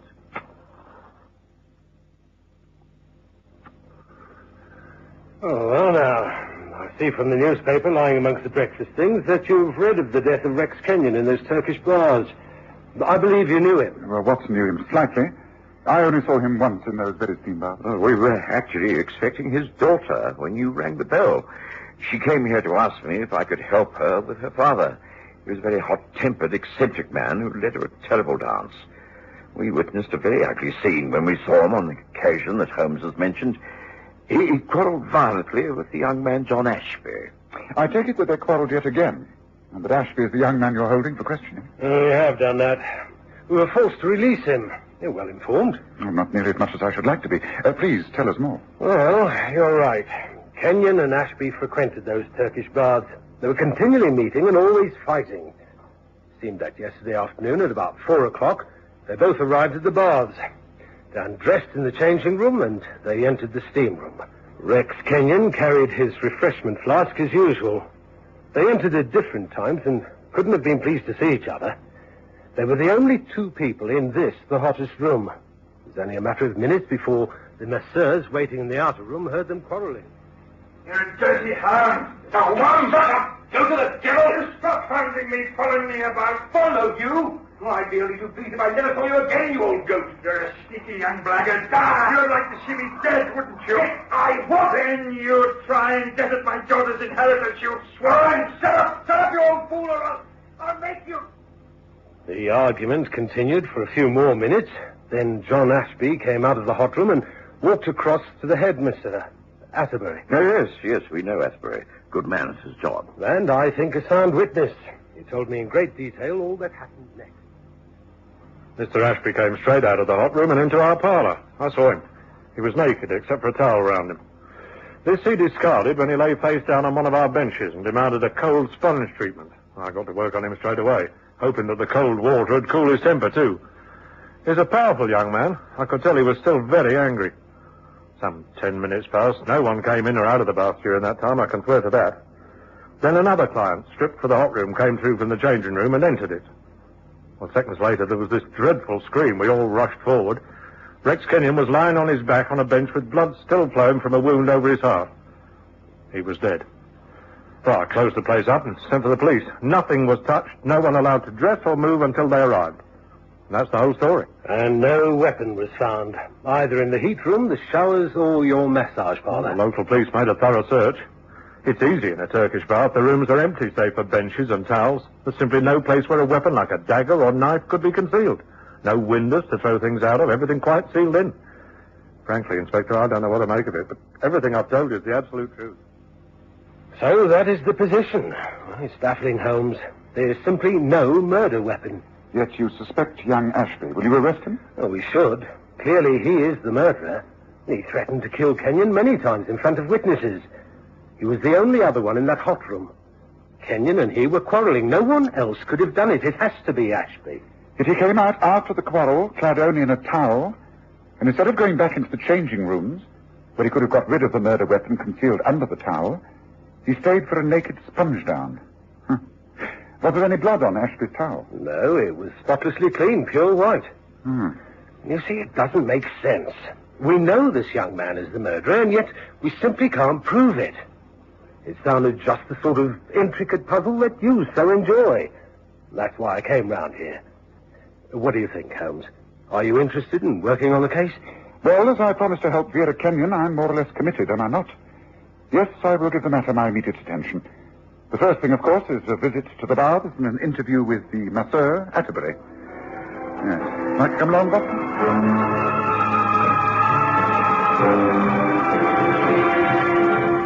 We went immediately to the Turkish baths, and Holmes had a long talk with Atterbury, who simply repeated everything he'd told Lestrade. The steam room was not working. Nothing had been touched since the baths had been closed down. We both knew our way about the place, but it was clearly a waste of time. Then Holmes suggested taking a hansom to the Kenyon home. Lestrade knew where it was, and when we arrived, we found a tearful Vera Kenyon and a rather belligerent John Ashby. Oh, Mr. Holmes, Dr. Watson, how good of you to come. I know John didn't do it. He didn't kill my father. Of course I didn't. I didn't like the old man. We hated each other, and it's no use pretending we didn't. I know that the circumstances are dead against me. I can't see how he could have been murdered, and I don't know who was responsible, but it wasn't me. If my father had killed John, I could have understood it. He didn't want John anywhere near me or the house. Why should John want to kill Father? It has been suggested that with your father out of the way, you would inherit a great deal of this estate. If you married John Ashby here, then he would automatically become a rich man. That's a lie. A flaming great lie. And if I meet up with whoever said that, I'll... John, please. You also have a violent, ungovernable temper. All right, I admit it. But my temper goes as quickly as it comes. Lots of murders are committed in acts of rage. But I didn't do it. I swear I didn't. Please, Mr. Holmes, you've got to believe me. Oh, yes, I do. This killing wasn't committed on the spur of the moment. It was quite premeditated and cunningly thought out. Oh, and perhaps you will be able to tell us what Ashby cannot. Who killed Kenyon? How did he get rid of the weapon? And what do we do now? Well, I don't know about you. Perhaps someone could arrange a pot of tea. But I should like Miss Kenyon to show me over the house, and in particular her father's workshop. That I should be most interested to see. Oh, but of course. John, would you be good enough to slip into the kitchen and ask cook to give us tea up here in half an hour? Do you wish to see the house also, Dr. Watson? If so, then please come with me. I'm sure you'll excuse me, won't you, Inspector? We left a rather bewildered Lestrade and an irritated John Ashby and were shown over the house. Holmes just glanced into the rest of the rooms, but was clearly most interested in the outbuilding. It was a large, well-equipped type of workshop, filled with benches, Bunsen burners, retorts, metal gadgets, and dozens of tools, each appropriate to the experiment being conducted according to the plans pinned above the bench.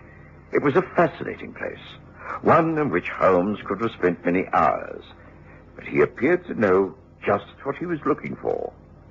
He prowled around until he came upon a small desk. On the wooden frame was a small design sketched on squared paper. Yes, this is interesting, Watson. See, it's a sort of scabbard. Your father did a great deal of work in metal, Miss Kenyon? He worked in all types of material. Yes, he welded metal into all kinds of instruments and designs. Now, I wonder what happened to this particular subject. Yes, in a drawer, perhaps. No, there's nothing here, although a small book. Deliveries of materials, I think.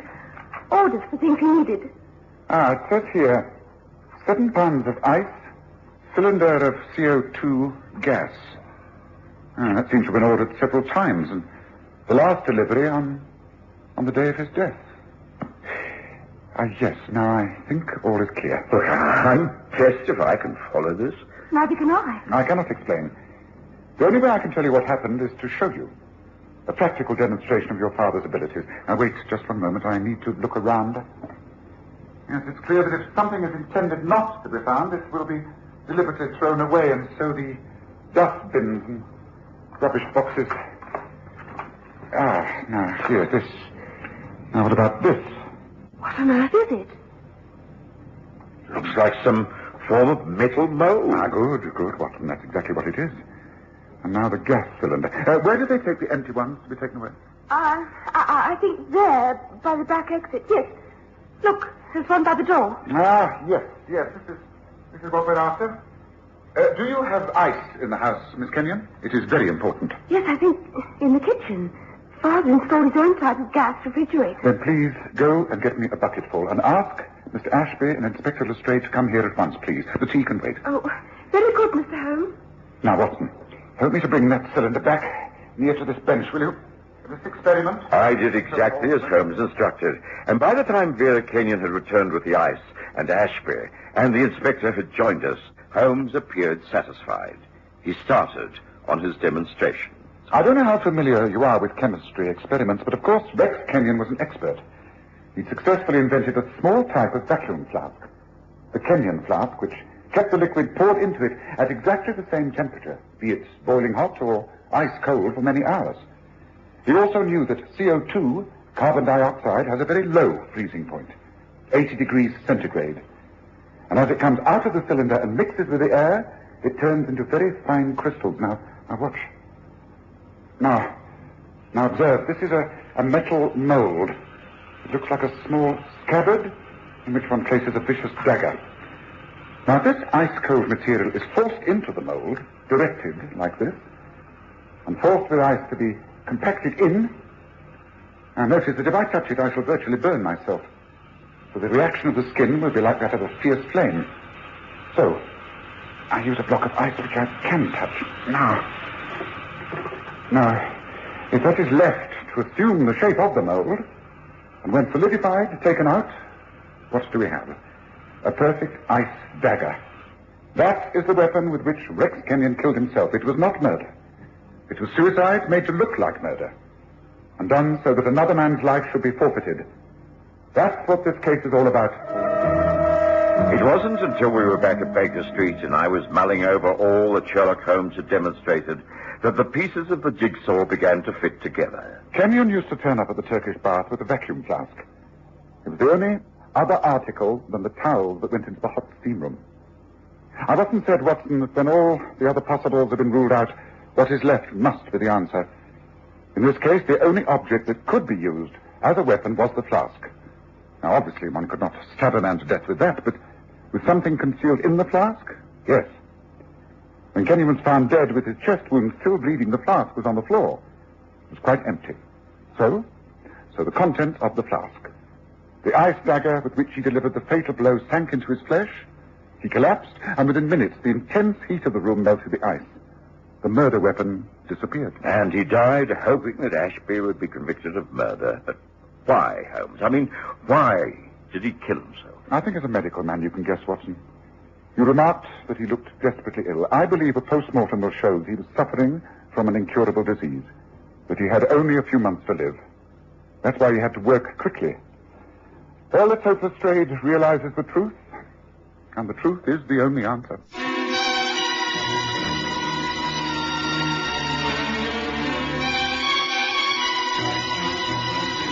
Listen again next Sunday to The Stories of Sherlock Holmes with Graham Armitage as Holmes and Kerry Jordan as Dr. Watson.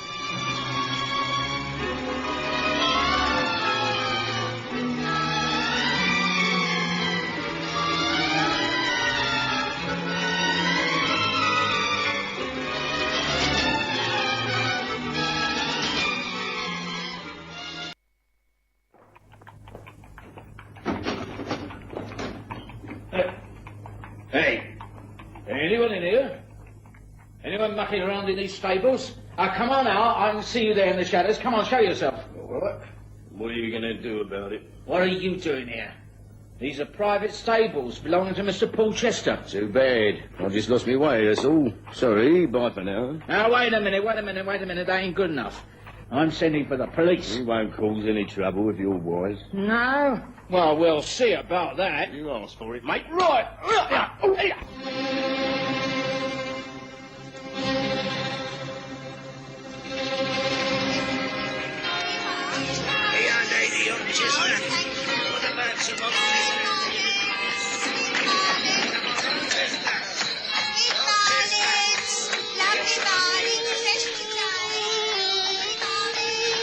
We present the stories of Sherlock Holmes.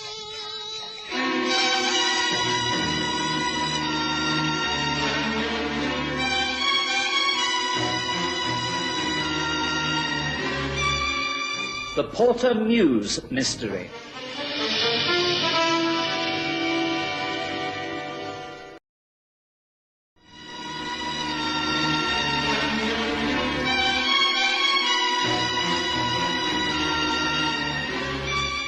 Sherlock Holmes was accustomed to dealing with mysteries and murders, but as far as I can recall, there was only one case where a death occurred almost on his doorstep. You see, running parallel to Baker Street is Chiltern Street, and in between, at the back of number 221B, there is a small mews, Porter Mews. The stables are clearly seen from our back bedroom windows. Number 108 Chiltern Street is owned by Paul Chester, an Under-Secretary at the Admiralty. And it was in his stable, in the mews, that the body of his coachman, Ben Mead, was found that autumn morning. Naturally, someone thought of Holmes immediately. And, not stopping for breakfast, we both hurried to the scene of the crime. Constable, good morning to you. Oh, good of you to pop over, Mr. Holmes. Lindsay's the name. I'm standing guard here until the inspector arrives. Nothing's been touched since the alarm was raised. Good. One of those rare occasions when I'm first on the scene and not the last to arrive. This is the man, Ben Mead. Yes, I've often seen him at work down here. Tell me, has Mr. Chester been informed of this? Mr. Chester doesn't seem to be at home, sir. The place is all locked up. That's how this man was found. The housekeeper arrived. She doesn't stay in the house. She couldn't get in, and so she came down here to find Ben. Went in a flaming hysterics, she did, and called the police. She's next door if you want to talk to her. Later will do. Let me first take a look at the body and the whole stable. The horse and carriage aren't here. I take it that Chester has gone off with them. Now, the body. Well, it must have been a fight, Holmes. Look at the way everything's been thrown about. Oh, yes, there's been a fight, all right, but an unfair one. It seems to me that this poor fellow was knocked down, and then, before he had a chance to pick himself up, he was hit across the base of the skull with a heavy instrument. This man gave a good account of himself, according to his facial injuries. Blood everywhere, and look at his knuckles, and... Yes, what's this? Yes, a coachman's wheel hammer. Blood and hair on it, yes. This is the murder weapon, all right. Now, I need as much light as possible. Now, where's my glass? Yes, very interesting. Well, it's clear from the footprints in the earth by the door that Ben came in here and disturbed someone. I should say quite early last night. There was a fight. He inflicted some injury upon his opponent before he was knocked down. He was leaning, I should think, about here when the fatal blow was delivered.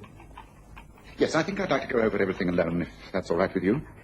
And then, when the inspector arrives, you can send him up to my rooms, Constable. I think I can put him on the right track straight away. Oh, that's a relief to know, Mr. Holmes. Lucky to have you on the spot, so to speak. I'll tell the inspector straight away.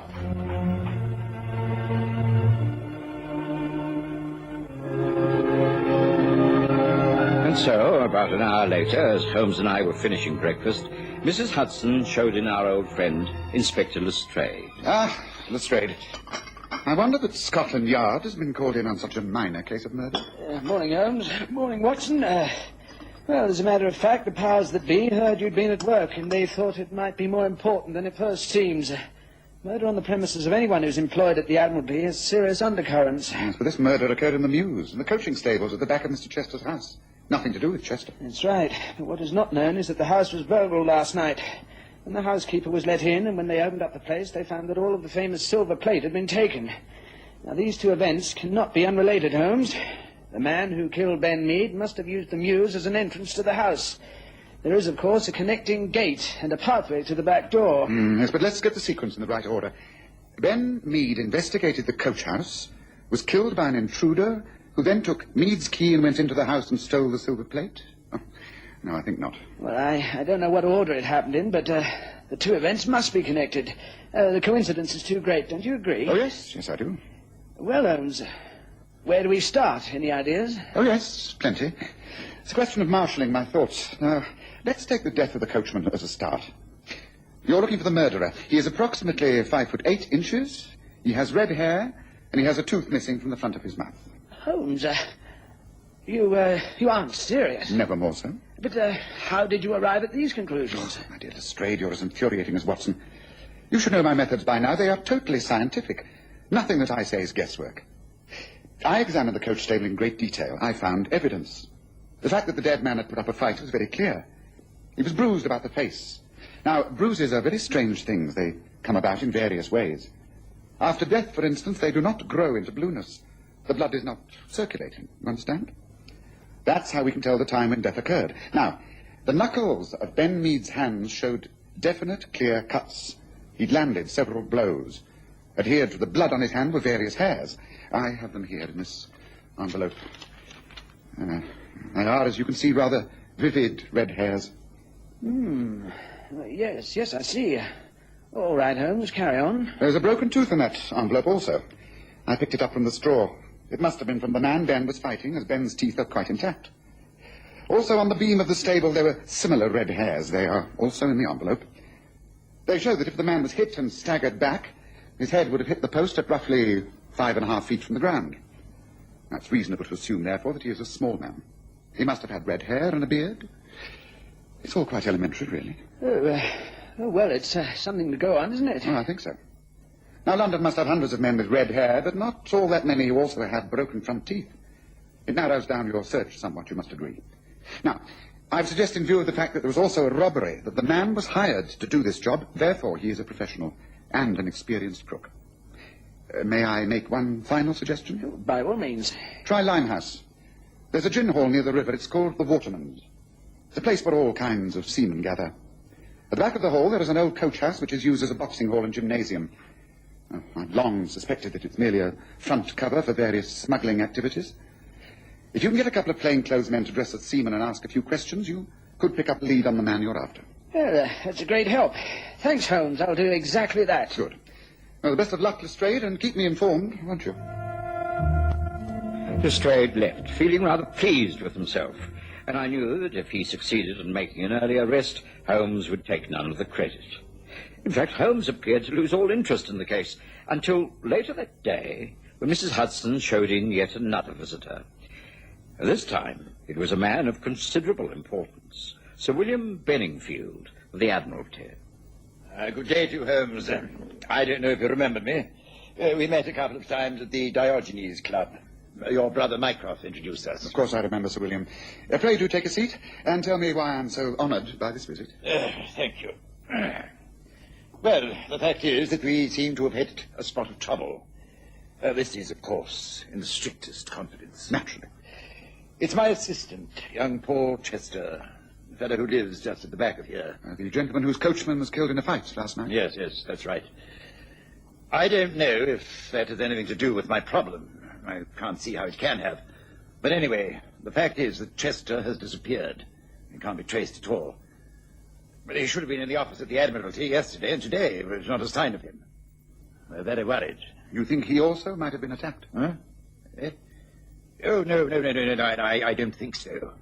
The fact is that for some time now we've been aware that certain information has been passed on to foreign powers. Very vital information regarding the latest naval armory. As you know, we in Britain pride ourselves on our secret service as best in the world. Information coming back to us leads us to believe that someone in the Admiralty has turned traitor. And you suspect it's Paul Chester? Oh, grave accusation, Holmes. I hardly like to put it in so many words, but the possibility does exist. Recently, I've been watching Chester. Only he and I have the keys to the safe where the codes are kept. Very few of us handle the top secret stuff. The codes are continually being changed. Now, I know Chester has been at work on certain papers. I am reasonably sure that he has been passing copies on to a contact in Austria. Your brother, Mycroft, is over there at the moment and has confirmed that the information is being leaked out there. And you think that Chester may have got wind of this, that he might be aware that you suspect him? That's right. I fear that he may be skipping out of the country with the latest plans. It's important that we find him and stop him. You say that he's been missing for 2 days. And he could easily be aboard a ship or even across the channel. Could be. But we must check. The point is, Holmes, will you help us? I'm sure Mycroft would wish you to. Yes, of course. I shall do everything I can, Sir William. This case is becoming extremely interesting. Yes, I shall do everything I can.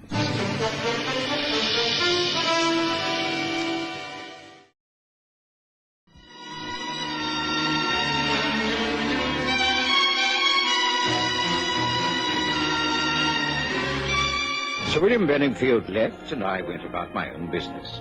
I had a large number of calls to make and didn't return to Baker Street until early evening. But Holmes was not at home. Mrs. Hudson had set the table for supper, and there was game pie and vegetables hot on the stove. I was helping myself to this when the door opened, and a shabby old tramp let himself in. Look here, my man, what do you mean by calling in here? How did you get in? Who are you, anyway? You must be the doctor. Dr. Watson, ain't that right? That is correct, but answer my questions. Who are you and what do you want? How did you gain entrance to these rooms? You really are my best audience, Watson. I always feel my disguise is a foolproof if you're taken in by them. Holmes, well, I must say that this is one of your better attempts. I was completely taken in. Well, what have you been up to this time? Well, I thought I'd do a little checking up around the Limehouse district myself. Lestrade's men stand out like sore thumbs down there. I spotted them in the Waterman's Gin Hall immediately. Fortunately, they made my own investigation pass unnoticed. Yes, I found Ben Mead's murderer, all right. You have? Oh, yes. A very undesirable creature by the name of Joe Crumb. He's exactly 5'8", has red hair and a beard and a front tooth missing. I've advised Scotland Yard, and Lestrade should be about to make an arrest, I should think. That's fast work, I must admit. Holmes, is there a connection between that man's death and the disappearance of Paul Chester? I believe there must be. It's far too coincidental.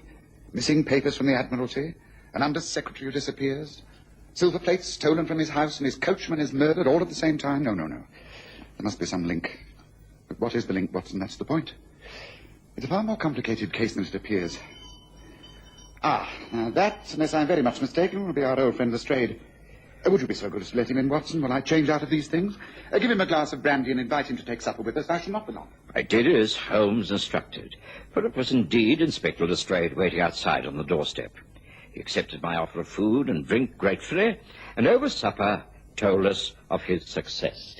We arrested the man, Joe Crumb, Holmes. He's now in jail, and we're pushing forward his trial. But, frankly, I'm wondering if the evidence will hold.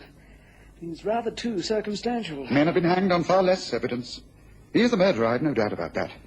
Providing you have a good prosecuting counsel, I think you should get a conviction. No, I'm not so sure. The man's attitude is so darn confident. He doesn't say much, just does a sly, lopsided grin. Refuses to comment at all. Simply says he's innocent, and that's that. He is not innocent. He is guilty. I've been down to Limehouse myself and picked up quite a few tidbits of information. Nothing that I can pass on to you to be used as evidence, but from what I learned, it confirmed all my suspicions. Joe Crumb killed Ben Mead, and all that remains is for you to prove it, Lestrade. Now, would you like a little more game pie? Holmes promptly dropped the whole case. Several times I asked him if he was making any progress with his investigations into the disappearance of Paul Chester, but he merely said that the time wasn't right. Sir William Benningfield called a couple of times and was given more or less the same answer. I could see that he was disappointed in Holmes, but Holmes didn't let that worry him. He was concentrating upon other matters.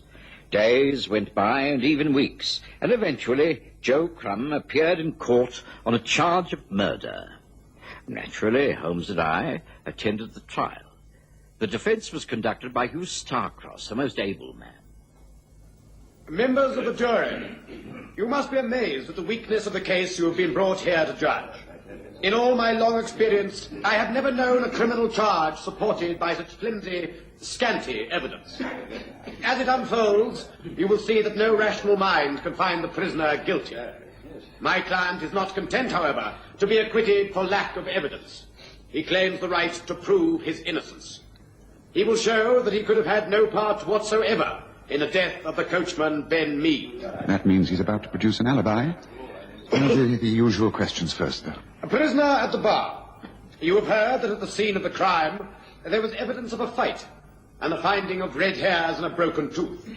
You have red hair. That's right. Natural, too. Always have had this colour here. You also have a front tooth missing.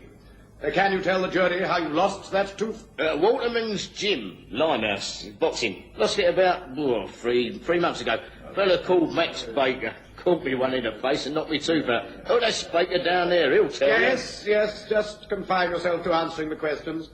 I shall bring the necessary witnesses to testify as I think fit. And now, on the night of the 21st, when this death took place, can you account for your movements? Of course I can.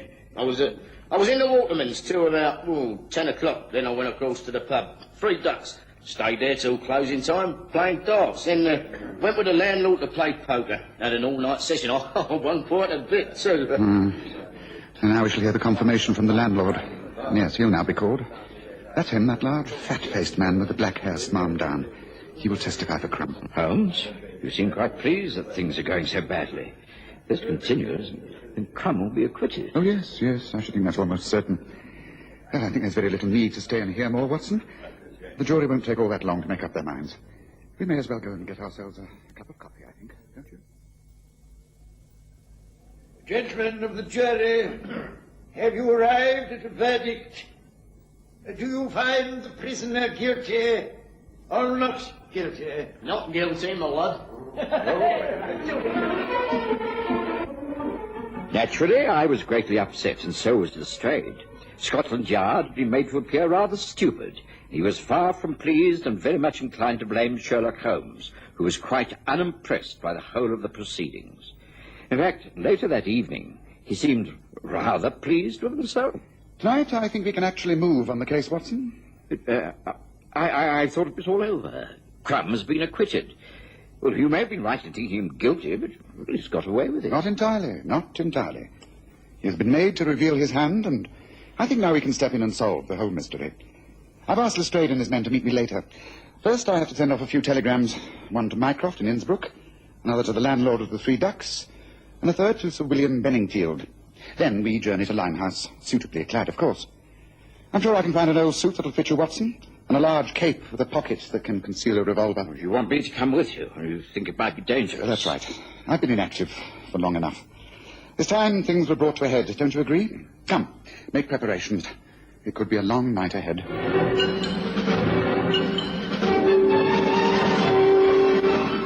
And so, on a rainy, windy night, Holmes and I took a cab to the East End of London and made our way by foot to the 3 Ducks public house. We didn't go in. It was nearly closing time. We waited down a side alley, and after about half an hour, 2 men left by the back entrance. I could tell by the light of the gas lamps that they were Joe Crumb and the landlord. Swiftly and silently, we followed. They made their way down towards the river, and at St. Catherine's Wharf they stopped and entered a small disused warehouse. Holmes seemed to know the way, and catching me by the sleeve, guided me through the darkness. The 2 men lit a lantern. There's he. They're kneeling on the floor, about to open a trap door in the floor. Holmes, what's all this mean? Shh, you'll find out very soon. Wait. Gotta check out, though. Can't be too careful. Here, Give us a hand. Ready?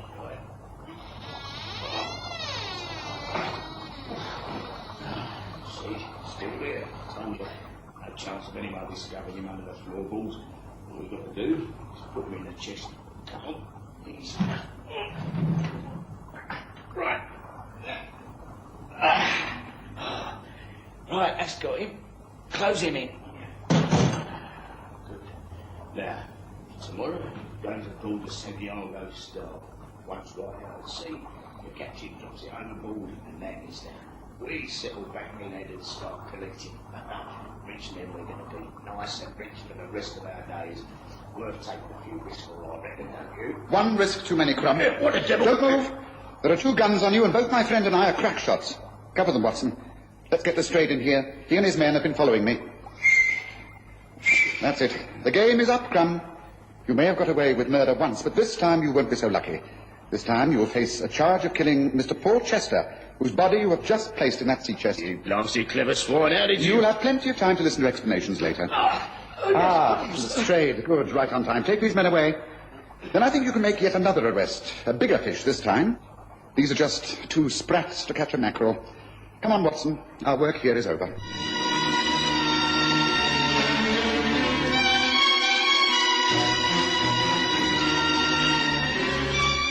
After the arrest of the 2 men in that warehouse, events moved at a bewildering pace. The body of Paul Chester was found, wrapped in canvas. It was clear that he'd been murdered, his throat cut from ear to ear. Under cross-examination, the landlord of the 3 Ducks broke down and confessed everything. He turned Queen's evidence, and so implicated none other than Sir William Benningfield. Holmes was not at all surprised. You see, it was Benningfield's whole idea. It was he who had turned traitor and was passing on the naval secrets. Paul Chester found this out and was ready to expose him. So Benningfield had to get rid of him. The plan was to burgle the house in Chiltern Street, steal silver plate, and then send a message to Chester where to find it.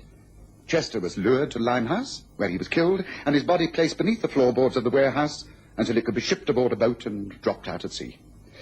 Unfortunately, Joe Crumb was discovered by Chester's coachman, who was killed in a fight. I knew that it was the beginning of the case and not the end. Once Crumb was acquitted, he got overconfident. The landlord, being the spineless type, reacted to a telegram I sent him, saying Chester's body had been found. They led us to him.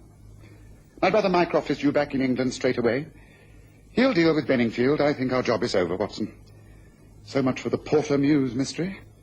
Interesting case, but a little too close to home for comfort. Don't you agree?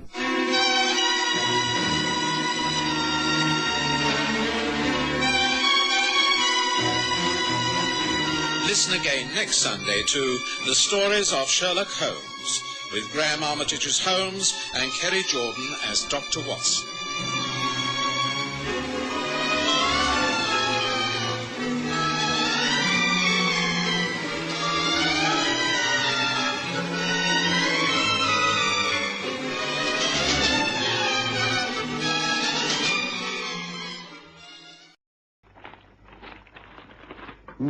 Well, the heat wave continues, Watson. According to the latest weather report, there's no sign of it abating. Well, I suppose after such a cruel winter, one should be grateful. It can't last indefinitely. Look here, Holmes. I have a young fellow working with me. He can take over my practice for a few days. Why don't we get out of London? Get out? Yes. The heat in the centre of the city is insupportable. Let's hire ourselves a pony and trap, pack a few things in a rucksack, and take to the open road. Stay at inns wherever we like, walk, swim, fish. Well, just relax and enjoy the sunshine. We both need to get away, and this is an ideal time. Now, what do you say?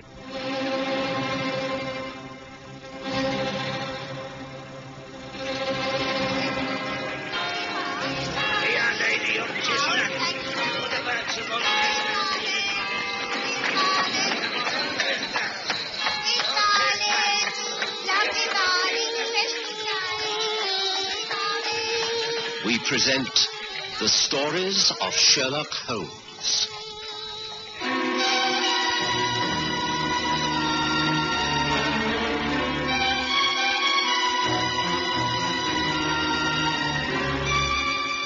Tonight, David Rensburg's will.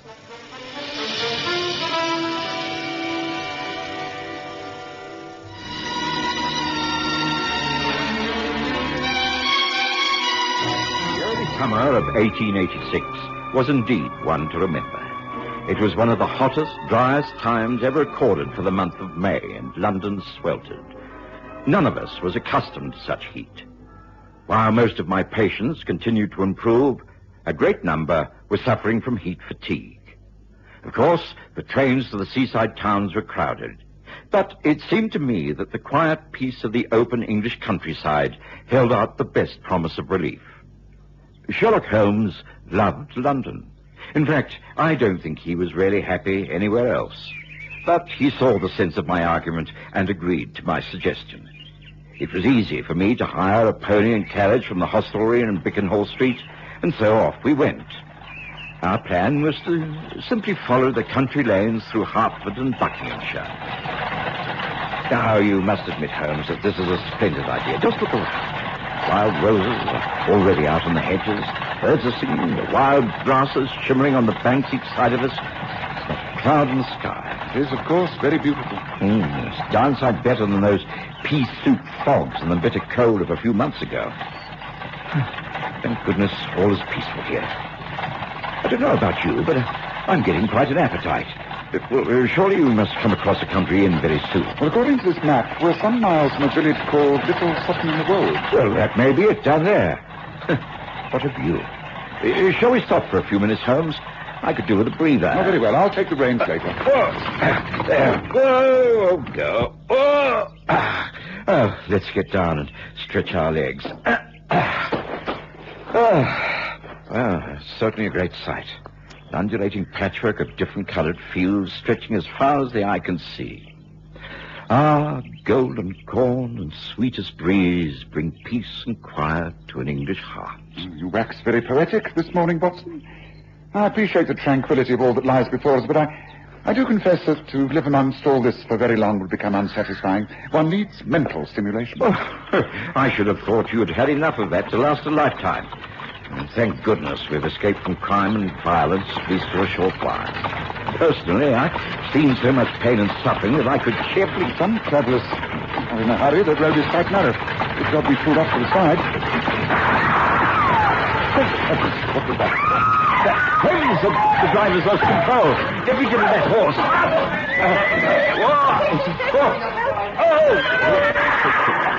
I saw the horse rear up, the carriage about to topple over. The driver lost the reins, and unless the animal was controlled, I knew there'd be a dreadful disaster. Instinctively, and almost without thinking, I threw myself forward, grabbing at the horse's head. Found the bridle and hung on. My weight slowed him down. I was conscious of being dragged forward. There was a pain in my shoulder. My arms seemed to be wrenched out of their sockets. Suddenly, I felt a searing stab of agony. Mercifully, all went dark and silent. How is he, Doctor? He'll be all right. He's broken a few ribs. I don't like the look of those bruises. But if you ask me, he's been extremely lucky. Should he be taken to hospital? Oh, no. He's a very strong man. Let him lie here in this comfortable room at the Dappled Duck. You have no immediate plans? No. We were taking a country tour with no definite plans. As long as he's comfortable and in no danger. Oh, no. He's a medical man himself, I understand. Yes, that's right. Then he will know what attitude to take when he becomes himself again. Just leave him. Let nature take its course. I'll be in the village if you need me at all. Good day to you, Mr. Holmes. Good day to you, Doctor. I'll show you out. I was conscious of what Holmes and the doctor were saying, and strangely enough, in spite of the aches and pains, I felt quite peaceful. I may have been given some form of opiate. I can only remember feeling quite at ease, knowing that Holmes would take good care of me. Come in. Oh, excuse me. You are Mr. Sherlock Holmes? That is correct. My name's Mary Cook. I've come here to inquire into the condition of your friend who so gallantly rescued us this morning. My mistress and I were in the carriage that nearly overturned. I've been sent from Rensburg Manor to convey our grateful thanks. My friend and colleague, Dr. Watson, is suffering from a few injuries, but I'm assured that he'll make a speedy recovery. Please, won't you sit down and discuss this whole matter? We were parked at the roadside when we heard a shot, and your horse was frightened into bolting. Can you tell me who was in the carriage at that time? Just myself and my mistress, Miss Reva Lowe. Oh, it's all very distressing. You see, Miss Lowe and I have only just arrived in this country from South Africa. We were on our way to Rensburg Manor.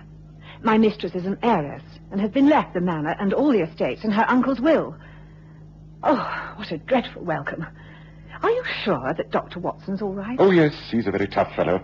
He'll pull through soon enough. Has anyone inquired into the shooting incident? Why, no. I assumed it was someone shooting in the woods. Oh, what an unfortunate incident. Yes. Particularly as the bullet from the gun ricocheted off the rocks on the bank where we were standing. I don't wish to add to your anxieties, Miss Cook, but I have the distinct impression that the shot was deliberately fired at either your carriage or ours. Oh, but surely that cannot be. Well, as you are strangers to this country, it would be unlikely that you should be the target of such an attack, and so... You mean someone aimed at you? It is quite possible. I am a man with few friends, but many enemies. Please do not distress yourself on my account. If this was not an accident, you may be sure I shall find out the true cause of it all. Well, thank you for calling, Miss Cook. Convey my respects to your mistress, and assure her that all is well. Good day to you. Within a couple of days, I was feeling more myself again. I'd managed to bandage up my chest to give support to my injured rib cage, but the comfort it gave me was offset by the heat it generated. However, I made progress. There was a goodwill note and a bowl of fruit from the ladies up at the manor, and an invitation to call upon them whenever I was able. For most of the time, I sat in the small back garden of the Dappled Duck Inn under the shade of the large oak tree. Sherlock Holmes disappeared for hours at a time. I was surprised, as he seemed cheerful and enjoying himself no end. Then, on the third day, he suggested a quiet drive up to Rensburg Manor. The mistress of the house, Reva Lowe, received us graciously. Oh, Mr. Holmes, Dr. Watson, how good of you to call. We've been so anxious about you, Doctor. Are you recovering from the accident? Yes, I shall be myself again quite shortly. There's nothing to give concern. Well, I think you're a very brave man, and we are much in your debt. May I introduce you? This is Harley Albright, our family lawyer. How do you do? Neville Newman, the Squire of Little Sutton. And Mr. Robert Higgins. How do you do? Mary Cook, my companion in the carriage, you already know. She's just as grateful to you as I am. Mary, have we sherry and biscuits to offer our guests? Yes. They're there on the side table. Oh, thank you. Mr. Albright, I wonder if you'd be so kind. But yes, of course. Allow me. I do trust that things will settle down for you now, Miss Lowe. You have inherited these estates, I understand. Under the terms of Uncle David's will, yes. I must say I don't understand it very clearly. In these matters, I am totally in the hands of lawyers. Well, as Squire, I can state most definitely that you couldn't be better represented. Albright has handled my affairs with great skill for many years. Yeah, mine, too. Not that a hard-worked farmer like myself has a great deal to handle. I've enough to do trying to make the land pay for itself. I'm sure you manage admirably, Mr. Higgins. If the farmlands about here belong to you, then you've something to be proud of. I've never seen such a green land. Oh, thank you, Miss Cook. I'd like to show you around them sometime, but I think we'd do better to start by calling each other by our Christian names, don't you? Should we not take our refreshments into the garden? It's still so dreadfully hot. There are shady umbrellas under the trees. Can you manage, Dr. Watson? Oh, yes, quite easily, thank you. Allow me to help you, Doctor. And I, too, if I can be of any assistance. I'll be getting back shortly. How about you, Albright? Oh, yes. I have a great deal to do. Perhaps a few minutes in the garden, then back to work. Papers to prepare, you know. Well, that leaves us together, Miss Lowe. I understand you come from South Africa. A most fascinating land. What part do you come from? The Cape? Natal? Natal. My family were amongst the early settlers. This is the first time I've been to England, actually. There's such a contrast. That was a most agreeable visit, Holmes. I think Beaver Lowe and her maid companion are delightful. The Squire and Robert Higgins, too, very pleasant. A happy community. Pity we can't stay longer. But I'm quite able to travel. No, Watson. Huh? I said no. You are incapable of enjoying a further holiday and reluctant to return to the heat of the city. I suggest we stay where we are. But Holmes, there's more to this than meets the eye. Now, just what are you up to? Why do you really wish to remain here in Little Sutton? I wish to remain, Watson, because I know all is not happy. If I stay, I may put a stop to a miscarriage of justice. I may be able to prevent a murder. I looked at Holmes in sheer amazement. I knew that he longed for the excitement of the city and his routine of continual investigation, but surely, here in the peace of the countryside, he had to be mistaken. But he was quite serious. Oh, yes, I am quite serious. This isn't daydreaming on my part. You see, I've been wondering about that accident. It was caused by a shot from the woods on the other side of the road. It might have been an accident. A poacher, a wild shot at a rabbit, something like that, but I don't think so. It was deliberately fired at that carriage. It could not have been meant for us. No one, not even Mrs. Hudson, knows we're here. While you've been lying down recovering, I've been making a few inquiries. Oh, you mean into the affairs at Rensburg Manor? Yes, I found that David Rensburg died under very strange circumstances. He was found dead after taking a jump whilst out riding one morning. He was alone and there were no witnesses. He was an expert horseman and had cleared that fence most days of his riding life. The horse was found grazing some mile away. Nothing wrong. It must have been an accident. Well, these things do happen. Why should it arouse your suspicion? Because he made a will. It was a most strange one. I cannot find out the conditions, but I think there's going to be some controversy within the next few days. I can spell danger, Watson. I'm a man who deals only in facts, not suspicions, but I smell danger. I had learned never to take Sherlock Holmes' views lightly.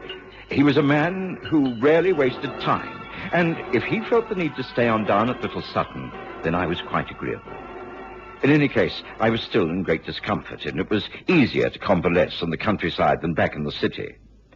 But it was some days later before Holmes' fears were confirmed. Miss Reva Lowe called at the inn, and it was in the early evening. I'm sorry to arrive like this, Mr. Holmes, but I took a chance on the fact that you might still be here. May I talk to you in confidence? By all means. Do take a seat. Thank you. I hardly know where to begin. Well, the fact is, since Mary and I arrived up at the manor, things have not been as trouble-free as I should have liked. To start with, the terms of my uncle's will are very strange. They require that I shall stay at the manor for a whole year before the estates are legally mine. Well, these things often take some time, but a year is rather unusual. Yes, particularly because after that year I shall be required to prove my identity as being sound of mind and body. Extraordinary. May I ask if there are any other clauses in the will? Should you not fulfill the conditions, who would stand to benefit? That's the curious thing. No one else. I am the only relative, and so why all these strange conditions? Yes. Well, if it's all legally drawn up, I don't see what can be done about it. Neither do I. But that isn't all that's bothering me. The fact is... I don't wish to be over-fanciful, but I have a feeling that it's a very unlucky house. In what way? Well, to start with, there was the accident with the carriage before I even arrived at the manor. And then, since then, several things have happened, even in this short time. The other day, Mary and I were out relaxing on the terrace, enjoying the sunshine. Oh, isn't this heavenly? So beautifully cool under the trees. Yes, lovely. Oh, it's too hot for tea, don't you think? What about iced lemonade? There's some waiting. Oh, look, it's Sandy, your uncle's old tomcat. Sandy? I wonder if he misses his master. Doesn't appear to. I don't think Uncle David liked cats very much. He must have been much more of a dog man. Let's give Sandy a saucer of milk. You feeling thirsty, Sandy? I'd like some lemonade, please. There we are, Sandy. That's nice, huh? Well, what are the rest of your plans for today? Mr. Albright is preparing some papers for signing. He should be here in a moment. Then the Squire and Robert are coming for luncheon. Incidentally, I think Robert is becoming very attached to you. He talks of nothing else. You must be imagining.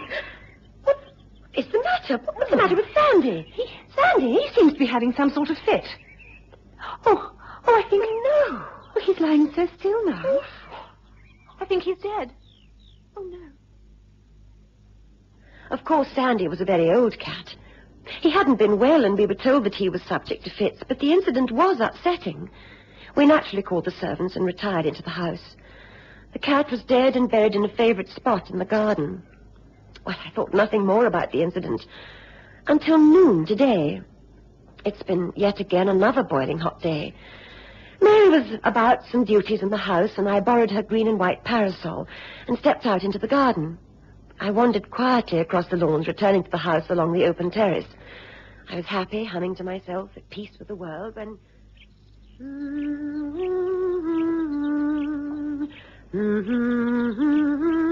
Mary? Mary? Is that you up there?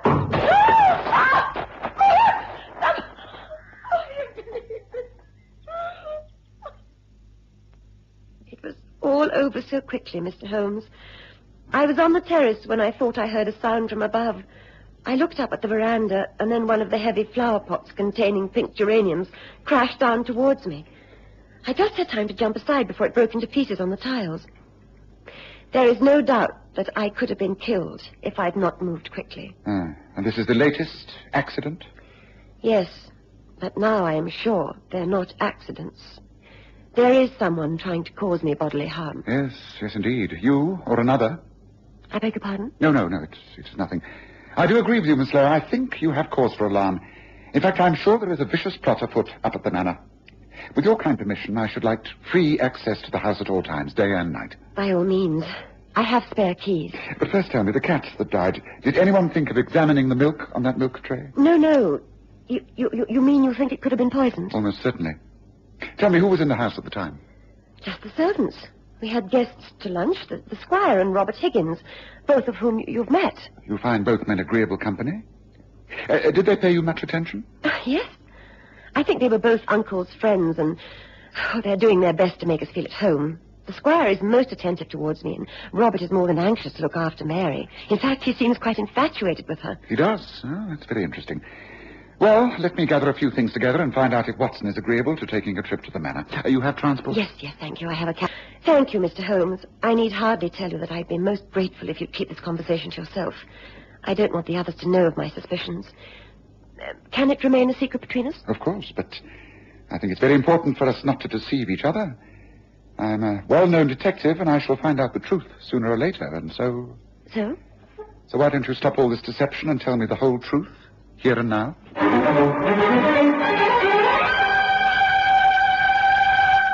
Of course, I agreed to accompany Holmes up to the manor. He didn't bother to explain the circumstances to me. Both he and Reva Lowe were silent for the whole journey. Then, to my surprise, we didn't drive the whole way. Holmes stopped the carriage just outside the grounds. Now, this will do nicely, thank you. We get off here, Watson? All right, if you say so. Here, Mr. Holmes. I think you'll need these keys. They are to the whole house. The largest one is it's the old side entrance. That'll be the safest way in. Oh, thank you. Remember all I have said, and good luck. Thank you. I shall remember. Come on, boy. Come on.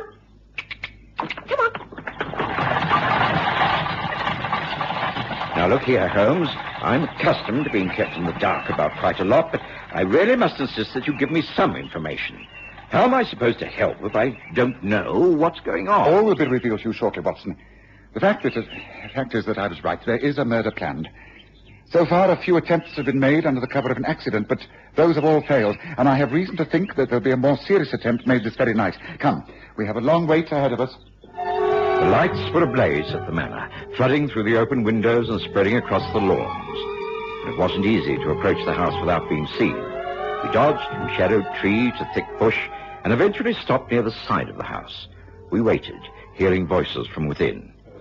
I could tell that the squire, Robert Higgins, and Harley Albright were all present. It seemed to be hours before the guests departed. I'll call on you tomorrow, Mary. That, if I may. Well, yes, of course.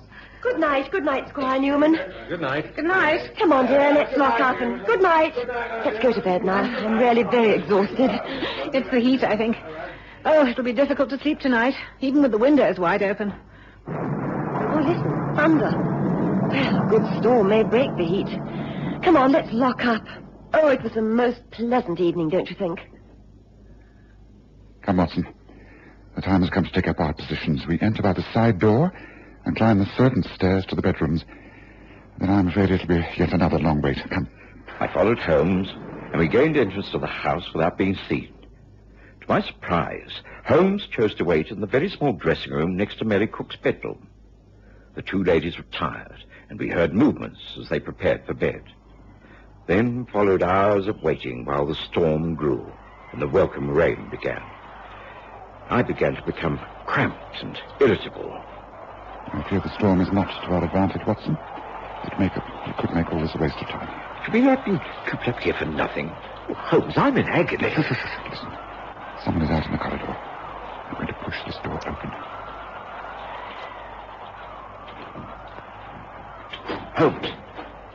Holmes, this is Mary Cook's bedroom. Surely if there's danger, We should be guarding Reva Lowe. Shh, quiet.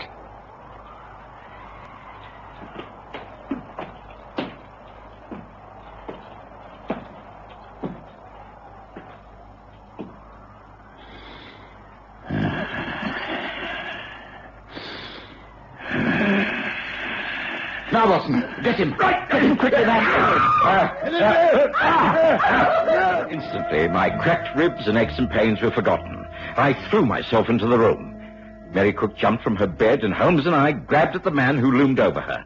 He struggled manfully, but he was no match for the pair of us. Overpowered, with wrists tied behind his back, Harley Albright, the lawyer, glowered at us as Reva Lowe entered the room. Just what do you think this means, Mr. Holmes? It means that you will be facing a charge of attempted murder, Albright. Mary. Mary, are you all right? Yes, thank you, dear. And the game's up, Albright. I knew there was something wrong from the moment these ladies arrived in this place. Incidentally, I think I better explain, Watson. The two of them changed places. This is really Reva Lowe. And this lady who posed as the heiress is a hired protector. You are a brave woman. Thank you. It was a job. Reva approached me because she'd received a letter in South Africa from her uncle saying that he thought someone was trying to kill him. He was killed by Albright's loosening the girth of his saddle before he went jumping. Then when you arrived, he set about trying to kill again. Only he knew the switch had been made, and the person he wished to kill was known as Mary, not Reva. The parasol you borrowed made him think it was Mary underneath the veranda. And that's why we guarded this room tonight. Watson and I caught him red-handed. It had to be him. It couldn't be anyone else. You killed to cover up for all the money you've been swindling out of your estate, isn't that right, Albright? Oh, yes. There's no need to reply. You'll have plenty of opportunities for that at your trial.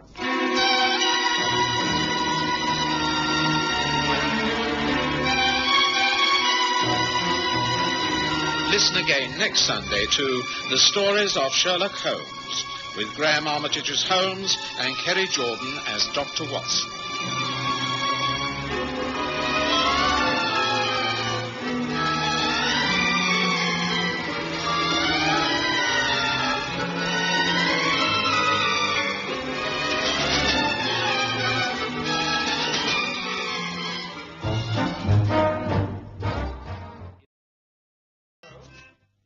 Are you back? Oh, Dr. Watson, you're back. Thank heavens for that. I wonder if when I heard the footsteps on the stairs, if it might have been Eden. Oh, Mrs. Hudson, do you mean that he isn't home yet? No, not for 4 days and 4 nights he hasn't been here.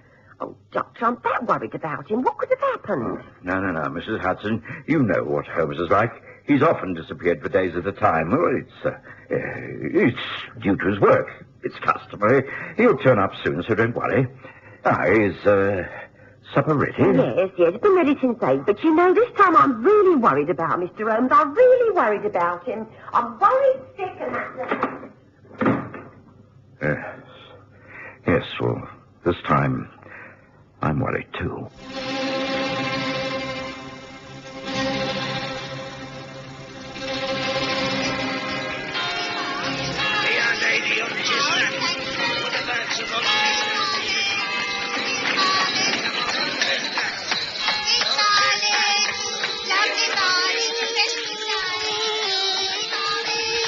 We present The Stories of Sherlock Holmes.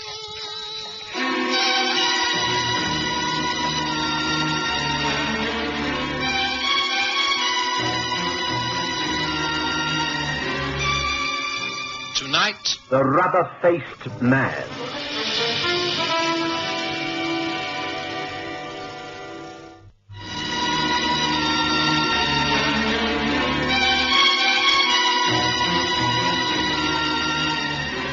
I was accustomed to Sherlock Holmes' sudden disappearances. I knew he had many private hideaways in various parts of London, rooms in lodging houses where he could assume another name and identity.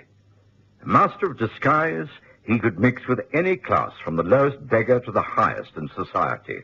Always, of course, it was connected with his work. And regarding his current case, he was very secretive. I told myself I should hear in due course and tried not to worry, but there was a nagging doubt in my mind that all was not as it should be. And so, later that night, when I heard a commotion upon the stairs, I naturally thought Holmes had returned, but... I'm so sorry to burst in like this, Dr. Watson, but Amy Castle is here and she says she must see you. Oh, yes, of course. I must apologise for calling like this, Doctor, but I am in very serious trouble. No, that's all right, Amy. Come in, and that'll be all, Mrs. Hudson. Thank you. Oh, yes, sir. All right. Right, now, come and sit down by the fire. Now, tell me what's troubling you, Amy. That husband of yours again? That's right, Doctor. It's the old business, the smoking. You've tried to get him to break the habit many times, but, well, it's the opium. Hugo's been away for over 2 days now. Well, you know what it's like. He can't keep away from the stuff. Of course, I've been making the usual inquiries, and I have traced him. Well, where is he? Well, he's in an opium den called the Green Pagoda in Upper Julius Street. You know the road that runs parallel to the river off Bell Lane. I want to go and get him out, but I daren't, not on my own.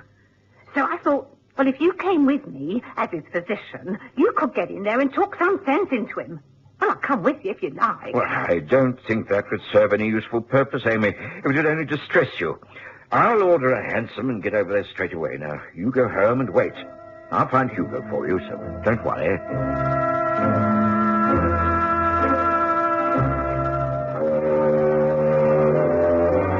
Hugo Castle had always been a problem patient. Like thousands of others in London, he was a constant visitor to the opium dens that clustered around the dock area.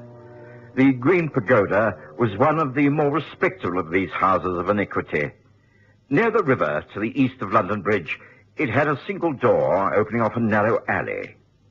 I entered, and by the low flickering of the oil lamps set against the damp stone walls, made my way into a low, long room filled with thick, brown opium smoke. Wooden berths like those in an ancient galley lined the walls. Faint sounds of Eastern music came from the gin shop beyond the bead curtains, but no one listened. Groups of huddled creatures bent over red circles of light where the burning poison waxed and waned in metal bowls. Most men lay silent. Some were groaning or whispering, mumbling their own distorted thoughts aloud. As I entered, a sallow Oriental slipped from the shadows to offer the customary pipe. Evening, my sir. Comfortable bed, very good pipe. Long sleep and good dreams. This way. Thank you. No, I'm not here for that. I seek a friend. He's around here somewhere. Would you allow me to look and... Yes. Yes, Yes, I think that's him. Hugo Castle. Dr. Watson, it is Watson, isn't it? Watson, my good fellow. What is it? What time is it? It's nearly 11 at night. 11? I must go home. Go home. I've been here all evening. You've been here some 2 days. Now, pull yourself together, man. It's Friday, October the 19th. Well, it can't be. I thought it was Wednesday. You're trying to frighten me, muddle my thoughts. Well, they couldn't be more muddled than this foul stuff has made them. Right, now look, I have a cab waiting, so come along. Let me get you out. I only had one pipe, just one or two at the most. Right, well, come along. I'll pay for you, and you'll feel better in the fresh night air. Oh, give me money? Money? No, not for you, poor wretch that you are. I cannot help everyone. Shh, softly, Watson. Oh, hush, you'll spoil everything. Keep your voice down. What is it? Look, I'll explain on my way home. I'll pay for that poor castle creature and get him into a cab.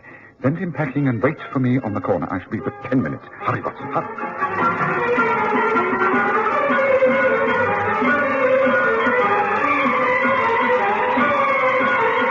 I did as Holmes requested. Hugo Castle made no protest as I bundled him into a cab and, paying the driver, gave Hugo's home address. I was confident that Amy Castle would take good care of him, and once he'd recovered, give him a sound talking to. I would call in the morning and do my best to make him break the pernicious habit. Meanwhile, I waited on the corner. Holmes arrived, still dressed in beggar's rags, and joined me in another hansom. As we clattered our way homeward, Holmes said with a chuckle, If you could have seen your face in the lamplight, Watson. Now, I suppose you think I've added opium smoking to the long list of my other vices. Well, I assure you that, like you, I was visiting the Green Pagoda in order to find someone. You found Hugo Castle. I, unfortunately, have not found the man I was after. May I ask who you were looking for? A man called Maynard Burley. He came to live in London several years ago. He led a checkered, colourful existence, having been an actor, a seaman, and a tobacco importer. He bought a house, married a local lass, and settled down in Islington. He was happy with his wife and a young son. Recently, he's had no set occupation, but has interests in several concerns of the city. He travels to town every morning by train, returning to Shoreditch Station by the 5:15 each night. Last Monday, Maynard Burley left the house earlier than usual. His wife, Sarah, remembers it very well. I'm going now, Sarah. Maynard, dearest, it's long before your usual time. Yes. There are several things I wish to do before reaching the office. I want to do some shopping.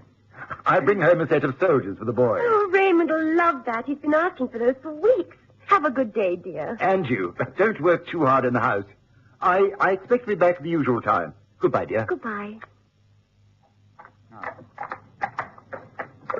Now, shortly after her husband had left that morning, Sarah Burley received a telegram saying that a parcel of considerable value that she'd been expecting from her family in Australia had arrived at the offices of the Tower Shipping Company.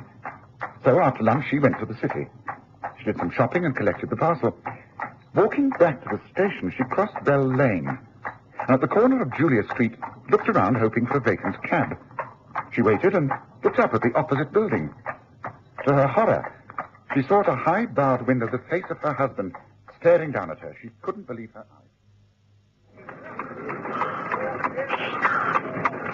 Maynard! Maynard! What on earth, Maynard? In a place like that?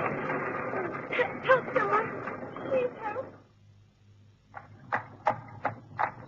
She tried to enter the building. She couldn't, because, as you may have guessed, the room she wanted was above the Green Pagoda building that we've just left.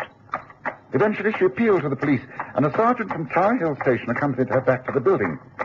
She identified the room, and as they climbed the stairs... I know I'm not mistaken, Sergeant.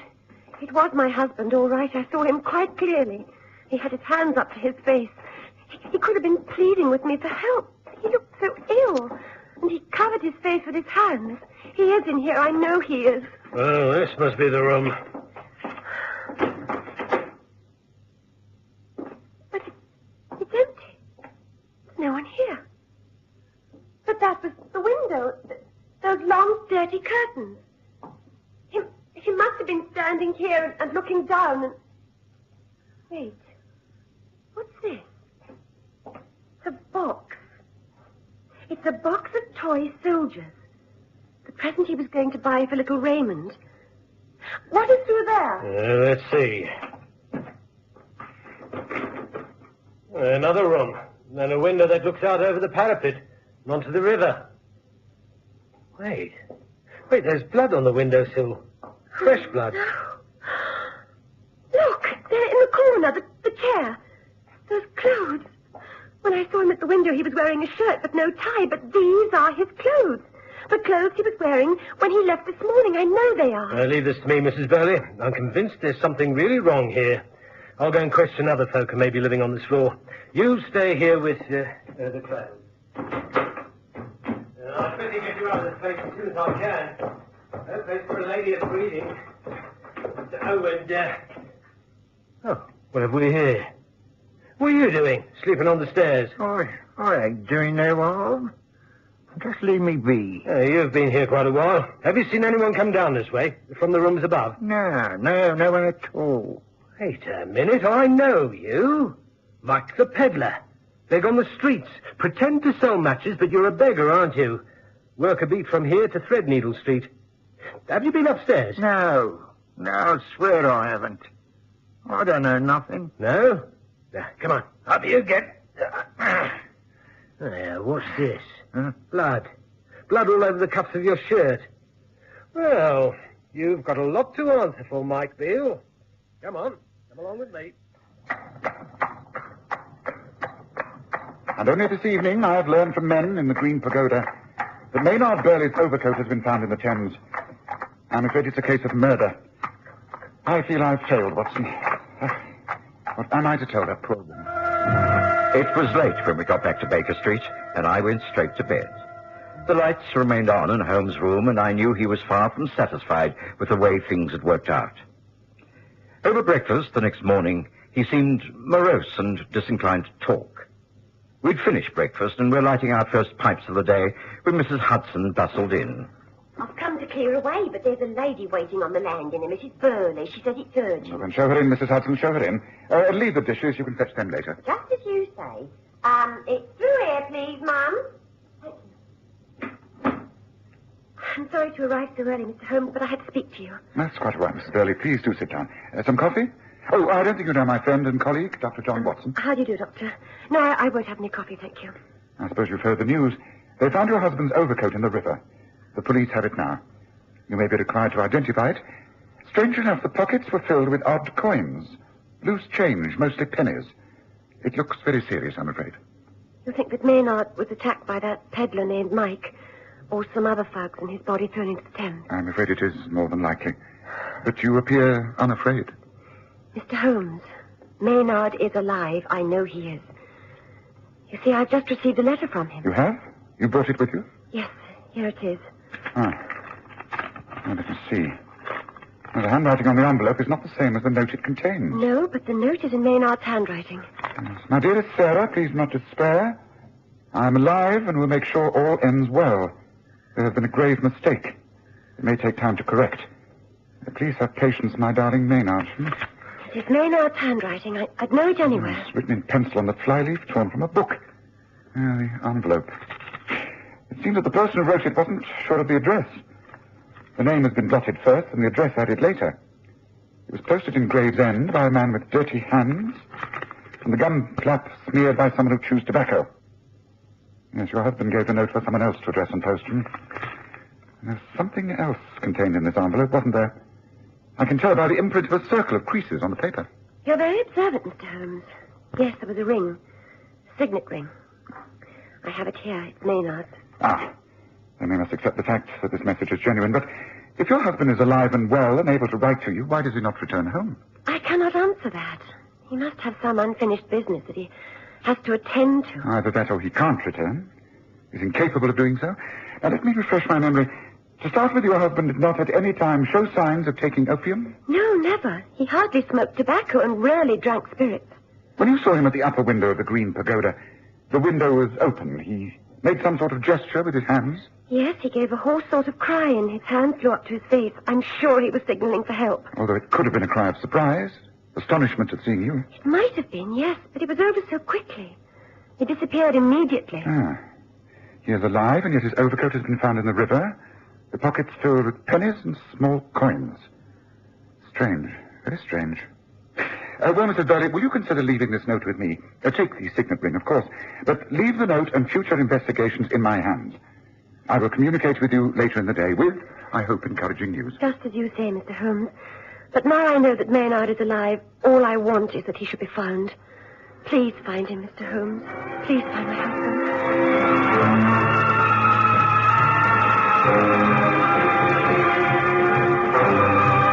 I went about my day's tasks and for a few hours forgot the case of the missing man from the Green Pagoda. When I returned in the early evening, I found Holmes pacing the room impatiently. He was fully dressed with hat and Inverness cape, an empty pipe clenched between his teeth. Watson, good, you're back. I've been waiting for you. Do you think you could forego supper until a little later? I've work to do, and I'm not sure I wish to tackle it alone. Yes, if you need my assistance, then you've only to ask, Holmes. That I know, my dear fellow. Here, a small brandy to fortify you for the night's work. Thank you. That'll be most welcome. I take it, then, that you've made some progress. Indeed, yes, I think so. I have a hansom waiting at the corner cabby rank. I must now put to test a little experiment. I think I behaved like a blind fool, Watson. I deserve to be kicked from here to Charing Cross. I think I have the key to the whole affair. How many times have I told you that when all possible solutions are met with failure, what is left over must provide the answer? I've been as blind as a mole. It's better to learn wisdom late than never to learn it at all. Come, Watson, finish that drink and let's be on our way. Hurry, man, hurry. Within minutes, we were in a cab and pounding our way across London. The horse buses were filled with folk on their way home. The shopkeepers were about to put up their shutters. The gas lamps glowed at every street corner, and Holmes muttered angrily at the slow progress we were making. I could tell from the direction we were taking that Holmes was playing the game by the correct rules. We were heading for Tower Bridge and the police station. Sergeant Bennett, who'd been with Mrs. Burley on the Monday's raid on the opium den, was on duty. Evening, Mr. Holmes. Well, what can I do for you? I've called about Mike Beale, the beggar who was questioned regarding the disappearance of Maynard Burley. Have you held him for questioning? He's about to be remanded on a full charge. At the moment, we know he's still in his room above the Green Pagoda. The place has been closed down. It's under surveillance night and day. No one allowed in or out. I see. So Mike the peddler is virtually a prisoner in that place? Oh, put it that way if you wish. Of course, there's no way we could forcibly hold him. But he knows if he as much as puts his nose out from the street, we shall grab him on some charge or other. Can't let him slip through our fingers. No, of course not. If he left that place, he could vanish in a couple of minutes into the dock area on a ship and out of the country in 24 hours. That's why we've got him shut up in there, pending further evidence. Once we find the body of Maynard Burley, we'll slap a murder charge across Mike Beale quicker than lightning. Well, you may be bending the law a little, Sergeant, but I'm very grateful for it. Yes, I suspected as much. That's why I'm here. You see, I want to ask Mike the peddler a few questions. I knew I should be unable to get in to see him without you. Can you arrange to have Watson and me let into that building? Oh, I'll do better than that, Mr. Holmes. I'll come along with you. Constable, I'm off on the Burley case. Expect me when you go off duty. Very good, sir. Come on, Mr. Holmes. I'll have the station wagon get us there right away.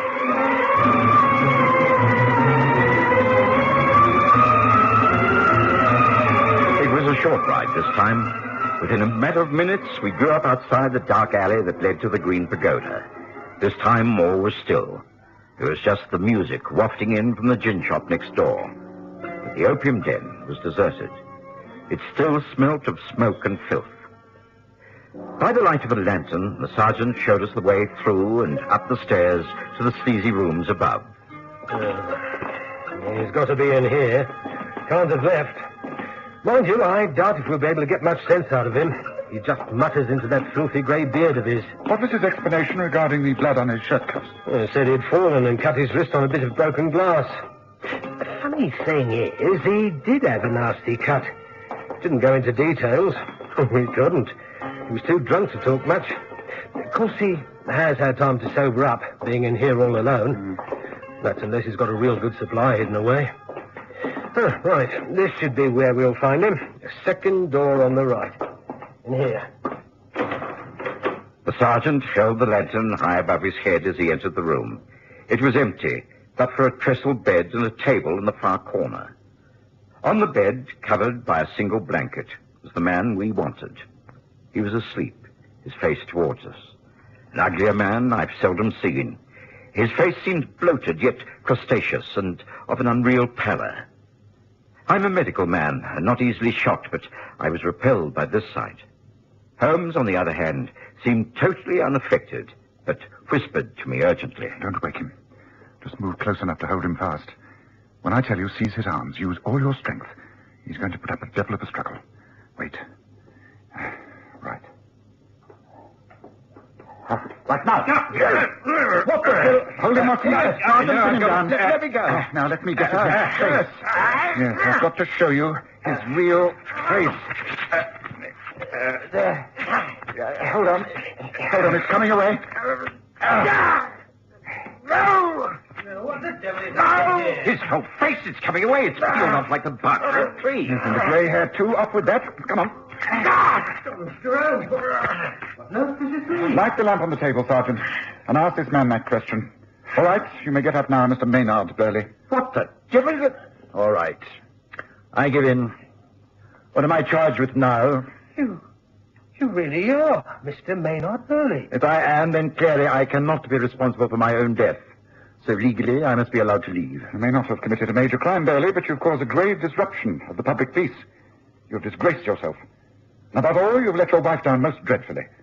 If you feel anything for her and your son, then now is the time to make amends.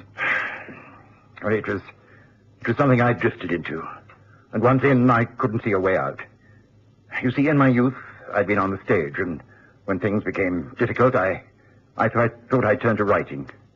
I wrote a series of articles about what it was like to be a beggar of the streets. In order to find out by first-hand knowledge, I became a beggar. I used a rubber mask, a different whining voice, and I got all the information I needed. I wrote the articles, and they were a success. Then times changed. I found I could make more money as a beggar than I could as an honest journalist. I could make over £1 a day by whining and begging. I still had a little money from my investments, but regular employment seemed to evade me. I took to begging as Mike Beale as a profession. I left our modest home in Islington each morning well-dressed for the city. I begged all day and changed back into my city clothes in the late afternoon. I rented these rooms above the Green Pagoda for changing purposes. Imagine my horror when I looked out of the window last Monday and saw my wife in the street below. I rushed into the room, threw my overcoat with the day's takings into the river. As I did so, I cut my wrist on the broken window pane. There was blood everywhere.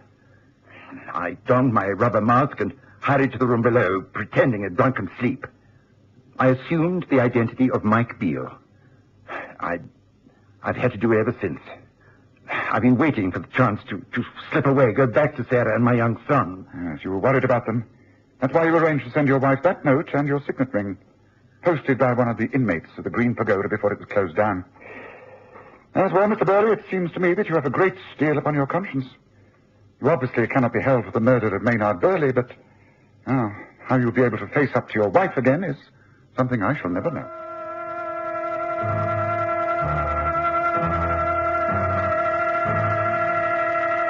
Holmes looked at the sergeant, who appeared completely baffled. The sergeant shrugged his shoulders and indicated that he didn't know what line of action to take. It was Holmes who took the initiative. If the police manage to hush this up, Burley, well, there must be an end to this. No more begging, no more Mike Beale. I swear by the most solemn oath that it shall be so. Then I think you should tell your wife everything. If she is the lady I think she is, then she will find it in her heart to forgive you. I promise you that we shall be silent. The rest is up to you. Well, now, Watson, how about that supper waiting for you back at Baker Street? Shall we get back to it straight away?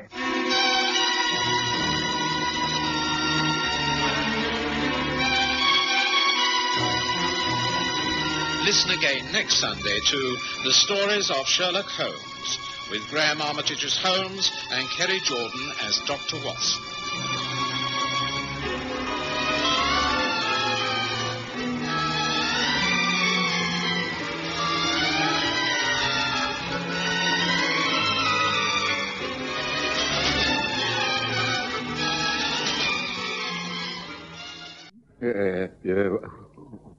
What's that, Holmes?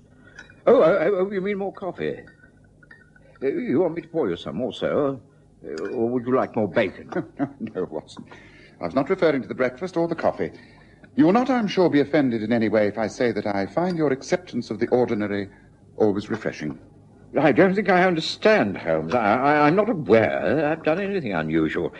I've barely spoken to you since I came to the table. Exactly. Yet you told me a great deal. You will always accept things on their face value. I happen to see quite a bit deeper than that. That's why I say you should do it. You should accept the invitation from your old school to contribute to their field bazaar. Now, am I not right?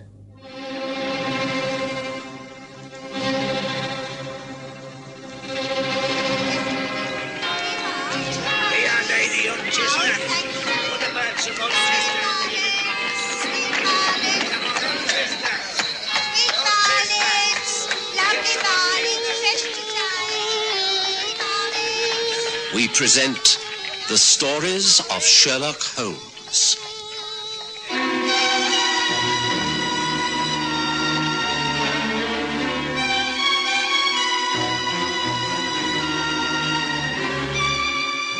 Tonight, The Field Bazaar.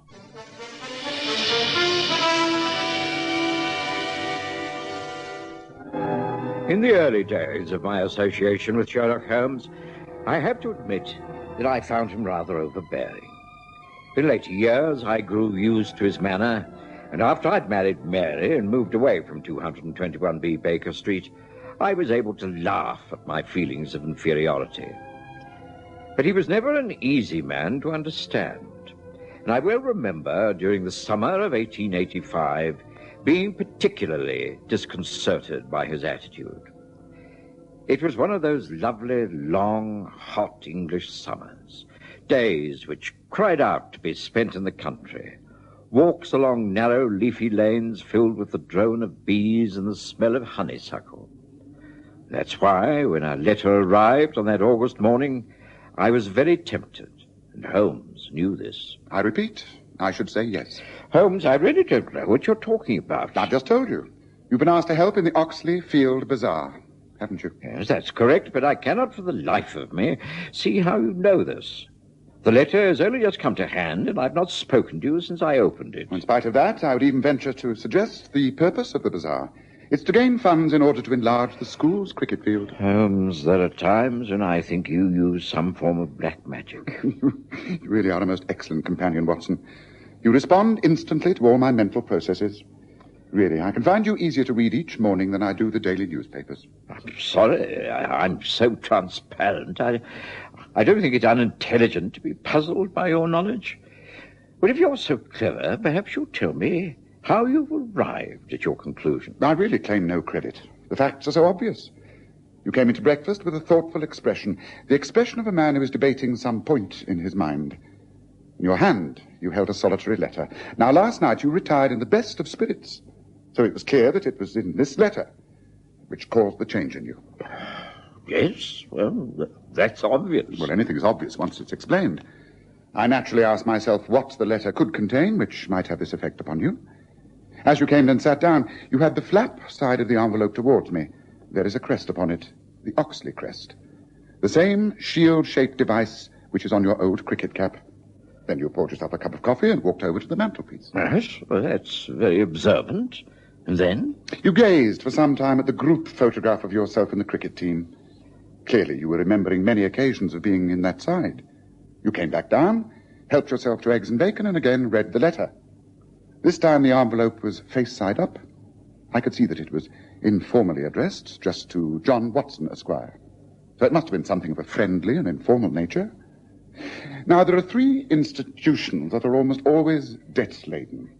The country churches, the old people's homes, and the cricket clubs.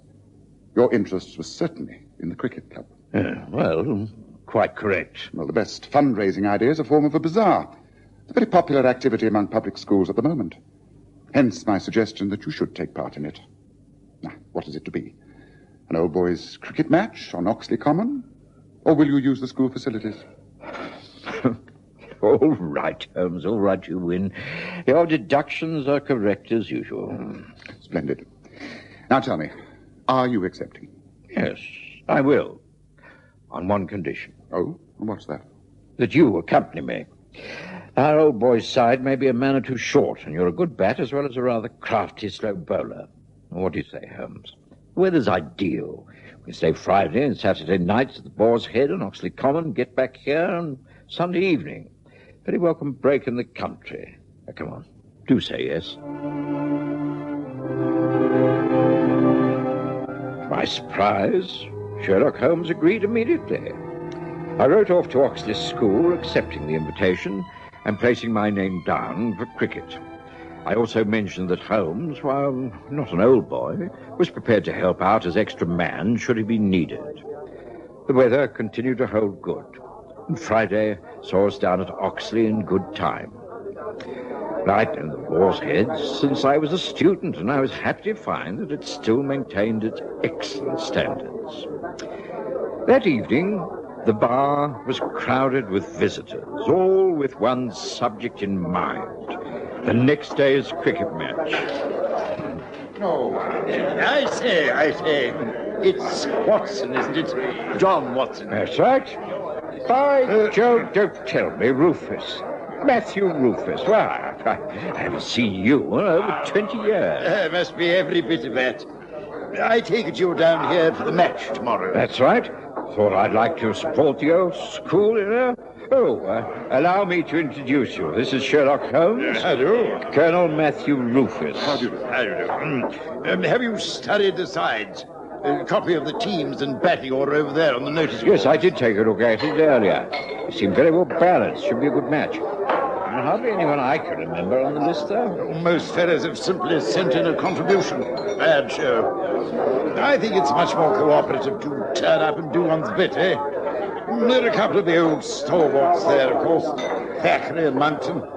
I was all for putting them on the same side, but the committee thought it would unbalance the match. They're both fierce cricketers. Playing together, their side would win hands down. They always were rivals, even at college. It got worse as the years have gone by. There's some talk about Thackeray making a pass at other men's wives. No, I'm not surprised. He always was a dog for the ladies. And Monkton's as jealous as blazes. Ungovernable temper. Well, let's hope it doesn't find its way onto the pitch. Oh, it could well do. Monkton is a bowler of tremendous speed, but not all that careful. He's inclined to aim at the batsman more than the wicket. Oh, dangerous. Thackeray, on the other hand, is known to go all out to win, regardless of what happens. Yes, from what I recall, he's never been a popular man with the other side. Never takes a risk. Successful, but not really a sportsman. Plays to win. Doesn't care how it comes about. Yeah, that's right. Uses his pads too much. Never played an innings without 2 or 3 appeals for LBW. Rumour also has it that he'd often tried to square the umpires in his favour. Yeah, doesn't sound a very good sort. Well, neither of them are, in my opinion. The captains will just have to keep a tight rein, huh? Oh, that's your captain over there in the corner having a quiet pint. Charles Ellis, local chemist. Sound fellow. Take you across and introduce you, shall I? I met Ellis and a few other cricketers whom I didn't know. Holmes, never bored when there were interesting people around to study, puffed away at his Meerschaum pipe and listened avidly to the local gossip. Time went by, and then Ellis and the Colonel were joined by James Monkton. Well, Monkton, ready for the game tomorrow? You're ready for anything, Colonel. Anything that your side and that lout Thackeray can dish up. Come on now, Monkton. That's not the spirit to approach the game with. It's a social occasion, not a private war. And that's all very well, it is. You're Thackeray's captain, and it's your job to see he plays cricket in the proper manner. But as long as I've known him, he's been utterly selfish out there in the pitch. He thinks only of himself, getting runs and blocking with his pads. It holds up the game and drags it out, just stonewalling until the spectators groan with boredom. I hope you give him some firm instructions not to apply those tactics tomorrow. Monkton, you know as well as I do that that's his style of play. But surely you can advise him to take a few chances. Go for some runs and give the crowd their money's worth. And as you say, it's a social occasion. Let's give him something to clap for. I'm sure he'll do his best. Well, if he plays his usual game, it won't be good enough. I tell you, now give him a run for his money. If he starts that pad play stuff, and I'll pack my leg field and have him on the hop. Now, look here, Monkton. That's no attitude. That's no attitude in which to approach the game. This is cricket, not a blasted vendetta. No, and you've got to remember that Thackeray isn't as young as he was. You start bowling bouncers and aiming for his body, it could cause him an injury. Well, that's too bad. It's up to him. I heard all that, Monkton. Didn't know I was at the bar just behind you, did you? Huh? No, Thackeray. Well, I don't care if you heard or not. In fact, it's just as well. Perhaps now your captain will give you some well-founded advice. I don't need any advice, not from Ellis or anyone else. I'm going to play my usual game. Just because you've never got the better of me, on the field or off, is no reason why I should change. It's a pity you can't change a lot of things. Your behavior as a man is almost as bad as your cricket manners. Now, look here. If you really want to get personal, everyone knows you're not much of a man in lots of ways. Ask your wife. Why, you dirty lout! You think I got back or not? That's enough. Colonel Rufus, take these men out of here. This be a respectable pub, not gymnasium. Hear me? If you want to fight, get out on the lane. Now, come on, it's time anyway. Time, gentlemen, please.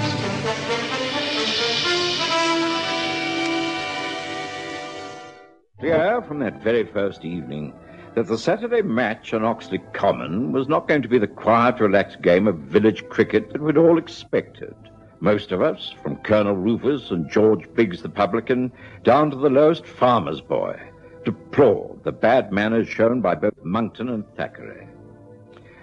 Outside the Boar's Head in the warm night air, The two men were made to apologize to Biggs and were persuaded to shake hands.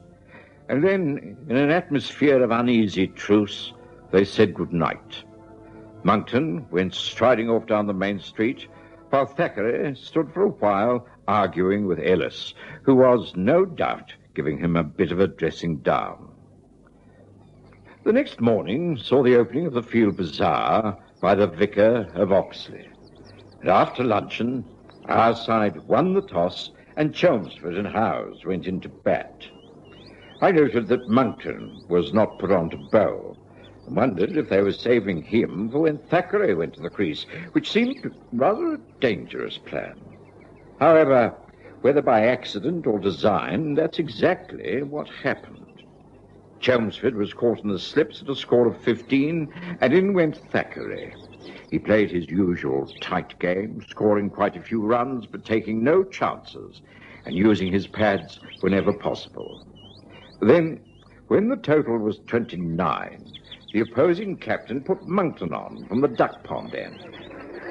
A murmur went round the spectators. Rumours spread quickly in country villages, and Oxley was no exception. Everyone knew of a row the night before. Gad, those two are really at it. A bad show, eh, Holmes? Well, they're certainly not sinking their differences for the good of the game. Oh, dear. An appeal for LBW. Umpire has disallowed it there. Thackeray was very lucky there, if you ask me. Just the sort of thing to infuriate Monkton. Yeah, afraid so. You'll start bowling straight at him to teach him a lesson. Same old arguments. Just what we feared would happen, huh? Here he comes again. Long run, right up to the wicket. Gad! That must have hurt. Bounced right full up and caught Thackeray in the chest. Oh, it's not cricket, sir. Intent to harm, all right. Definitely not cricket. Thackeray seems doubled up, but I think he's all right. He's not leaving the field, anyway. He's just rubbing his chest over the heart, hitching his pants up now and patting the crease. Monkton in again. A fast one. And this time, Thackeray has got his own back. Well outside the stumps. And he stepped out and put his left pad to it. Can't blame him. Oh, Monkton is furious, of course. Going back now to run again. Takes a long run, this man. All that faults, he needs it. But in he comes. But wait a minute. Thackeray's staggering. Something is happening out there. But Thackeray's slumping down. Great heavens, he's collapsed. He's fallen down on his face. Watson, that man is ill out there. Come on, get out to him. He's seriously ill. Come on, let's get out there while there's still time.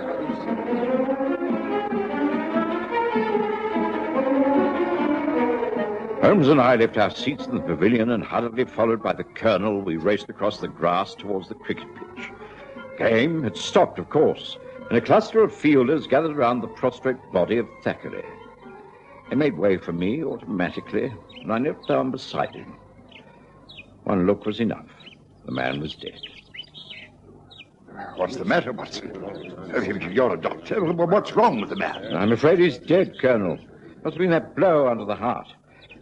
We must get him back to the pavilion. Dead? All right, men. Lift him up. Carefully now. Alice? Yes. Please see that there's as little fuss as possible. Okay. Carry him off the field. The match must, of course, be abandoned, and I see that the police are informed. Monkton, please find the village constable. Police? What for? I mean, it must have been a heart attack. Why send for the police? Well, there must be an examination. Must make it official. I have no doubt about Watson's verdict, but things must be done in the correct manner. Give a hand there. Give a hand and keep the people back, for heaven's sake. Come along. Let's get some order into things. Come on. Thackeray's body was carried to the pavilion, and there a meeting extraordinary was held by the colonel. There was no panic. People were very concerned, but sympathetic and considerate. Sam Wiley, the local constable, was dispatched on his bicycle into Oxley for a carriage ambulance from the hospital. And shortly after that, Inspector Winters arrived. Well, there was really nothing much anyone could do. It was just a regrettable accident. At least, so we all thought at that time. I looked around the pavilion and found Sherlock Holmes carefully removing the dead man's pads. Holmes, what a tragic accident. That's what it appears to be, doesn't it?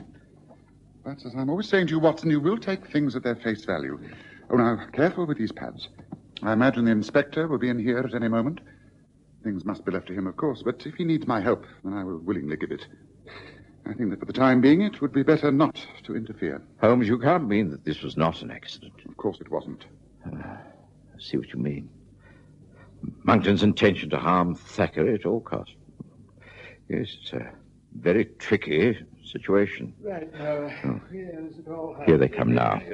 Colonel, Monkton, and the inspector. Yes, well, we carried him in here, of course. Encouraged all the spectators to get back to the field bazaar.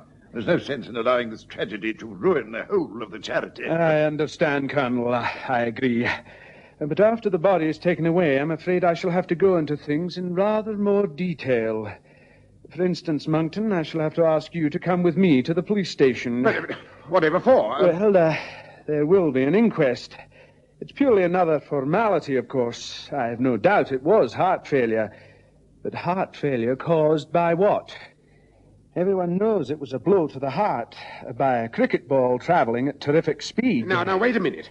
I didn't kill Thackeray. I mean, it was an accident. I didn't deliberately kill him. Manslaughter is a very loose term, Monkton. There's a great deal of difference between manslaughter and murder. Manslaughter involves unplanned conditions and the like, accidents through negligence. But you are intent on causing bodily harm. There are dozens of witnesses prepared to testify to that. But that's ridiculous. An unlucky blow. Like a man who killed someone in a fight? Exactly. Sorry, the matter will have to be taken up. It simply can't be glossed over. Do you not agree, Colonel? It's not for me to say. You're the law, but, I'd seek advice from a solicitor as soon as you can, Monkton. Sound advice, Colonel. Come, man, you haven't been charged with anything yet. Let's get the body out of here. The carriage is waiting. Bring him out this way. Go. That's it. Get the doors open, Peter. Well, Holmes, aren't you coming? No, and neither are you. We are both staying here. But, Holmes, what do we do here? Very simple, Watson. Catch the murderer. Murderer? Quite. Thackeray didn't die of a heart attack. He was poisoned. Holmes, you can't be serious. My dear Watson, have I ever joked about sudden death? You are a medical man, but you were just as taken in by the circumstances as anyone else. I examined the dead man and thought it looked more like poison than a heart attack, and I was right. Look, careful now. Study the dead man's pads. Here, let me show you. Now, you see, these pads are stiffened with cane struts, but here is another twisted thorn. That splinter of wood is impregnated with a deadly poison. The man died not directly after a blow under the heart, but immediately after a blow on the left knee. He stepped out, used his pad. The splinter tore into the flesh of his knee, and that's how he died. Then if what you say is correct, whoever organized this dreadful crime must have known that Thackeray would be hit on the pads. The whole of Oxley knows that. Thackeray was bound sooner or later to risk putting a pad out to a fast ball in sheer defiance of Monkton's tactics. The fact that he received a blow the ball before was simply coincidence, and one which worked very nicely as far as the murderer was concerned. But, Holmes, who could have done this terrible thing? That's what we have to discover, isn't it? Look, the hue and cry has died down a little now. We shall have to be patient, I'm afraid. This pavilion is used not only as a dressing room for cricketers, but for storage as well. The cement roller, the gardener's equipment, everything used to keep the common clean and tidy. There are plenty of places where we can conceal ourselves. Somehow I don't think we shall have long to wait. Yes, here, behind here. Yes, that's it. Now, Thackeray's pads are clearly displayed there on the bench. Wait. Quickly, Watson, quickly. I think we're about to have a visit. Shh, wait. Look there. The open doorway. Wait until he picks it up. Now, Watson, hold him. Hold him. What the devil? How dare you? What do you think you're doing? All right. Call the colonel and the constable. It's all over, Ellis. As a cricket captain, you may be quite good, but as a killer, you're caught out, in every sense of the word. Ellis was taken away by Constable and Colonel Rufus. Under interrogation, he broke down and confessed everything. It was a diabolically clever plan that he'd conceived and almost carried out. It was left to Holmes to fill in the details, as usual. You may have noticed when we first arrived down here that I was unusually quiet at the bar. I was listening to the local gossip. It wasn't all about Thackeray and Monckton and their cricketing rivalry. There was a deal of talk about Thackeray's amours with the local ladies. Everyone thought he was after Monckton's wife. But quite a few locals knew that it was Ellis's wife with whom he was carrying on an affair quite openly. Ellis, being the local chemist, had no difficulty in obtaining the Brazil curare poison. It fades from the bloodstream in a matter of hours and so would remain undetected. Oh, yes, it was very clever. But thanks to you being on the spot, Watson, he had no chance of examining the dead man and removing his pads straight away. I think we've made our contribution to justice and the field bazaar, don't you?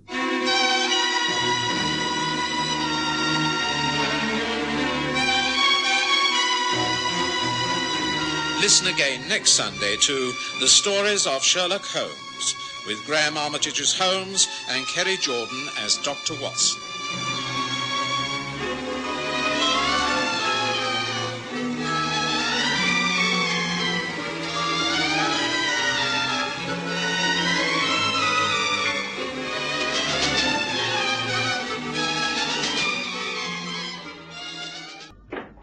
Ah, Mr. Holmes, I was hoping I'd find you here working in the library. My dear Tebbit, I know you are a tutor and lecturer at this college, but you must understand I am an extremely busy man. I realize that, but a very awkward and delicate incident has occurred here at Magdalen.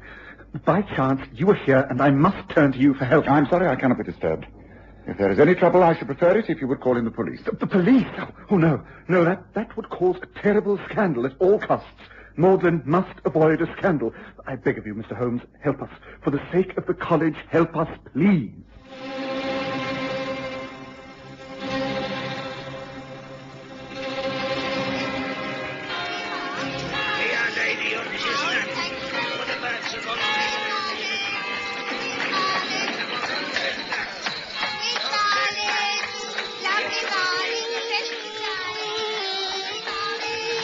We present The Stories of Sherlock Holmes.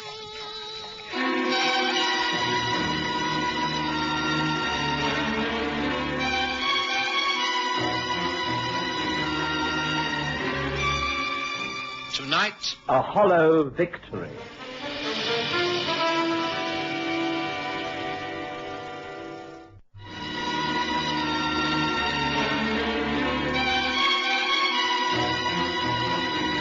It was in the year 1892 that Sherlock Holmes and I spent some weeks at one of the great university towns. We were residing at the time in furnished lodgings close to a library, where Holmes was engaged upon researches into early English charters. It was whilst he was busy with his research that Frank Tebbit, one of the lecturers at Magdalen College, burst in upon him. A gaunt man of excitable character, he was even more agitated than usual. I must explain, Mr. Holmes, that tomorrow is the first day of the examination for the Hamilton Scholarship. I am one of the examiners. Today, at about 3 o'clock, the proofs of the examination paper arrived from the printers. I read it carefully, as the text must be quite correct, a large part of it being passages in Greek to be translated. There must be no printer's errors, you see. Quite so. At 4:30 p.m., I left as I had an appointment to take tea in a friend's room. I left the proofs on my desk. I was away for little more than an hour. As you know, our college doors are double, the green baize one within and the heavy oak without. As I approached my outer door, I was amazed to find a key in the lock. But it was not my key. I knew I had not been so careless. My key was still in my pocket. Nevertheless, there must have been a duplicate. Who carries it? Oh, my servant, Jackson, who's been with me for 10 years. His honesty is above suspicion. Have you questioned him? Yes. I met him in the corridor and discovered that the key was indeed his. He had come to my room to ask if I wanted to take tea, and he had very carelessly left his key in the door when he had left a few minutes later. Of course, in ordinary circumstances, it would not have mattered. And what are the examination papers on your desk? Oh, The moment I looked at the table, I knew that someone had been in there. The proofs were in 3 long slips. I'd left them all together. Now I found one on the table, one on the side table near the window, and the third upon the floor. Tell me, Tebbit, is the scholarship a valuable one? Very. There is a lot to be gained by getting it, including money. Jackson entered the room with you. What was his reaction to all of this? He nearly collapsed. I had to seat him in a chair and give him brandy. He was so upset to realize he'd been the cause of such an outrage. Did you examine the room? Yes. While Jackson was recovering, I tried to be thorough. I found evidence of a broken pencil, the tip of some lead near the paper on the table. Ah, excellent. Continue. Then a definite cut, about 3 inches long, in the red leather surface of my new writing desk. Both Jackson and I are sure it wasn't there before. Ah. No, that is not all. I found a small ball of clay with specks of sawdust on it. I'm convinced that these are clues left by the man who entered my room. Very interesting. Yes, well, of course, I see your dilemma. If the culprit is not found, then the examination will have to be postponed until fresh papers are prepared. That would call for an explanation and could create a scandal that would naturally reflect upon you, the college, and indeed the whole university. That is it, exactly, Mr. Holmes. Please help me to settle this matter quietly and discreetly. Very well, I will look into it. Oh, thank you. Now, before you go to your rooms, just a few questions. Yes? Have you had any visitors in your rooms since the papers arrived? Only one, I think. Raoul Chabra, a foreign student. He lives in the block. He came to ask certain questions regarding the examination. Is he one of the entrants, then? Yes. And the papers were on your table while he was present? If I remember correctly, they were rolled up. No, nevertheless, he might have recognized them as printer's proofs. Possible, though unlikely. No one knew they were there, not even Jackson. Where is Jackson now? I left him recovering in the chair in my room. I hurried straight to you. Well, then it amounts to this. Either this student, Chabra, recognized the papers and is the guilty party, or whoever tampered with them came upon them by accident. So it seems to me. Yes, well, we'd better go over there. Would you care to come along, Watson?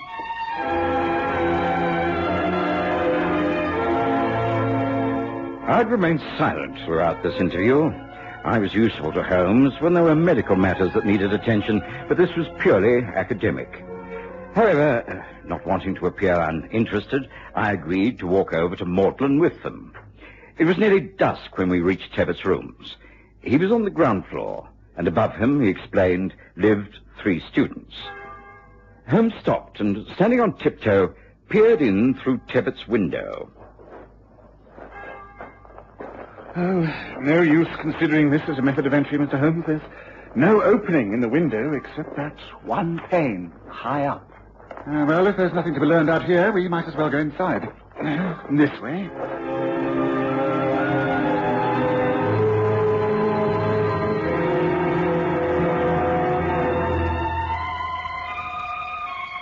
We entered the building, Tebbett leading the way. Tebbett let himself in with his own key and bade us welcome. Holmes set to work making a thorough investigation of the carpet. Nothing here. The day's too dry for footmarks. Jackson has recovered, I see. Which chair did you leave him in? There, by the window. I see, near this small table. Yes, I imagine what happened is that the man entered through the door, took the papers to the window so that he could see you if you crossed the courtyard, so you could make a quick escape. As a matter of fact, that would not have helped him. I returned by the side door. Ah, that's interesting. Well, that's what he must have had in his mind anyway. Now, let's see the printer's 3 pages. Here you are. There's no fingerprints that are visible anyway. So many people could have handled these. How long would it take to copy one of these, using every possible method of contraction? Oh, allowing for careful study and taking pertinent notes, I should say a quarter of an hour. Ah. Then placing it on the table, he studied the next paper. He was still doing this when you returned unexpectedly. Yes, he could not have seen you cross the courtyard, but something disturbed him. He'd not time to replace the papers. Ah, yes, this is the lead of the pencil. Yes, I have not touched anything, I assure you. Good. Yes, an unusual type of lead. Not often used in ordinary pencils. Valuable. This is a small black pellet. Yes, I need to study this through my lens. Ah, yes. Yes, and here is the cut in the red leather top. Yes, it's quite a tear. Well, this gets more and more fascinating. Where does that door lead to? To my bedroom. Have you been in there since discovering all of this? No, I came straight to you. Take a look if you wish. Allow me. Thank you. Ah, what a charming room. I don't wish to pry, but I presume this large wardrobe is where you keep most of your clothes. May I? Yes. Large and convenient. And there seems to be... now what have we here on the floor next to the shoe rack? Ah, it's a similar piece of clay, formed into a pyramid shape. Identical to the one by your table. Now, isn't that extraordinary? Yes, let me see that. Ah, yes. Yes, you're right. What does it mean, Mr. Holmes? I don't know. It seemed that your visitor had access to your bedroom as well as to the sitting room, Mr. Tebbit. That does not make sense. Surely anyone wanting to take notes from my papers would be familiar with the layout of these rooms. Whoever it was could not have fled into the bedroom by mistake. But then he must have done so intentionally, in order to hide. Do you mean that he might have been hiding in here when Jackson and I came back? Very likely. In which case you had only to close this door, and you have had him a prisoner. But first things first. It's necessary, I think, that I meet your servant, Jackson. Can that be arranged? Excuse me, sir. No, Jackson. Just the man we wish to see.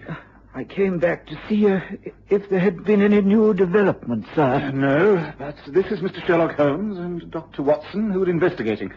Please answer any questions as clearly as you can. Of course, sir. I understand all this happened because you left your key in the outside door. How extraordinary that you should do so on this one important occasion. It's something I can't explain. I missed the key and realized what I must have done. I had a tea tray in my hand at the time, you see. I couldn't believe my carelessness. I hurried back, but met Mr. Tebbit in the corridor, and when we entered together, I saw the worst had happened, and someone had been in the rooms. I tried to be helpful, but the shock was too much. I felt ill, near to fainting. Where were you when you started to feel ill? By the door. Yet you collapsed in this chair by the window. Odd. I don't think Jackson knew what he was doing. We were both shocked. It was minutes before either of us could think straight.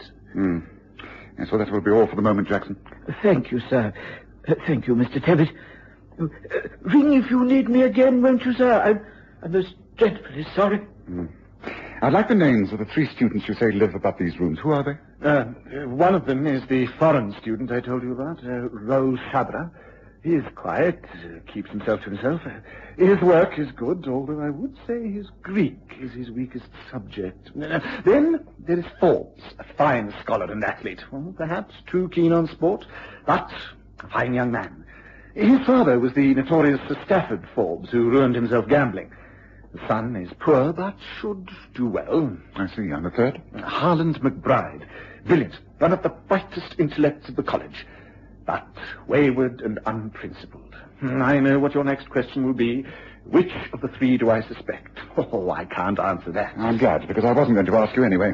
But I was about to suggest a quick stroll outside in the courtyard before it becomes too dark. Shall we go? Holmes led us out of Tebbit's rooms and back to the courtyard. It was not quite dark. 3 yellow squares of light shone above us. The 3 students were spending the night before the exams in their rooms. Shadows moved across the blinds of one room. Is Raoul Chabra pacing the floor? An occasional movement came from Forbes's quarters. From the 3rd window, there was a bright light, but no sign of activity. Holmes suggested that we make some excuse and call on each in turn. Tebbit thought it could be arranged and led us up the ancient staircase. At Raoul Chabra's rooms, we were welcomed a trifle coldly. Please to come in, Mr. Tibbet. Sorry to interrupt, but these are friends of mine who are looking over the college. This is Mr. Holmes and Dr. Watson. How do you do? How do you do? I am pleased to meet any friends of my tutor. Oh, thank you. I'm interested in the internal design of these buildings. They're very well appointed, are they not? I find it very comfortable here. Please to look around. Well, I'm pleased to see that you're not doing any last-minute studying, Chabra. That shows confidence. I do not feel confident. I am greatly worried. I am very nervous. I am lost to know how to spend this last night before the examination. You have an examination tomorrow. I'm so sorry. We did not know. Shall we move on, Tebbit? Good luck tomorrow. Good night. Good night. Good night.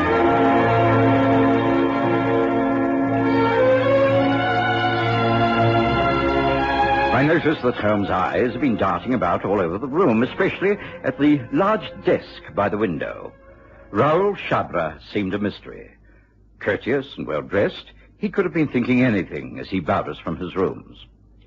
We went up another floor, and this time called upon Julian Forbes. Pleased to meet you, Mr. Holmes. Dr. Watson. How do you do? Come in. Make yourselves at home. I'm afraid I've nothing to offer you in the way of a drink. Oh, that's quite all right. We're just making a brief tour of the college. If we accepted everyone's hospitality, we'd be here all night. However, it is very pleasant to meet you. I understand you have an important examination tomorrow. And may I wish you the very best of luck. Oh, thank you.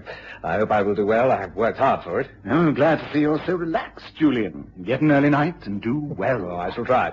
Thank you for your good wishes. Good night. Good night.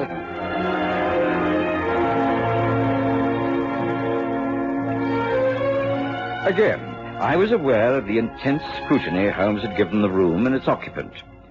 We followed Tebbit up further stairs to the rooms of the third student. This time, our reception was far from cordial. Who is it? Your tutor, Tebbit. Go away. I beg your pardon. I have friends here who wish to meet you. Well, I don't want to meet them. Tomorrow is the exam and I have swatting to do. I won't be disturbed by anyone. Is that clear? Go away! I rather think we're not wanted, Tebbit. I really must apologize. Not at all. He has the right to sport his oak on an occasion such as this. I want to know one thing about Harlan McBride. And what is that? How tall is he? I beg your pardon? Is he under 6 feet? Is he taller than I am? No, not at all. Much shorter. Well built, but shorter. Thank you. That's all I wanted to know. And now, Mr. Tebbit, I wish you good night. But, Mr. Holmes, surely you're not going to leave me in this abrupt fashion. I must have some definite action. I cannot allow the examination to proceed tomorrow if one of the papers has been tampered with. You must leave it as it is. I shall drop round early tomorrow morning. I shall tell you my views then. Meanwhile, leave everything as it is, understand? Do not change a thing. Holmes remained quiet as we made our way back to our lodgings. He said good night shortly after dinner and did no more work on his studies. At 8 a.m, he came to my room and was quite his old self again, quite changed from the preoccupied person of the night before. Oh, good morning, Watson. Lovely morning. Come, it's time we went to see Mr. Tebbit. Can you do without breakfast? Certainly. Tebbit will be in a terrible state until we tell him something positive. But have you anything positive to tell him? Oh, yes, my dear Watson. I've solved the case. What? Well, how could you have done? What possible fresh evidence could you have got since last night? This. It's not for nothing that I got up at 5:30 this morning. I put in 2 solid hours of work and covered over 5 miles, and I have something to show for it. There it is. 3 small pieces of black clay, almost identical. But Holmes, yesterday, there were only 2. Quite. Now, this one I discovered this morning, and the 3 of them will solve the whole mystery. Come, Watson, let's go and put Tebbit out of his misery, shall we? The unfortunate tutor was certainly in a state of great agitation. In a few hours, the examinations would commence. He appealed to Holmes immediately. Thank heavens you've come, Mr. Holmes. What am I to do? Shall the examination proceed? Oh, yes, let it proceed by all means. But the culprit... He will not sit the examination. How can you say that? Does it mean that you know who it is? I think so. And if this matter is not to become public, then we must pass judgment upon this ourselves. And so, in this private court-martial, so to speak, we shall take up official positions. Watson, will you stand there? Very well. There. And ring the bell, please. That will bring Jackson. Exactly. Very well. I say, Holmes, can't you tell us a little more? I mean, what do we have to do? Oh, just you stand there and glare, Watson. Fiddle with your moustache and frighten the life out of anyone who comes through that door. Here is the first person. Come in, Jackson. Do as Mr. Holmes requests, Jackson. Yes, sir. Now, Tebbit, would you leave us for a little while? Please go down and bring Mr. Forbes down to us. But I don't understand. I mean, what... do as I say, please. Very well, but I must confess that I do not understand this. It is lamentable. Now, Jackson, would you please tell us the truth about yesterday's incident? I have told you everything, sir. You have nothing to add? No, sir. Then I will make a suggestion. When you came in here yesterday, and you appeared to be considerably shocked, you sat down upon that chair. The reason was to conceal something, was it not? No, of course not. I think you answered that a little too quickly. I wonder why.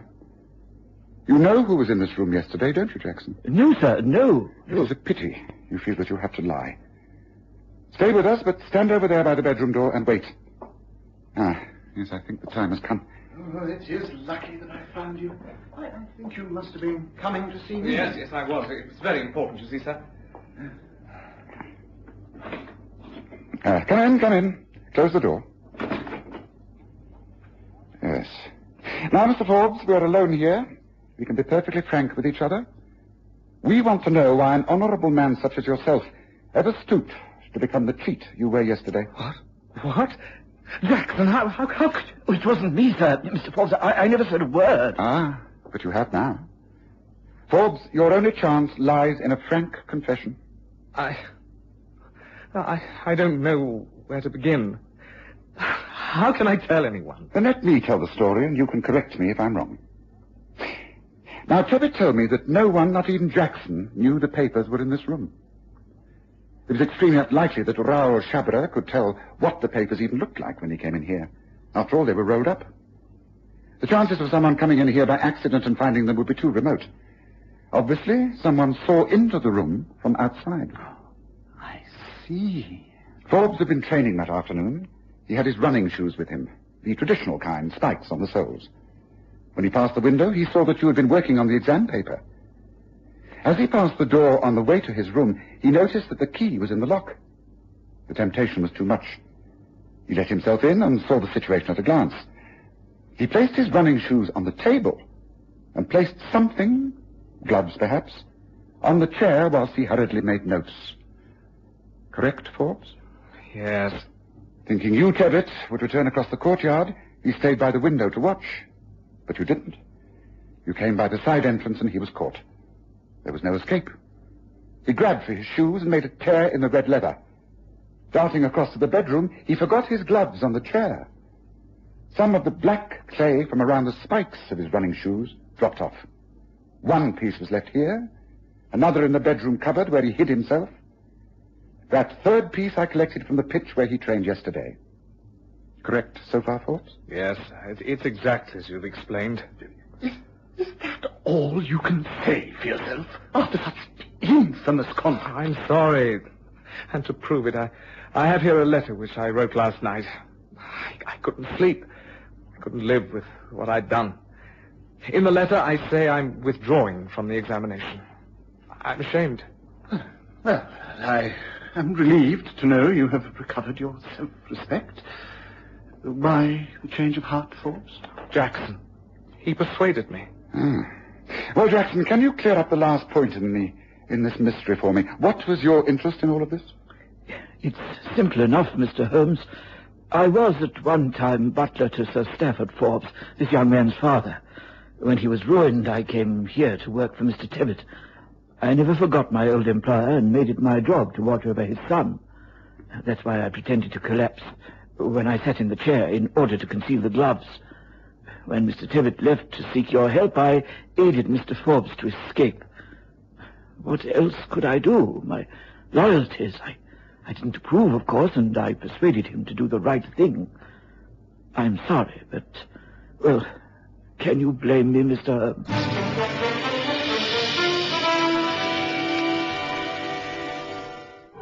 There was silence in those rooms at Magdalen College. Forbes looked down at the floor. Tebbit stared out of the window, and Jackson slowly left the room. Holmes said, "Well, Watson, I think that clears up the matter. Breakfast awaits us. Goodbye, Forbes. You have fallen low. In the future, see how high you can rise."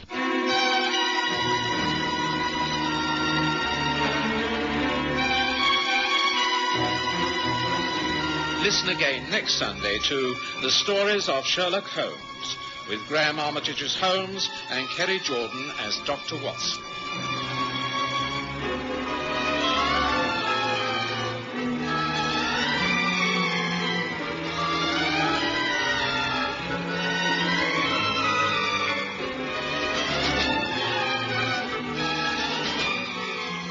Watson has a medical practice to attend to. It's rather worrying. His appointment book, have you seen it anywhere? Well, he usually keeps it in his doctor's bag, but I did find this on the Allstat sort of note. Let me see. 5 Westley, EC3, Tuesday, 10th, Royston.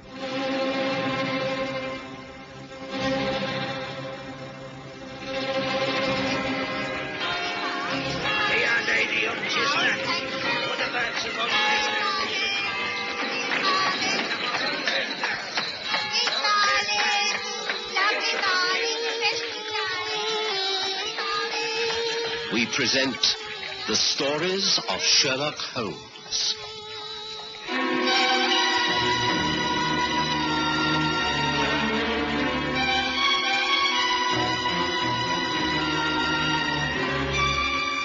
A friend in need.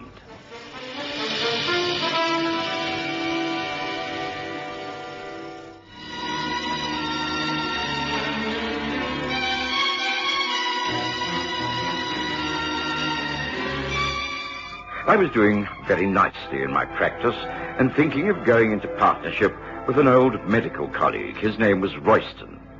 I'd met him on several occasions and knew he was engaged upon opening up a medical centre in one of the poorer parts of London. I didn't think twice about the authenticity of the proposal. One Tuesday, I called at a very grim and rather dilapidated building called Westley, just off the river.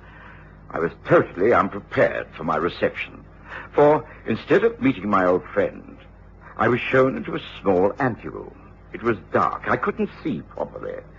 Before I knew what was happening, hands seized me from behind. I struggled valiantly, and then a violent blow against the side of the head caused me to gasp. Stars swam before my eyes, and I lost consciousness. Couldn't have been easier.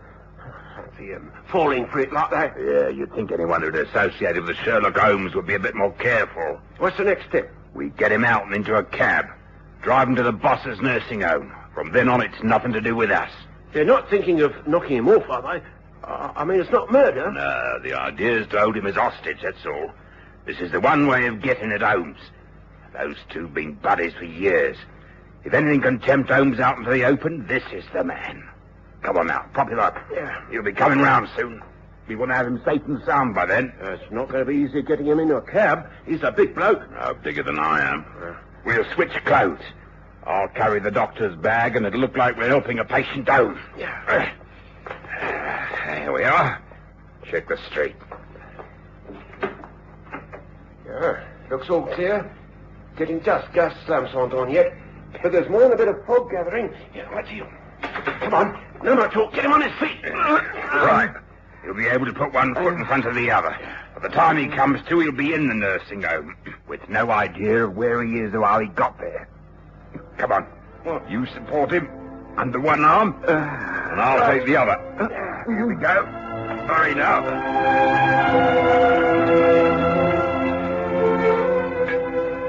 So that's the position, Lestrade. Watson is missing, and there's no trace.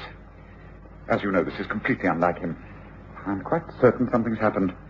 He would never have remained silent if it had been possible for him to get a message to me. Might have met with an accident. Have you tried the hospital? Well, yes, of course. Watson's well known in most of the local hospitals. There's no report of anyone answering to his description being found. And what do you think it's all about? Well, I'm afraid I take it very seriously. This could be someone's way of getting at me. At the moment, there seems very little we can do except wait. But I should appreciate your help. Of course. Of course. Anything I can do. I need to carry out an investigation into a place in EC3. Now, all I have to go on is 2 names. One is Westley and the other is Royston. Now, these were scrawled on a note that Watson must have left by accident on the hall stand when he was putting on his coat. Can I have a couple of men and do a search of that river district? Of course. I'll do better than that. I'll even come along myself. What do you say to that?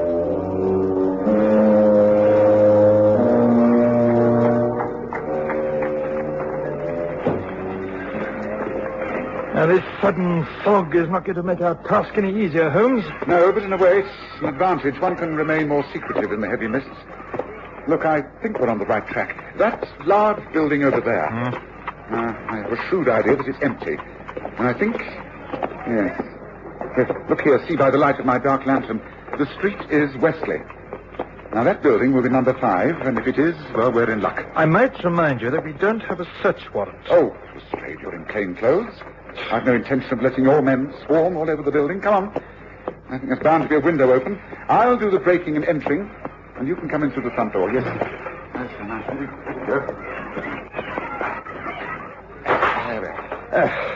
If they could seat me at the yard now, I'd get a railroad tailing off. What sort of place do you think this is, anyway? It's just a disused house. Strange. Now, why should Watson want to call here? Now, wait a moment. Look out here in the hall. There's signs of a struggle.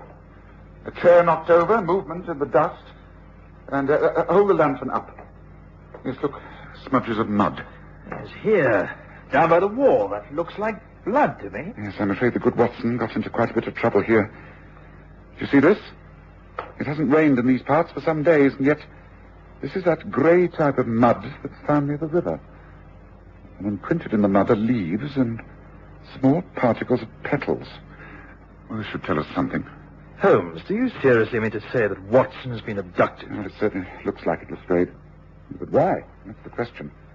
Watson hasn't got an enemy in the world. It can only be because of his connection with me. Yes, so who is behind all this? That's the question. What's the next move? Well, I don't think we can do a great deal tonight. If I'm right, then Watson will not be in any active danger until I've been approached direct. There will be an attempt to blackmail or coerce me in some way. I think we might well find something of interest if we question the cabbies who service this district. There can't be many of them on these routes. If Watson was abducted, he must have put up a struggle. He's a big man. Now, come on, Lestrade. Let's get back on the street and see if any of your men have picked up any clues. Nothing to report, sir. The fog has settled in good and proper. Most folk have got themselves indoors by a good fire. Yes, something we'd all like. Now, here comes a cab. Perhaps we should return to Baker Street and wait for events to develop. But just a moment. Hello there, cabby. Not many fares on an evening such as this. Going off duty? Oh, that's about it, sir. Leading the old mare back to the stables. Can't see a thing in this. Are you a regular in these parts? Oh, that's right, sir. Been working this part of the city for near 20 years. Well, then you must know it like the back of your hand. Tell me, have you, in the last 24 hours, had reason to convey a sick man from that large house across the way there, number 5? Oh, funny you should ask that. As a matter of fact, I did. Earlier on, there was a doctor and his assistant. He had a sick fellow with him. He was recovering from an accident. They bundled him in the cab, and I took them south of the river. Place set back on its own grounds. They said it was a private sort of nursing home, sir. Why do you ask, sir? Well, because we're most interested in this accident. Look here, I know it's a foul night and you're thinking of going home, but could you find your way to this so-called nursing home? Oh, yes, of course I could. Come on, up in, sir. It'll take a little time, but we'll manage it. Ah, good man. Now, there'll be a sovereign for your pains at the end of it. Now, send your men home to their beds, Lestrade, and jump in.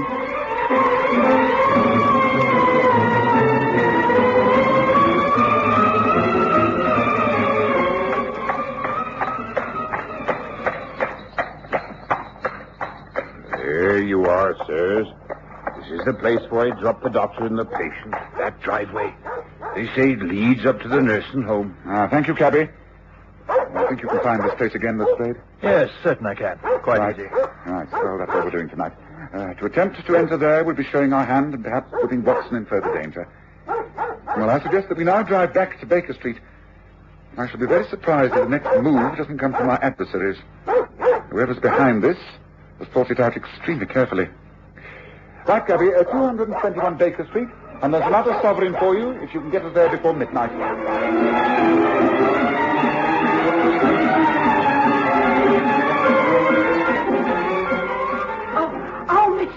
Oh, I'm so glad you're back, and you, Inspector. Oh, Mrs. Hudson, but why are you up and about at this hour? Well, I was worried about Dr. Watson and how you was getting on, and then I went into the kitchen to make myself a cup of tea. I spotted this on the front doormat. It's a message, and it's from him. It's gotta be. I recognise his handwriting anywhere. Oh, do open it, Miss Holmes, and set my mind at rest. He must be all right. Well, it's only a note, not a posted letter. It certainly looks like Watson's writing. Dear Sherlock, a reassuring note to say that I'm back in town and staying with an old friend, Dr. Hugh Royston, at his nursing home. I expect to be away for another couple of days on this most interesting development.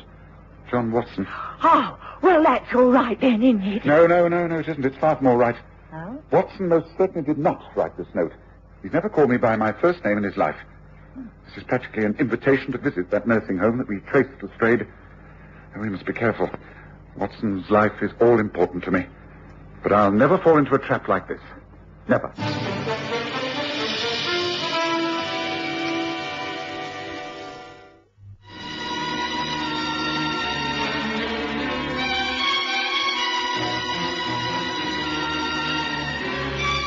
I had no idea where I was, and knew better than to attempt to open my eyes. There were two uncouth voices, and one cultured foreign one. There you are, boss. Delivered just like we promised. No trouble at all. Easy as pie. How long has he been like this? Several hours. Then we can take no chances. He is here in the nursing home, but he is not to stay here. He must be moved once again to his final resting place. But just as an added precaution, I think a small injection into the right arm, a drug I use, is most effective. He will not regain consciousness for over a day and a night. And now the syringe. Yes, the skin is neatly punctured, so no question of pain. Caught him just in time. Now, in an hour's time, he will be moved. This time on a stretcher in a carriage ambulance, which you will drive. He will be taken to Bale's Wharf, the number 1 laboratory. I shall be there to arrange things. Will we then be paid off in full? No, your task is not yet complete. Then we have to await the arrival of Mr. Sherlock Holmes. After he's found Watson and is a fellow prisoner, you will be dismissed and it will all be over. You mean you're going to do them both in? The eventual outcome of these two men is really none of your concern. Well, we have given her a hand, though. We're what is known as accessories after the fact or some such. Ain't that right? You are being handsomely paid. That is all that need concern you. I'm not so sure. If you get caught, then straight away. I shan't be caught, and neither will you if you will only keep your heads and do as you're told. Now, enough of this. Come to our final preparations. There is no time to lose. Sherlock Holmes is a fast worker. And now that the overnight fog has disappeared, we must expect swift action. Come, enough of this chatter. Come, to work.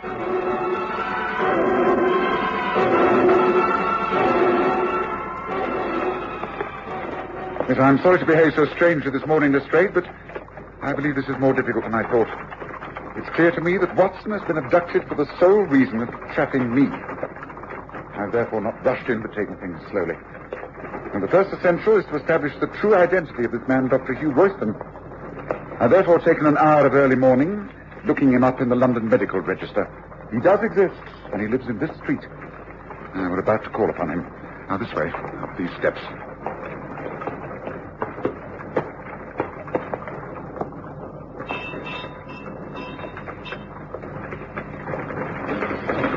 Yes, can I help you? My name is Sherlock Holmes, and this is Inspector Lestrade from Scotland Yard. Is it possible to see Dr. Royston for just a few minutes? Please, do come in. I will inform Doctor that you have called. Thank you. Excuse me. Well, this looks respectable enough, Holmes. Doesn't look much wrong here. No, I didn't think there would be. Would you like to come through, please? The doctor will see you now. No, thank you. Sherlock Holmes, great pleasure to meet you. You're a great friend of John Watson's, isn't that so?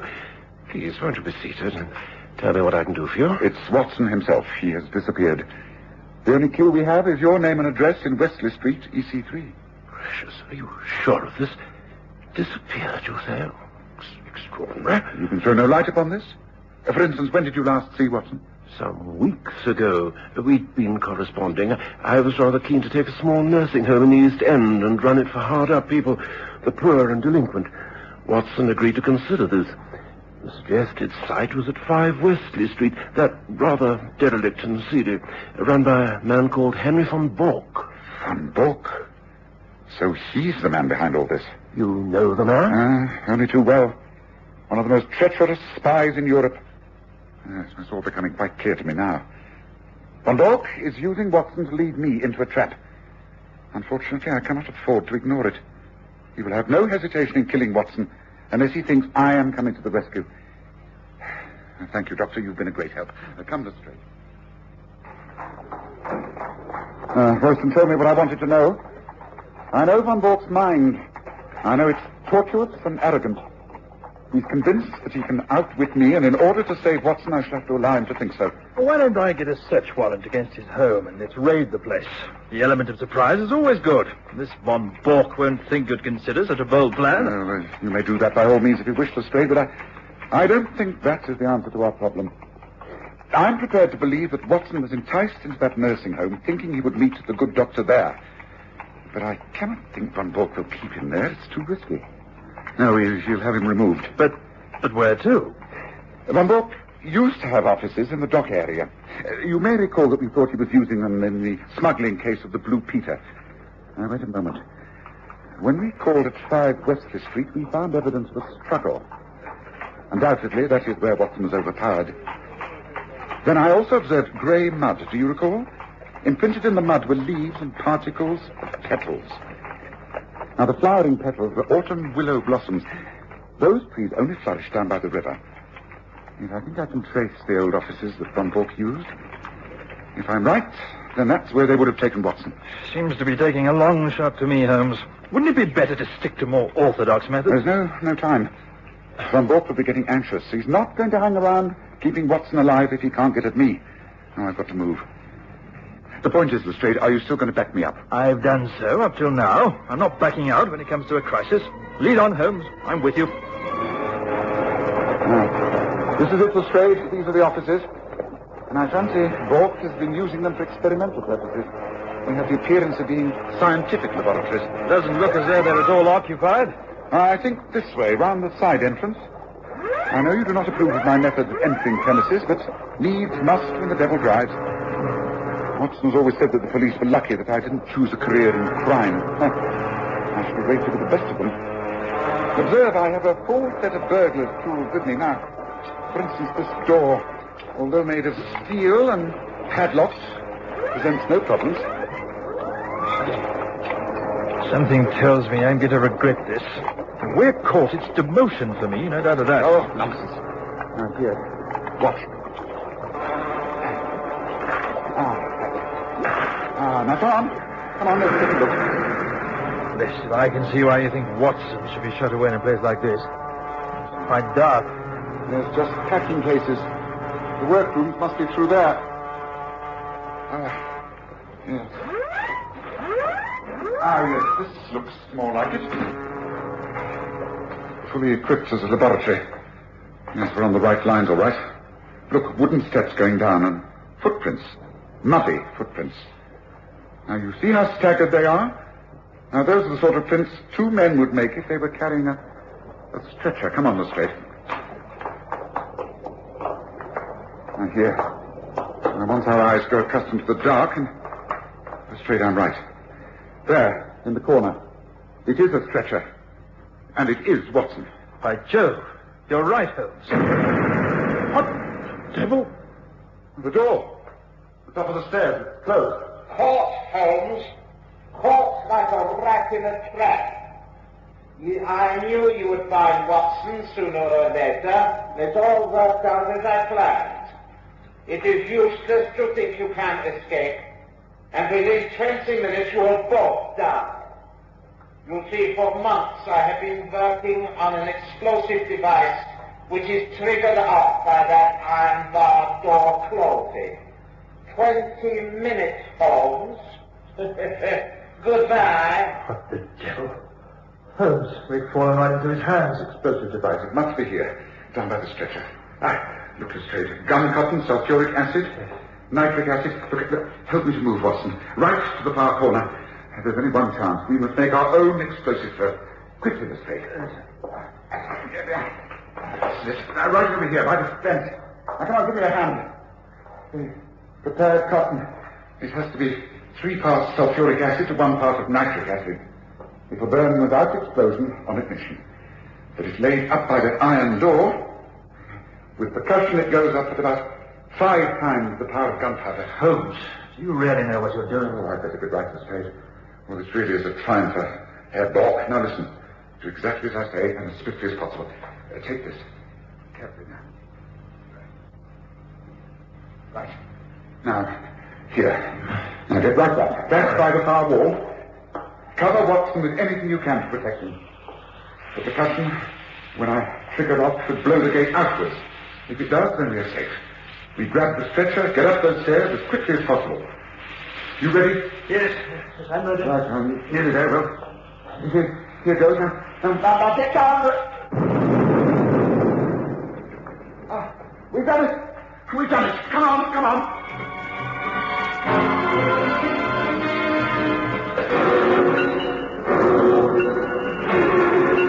It was some hours later that I opened my eyes. My head ached and I could hardly see. But I was aware of familiar surroundings. The clean sheets under me and the softness of the pillow which smelt of lavender. I was in my own bed back in Baker Street. I tried to speak, but I couldn't. I knew that someone was in the room with me. A friend.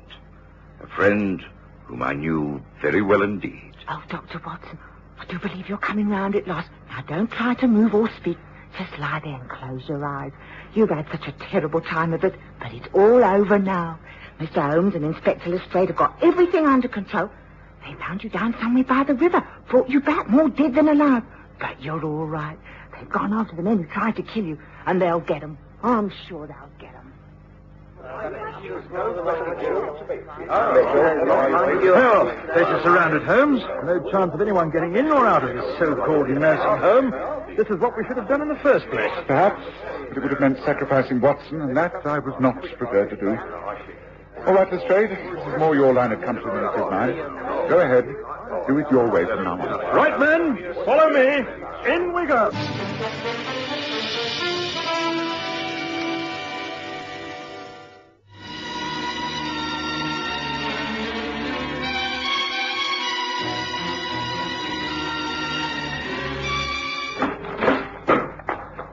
Well, I'll be... Not a sign. Nothing. Not a living soul in the place. Now, what do you make of that, Holmes? I'm hardly surprised. If Von Bork had been successful and killed Watson and me and you in his booby trap, then he wouldn't have wanted to stay around London to be questioned. Now, clearly this nursing home's just a blind. A hideaway until he carried out his plans. Well, I'd soon it worked out like this. Watson is alive and Von Bork has escaped.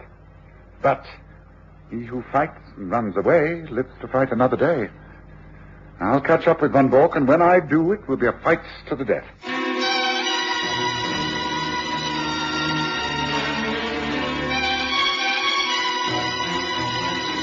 Listen again next Sunday to The Stories of Sherlock Holmes, with Graham Armitage as Holmes and Kerry Jordan as Dr. Watson.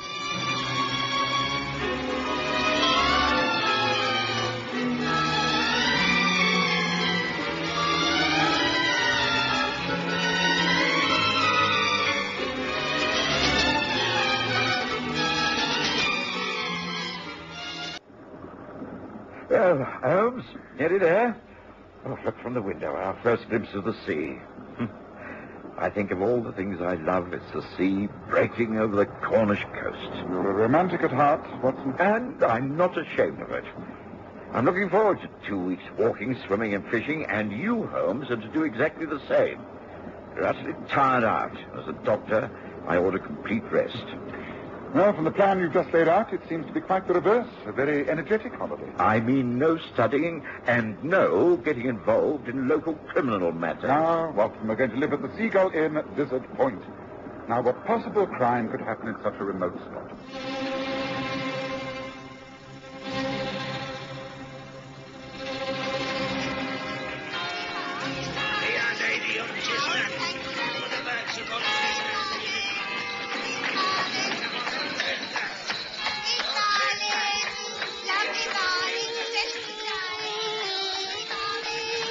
We present The Stories of Sherlock Holmes.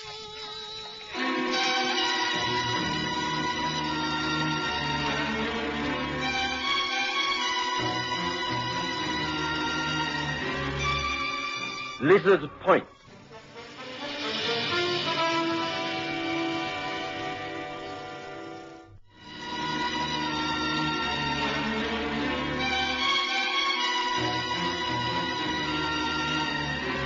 In the spring of the year 1897, that Sherlock Holmes' iron constitution showed some symptoms of giving way in the face of constant hard work of a most exacting kind, aggravated perhaps by occasional indiscretions of his own. But he was induced at last to give himself a complete change of scene and air.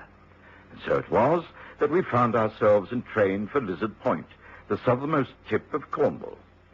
A carriage was waiting at the Falmouth station, and I thoroughly enjoyed the long ride to the Seagull Inn. It was out of season, and I thought that perhaps we would be the only guests. However, there was another smart, foreign-looking gentleman signing the register. Please sign here, sir. Thank you. Will you be staying with us very long? I do not know. It depends upon so many things. Perhaps a week. I should not think any longer. Is it convenient? Oh, are you? Bless you. Stay as long as you please. We aren't all that busy at this time of the year. Room 5, just along the corridor. Shall I have someone take your things? No, that is not necessary. I can manage myself. There we are then, sir. There's your keys. If you like to take half a cider in the bar, it's right there on the left. No, thank you. I drink only wine. Perhaps you can tell me, is it far from here to the place known as Cliff House? About 20 minutes walk along the cliff path. Turn left at the top of the lane and follow the path. Can't miss it. Grey stone building. Looks right out over the sea. It is owned by Mr. Adam Leach. Is that not so? That's right. Why, Adam's right there in the bar at this very moment. Then perhaps I shall take a drink. After all, thank you. Good afternoon to you, good sirs. You must be the two gentlemen who made reservations. Sherlock Holmes and Dr. John Watson from London. That be right? Yes, that is correct. I'm Watson, and this is Sherlock Holmes. How do you do? How do you do? If you'd be so kind as to sign the register. You have rooms 8 and 10 with a connecting sitting room between. Nice view, right out to sea. Oh, thank you. That sounds ideal. Holmes? Oh, certainly. If you could have our cases taken to the rooms, I think Watson and I will take up a suggestion of a drink in the bar straight away. It's been a long and very tiring journey. Very sensible. I'll be joining you myself very shortly, once the wife comes off duty. To the left there, gentlemen. Oh, thank you. Come on, Watson. I'll buy you your favorite cider. The bar of the Seagull Inn was obviously the gathering place of all the local residents of Lizard Point. There were not many in there when Holmes and I entered, but perhaps half a dozen. Behind the bar was a buxom Cornish woman who I assumed correctly to be the landlord's wife. She was talking to a strong, middle-aged man whose weather-beaten face was topped by a mop of the most luxurious silver hair I've ever seen. I won't be doing with it, Arthur. She's been old enough in her own mind, and he's too smooth, too clever by half. But nice and well-behaved, Adam. No one in these parts has anything against him. We was all young once, you know. I'd still be against it. But enough of that. You got company. Oh, evening, gentlemen. What can I do for you? 2 of your best, strongest ciders, please. Oh, come in for a first taste, have you? Well, I can tell you it's the best you'll ever get. You the 2 gentlemen from London who'll be staying here? That's right. We've just arrived. Well, have a good holiday. Not exactly the right time of the year, but you struck it lucky. Weather be that fine and hot the last week. Suppose it'll break with a storm sooner or later. There we are. Thank you. Place it on the bill, Of course. I think you're wrong, you know, Adam. Why not try to get to know Mr. Mason better? Well, here's to your much improved health, Holmes. What? Oh, yes. Good health. Good evening. Is it possible to have a glass of wine? Well, yes. We've got some French stuff, but it's by the bottle only, you understand. Oh, yes, of course. Thank you. I'm on my way. Good night to you, Martha. Up early, are you? Night, Adam. Please, excuse me. Mr. Leach. Mr. Leach, please. You know me. My name is... Well, strange things are going on here tonight. Who was that? A French gentleman named Jules Lebrun, who arrived from Paris quite recently and intends to return there once his business here is completed. Holmes, how can you possibly know that? You haven't even met the man. No, but I signed the hotel register after he did, and it's very easy to add up. 2 and 2 make 5 if you have any imagination at all. Ah. Oh, you were right, madame. An excellent cider. Evening, Martha. Did I see Miss Leach go out? That's right. Oh, what a pity. I was hoping to have a word with him in here. Oh, if you ask me, I wouldn't bother him right now. He don't seem in none too good a humour. I'd play a waiting game if I was you. Slowly, don't you? You mentioned me. Aye, and he wasn't too friendly. Take it easy, my boy, and you'll stand a chance. Otherwise... I suppose you're right. I'll have a pint of ale then, Martha. Right you are. Oh, meet Mr. Sherlock Holmes and Dr. Watson. Down from London they be. This is Christopher Mason. Oh, good evening to you. You're on holiday, are you? Yes, that's right. And a fine spot it looks, too. Oh, Lizard Point is a rare place and no mistake. Take a turn up on the cliffs when the moon comes out. You'll see. It's like a fairyland. There you are, then. Oh, thank you, Martha. And here's to your good health, gentlemen. And may you have a very pleasant stay. Cheers.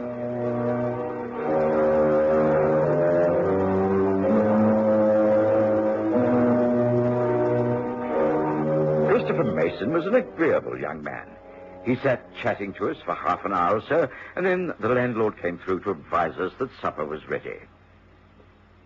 Afterwards, we took Christopher Mason's advice and strolled the cliffs. The moon was up, far out over the silver water.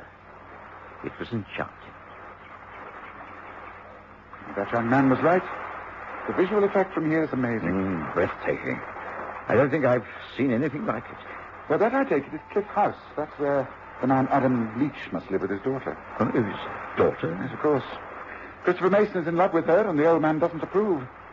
That much of the scenario is clear already. Holmes, you'll never change. Here we are in a wonderland of scenic beauty, and you're already more interested in the ordinary problems of the local people. Oh, come on. Let's walk back to the inn. Oh, you think I exaggerate, Watson? Then look carefully down there. There, on the beach path. Two lovers, if ever I saw a pair. No? I followed, Holmes pointing fingers. And yes, there, sure enough, was a man and woman held in tight embrace. Well, they had an ideal setting for their romantic evening. I wished them happiness. We turned, walked swiftly back to the inn, had a nightcap in the sitting room, and said good night. I think I slept better than I had in years. I know Holmes did, because he was still sound asleep when I rose to bath and shave. The morning was quite glorious. We decided upon a walk before breakfast.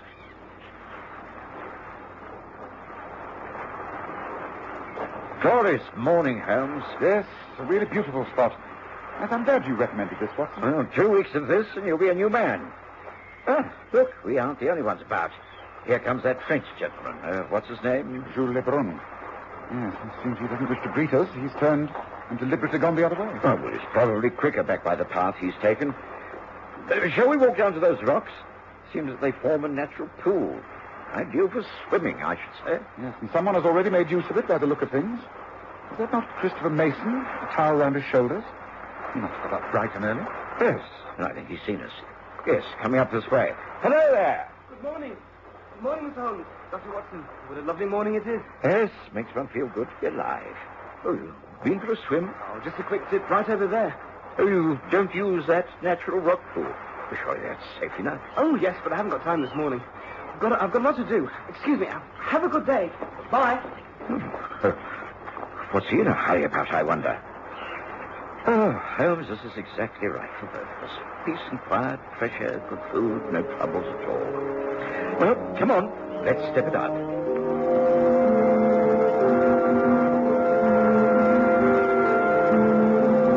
This is the rock pool. Must be careful how we climb down slippery. Just look at the color of the water. It's all kinds of... Watson, you may not be correct in saying all is peace here. Look, there on the beach between the rocks. Great heavens, it looks like a man's body floating face down. Quickly, Watson, quickly. Down here, the beach.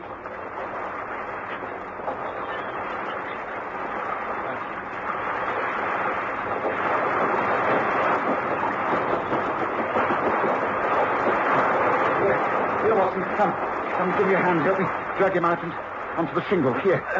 Right. Come on, Nigger.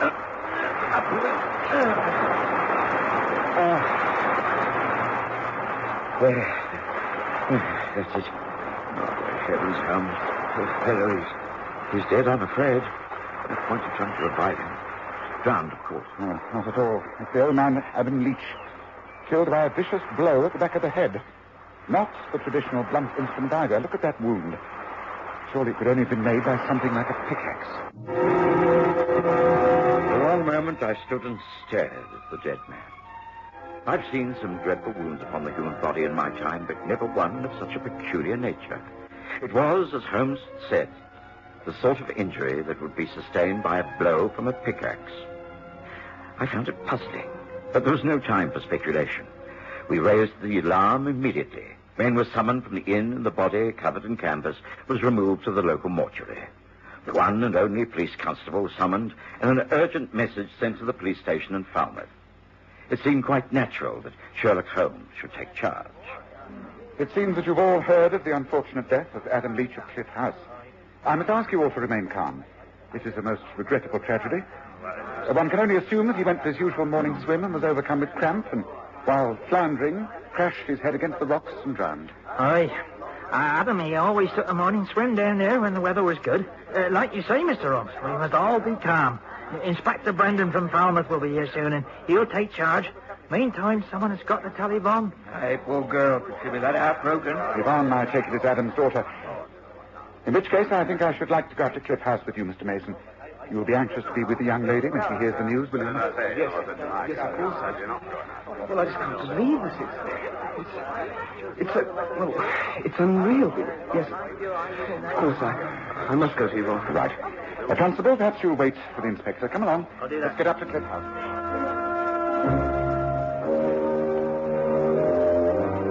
Yvonne Leach was a young, attractive girl, well-spoken and neatly dressed. She was deathly pale, but in no way hysterical. Good morning. You are Mr. Sherlock Holmes, and you, Dr. Watson.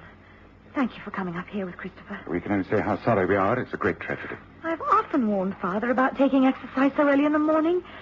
He was always an active man. Didn't seem to realize that he was no longer young. I suppose it was an accident, wasn't it, Mr. Holmes? Why should you think otherwise? Did your father have any enemies? None that I've been aware of until recently. Oh, he was not very likable in many ways. He had a vicious temper and always wanted his own way. He resented Christopher, for instance. There's no point in denying that. But Father usually came round and compromised.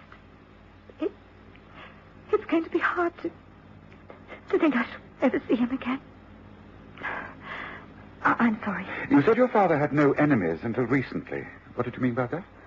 Well, it started about 6 weeks ago. He received a letter from France. At least it had a French postmark. And from then he appeared strained, even frightened. And then last night he had an unexpected visitor. I was in my room. I didn't hear the man arrive, but I did hear voices coming from here, this room. I wondered who it was and if Father needed anything. So I left my room and came down here. I didn't enter because it was quite clear that they were quarreling. I heard Father say... You shan't get a penny. Hear that? Not a penny. An unwise decision, Leach.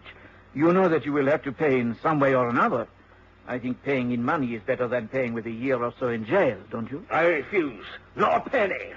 I don't believe you have any evidence at all about what happened in Paris. In any case, that was so many years ago that no one will take the slightest interest in your feeble accusations. That I should not bet on. The families who suffered are still alive. They will remember. They will demand retribution, whereas if you agree to the sale of the letters, then all will be peace and quiet once more.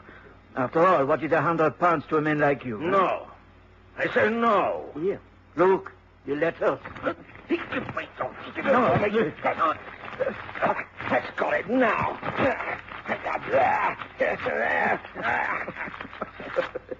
You really are anxious to have the letters destroyed, aren't you?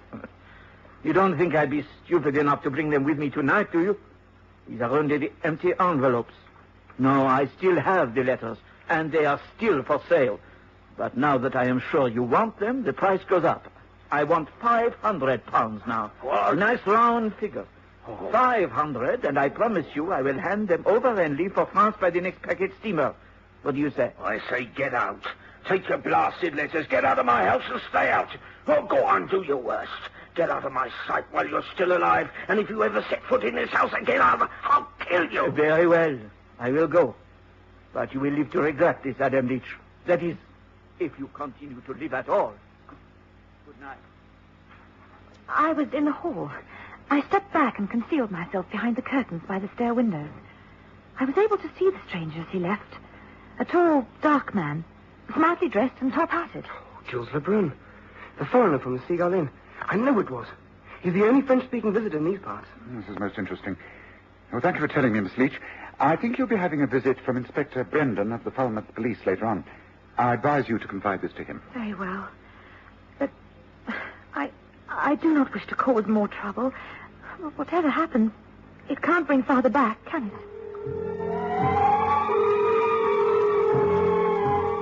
I could tell that Holmes already scented a crime. As we walked slowly back to the inn, he hardly spoke. He studied the nature of the scenery, watched seabirds of all kinds wheeling their way high above the jagged cliffs, and paid particular attention to the nature of the rocks that formed the pool where old Adam was found. No, it couldn't have been an accident, Watson. You mean the man wasn't drowned, Holmes? No. A post-mortem will show that he was killed by a tremendous blow on the back of the head. It was not caused by crashing against the rocks. If that had been so, the body would have shown signs of cuts and bruises all over. There wasn't another mark on him. The puzzling thing is that the blow must have been caused while he was in the water. Now, the water in that pool is deep. We know that. It was hard for us to get at him and pull him out. Yes, within a matter of a few paces, the bottom falls away by several feet. But, Holmes, if the man was swimming, and he would have to have been, how could anyone have delivered a blow to the back of his head? The wound was actually at the base of the skull. Exactly. Well, it means that if he was swimming when it happened, he would have had to be swimming underwater. Yes, exactly. Yes, this case grows more interesting the more one studies it. But could anyone have thrown anything like a spear, a fisherman's gap? Can't see where they could have thrown it from. No, I don't think that's the answer. I have a theory. It's just a theory, but... Well, enough of this speculation. Let us return to the inn and see if the good inspector has arrived. The inspector had arrived and was in the process of interviewing the local inhabitants. None of them could throw any light upon the tragedy. All gave testimony to the rather violent character of the dead man and agreed upon his physical strength and habit of taking regular early morning swims in that particular part of the beach. Then the inspector was told by the landlord that Jules Lebrun, who had said he might wish to stay for a fortnight, had requested his bill. He wished to leave immediately. I wish to leave. Why I have shortened my stay here is really no one's business but my own. I go back to Paris as soon as possible. Well, I suppose we can't stop you, monsieur, but I'd be grateful if you could answer a few questions. The dead man, Adam Leach, you knew him? No, that is only slightly. I had some business dealings with him years ago. I came into the bar last night. He was just leaving. I followed him out into the lane. We greeted each other, had a few moments' conversation, and then we parted. I have not seen him since, and know nothing about how he was drowned. He was not drowned, monsieur. He was killed by a blow at the base of his skull. Good morning, Inspector. I'm Sherlock Holmes. And this man is lying. He came here for the express purpose of blackmailing Adam Leach. He went up to Cliff House last night, and there was a violent quarrel between the two men. His daughter Yvonne overheard the whole affair. He ended by threatening to kill Leach. He was also on the beach this morning shortly before Watson and I found the body. Oh, is that so? Well, in which case I'm afraid I shall have to insist that you do not leave here, monsieur. On the contrary, I'll have to take you in. You'll have to come to Falmouth for questioning right away. Oh, this is ridiculous. I deny it all. You cannot hold me against my... Lebrun was led away protesting vehemently. Holmes seemed quite satisfied. And when the carriage taking the Frenchman left for Falmouth, Holmes went with it. He didn't ask me to come with him, and I knew this was one of those occasions when he wished to be alone. I didn't mind. The sudden tragedy had put a blight upon the day. I decided upon a long walk across the cliffs to clear my mind and restore my spirits. And by the time I got back, it was late in the afternoon. To my amazement, I found Holmes, the inspector, and Christopher Mason in the kitchen of the inn. A large side of ham stretched on a table. Holmes was in the process of tying something to the ham. Watson, good. There is some time to witness an experiment that may clear up our mystery. Holmes, what is this? There's a sizable chunk of ham pinned down to a plank of wood, and you're now tying a fish on the top of the ham. Yes, quite. It appears a most bizarre mess, doesn't it? But come, I think this is ready. Now we shall take ourselves down to that rock pool, and I will show you how Adam Leach was killed. Come.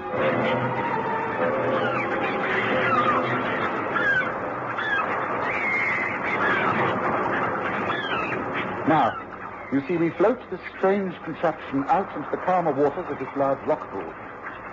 Now, see, it floats just below the surface. Only the silver glint of the fish appears visible. Come, stand way back, and wait and watch. Look here, Mr. Holmes.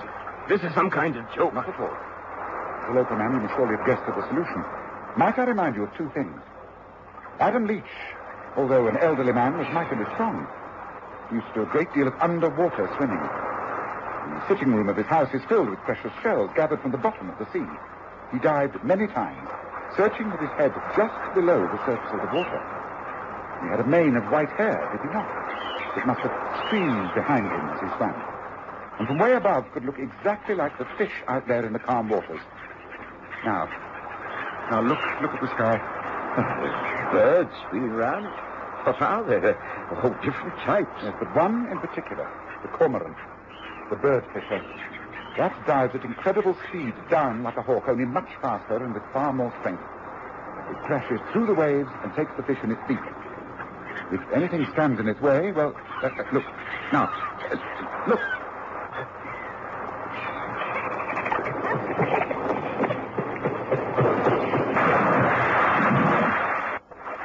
There is your killer, Inspector.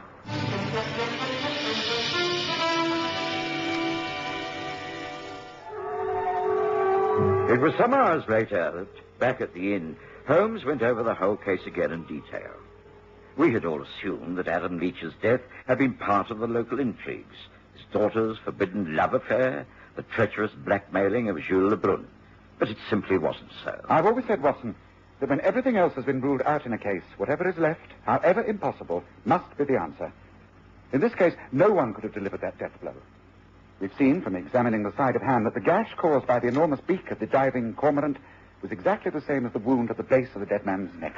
It's quite the most extraordinary death I've ever heard of, Holmes. I'm glad it wasn't murder, as I thought. Justice will be done. Lebrun will be let off with a warning. And Yvonne Leach will doubtless marry Christopher Mason. And we, my dear Watson, will be able to resume our holiday. And now, enjoy it to the full.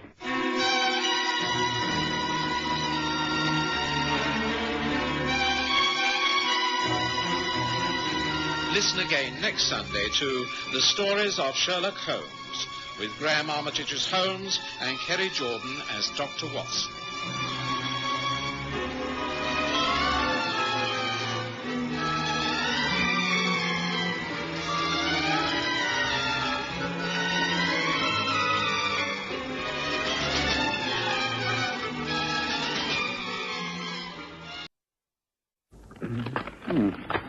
I trust you're enjoying the morning papers, Watson? Hmm?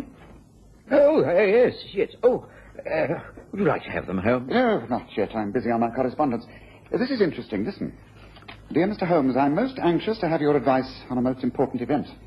I was present at the White and Milton auction of coins yesterday and became involved in what might be a serious charge. May I call upon you tomorrow morning at 9 o'clock?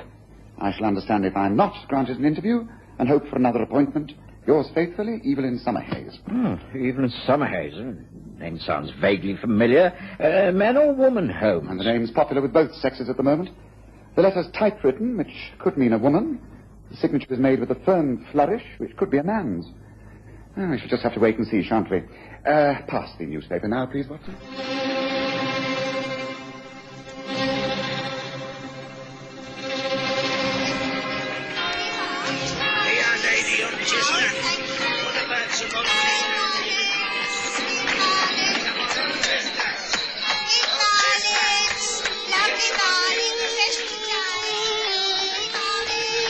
We present The Stories of Sherlock Holmes.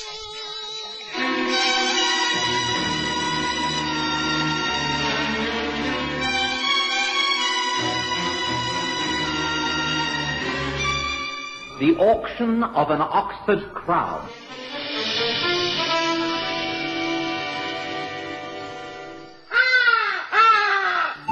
Enjoy the best of both worlds. Only 2 hours drive from Johannesburg and Pretoria and half an hour by air. The magnificent Sundown Ranch Hotel and Lion Park, just 10 kilometers from the Pilanesberg Game Reserve and Sun City Resort. It offers an exciting escape from the hustle and bustle of everyday life. Reasonable rates, excellent food, friendly service and comfortable air-conditioned rooms.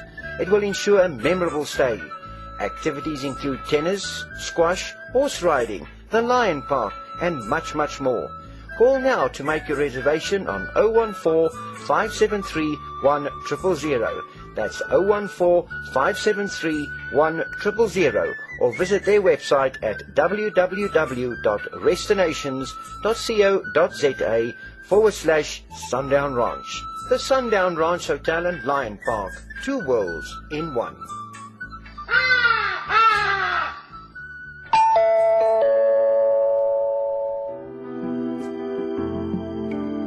Flower Connection has just opened their flagship store in Linden, Johannesburg at 65 on 4th, situated in 4th Avenue. For fresh cut flowers, plants and florist accessories at wholesale prices, come to Flower Connection. Our Florist Academy is well known for its courses and flower arranging lessons. Give a unique gift this Mother's Day, a flower course. We supply all flowers and materials. Remember, instead of giving one bouquet, the flower course will be a gift for life. Call Jenny on 076 951 9449 or visit our website at www.flowerconnection.com.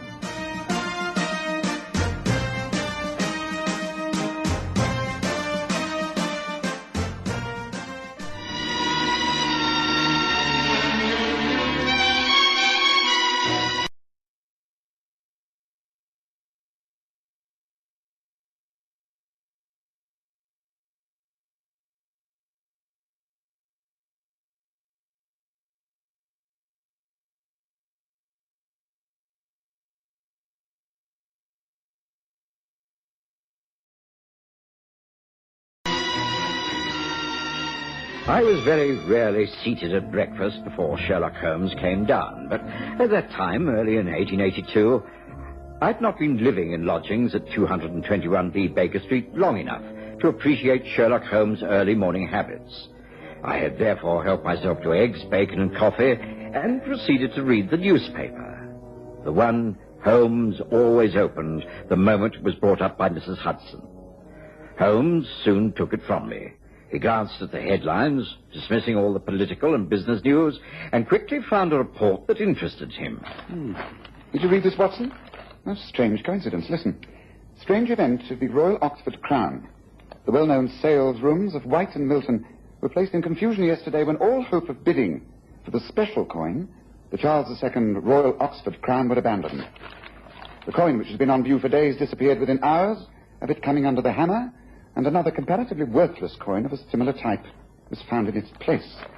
The resulting investigation and search proved useless. The coin has disappeared, and the authorities are completely baffled. But, Holmes, that letter you just opened, it must refer to this event. The auction rooms of White and Mills. This person who's coming to see you has been involved in some way. Yes, it's most interesting. That could well be our early visitor. I think Mrs. Hudson will answer the bell, Watson. But perhaps you'd welcome her in while I clear some of the breakfast things onto the tray. Very well, Holmes. I think we shall find that our caller is a young woman. Beautiful and in distress. You're a romantic, Watson. This way, madam. Thank you. You have an appointment, That's all right, Mrs. Hudson. Mr. Holmes is expecting the lady. Please, step this way. Thank you. I'm Dr. Watson. I share these rooms with Mr. Holmes. Please, come in. Thank you. You, Mr. Sherlock Holmes? You got my letter? Ah, yes. I see it upon the table. Thank you for granting me this appointment. My name is Evelyn Summerhays, and I really am in great trouble. I hope I shall not take up too much of your time. The missing coin, the Royal Oxford Crown? I've just been reading about it in the newspaper. Please do be seated, Miss Summerhays. May I offer you some coffee? Thank you, no. I've had breakfast. Well, now, tell me how you happen to be concerned in this strange affair. Well, it's a long story. I will try to be brief. I came to London nearly a year ago from Cumberland. I knew very few people in the city. I managed to get suitable accommodation, but I found I needed to work. I'm not a very patient person. I could not make a success of the task as a governess or teaching children. On the other hand, I'm very well read and speak quite a few languages. I obtained a job working on a newspaper. Oh, yes, I know it's unusual to have women writing for the press, but one must move with the times. My articles and news reports are acceptable under the heading of Evelyn Summerhaze, because most readers think that I'm a man. I enjoy my job, Mr. Holmes. I'm sure you're extremely good at it. And was it as a newspaper woman that you went to the auction rooms? Yes. I'd heard about the Charles II coin being up for auction. It realized some £250 some years ago. There are only a dozen known to have been struck. It was to commemorate the Oxford Parliament when Charles II ruled without using the house at all. I thought it would make an interesting article. I didn't know much about coin auctions, but I went along. There were only about 8 people present. A handful of elderly gentlemen asking to see the coins, which were in trays taken from drawers. Each coin had its own separate box in the tray. I obtained a catalogue and looked up the Oxford Royal. It was lot number 28. I thought it was a good opportunity to view the coin in detail, and so I called for that particular tray. May I view lot 28, please? Tray with 28 to the lady at the centre of the table, please. Thank you. So this is the famous Oxford Royal. Most interesting. Hardly seems any different from the others. You think it looks like all the rest? Oh, I'm sorry. Yes, you read my mind. It does look quite ordinary.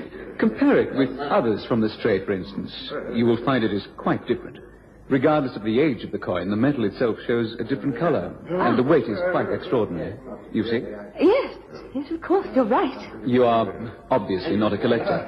Others around this table have no need to even hold the coin to tell you these things. No, I don't collect coins, although I have seen many coin collections.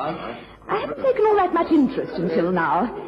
How long do you think it'll be before this lot is auctioned? An hour, I should say. That is if they start straight away. Please will the attendants collect all trays on display.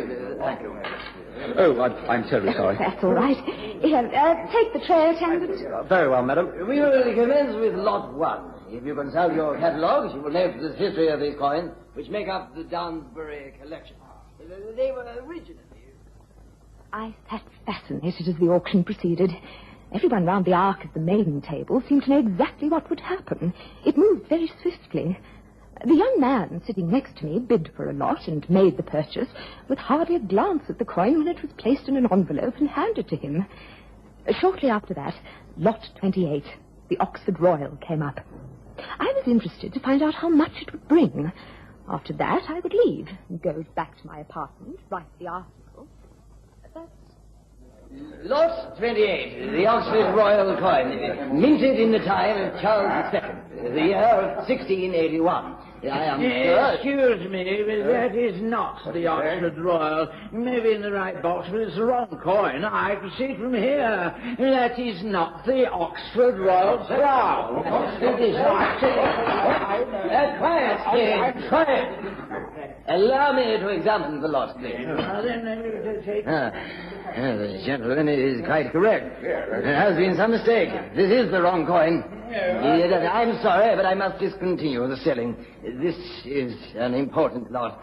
Did anyone in this room ask to see the royal crown before the bidding began? Yes, the lady did. She was the last to handle it before you began, sir. Madam, did you see the tray before the auction started?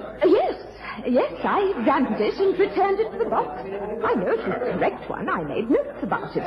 Even a rough sketch of the face design. Well, this is a most awkward situation, Miss... Summerhaze. Evelyn Summerhaze. Well, Miss Summerhaze, I hardly know what to say. Everyone here is known to me by sight, if not by name. We have, of course, the name and address of everyone. But yourself? I live at number 17, Hearthstone Mansions, Trevor Square, Knightsbridge. Thank you. I have no intention of embarrassing you, but is there anyone to whom we can refer who knows you personally? You must understand that this is no reflection upon yourself. It simply places you on the same terms as the gentleman. If you care to refer to the editor of the Evening Star newspaper, he will give you any references you may need. I don't see that I can can help more than that. If you have any ladies on the staff, I'll be agreeable to a personal search of my clothing and handbag. I presume that the gentlemen will also raise no objections to submitting to similar treatment. Order, please! Order! Now, please, this must be conducted in a decorous manner. I am afraid I shall have to get in touch with our solicitors and perhaps inform the police. Meanwhile, will you all please remain seated? There was no confusion. It was all too orderly and civilized for that. Nevertheless, I remained until the end. I was the last to go, having made a written statement. The orderly who showed me out reassured me by saying muddles like this had occurred before, but I'm still very much under suspicion as a thief. Can you advise me, Mr. Holmes? This could jeopardize my whole future. First, a few questions. The young man sitting next to you, did he speak to you again that morning? Yes, he hung about after the others had gone and wished me well. He hoped I wouldn't be detained. I see. Now, when he suggested, before the bidding began, that you compared the Oxford Royal with a coin from another tray, was there at any time a slight confusion? Did you, for instance, drop any of the coins? Well, why, yes. Yes, I think I did. Yes, I was a little embarrassed by the young man's attention, and I dropped the coins in the box. But I picked them up and placed them back immediately, of course. But could you, quite inadvertently, have returned the coins to the wrong boxes? Transposed them, for instance? Now, think carefully, Miss Summerhays. Is such a thing possible? Why, yes. But I was confused. I could have done so, I suppose. Yes, that is quite possible. Mr. Holmes, is that the answer? No, I don't think it is the answer at all. But I do think it could be the beginning. Would you like me to investigate the matter from now on, Miss Summerhays?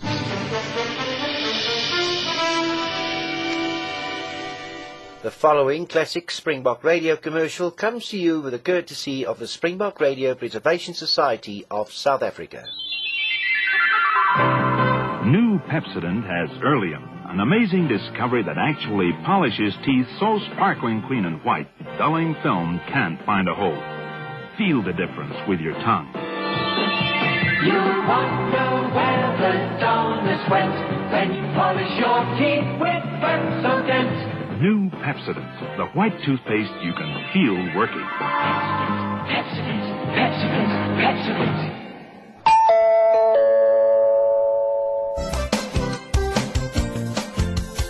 Looking for space to hang and dry your washing? Washline distributors have the solution.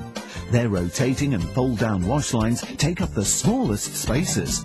Ideal for townhouses, simplexes and balconies at affordable prices. Galvanized or powder-coated and available in 5 different colors. For 24-hour delivery, installation, reliable and friendly service, phone Washline Distributors on 011 792 2486. That's 011 792 2486. Wash lines for every space and need. Miss Summerhays' reaction to Holmes' suggestion was one of great pleasure. She protested that she had merely come to him for advice, that this was a case far too minor for his attention, and that she'd be unable to pay for his services. All these doubts Holmes brushed aside with a wave of his hand. He was intrigued, like a student being set a mathematical problem. He was determined to find the correct answer, and as quickly as possible. I half suspected that already he was way ahead of us and had formed a possible theory. Even Summerhays was caught up by his quiet enthusiasm. Well, it's most generous of you, Mr. Holmes. Naturally, I wish to clear myself of all suspicions and get to the bottom of the whole matter. Good. Then let me continue with my questioning. There was a search of sorts, I imagine. I mean, the trays must have been examined, the areas around the table, the floors, etc. Oh, yes. The auctioneer, a gentleman named Dukes, was very thorough. A few officials arrived and asked interminable questions. This must have meant that everyone left the seats they were occupying. Yes, tell me, Miss Summerhays, did you return to the same chair once the search had been concluded? Well, yes. But at least I think it was the same chair. Now tell me, and think carefully, can you recall anything happening at that particular time? Anything? However small and unimportant it may seem. Any little detail? I don't think so. Oh, just a moment. There was one small detail.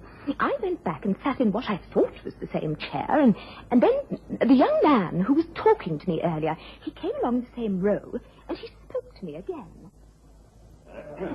Excuse me, but you are occupying my seat, I think. Oh, well, there are plenty of vacant chairs. The row is almost empty. There was nothing on the seat to say it was yours. No coat, car. No, but, well, I like to sit in the same place, you see. Please take your places. I must ask no one to leave until they have given permission. It has been decided to cancel the rest of this morning's selling. Miss Summerhays, I wonder if you would be good enough to stay for a short while after the others have left. Then that was that. So, the young man didn't reclaim his seat. Splendid. Yes, it's all beginning to make sense.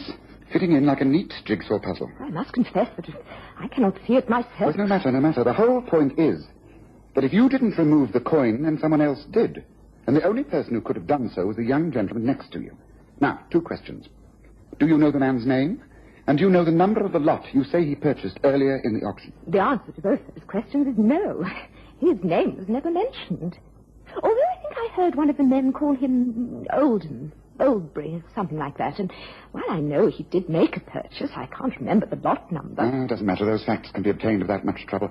Tell me, when you were asked to stay on after the others had left, did this young man speak to you again? I think you mentioned something about him wishing you good luck. That's right. He came over and he said that he hoped I wouldn't be further embarrassed by any detention. Forgive the question, but did he appear rather intimate? Did he touch you at all? No. But he did come rather near. He actually leaned against the back of the chair.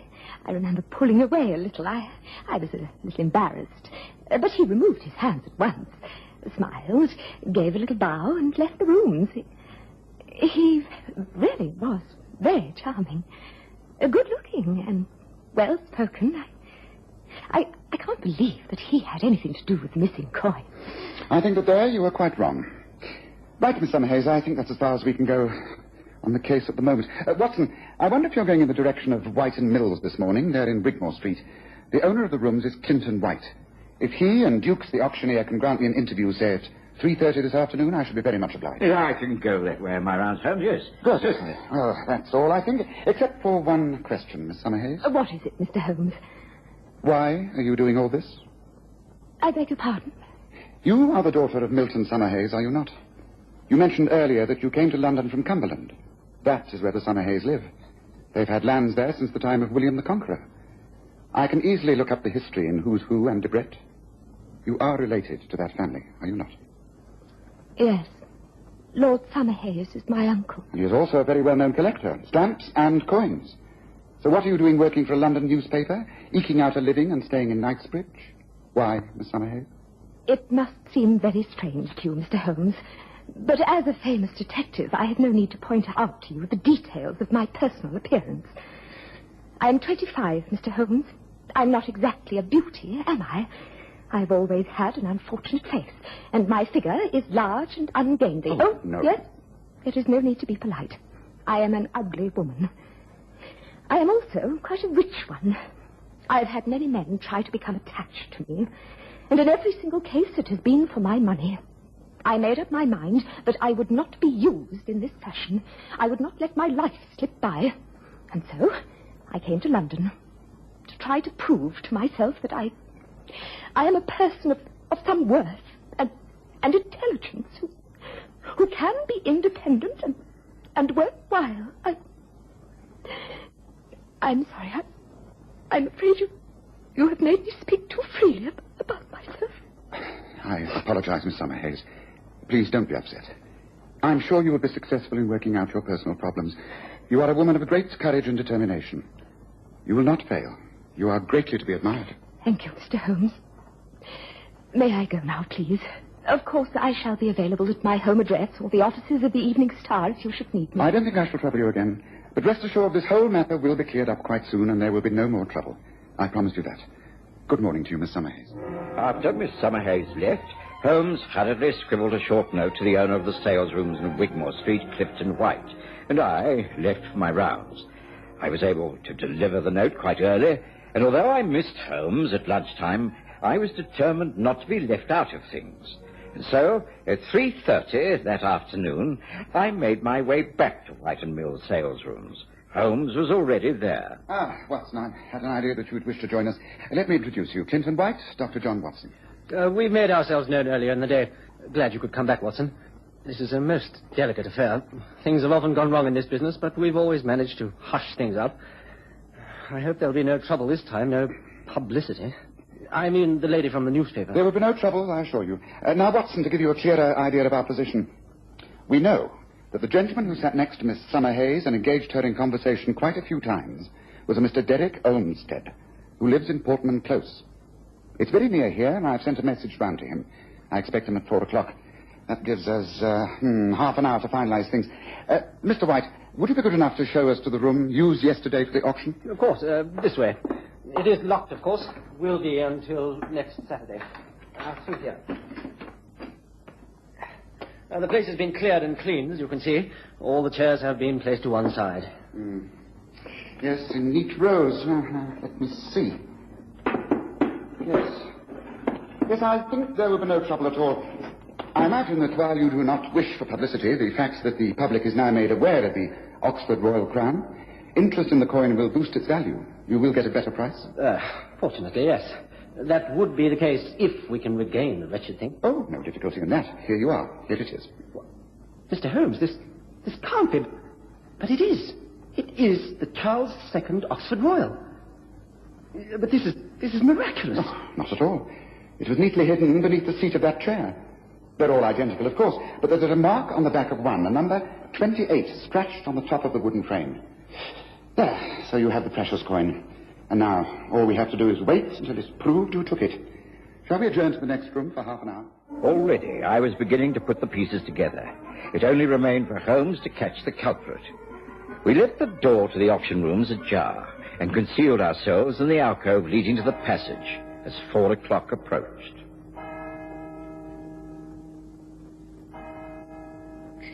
There you see the door is opening slowly. Someone is entering the room.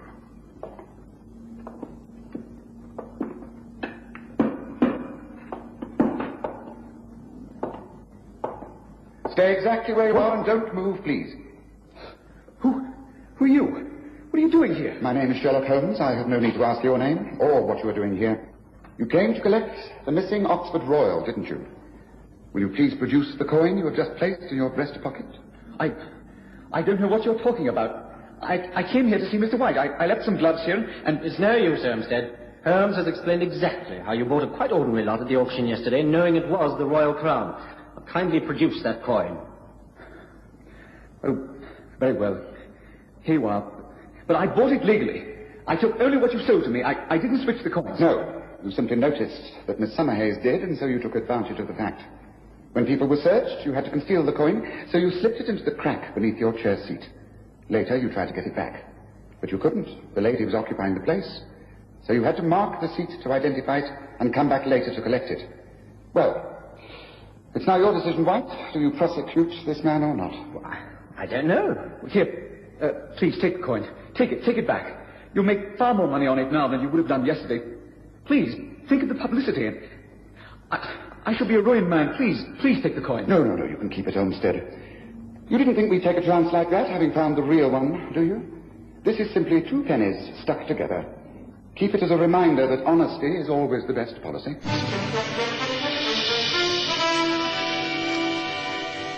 The following classic Springbok Radio commercial comes to you with the courtesy of the Springbok Radio Preservation Society of South Africa.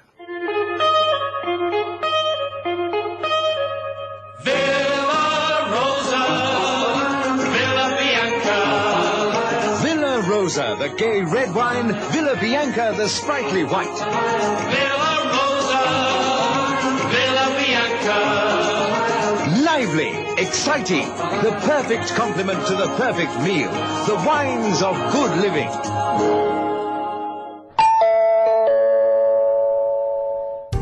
Some things in life are obvious and easy.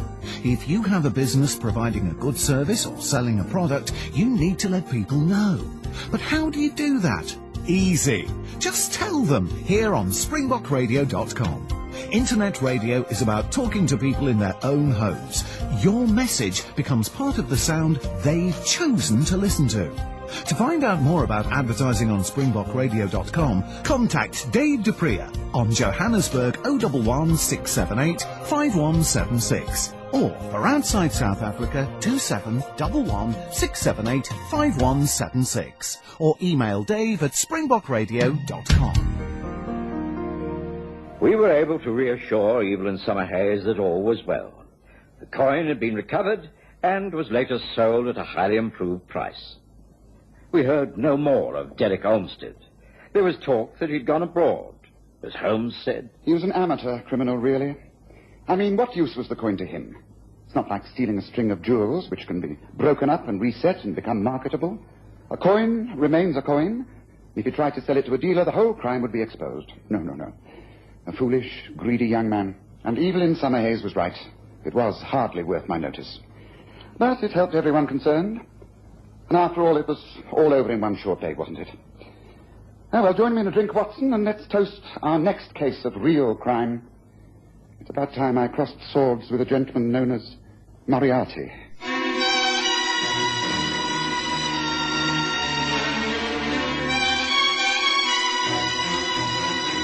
Listen again next Sunday to The Stories of Sherlock Holmes, with Graham Armitage as Holmes and Kerry Jordan as Dr. Watson.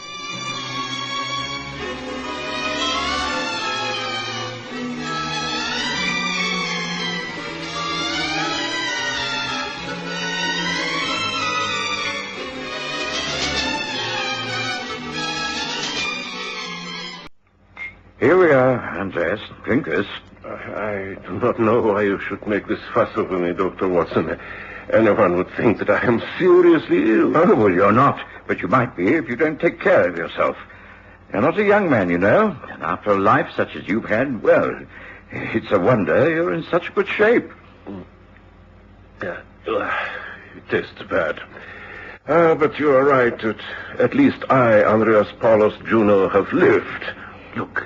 Look at my pictures, the photographs, Greece, Spain, Italy. Ah, yes, Italy, the most beautiful. If only my Maria were alive. She would be really looking after me. But thank you, Dr. Watson. There's really no need to concern yourself anymore. Good day.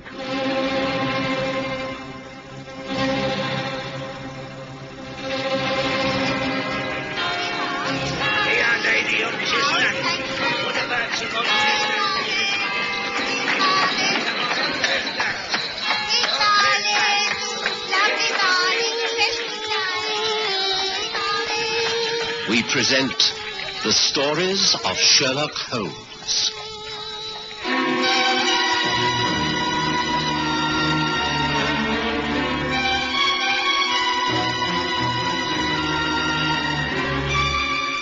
The Italian Intrigue.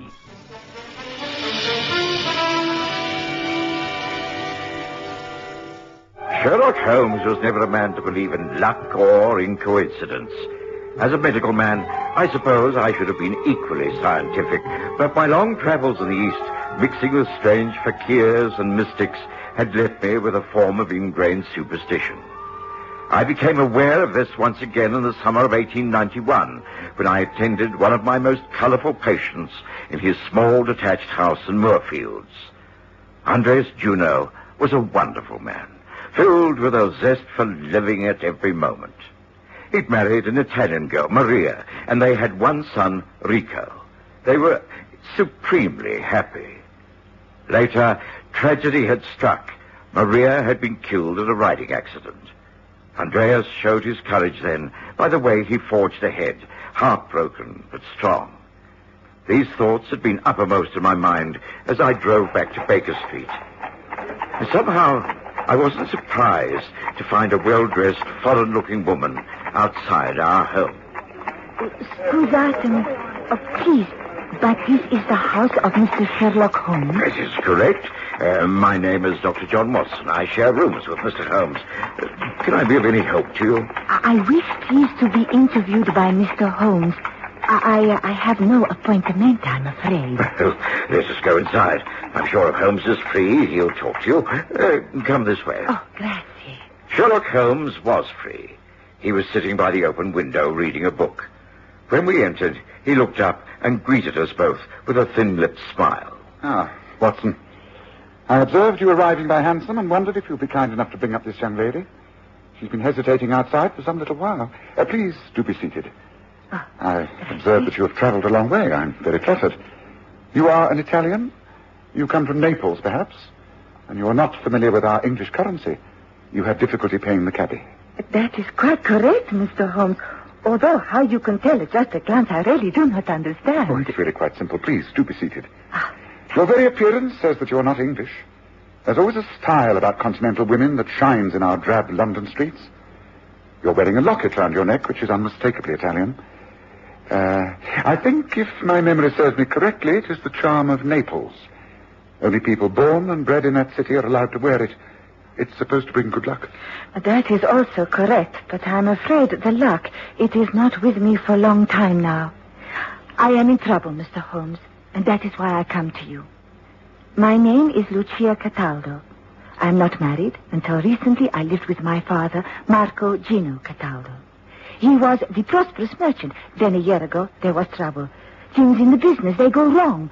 We lose the money and the prestige.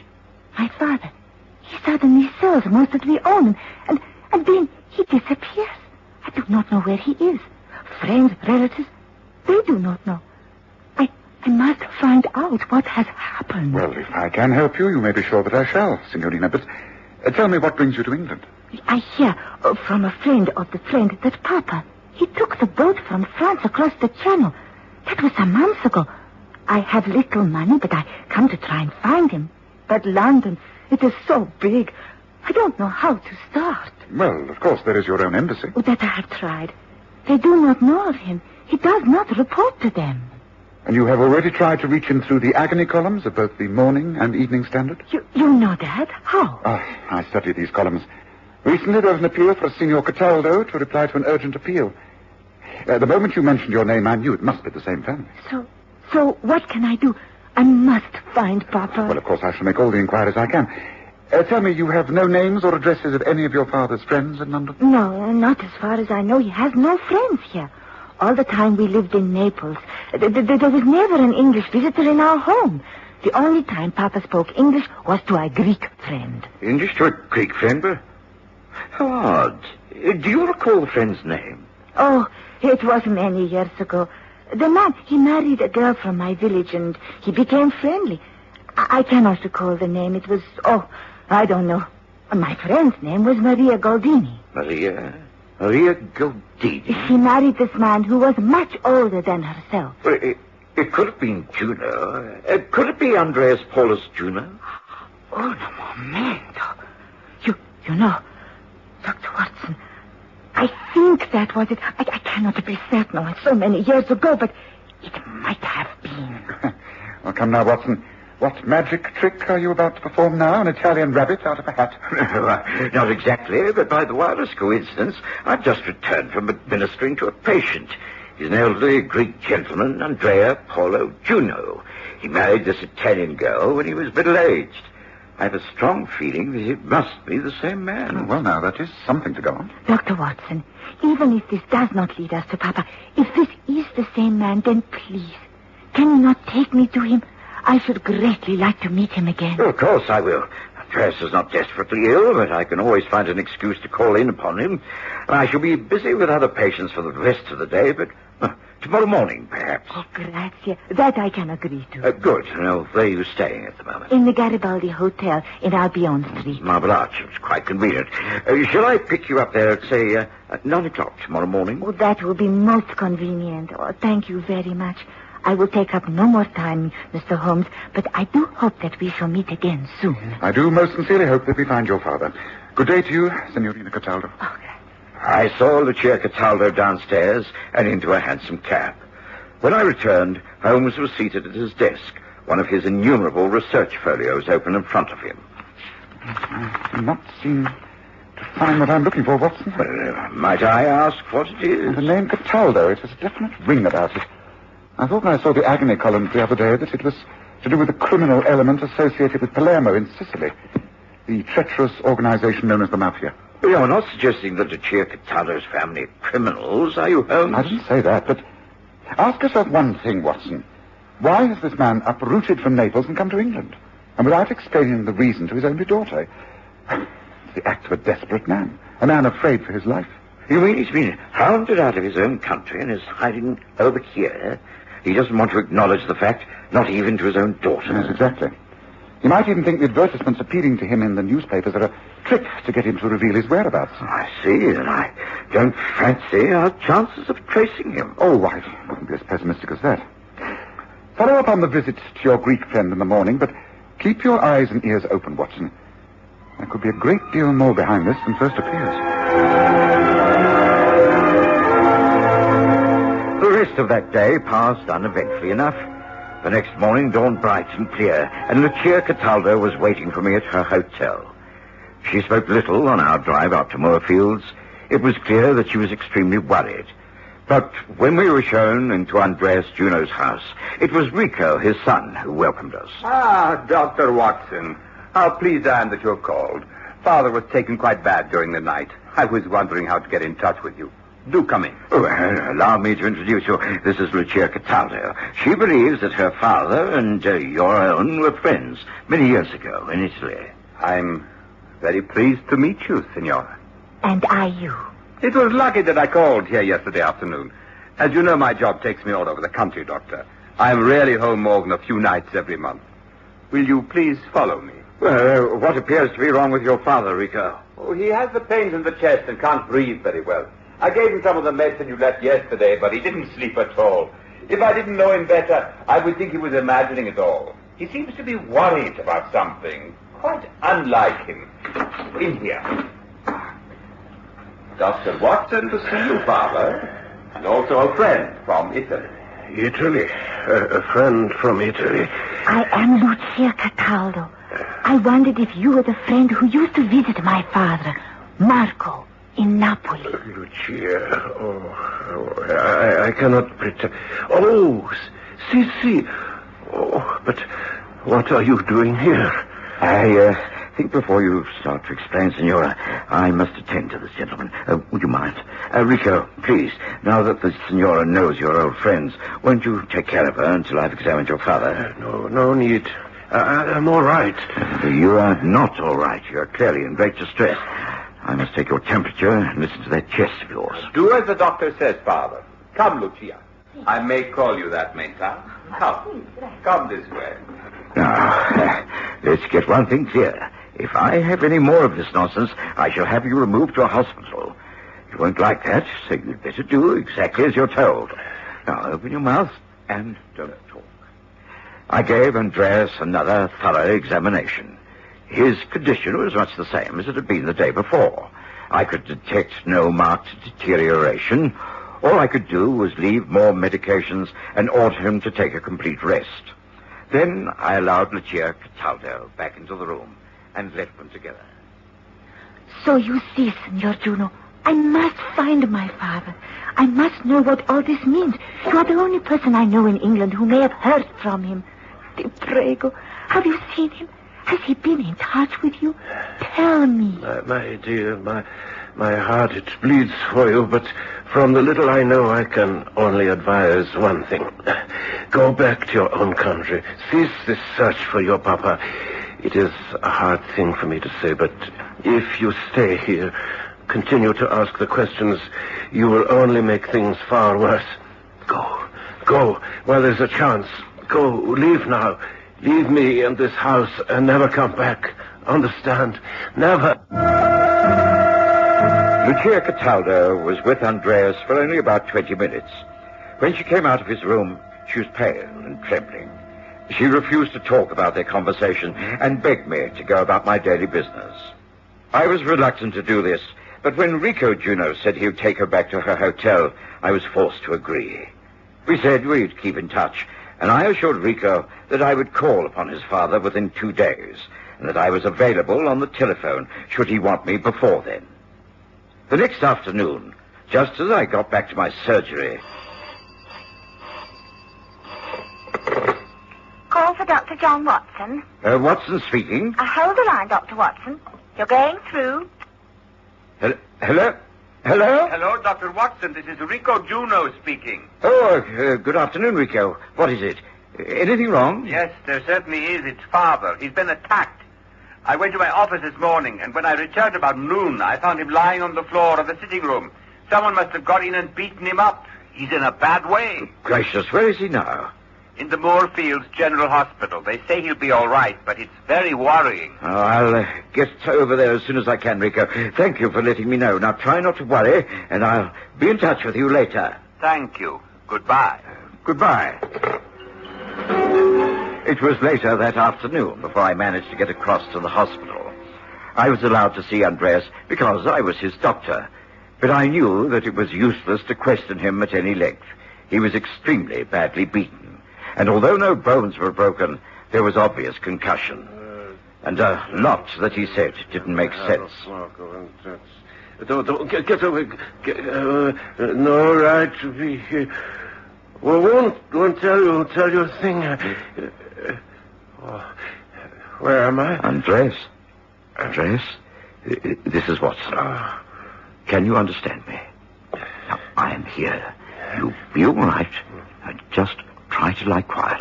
Dr. Watson, yes. Not made a very good job of this, have I? You've been attacked. Can you tell me how it happened? Broke in. 2 men. I don't know them. They asked questions.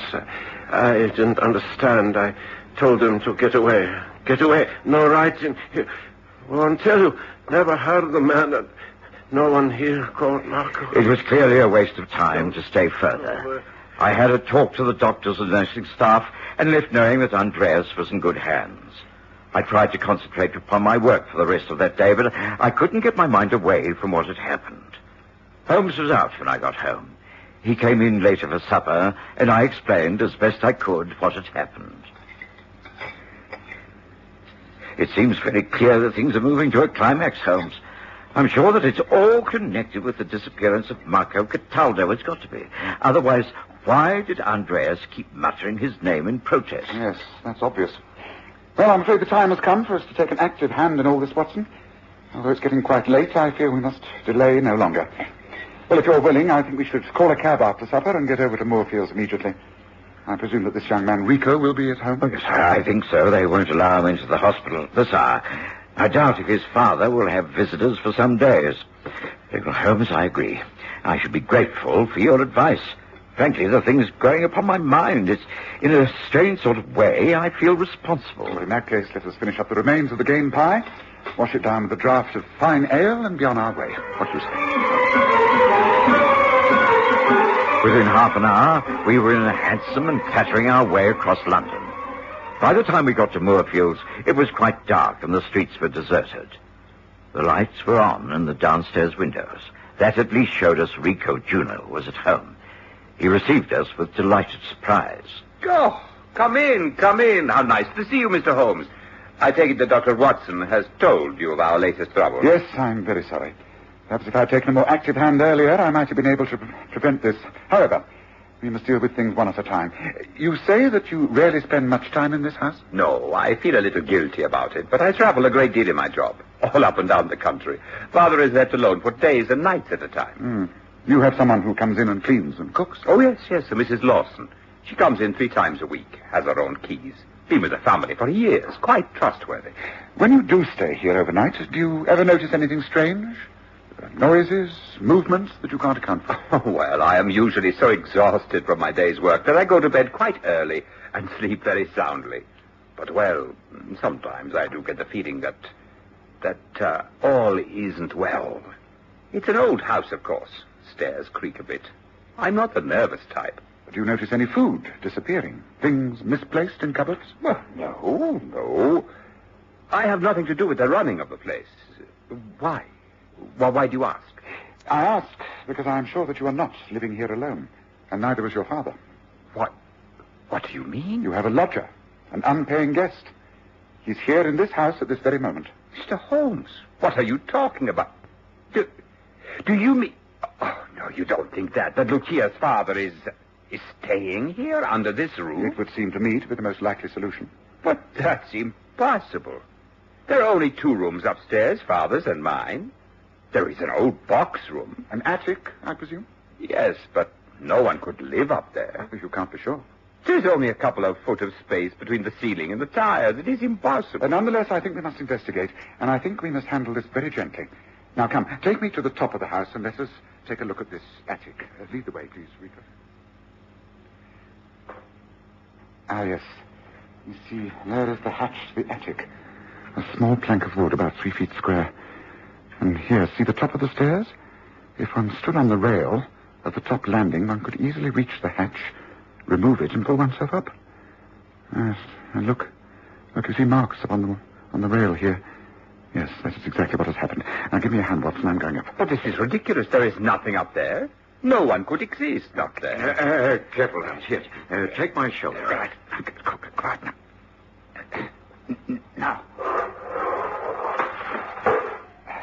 The light, please. The lamp. Hand it up.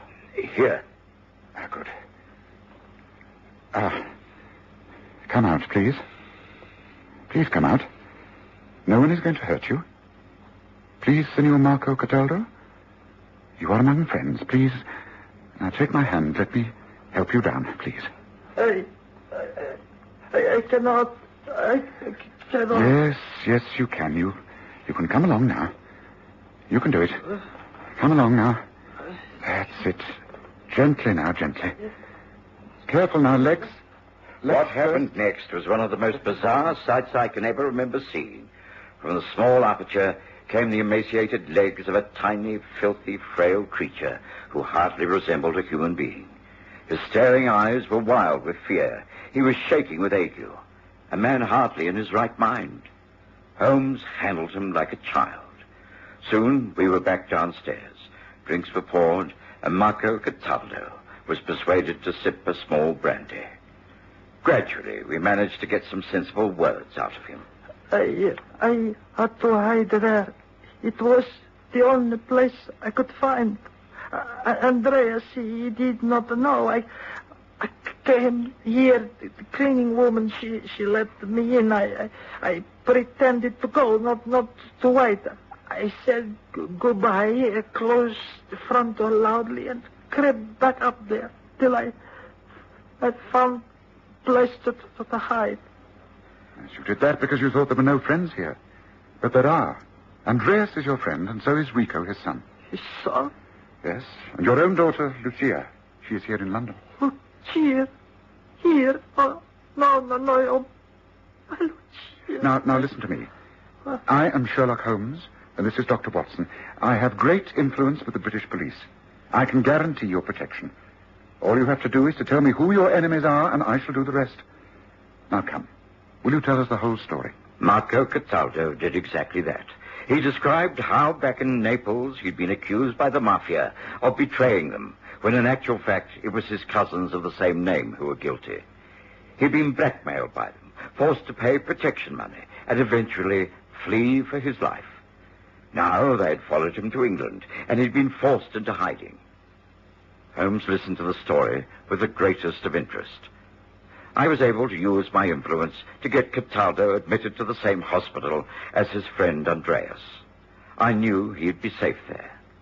The following morning, Holmes announced over breakfast. If you go to read the agony column of the Morning Standard, Watson, you'll see that Marco Cataldo has come out into the open. He's appealed to his daughter to call upon him at a certain address in Elm Park. He even stated the time, 8:30 this evening. Gracious, Holmes, how extraordinary. Is it wise? Well, I hope so. The apartment of Inspector Gregson of the Yard. Yes, I think our mafia friends will be unable to resist this invitation. Young Rico Juno is going to help by impersonating Marco. Shall we also attend? It'd be rather gratifying to be in at the kill, as it were. And so it was arranged. There were several of us concealed in Gregson's flat that evening. The front door was conveniently left unlatched. The light was dimmed. Rico Juno, conveniently slumped in a chair by the fire, could have been mistaken for anyone. There was not long to wait. Leave all this to me. This time we shall not fail. See, it must be over and finished. There by the fire. It is him. So, Marco, you think you're kind of scared, eh? No, not our vengeance. This time you die before you can tell the truth. You die swiftly with the knife in your throat. It was all over in a matter of minutes. The two would-be assassins were arrested and led away. Much later, Lucia was reconciled to her father, who made plans to immigrate to America, taking her with him. But this plan did not materialize, because... I shall not be leaving London after all, Father. Rico and I are in love. He has asked me to marry him, and I have accepted. Oh, sono così felice. I am so happy. And, as Holmes remarked... Well, at least the Italian intrigue had a happy ending. Not all our cases do they, Watson?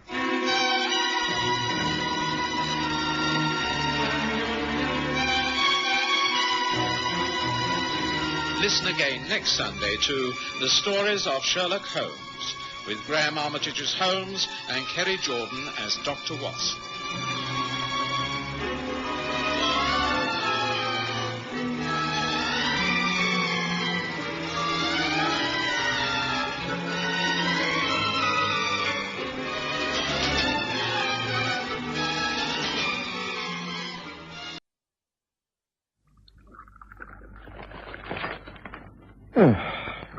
Anything in the newspaper of interest, Holmes? I'm rather worried about the floods in Scotland. What? Oh, the floods. No, not much about it. Water appears to be subsiding, torrential rains abating, local people stoic in the circumstances. Well, thank heavens there seems to be an end to it all. I have old friends who are farming in that area. That's interesting.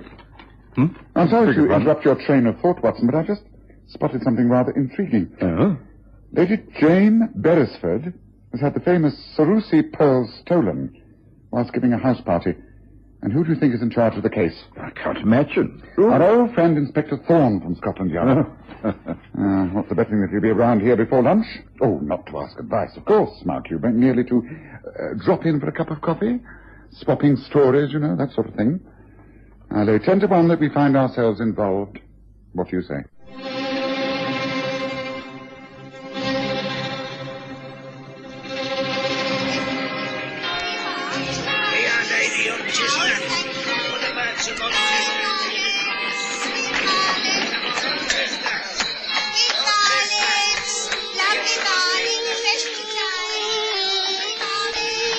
We present The Stories of Sherlock Holmes.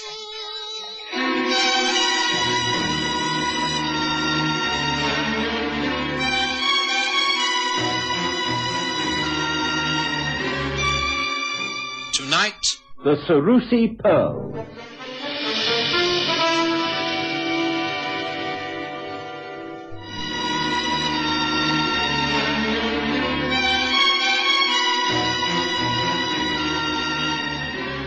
Suddenly, it was spring, and one of the most beautiful springs we'd seen for many years. It was the more appreciated as it followed a severe winter with serious flooding in the north. The parks and gardens began to stir with life. Overnight, the air became warm and soft. Blossoms filled the trees and shrubs. In the city, children were bowling their hoops and playing hopscotch in the alleyways. In the country, house parties could now be arranged with tennis and croquet for the guests. I was always happy at this time of year. There would be fewer cases of illness owing to the winter cold. Even Sherlock Holmes, who professed never to care a jot about the weather, appeared to respond cheerfully to the changed conditions. On this particularly bright morning, we'd hardly finished breakfast before there was a ring at the doorbell. And some minutes later, Mrs. Hudson showed in Inspector Thorne of New Scotland Yard and his assistant, Detective Sergeant Pollock. You're bright and early, Thorne. Enjoying the change in the weather? Pray do take a seat. Will you have some coffee? Thank you. Yes. Sergeant? Thank you. Don't mind if I do. Yes, well, allow me. Tell me all about it, Thorne. You cannot have called here just because you want to share our coffee. I see from the newspaper that you're engaged upon the case of Lady Beresford's stolen pearls. Is it proving interesting? It's always difficult when one's dealing with the aristocracy. It can be rather embarrassing. It's uncomfortable to have to question a lord or a baronet, and, this case is nearly a dozen of them. Here you are. Your coffee. Well, do tell us all about it. Yes, pray do. But first, let me refresh my memory regarding your central character, Lady Jane Beresford. She is a widow, is she not? Lord Beresford died some 6 years ago, leaving her the ancestral seat of Ashwood Hall in Oxfordshire. She's an extremely rich lady who entertains lavishly and owns the famous Cerusi pearls. It's something from this collection that is missing? A tiara. Ah. It seemed she opened the country season with a house party. 12 house guests. All top drawer, naturally. Guest list reads like who's who. I was sent to Oxfordshire the moment the yard was called in. Lady Beresford insisted that the local police should not be called in.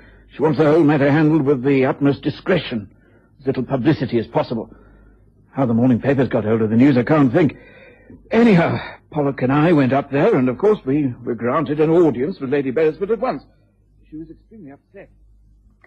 This is very considerate, Inspector. I do appreciate it. It's a most delicate matter, you see, and I'm sure you'll be most discreet. You can be sure of that, my lady. Now, please tell us all the facts, right from the start, leaving nothing out, however insignificant. Well, a month ago, I sent out invitations to a dozen or so friends of mine. The list is there on the side table. I've had my secretary prepare it for you. Thank you. I see there are 14 names here. Did they all come to the house party? 2 were unable to. The Earl of Baronsmere and his wife. They were stranded in Scotland in all that terrible flooding. The others all came and stayed here, naturally. On the Sunday evening, we had a recital. A string quartet from Oxford. It was a great success, and the guests all retired around midnight. It was quite formal, evening dress, of course. I wore a lavender gown and the tiara.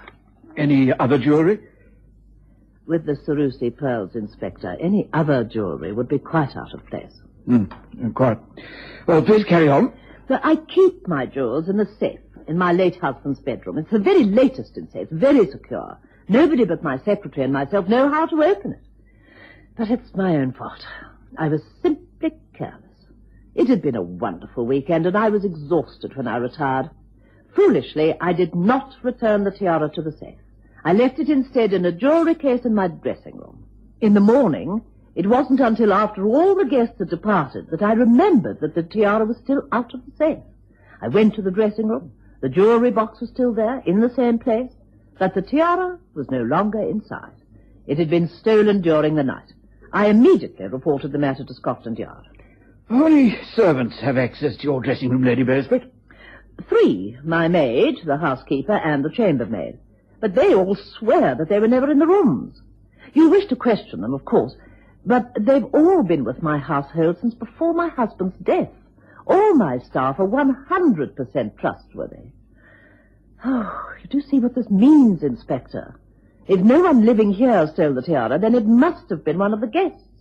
The cream of British aristocracy is on that guest list. How can I let any one of them believe that I think them to be a cheap thief? It's unthinkable. And yet the theft took place. I don't know how you're going to investigate this, Inspector, without bringing shame and humiliation to all of us. It's quite dreadful. Dreadful. Of course, I questioned all the servants. The impression I got was that they were totally loyal to Lady Beresford and quite horrified that this should have happened.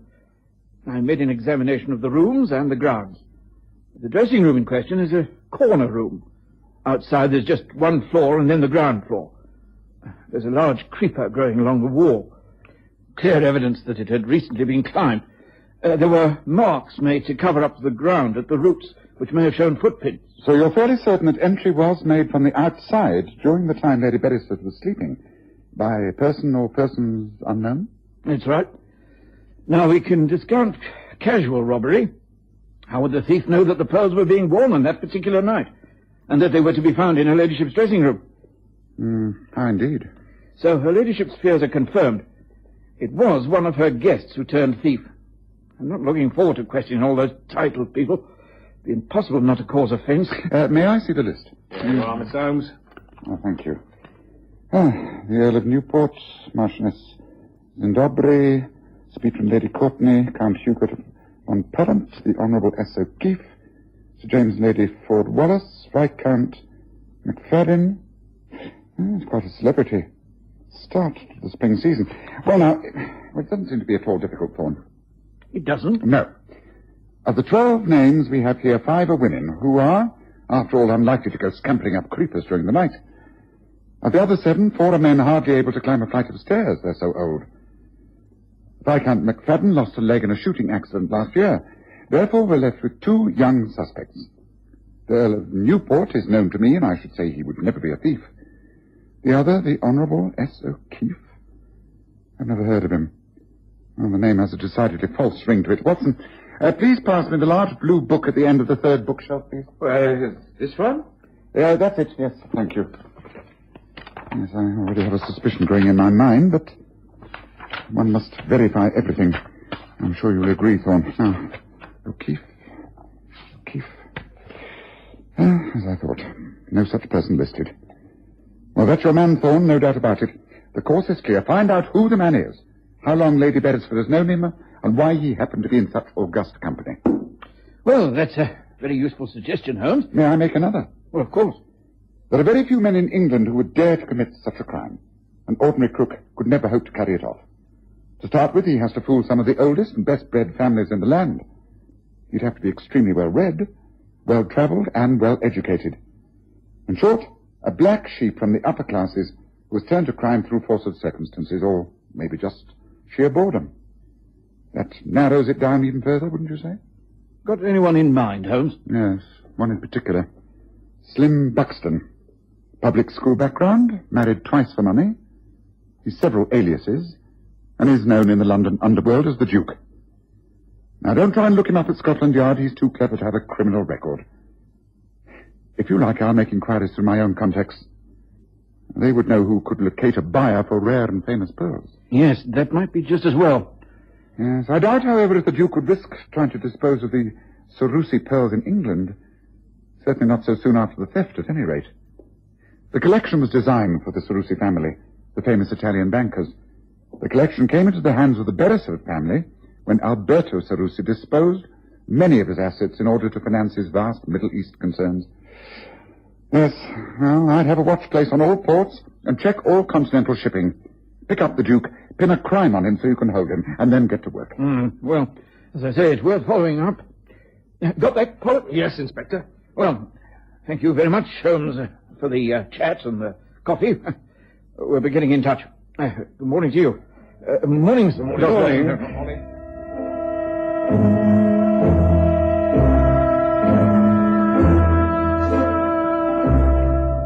While Thorne and the detective sergeant had been with us, Holmes seemed to view the whole matter with an air of slight amusement. But once they'd gone about their business, he became very thoughtful. This is a very puzzling affair, Watson. Simply does not make sense. There's far more to it than Thorne thinks. Well, if he does take your advice and manages to catch the Slim Buxton fellow, then it'll be entirely due to you, Holmes. It'll take a smarter man than Thorne to catch the Duke out. Well, I shall be out all day, but if you're here this evening, I expect to have news. You're going to pursue the case? You're going after this man, Slim Buxton, yourself? Oh, no. I shall let Thorne do all that. I expect him to be successful up to a point. No, I shall be tracking down the real criminal. I'll see you this evening. Sherlock Holmes' attitude of being one step ahead of everyone else could be extremely irritating. But he was so seldom wrong that I'd learned to live with it, and I must admit that I looked forward to hearing the progress both he and Thorne had made during that day. When I returned to Baker Street that evening, I found Holmes seated by the open window, a sheaf of telegrams on his lap. He looked up cheerfully and said, "Listen to this, Watson. Your supposition's entirely correct. Slim Buxton identified as Honourable S. O'Keefe, booked under his own name, passage on SS Emerald Isle from Portsmouth to Dublin this evening. Pollock and I will be on board.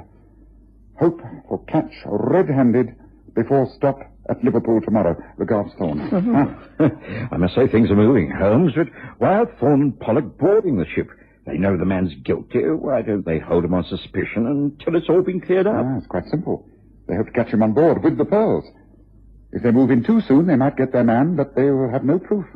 Thorne thinks he's playing a very clever game. Oh, well, it sounds astute enough to me. I just hope he can pull it off. I should be very surprised if he does.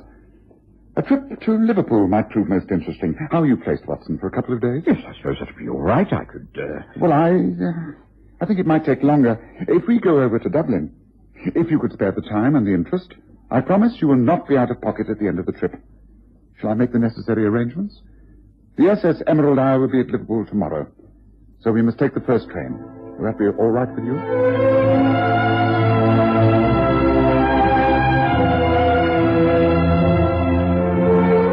By this time, I was too intrigued to want to miss a minute of any further developments, and I simply agreed. All the same, I wondered what was about to happen. I also wondered about Thorne and Pollock aboard the SS Emerald Isle. How exactly would they go about it? This is how we'll go about it, Pollock. Watch the man like a hawk. He must not have a clue who we are. One of us must be with him all times. And the only time he'll be alone is when he goes to his cabin. Then we watch the gangways. Notice if he talks to anyone, makes friends with people, or engages anyone in what looks like a business transaction. We've got our man, I'm sure of that. And he must have the pearls either in his luggage or about his person. Is all that clear? Yes, Inspector, I understand. Good. Then we must not appear to be too friendly. Look, he's getting up from the table over there.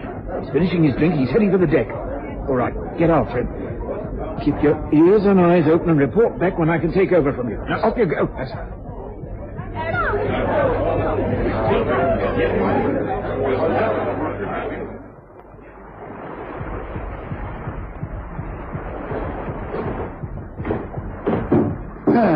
You wouldn't happen to have a match on you, would you, old chap? Yes, I think so, sir. Yeah, thank you. Oh, deuced rude of me. Would you care to smoke? No, thank you, sir. Calm sea, lovely night. Should be a good crossing tomorrow. Going far on this trip? Well, no, that is... Well, I don't think so. Like that, is it? You know, you really should make up your mind. After all, it is the public's money you're spending, is it not? What? What do you mean? I don't understand. I don't know what you're talking about. Oh, come on now. Credit me with a little more discernment. Perhaps it is just as well that we can have this little chat, and it saves so much time, you know. My name, as you know, is Slim Buxton. I don't know yours, but you really should cut along to your superior, the worthy inspector, and tell him that this trip is a complete waste of time and money. I rather object to a nice sea crossing being spoiled by being treated as a common criminal. I have not committed a crime, and you will never be able to prove that I have. So be a good man and leave me alone, will you? Now, I think I will retire for the night. Good night. I hope you sleep as well as I know I shall. Of all the blasted effrontery, the blaming cheek! How dare the man take such liberties? I'll have him arrested immediately. I have the captain put a close watch on his cabin. He'll be dragged off this ship at Liverpool and held for what, Inspector? We haven't got a thing on him. He gained entry to Lady Beresford's home at Ashwood Hall by impersonation. That's good enough for a start. But she invited him. No, we haven't got a thing on him, and he knows it. Don't stop raising objections, Pollock. I'm holding that man tomorrow morning the moment we tie up at Liverpool, and that's a fact. And I boarded the night train for Liverpool, having been lucky enough to secure a double berth at short notice. We were expected to arrive at Liverpool at 6 o'clock the following morning, in good time to meet up with the SS Emerald Isle from Portsmouth later the day. The next day, as the packet was being moored at the dock, we saw a police carriage standing outside the portmaster's office. Inspector Thorne was already at work upon his victim. It's no good, Inspector. It's no good. There's nothing here. I've been through this case half a dozen times. Well, take the handle off. Take the bottom off the case. I do hope that you're going to replace all this, Inspector. I regard it as willful damage to private property. I know you carry a warrant to search, but not to destroy. May I get dressed now? You may, but you're not leaving England. I can detain you under my special powers, and I shall do so now. I know you're at the root of all this trouble, and by heaven, I'll stick at it until I have proof. Well, the best of luck to you. Since I have been deprived of my rights of travel and my belongings are in tatters, I take it you will be good enough to escort me back to my London home, where I can at least change into decent clothes before taking this appalling business any further. Very well. Come with me. Sergeant, get all this stuff together. Come along there. Hurry, man. Hurry. To my surprise, Holmes seemed little interested in Thorne's interrogation of Slim Buxton. He merely requested that the sergeant stay with us at Liverpool when the official police party took the impeccably cool suspect away to London. Holmes boarded the SS Emerald Isle and had a word with the purser. The cabin allocated to Mr. Slim Buxton. I'm afraid it's been given to somebody else, sir. It just isn't free. No, that is a pity. Mr. Buxton then just left the ship. I'm a bad sailor, and I thought I'd like a cabin for the crossing. Oh, I'm sorry, sir. You see, there was a lady, and she had her name on the list for cancellation. It's a Signora Claudia Gamboli. So you see, you're just too late. Oh, very well, I understand. It's not all that important. Can you point the lady out to me among the passengers already aboard? Oh, why, yes, sir. Let's... Oh, well, there she is, there. There, in the dark brown coat, with a brown hat and veil. That's her. That's Signora Gamboli. Oh, good. Thank you. Now, Sergeant, you see the lady we've been talking about over there? She's about to go below. Yes, sir, I got her. Well, just stay well out of her way until we reach Dublin. I don't think there'll be any difficulty. She will go below, I imagine. And we shall spend most of the pleasant crossing smoking our pipes and enjoying the calm seas. What do you say, Watson? Well, I can't think of a more enjoyable way of spending the day. Good, then. Let's go and get ourselves a decent spot by the rails.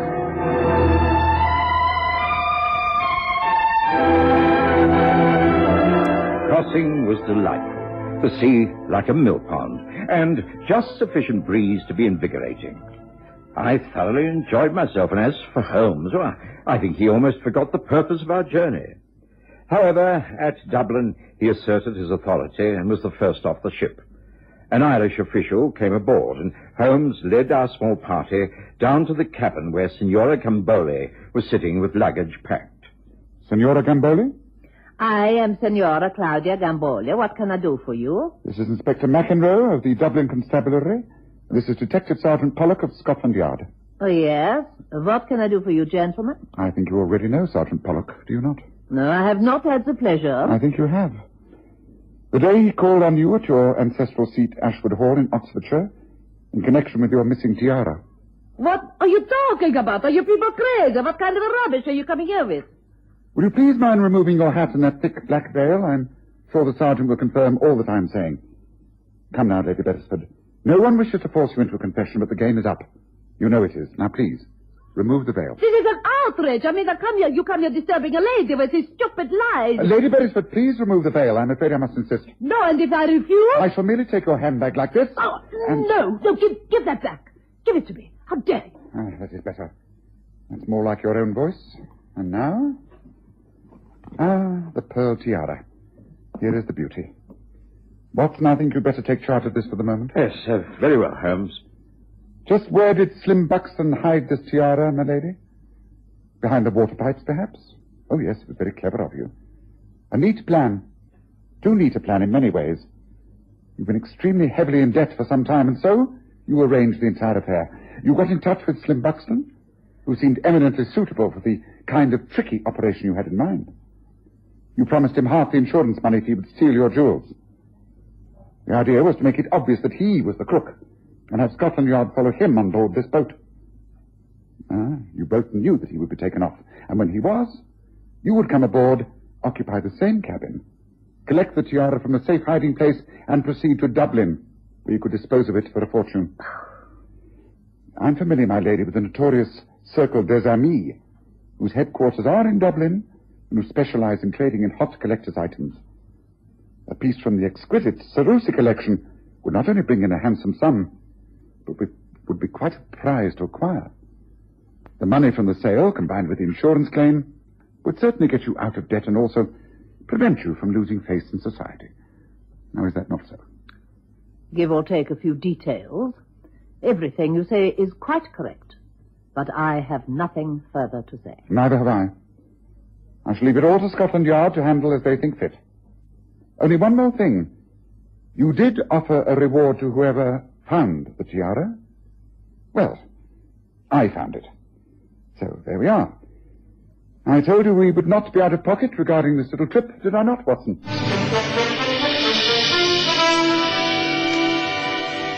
Decided to stay in Dublin for a few days, As Holmes pointed out, it was a free trip. Why not enjoy ourselves? Dublin proved to be, indeed, the fairest of cities. And as we sat drinking sherry early in the evening in a delightful public house overlooking Dublin Bay, Holmes explained, I've always said that when all other factors have been discounted, the remaining one, however implausible it may seem, must be the cause of the problem. In this case, no one on that guest list would have been prepared to rob Lady Beresford, not even Slim Buxton. Therefore, the instigator of the crime had to be Milady herself. She was just too clever. She left too many obvious clues for Thorne to pick up. Well, I'm looking forward to the crossing back, Watson. Such a soothing journey it was coming here. For us, anyhow. Not so for Lady Beresford, I shouldn't think. Would you, Watson?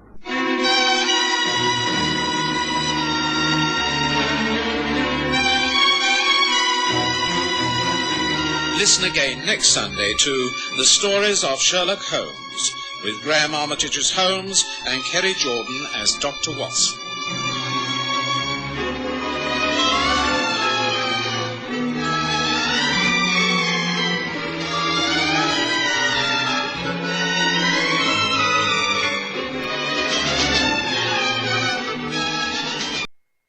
Well, that's about the size of it, Dr. Watson. I just have to travel north to Cumberland, and I simply can't take young Harry, my grandson.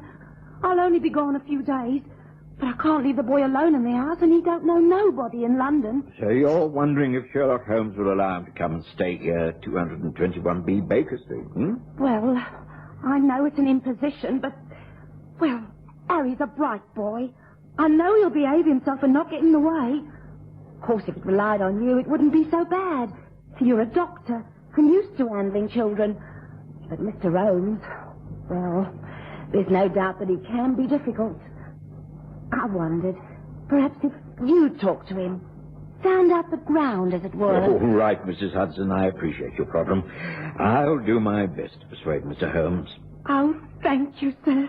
There won't be no trouble, I promise you that. Harry will be as good as gold. You'll see.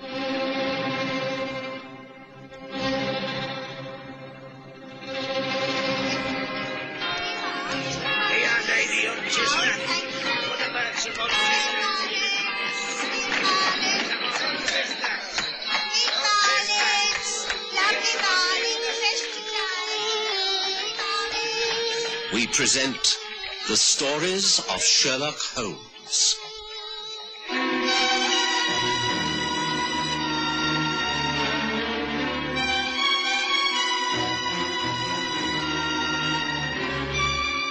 The young visitor.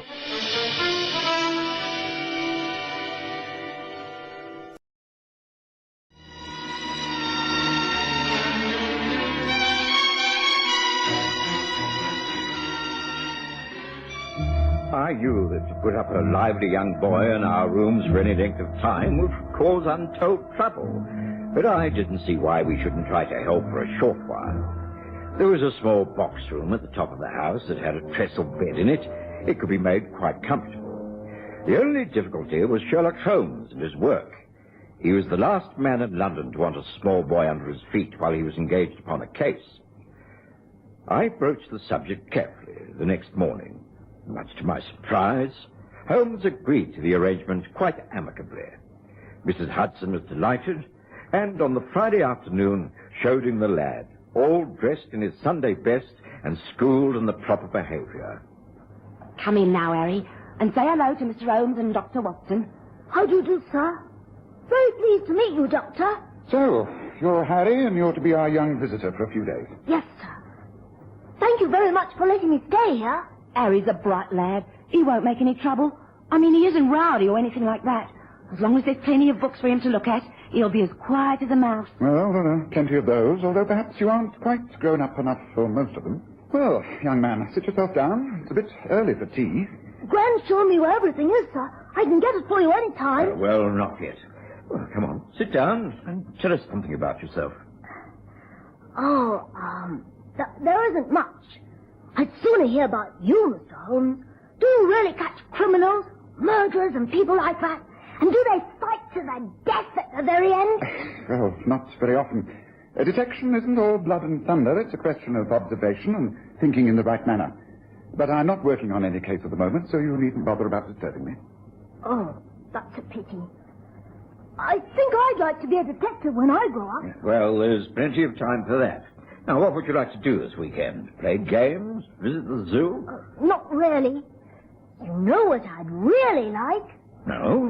What? To go down Charing Cross Road and look at all the second-hand bookstores. Now, that will really be a treat. Well, if that's what you want, that's exactly what we shall do. We shall do so tomorrow morning. How's that? It's a promise. Wow! I think I'm really going to enjoy it here. I really do. Things had got off to a most pleasant start. It was clear that Holmes liked the boy, who was quick-witted and not over-familiar. True to his promise, Holmes ordered a hansom cab the next day, and the two of them started off for an exploration of the London bookshops. Charing Cross Road was the obvious start. Holmes knew every store intimately, and one in particular, Nesbitt and Son, was a great favorite. Well, now, Mr. Holmes, found anything to your liking? Not at the moment, Nesbitt, but I'll browse around if you don't mind. Make yourself at home, sir. Make yourself at home. Mr. Holmes, just come and look at what I found. What is it, Harry? Look! It's an old book all filled with maps and drawings. Look! Sailing ships and pirates. All the voyages marked out. Called P. White Cosgrove. Travels of imagination and exploration. What's that? Gracious me. Nesbitt, what have you got an old Cosgrove out here on the store pavement for? What's it marked up as? 5 shillings. It should be worth far more than that. Well, I don't know. It came in with a job lot from a Mr. Robert Johnson of the Manor, Lake Radlett. It's in a poor state. Many pages missing, and the cover is stained and warped. It's a pity. It's rare enough, but I doubt if it could be restored. Please, may I buy it? I'd love to start a collection with this. I've got half the money. If you put the other half, I promise I'll pay you back. That's all right. Wrap it up, Nesbitt. The young man's found what he wants. Very good, Mr. Holmes. We must encourage a budding bibliophile, mustn't we?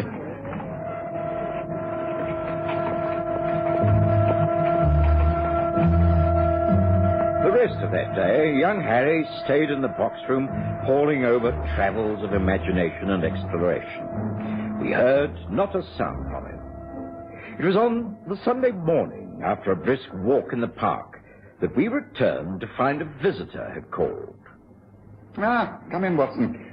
Young Harry, this is Miss Amelia Johnson. She's called about the book you bought yesterday, Harry. I rather think she wants to buy it from you. What? I'm sorry. Perhaps you'll let me explain, young man. You see, my uncle is Mr. Robert Johnson, and this book came from his private collection. I think there must have been a slight mistake. The volume should never have been included in the parcel of books sent to Nesbitt's in London. Since then, a few pages have been discovered, which, when added to the book, would make it quite valuable. We found out Mr. Holmes's name and address from Nesbitt's, and he said he was sure you would agree to sell it back. I'll offer you far more than you paid for it. Now, what do you say? No. I'll give you a sovereign here and now for the book. Here? See, a bright new golden sovereign. Mr. Holmes, I don't have to sell the book, do I? I'll never get another one like it. And if that page is missing, well, maybe I'll be able to buy them for this lady later on. The book rightfully belongs to you, Harry. It's yours, and you've paid for it quite honestly. Of course, Miss Johnson, the missing pages may deal with the island of Corsium and the legend of the dinosaur. There is a reference to that later on in the book, isn't that so? Exactly, Mr. Holmes. It's a shame that the tale should remain incomplete. We're anxious to see the volume whole again. I don't think my offer is unreasonable. Not at all. But it's entirely up to you, Harry. A sovereign back for 5 shillings outlay is a good investment. I don't want a good investment. I want my book, and she shan't have it, so there. I'm sorry, but the answer is no. Well, that's your answer, I'm afraid. The child is entitled to keep what is rightfully his. He's a junior. Surely he has parents I can appeal to, people who will listen to reason. I'm afraid not. None that you can approach at the moment. He's staying with me in the box room in the roof until his grandmother returns next week. But Harry is a strong-willed boy. I doubt if anyone will make him change his mind. Not even if I made the offer 5 guineas? I very much doubt it. I'm sorry, Miss Johnson. I'm afraid your visit from Radlett has been a waste of time. Please, may I show you out? Now, look here, Harry. We appear to have stirred up quite a hornet's nest with this purchase of yours. I'm sorry. I don't want to sell it. No, and I don't think you should. Remember, I told you that detection was observation and clear logical thinking? Well, this is the case in point. I believe that book is far more valuable than anyone knows. Now, why did Miss Johnson go to such lengths to regain it? She knows nothing of its contents. I deliberately misled her by quoting the island of Corsium and the dinosaur. A total fabrication. Now, she's offering 5 guineas for a book Nesbit thinks only worth 5 shillings. Now, she's not going to stop there. If she can't buy it, she will be arranging to steal it. Oh, you think so? Oh, indeed I do. I've let her know that you occupy the box room at the top of the house with a small window jutting out onto the roof. I shall be very much surprised if you don't have a visitor call upon you this very night. A real-life burglar. What do we do? Bolt the window? Call the police? There's no need to call the police when I'm here. And no need to bolt the window either. In fact, you will leave it open. Now listen, Harry. Here is a real adventure for you. Now this is what we shall do. You will go to bed as usual tonight, but after it's dark.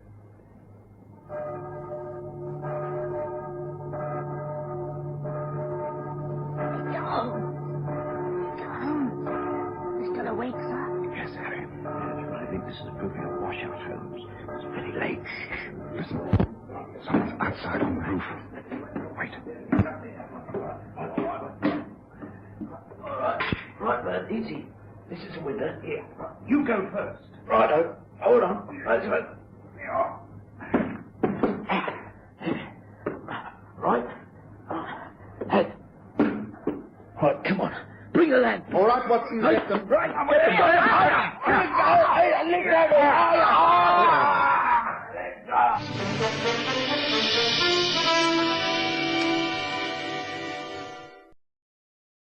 After the initial tussle, the 2 men who had entered the box room from the roof gave up.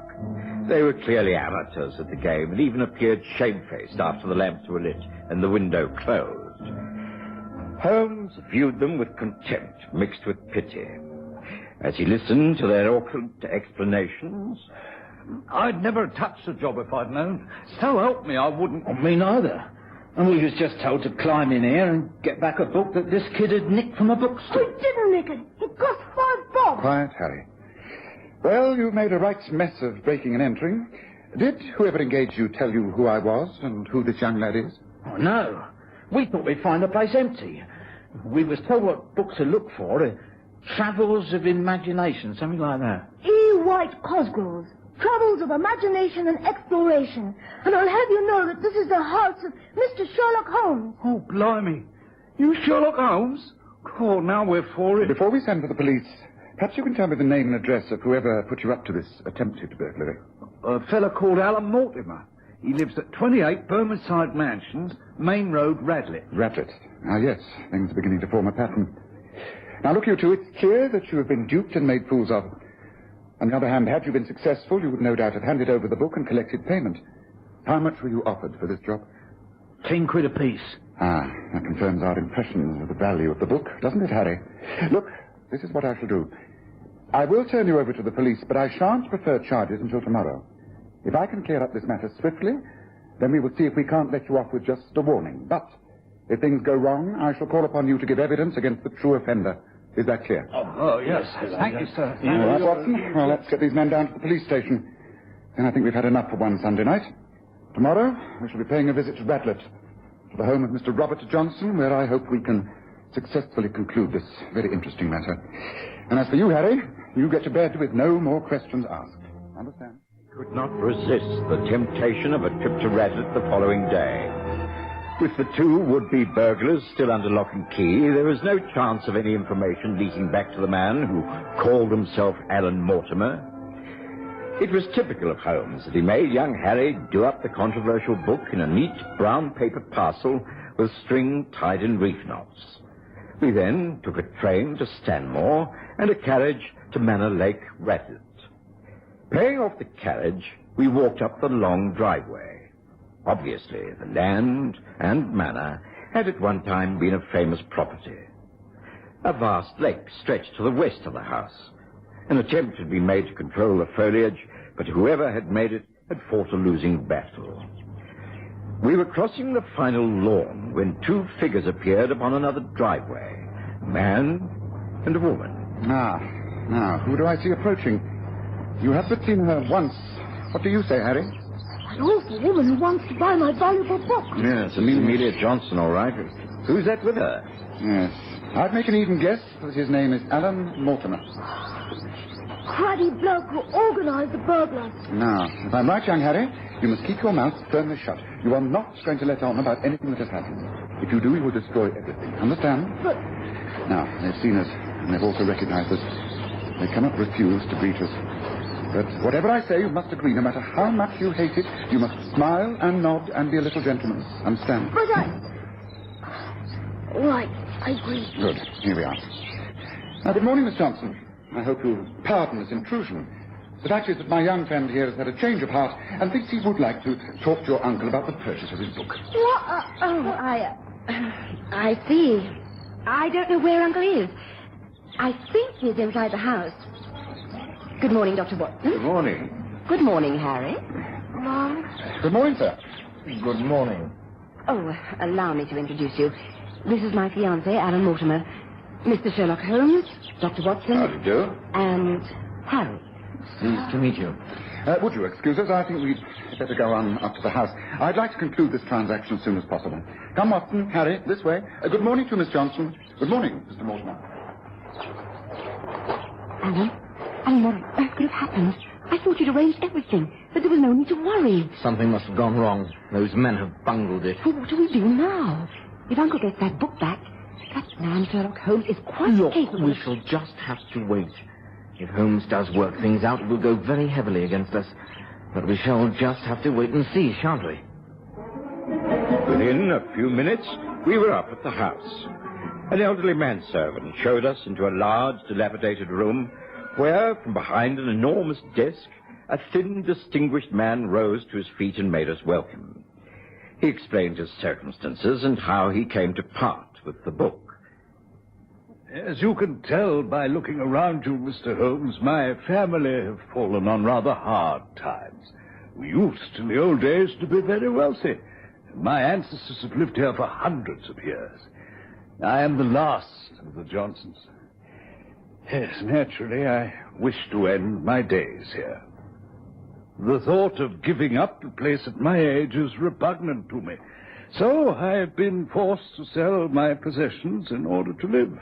Amongst the things I got rid of is the family silver and many rare books. I sent a whole lot to Nesbitt and Son. Amongst them was the Crossgrove. I fail to see why you wish to return it. I don't.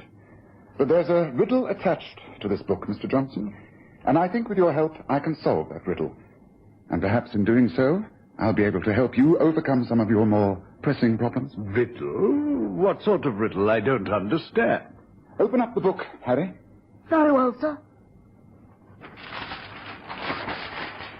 Now, to start with, I want to know who was the original owner of this book, his background, the sort of man he was. Well, that's easily answered. It was my great-grandfather, old Peter.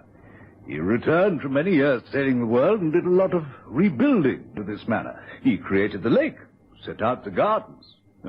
He was an eccentric, an amiable adventurer. Ah, so he landscaped the grounds. Harry, turn to the centre spread pages of the book. Those are the 2 pages that show the south of England and the Isle of Wight. There are lovely monsters and even a whale blowing a waterspout. Look, lots of pirates and galleons. It's a bit messy, though. Someone seems to have written in the margins. Can't read it very well. What's it mean, Mr. Holmes? An examination of the writing through a magnifying glass is T-R-E-S-O-R-T-R-O-U-V-E. Oh, trésor trouvé. Treasure found, or as we say, treasure trove. Yes, and it's on the island marked with a cross, very near to that water spout. A treasure! On the Isle of Wight? I think not. Let's come to the window. You see the French windows open out with a view across the lake. Now, do you see anything unusual about it? Oh, best if I can. Well, it looks a bit overgrown. That's if you forgive the observation, Mr. Johnson. Oh, I agree, but personally, I've never liked that lake. It seems so oddly designed. No symmetry, just everything thrown together. Look more closely at the small island towards the far end. I think if we had a bird's eye view of its shape, we would be reminded of something. Now, does it mean anything? Well, I must confess I don't know what you're getting at. Well, what about you, Harry? Come along, you're a bright boy. What does it remind you of? Well, funny. I've got it. It's the same shape as the map. The Isle of Wight, like in the book. Ah, exactly. But I don't understand you. You mean that old Peter landscaped that lake and island to resemble this map? That's it. Now, wait a moment. There must have been a reason. But the treasure trove. You think that there's some sort of treasure hidden on that island out there? Well, one can but assume that old Peter worked all this out for that reason. It explains why this book is so valuable. I presume that you have a boat that can get us across to the island, Mr. Johnson? Well, there's an old rowing boat moored down there. Oh, I haven't been across to the island for months. Old Giles, my manservant, will know if it can still be used. Good, then I suggest a trip to the island and a little exploring, don't you? Wow! Buried treasure! The boys at school are never going to believe this. Come on! Oh, I don't understand. There isn't any water spout, Mr. Holmes. So how can we know where to look? What's that half hidden in the reeds and bushes? Looks like a sort of fountain. Hey, a water spout! Pull up alongside it, Watson. Right, Herb. There. Right. Now, you have the spade, Mr. Johnson. Right. Let's get ashore and start to dig around that fountain. I think but a few paces the other side is the nearest we can attempt. Ready? Yes, I'm ready.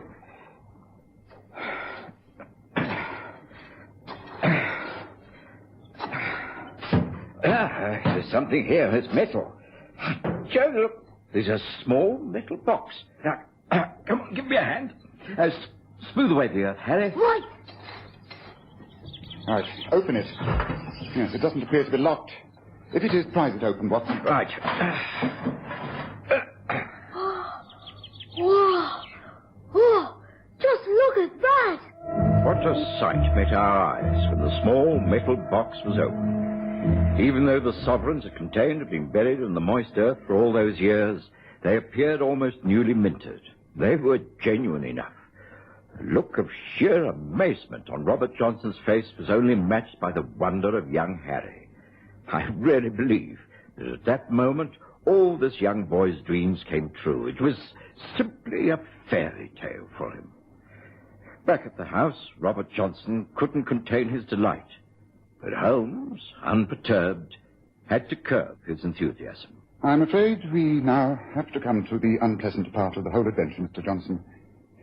I have to tell you that your niece is not the timid, loyal creature you thought her to be. She found some missing pages to the book by White Cosgrove.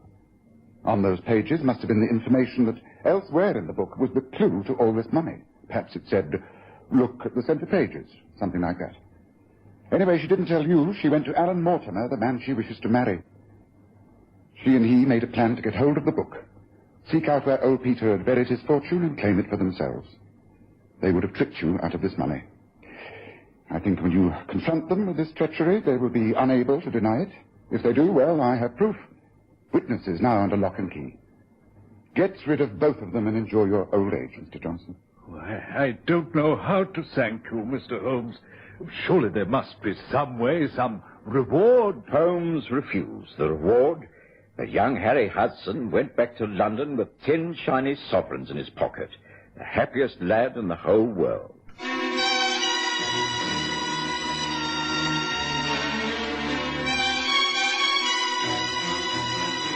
Listen again next Sunday to The Stories of Sherlock Holmes, with Graham Armitage as Holmes and Kerry Jordan as Dr. Watson.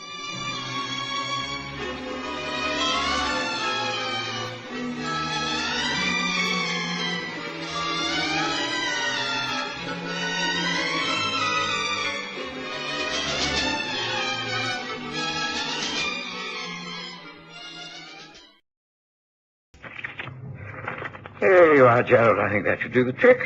Thank you very much, Dr. Watson. I must confess that I can't for the life of me think why you should need a reference from me. After all, you are a registered practitioner. Well, that is what the advertisement in the paper demands. Here, see for yourself. Wanted for short period services of medical man. Necessary he be of Strong physique and steady nerves. Must be entomologist. Coleopterist preferred. Apply in person, 77 Brook Street, immediately. A reference from other medical man essential. Very curious advertisement. I wish you well with your application. But if you get offered the post, I advise you to go into the position quite thoroughly before accepting it. Good luck, Gerald.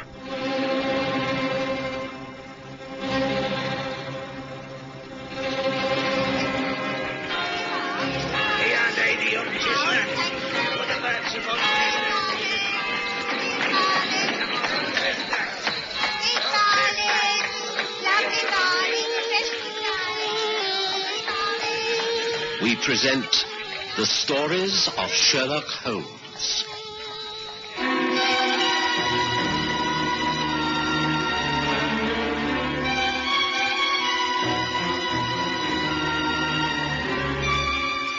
Tonight, The Man Who Loved the Beatles.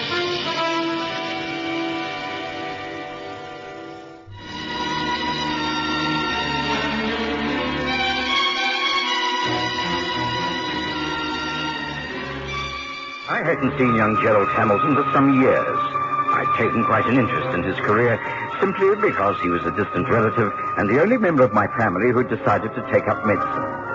I knew he'd done quite well, passed all his finals with flying colors.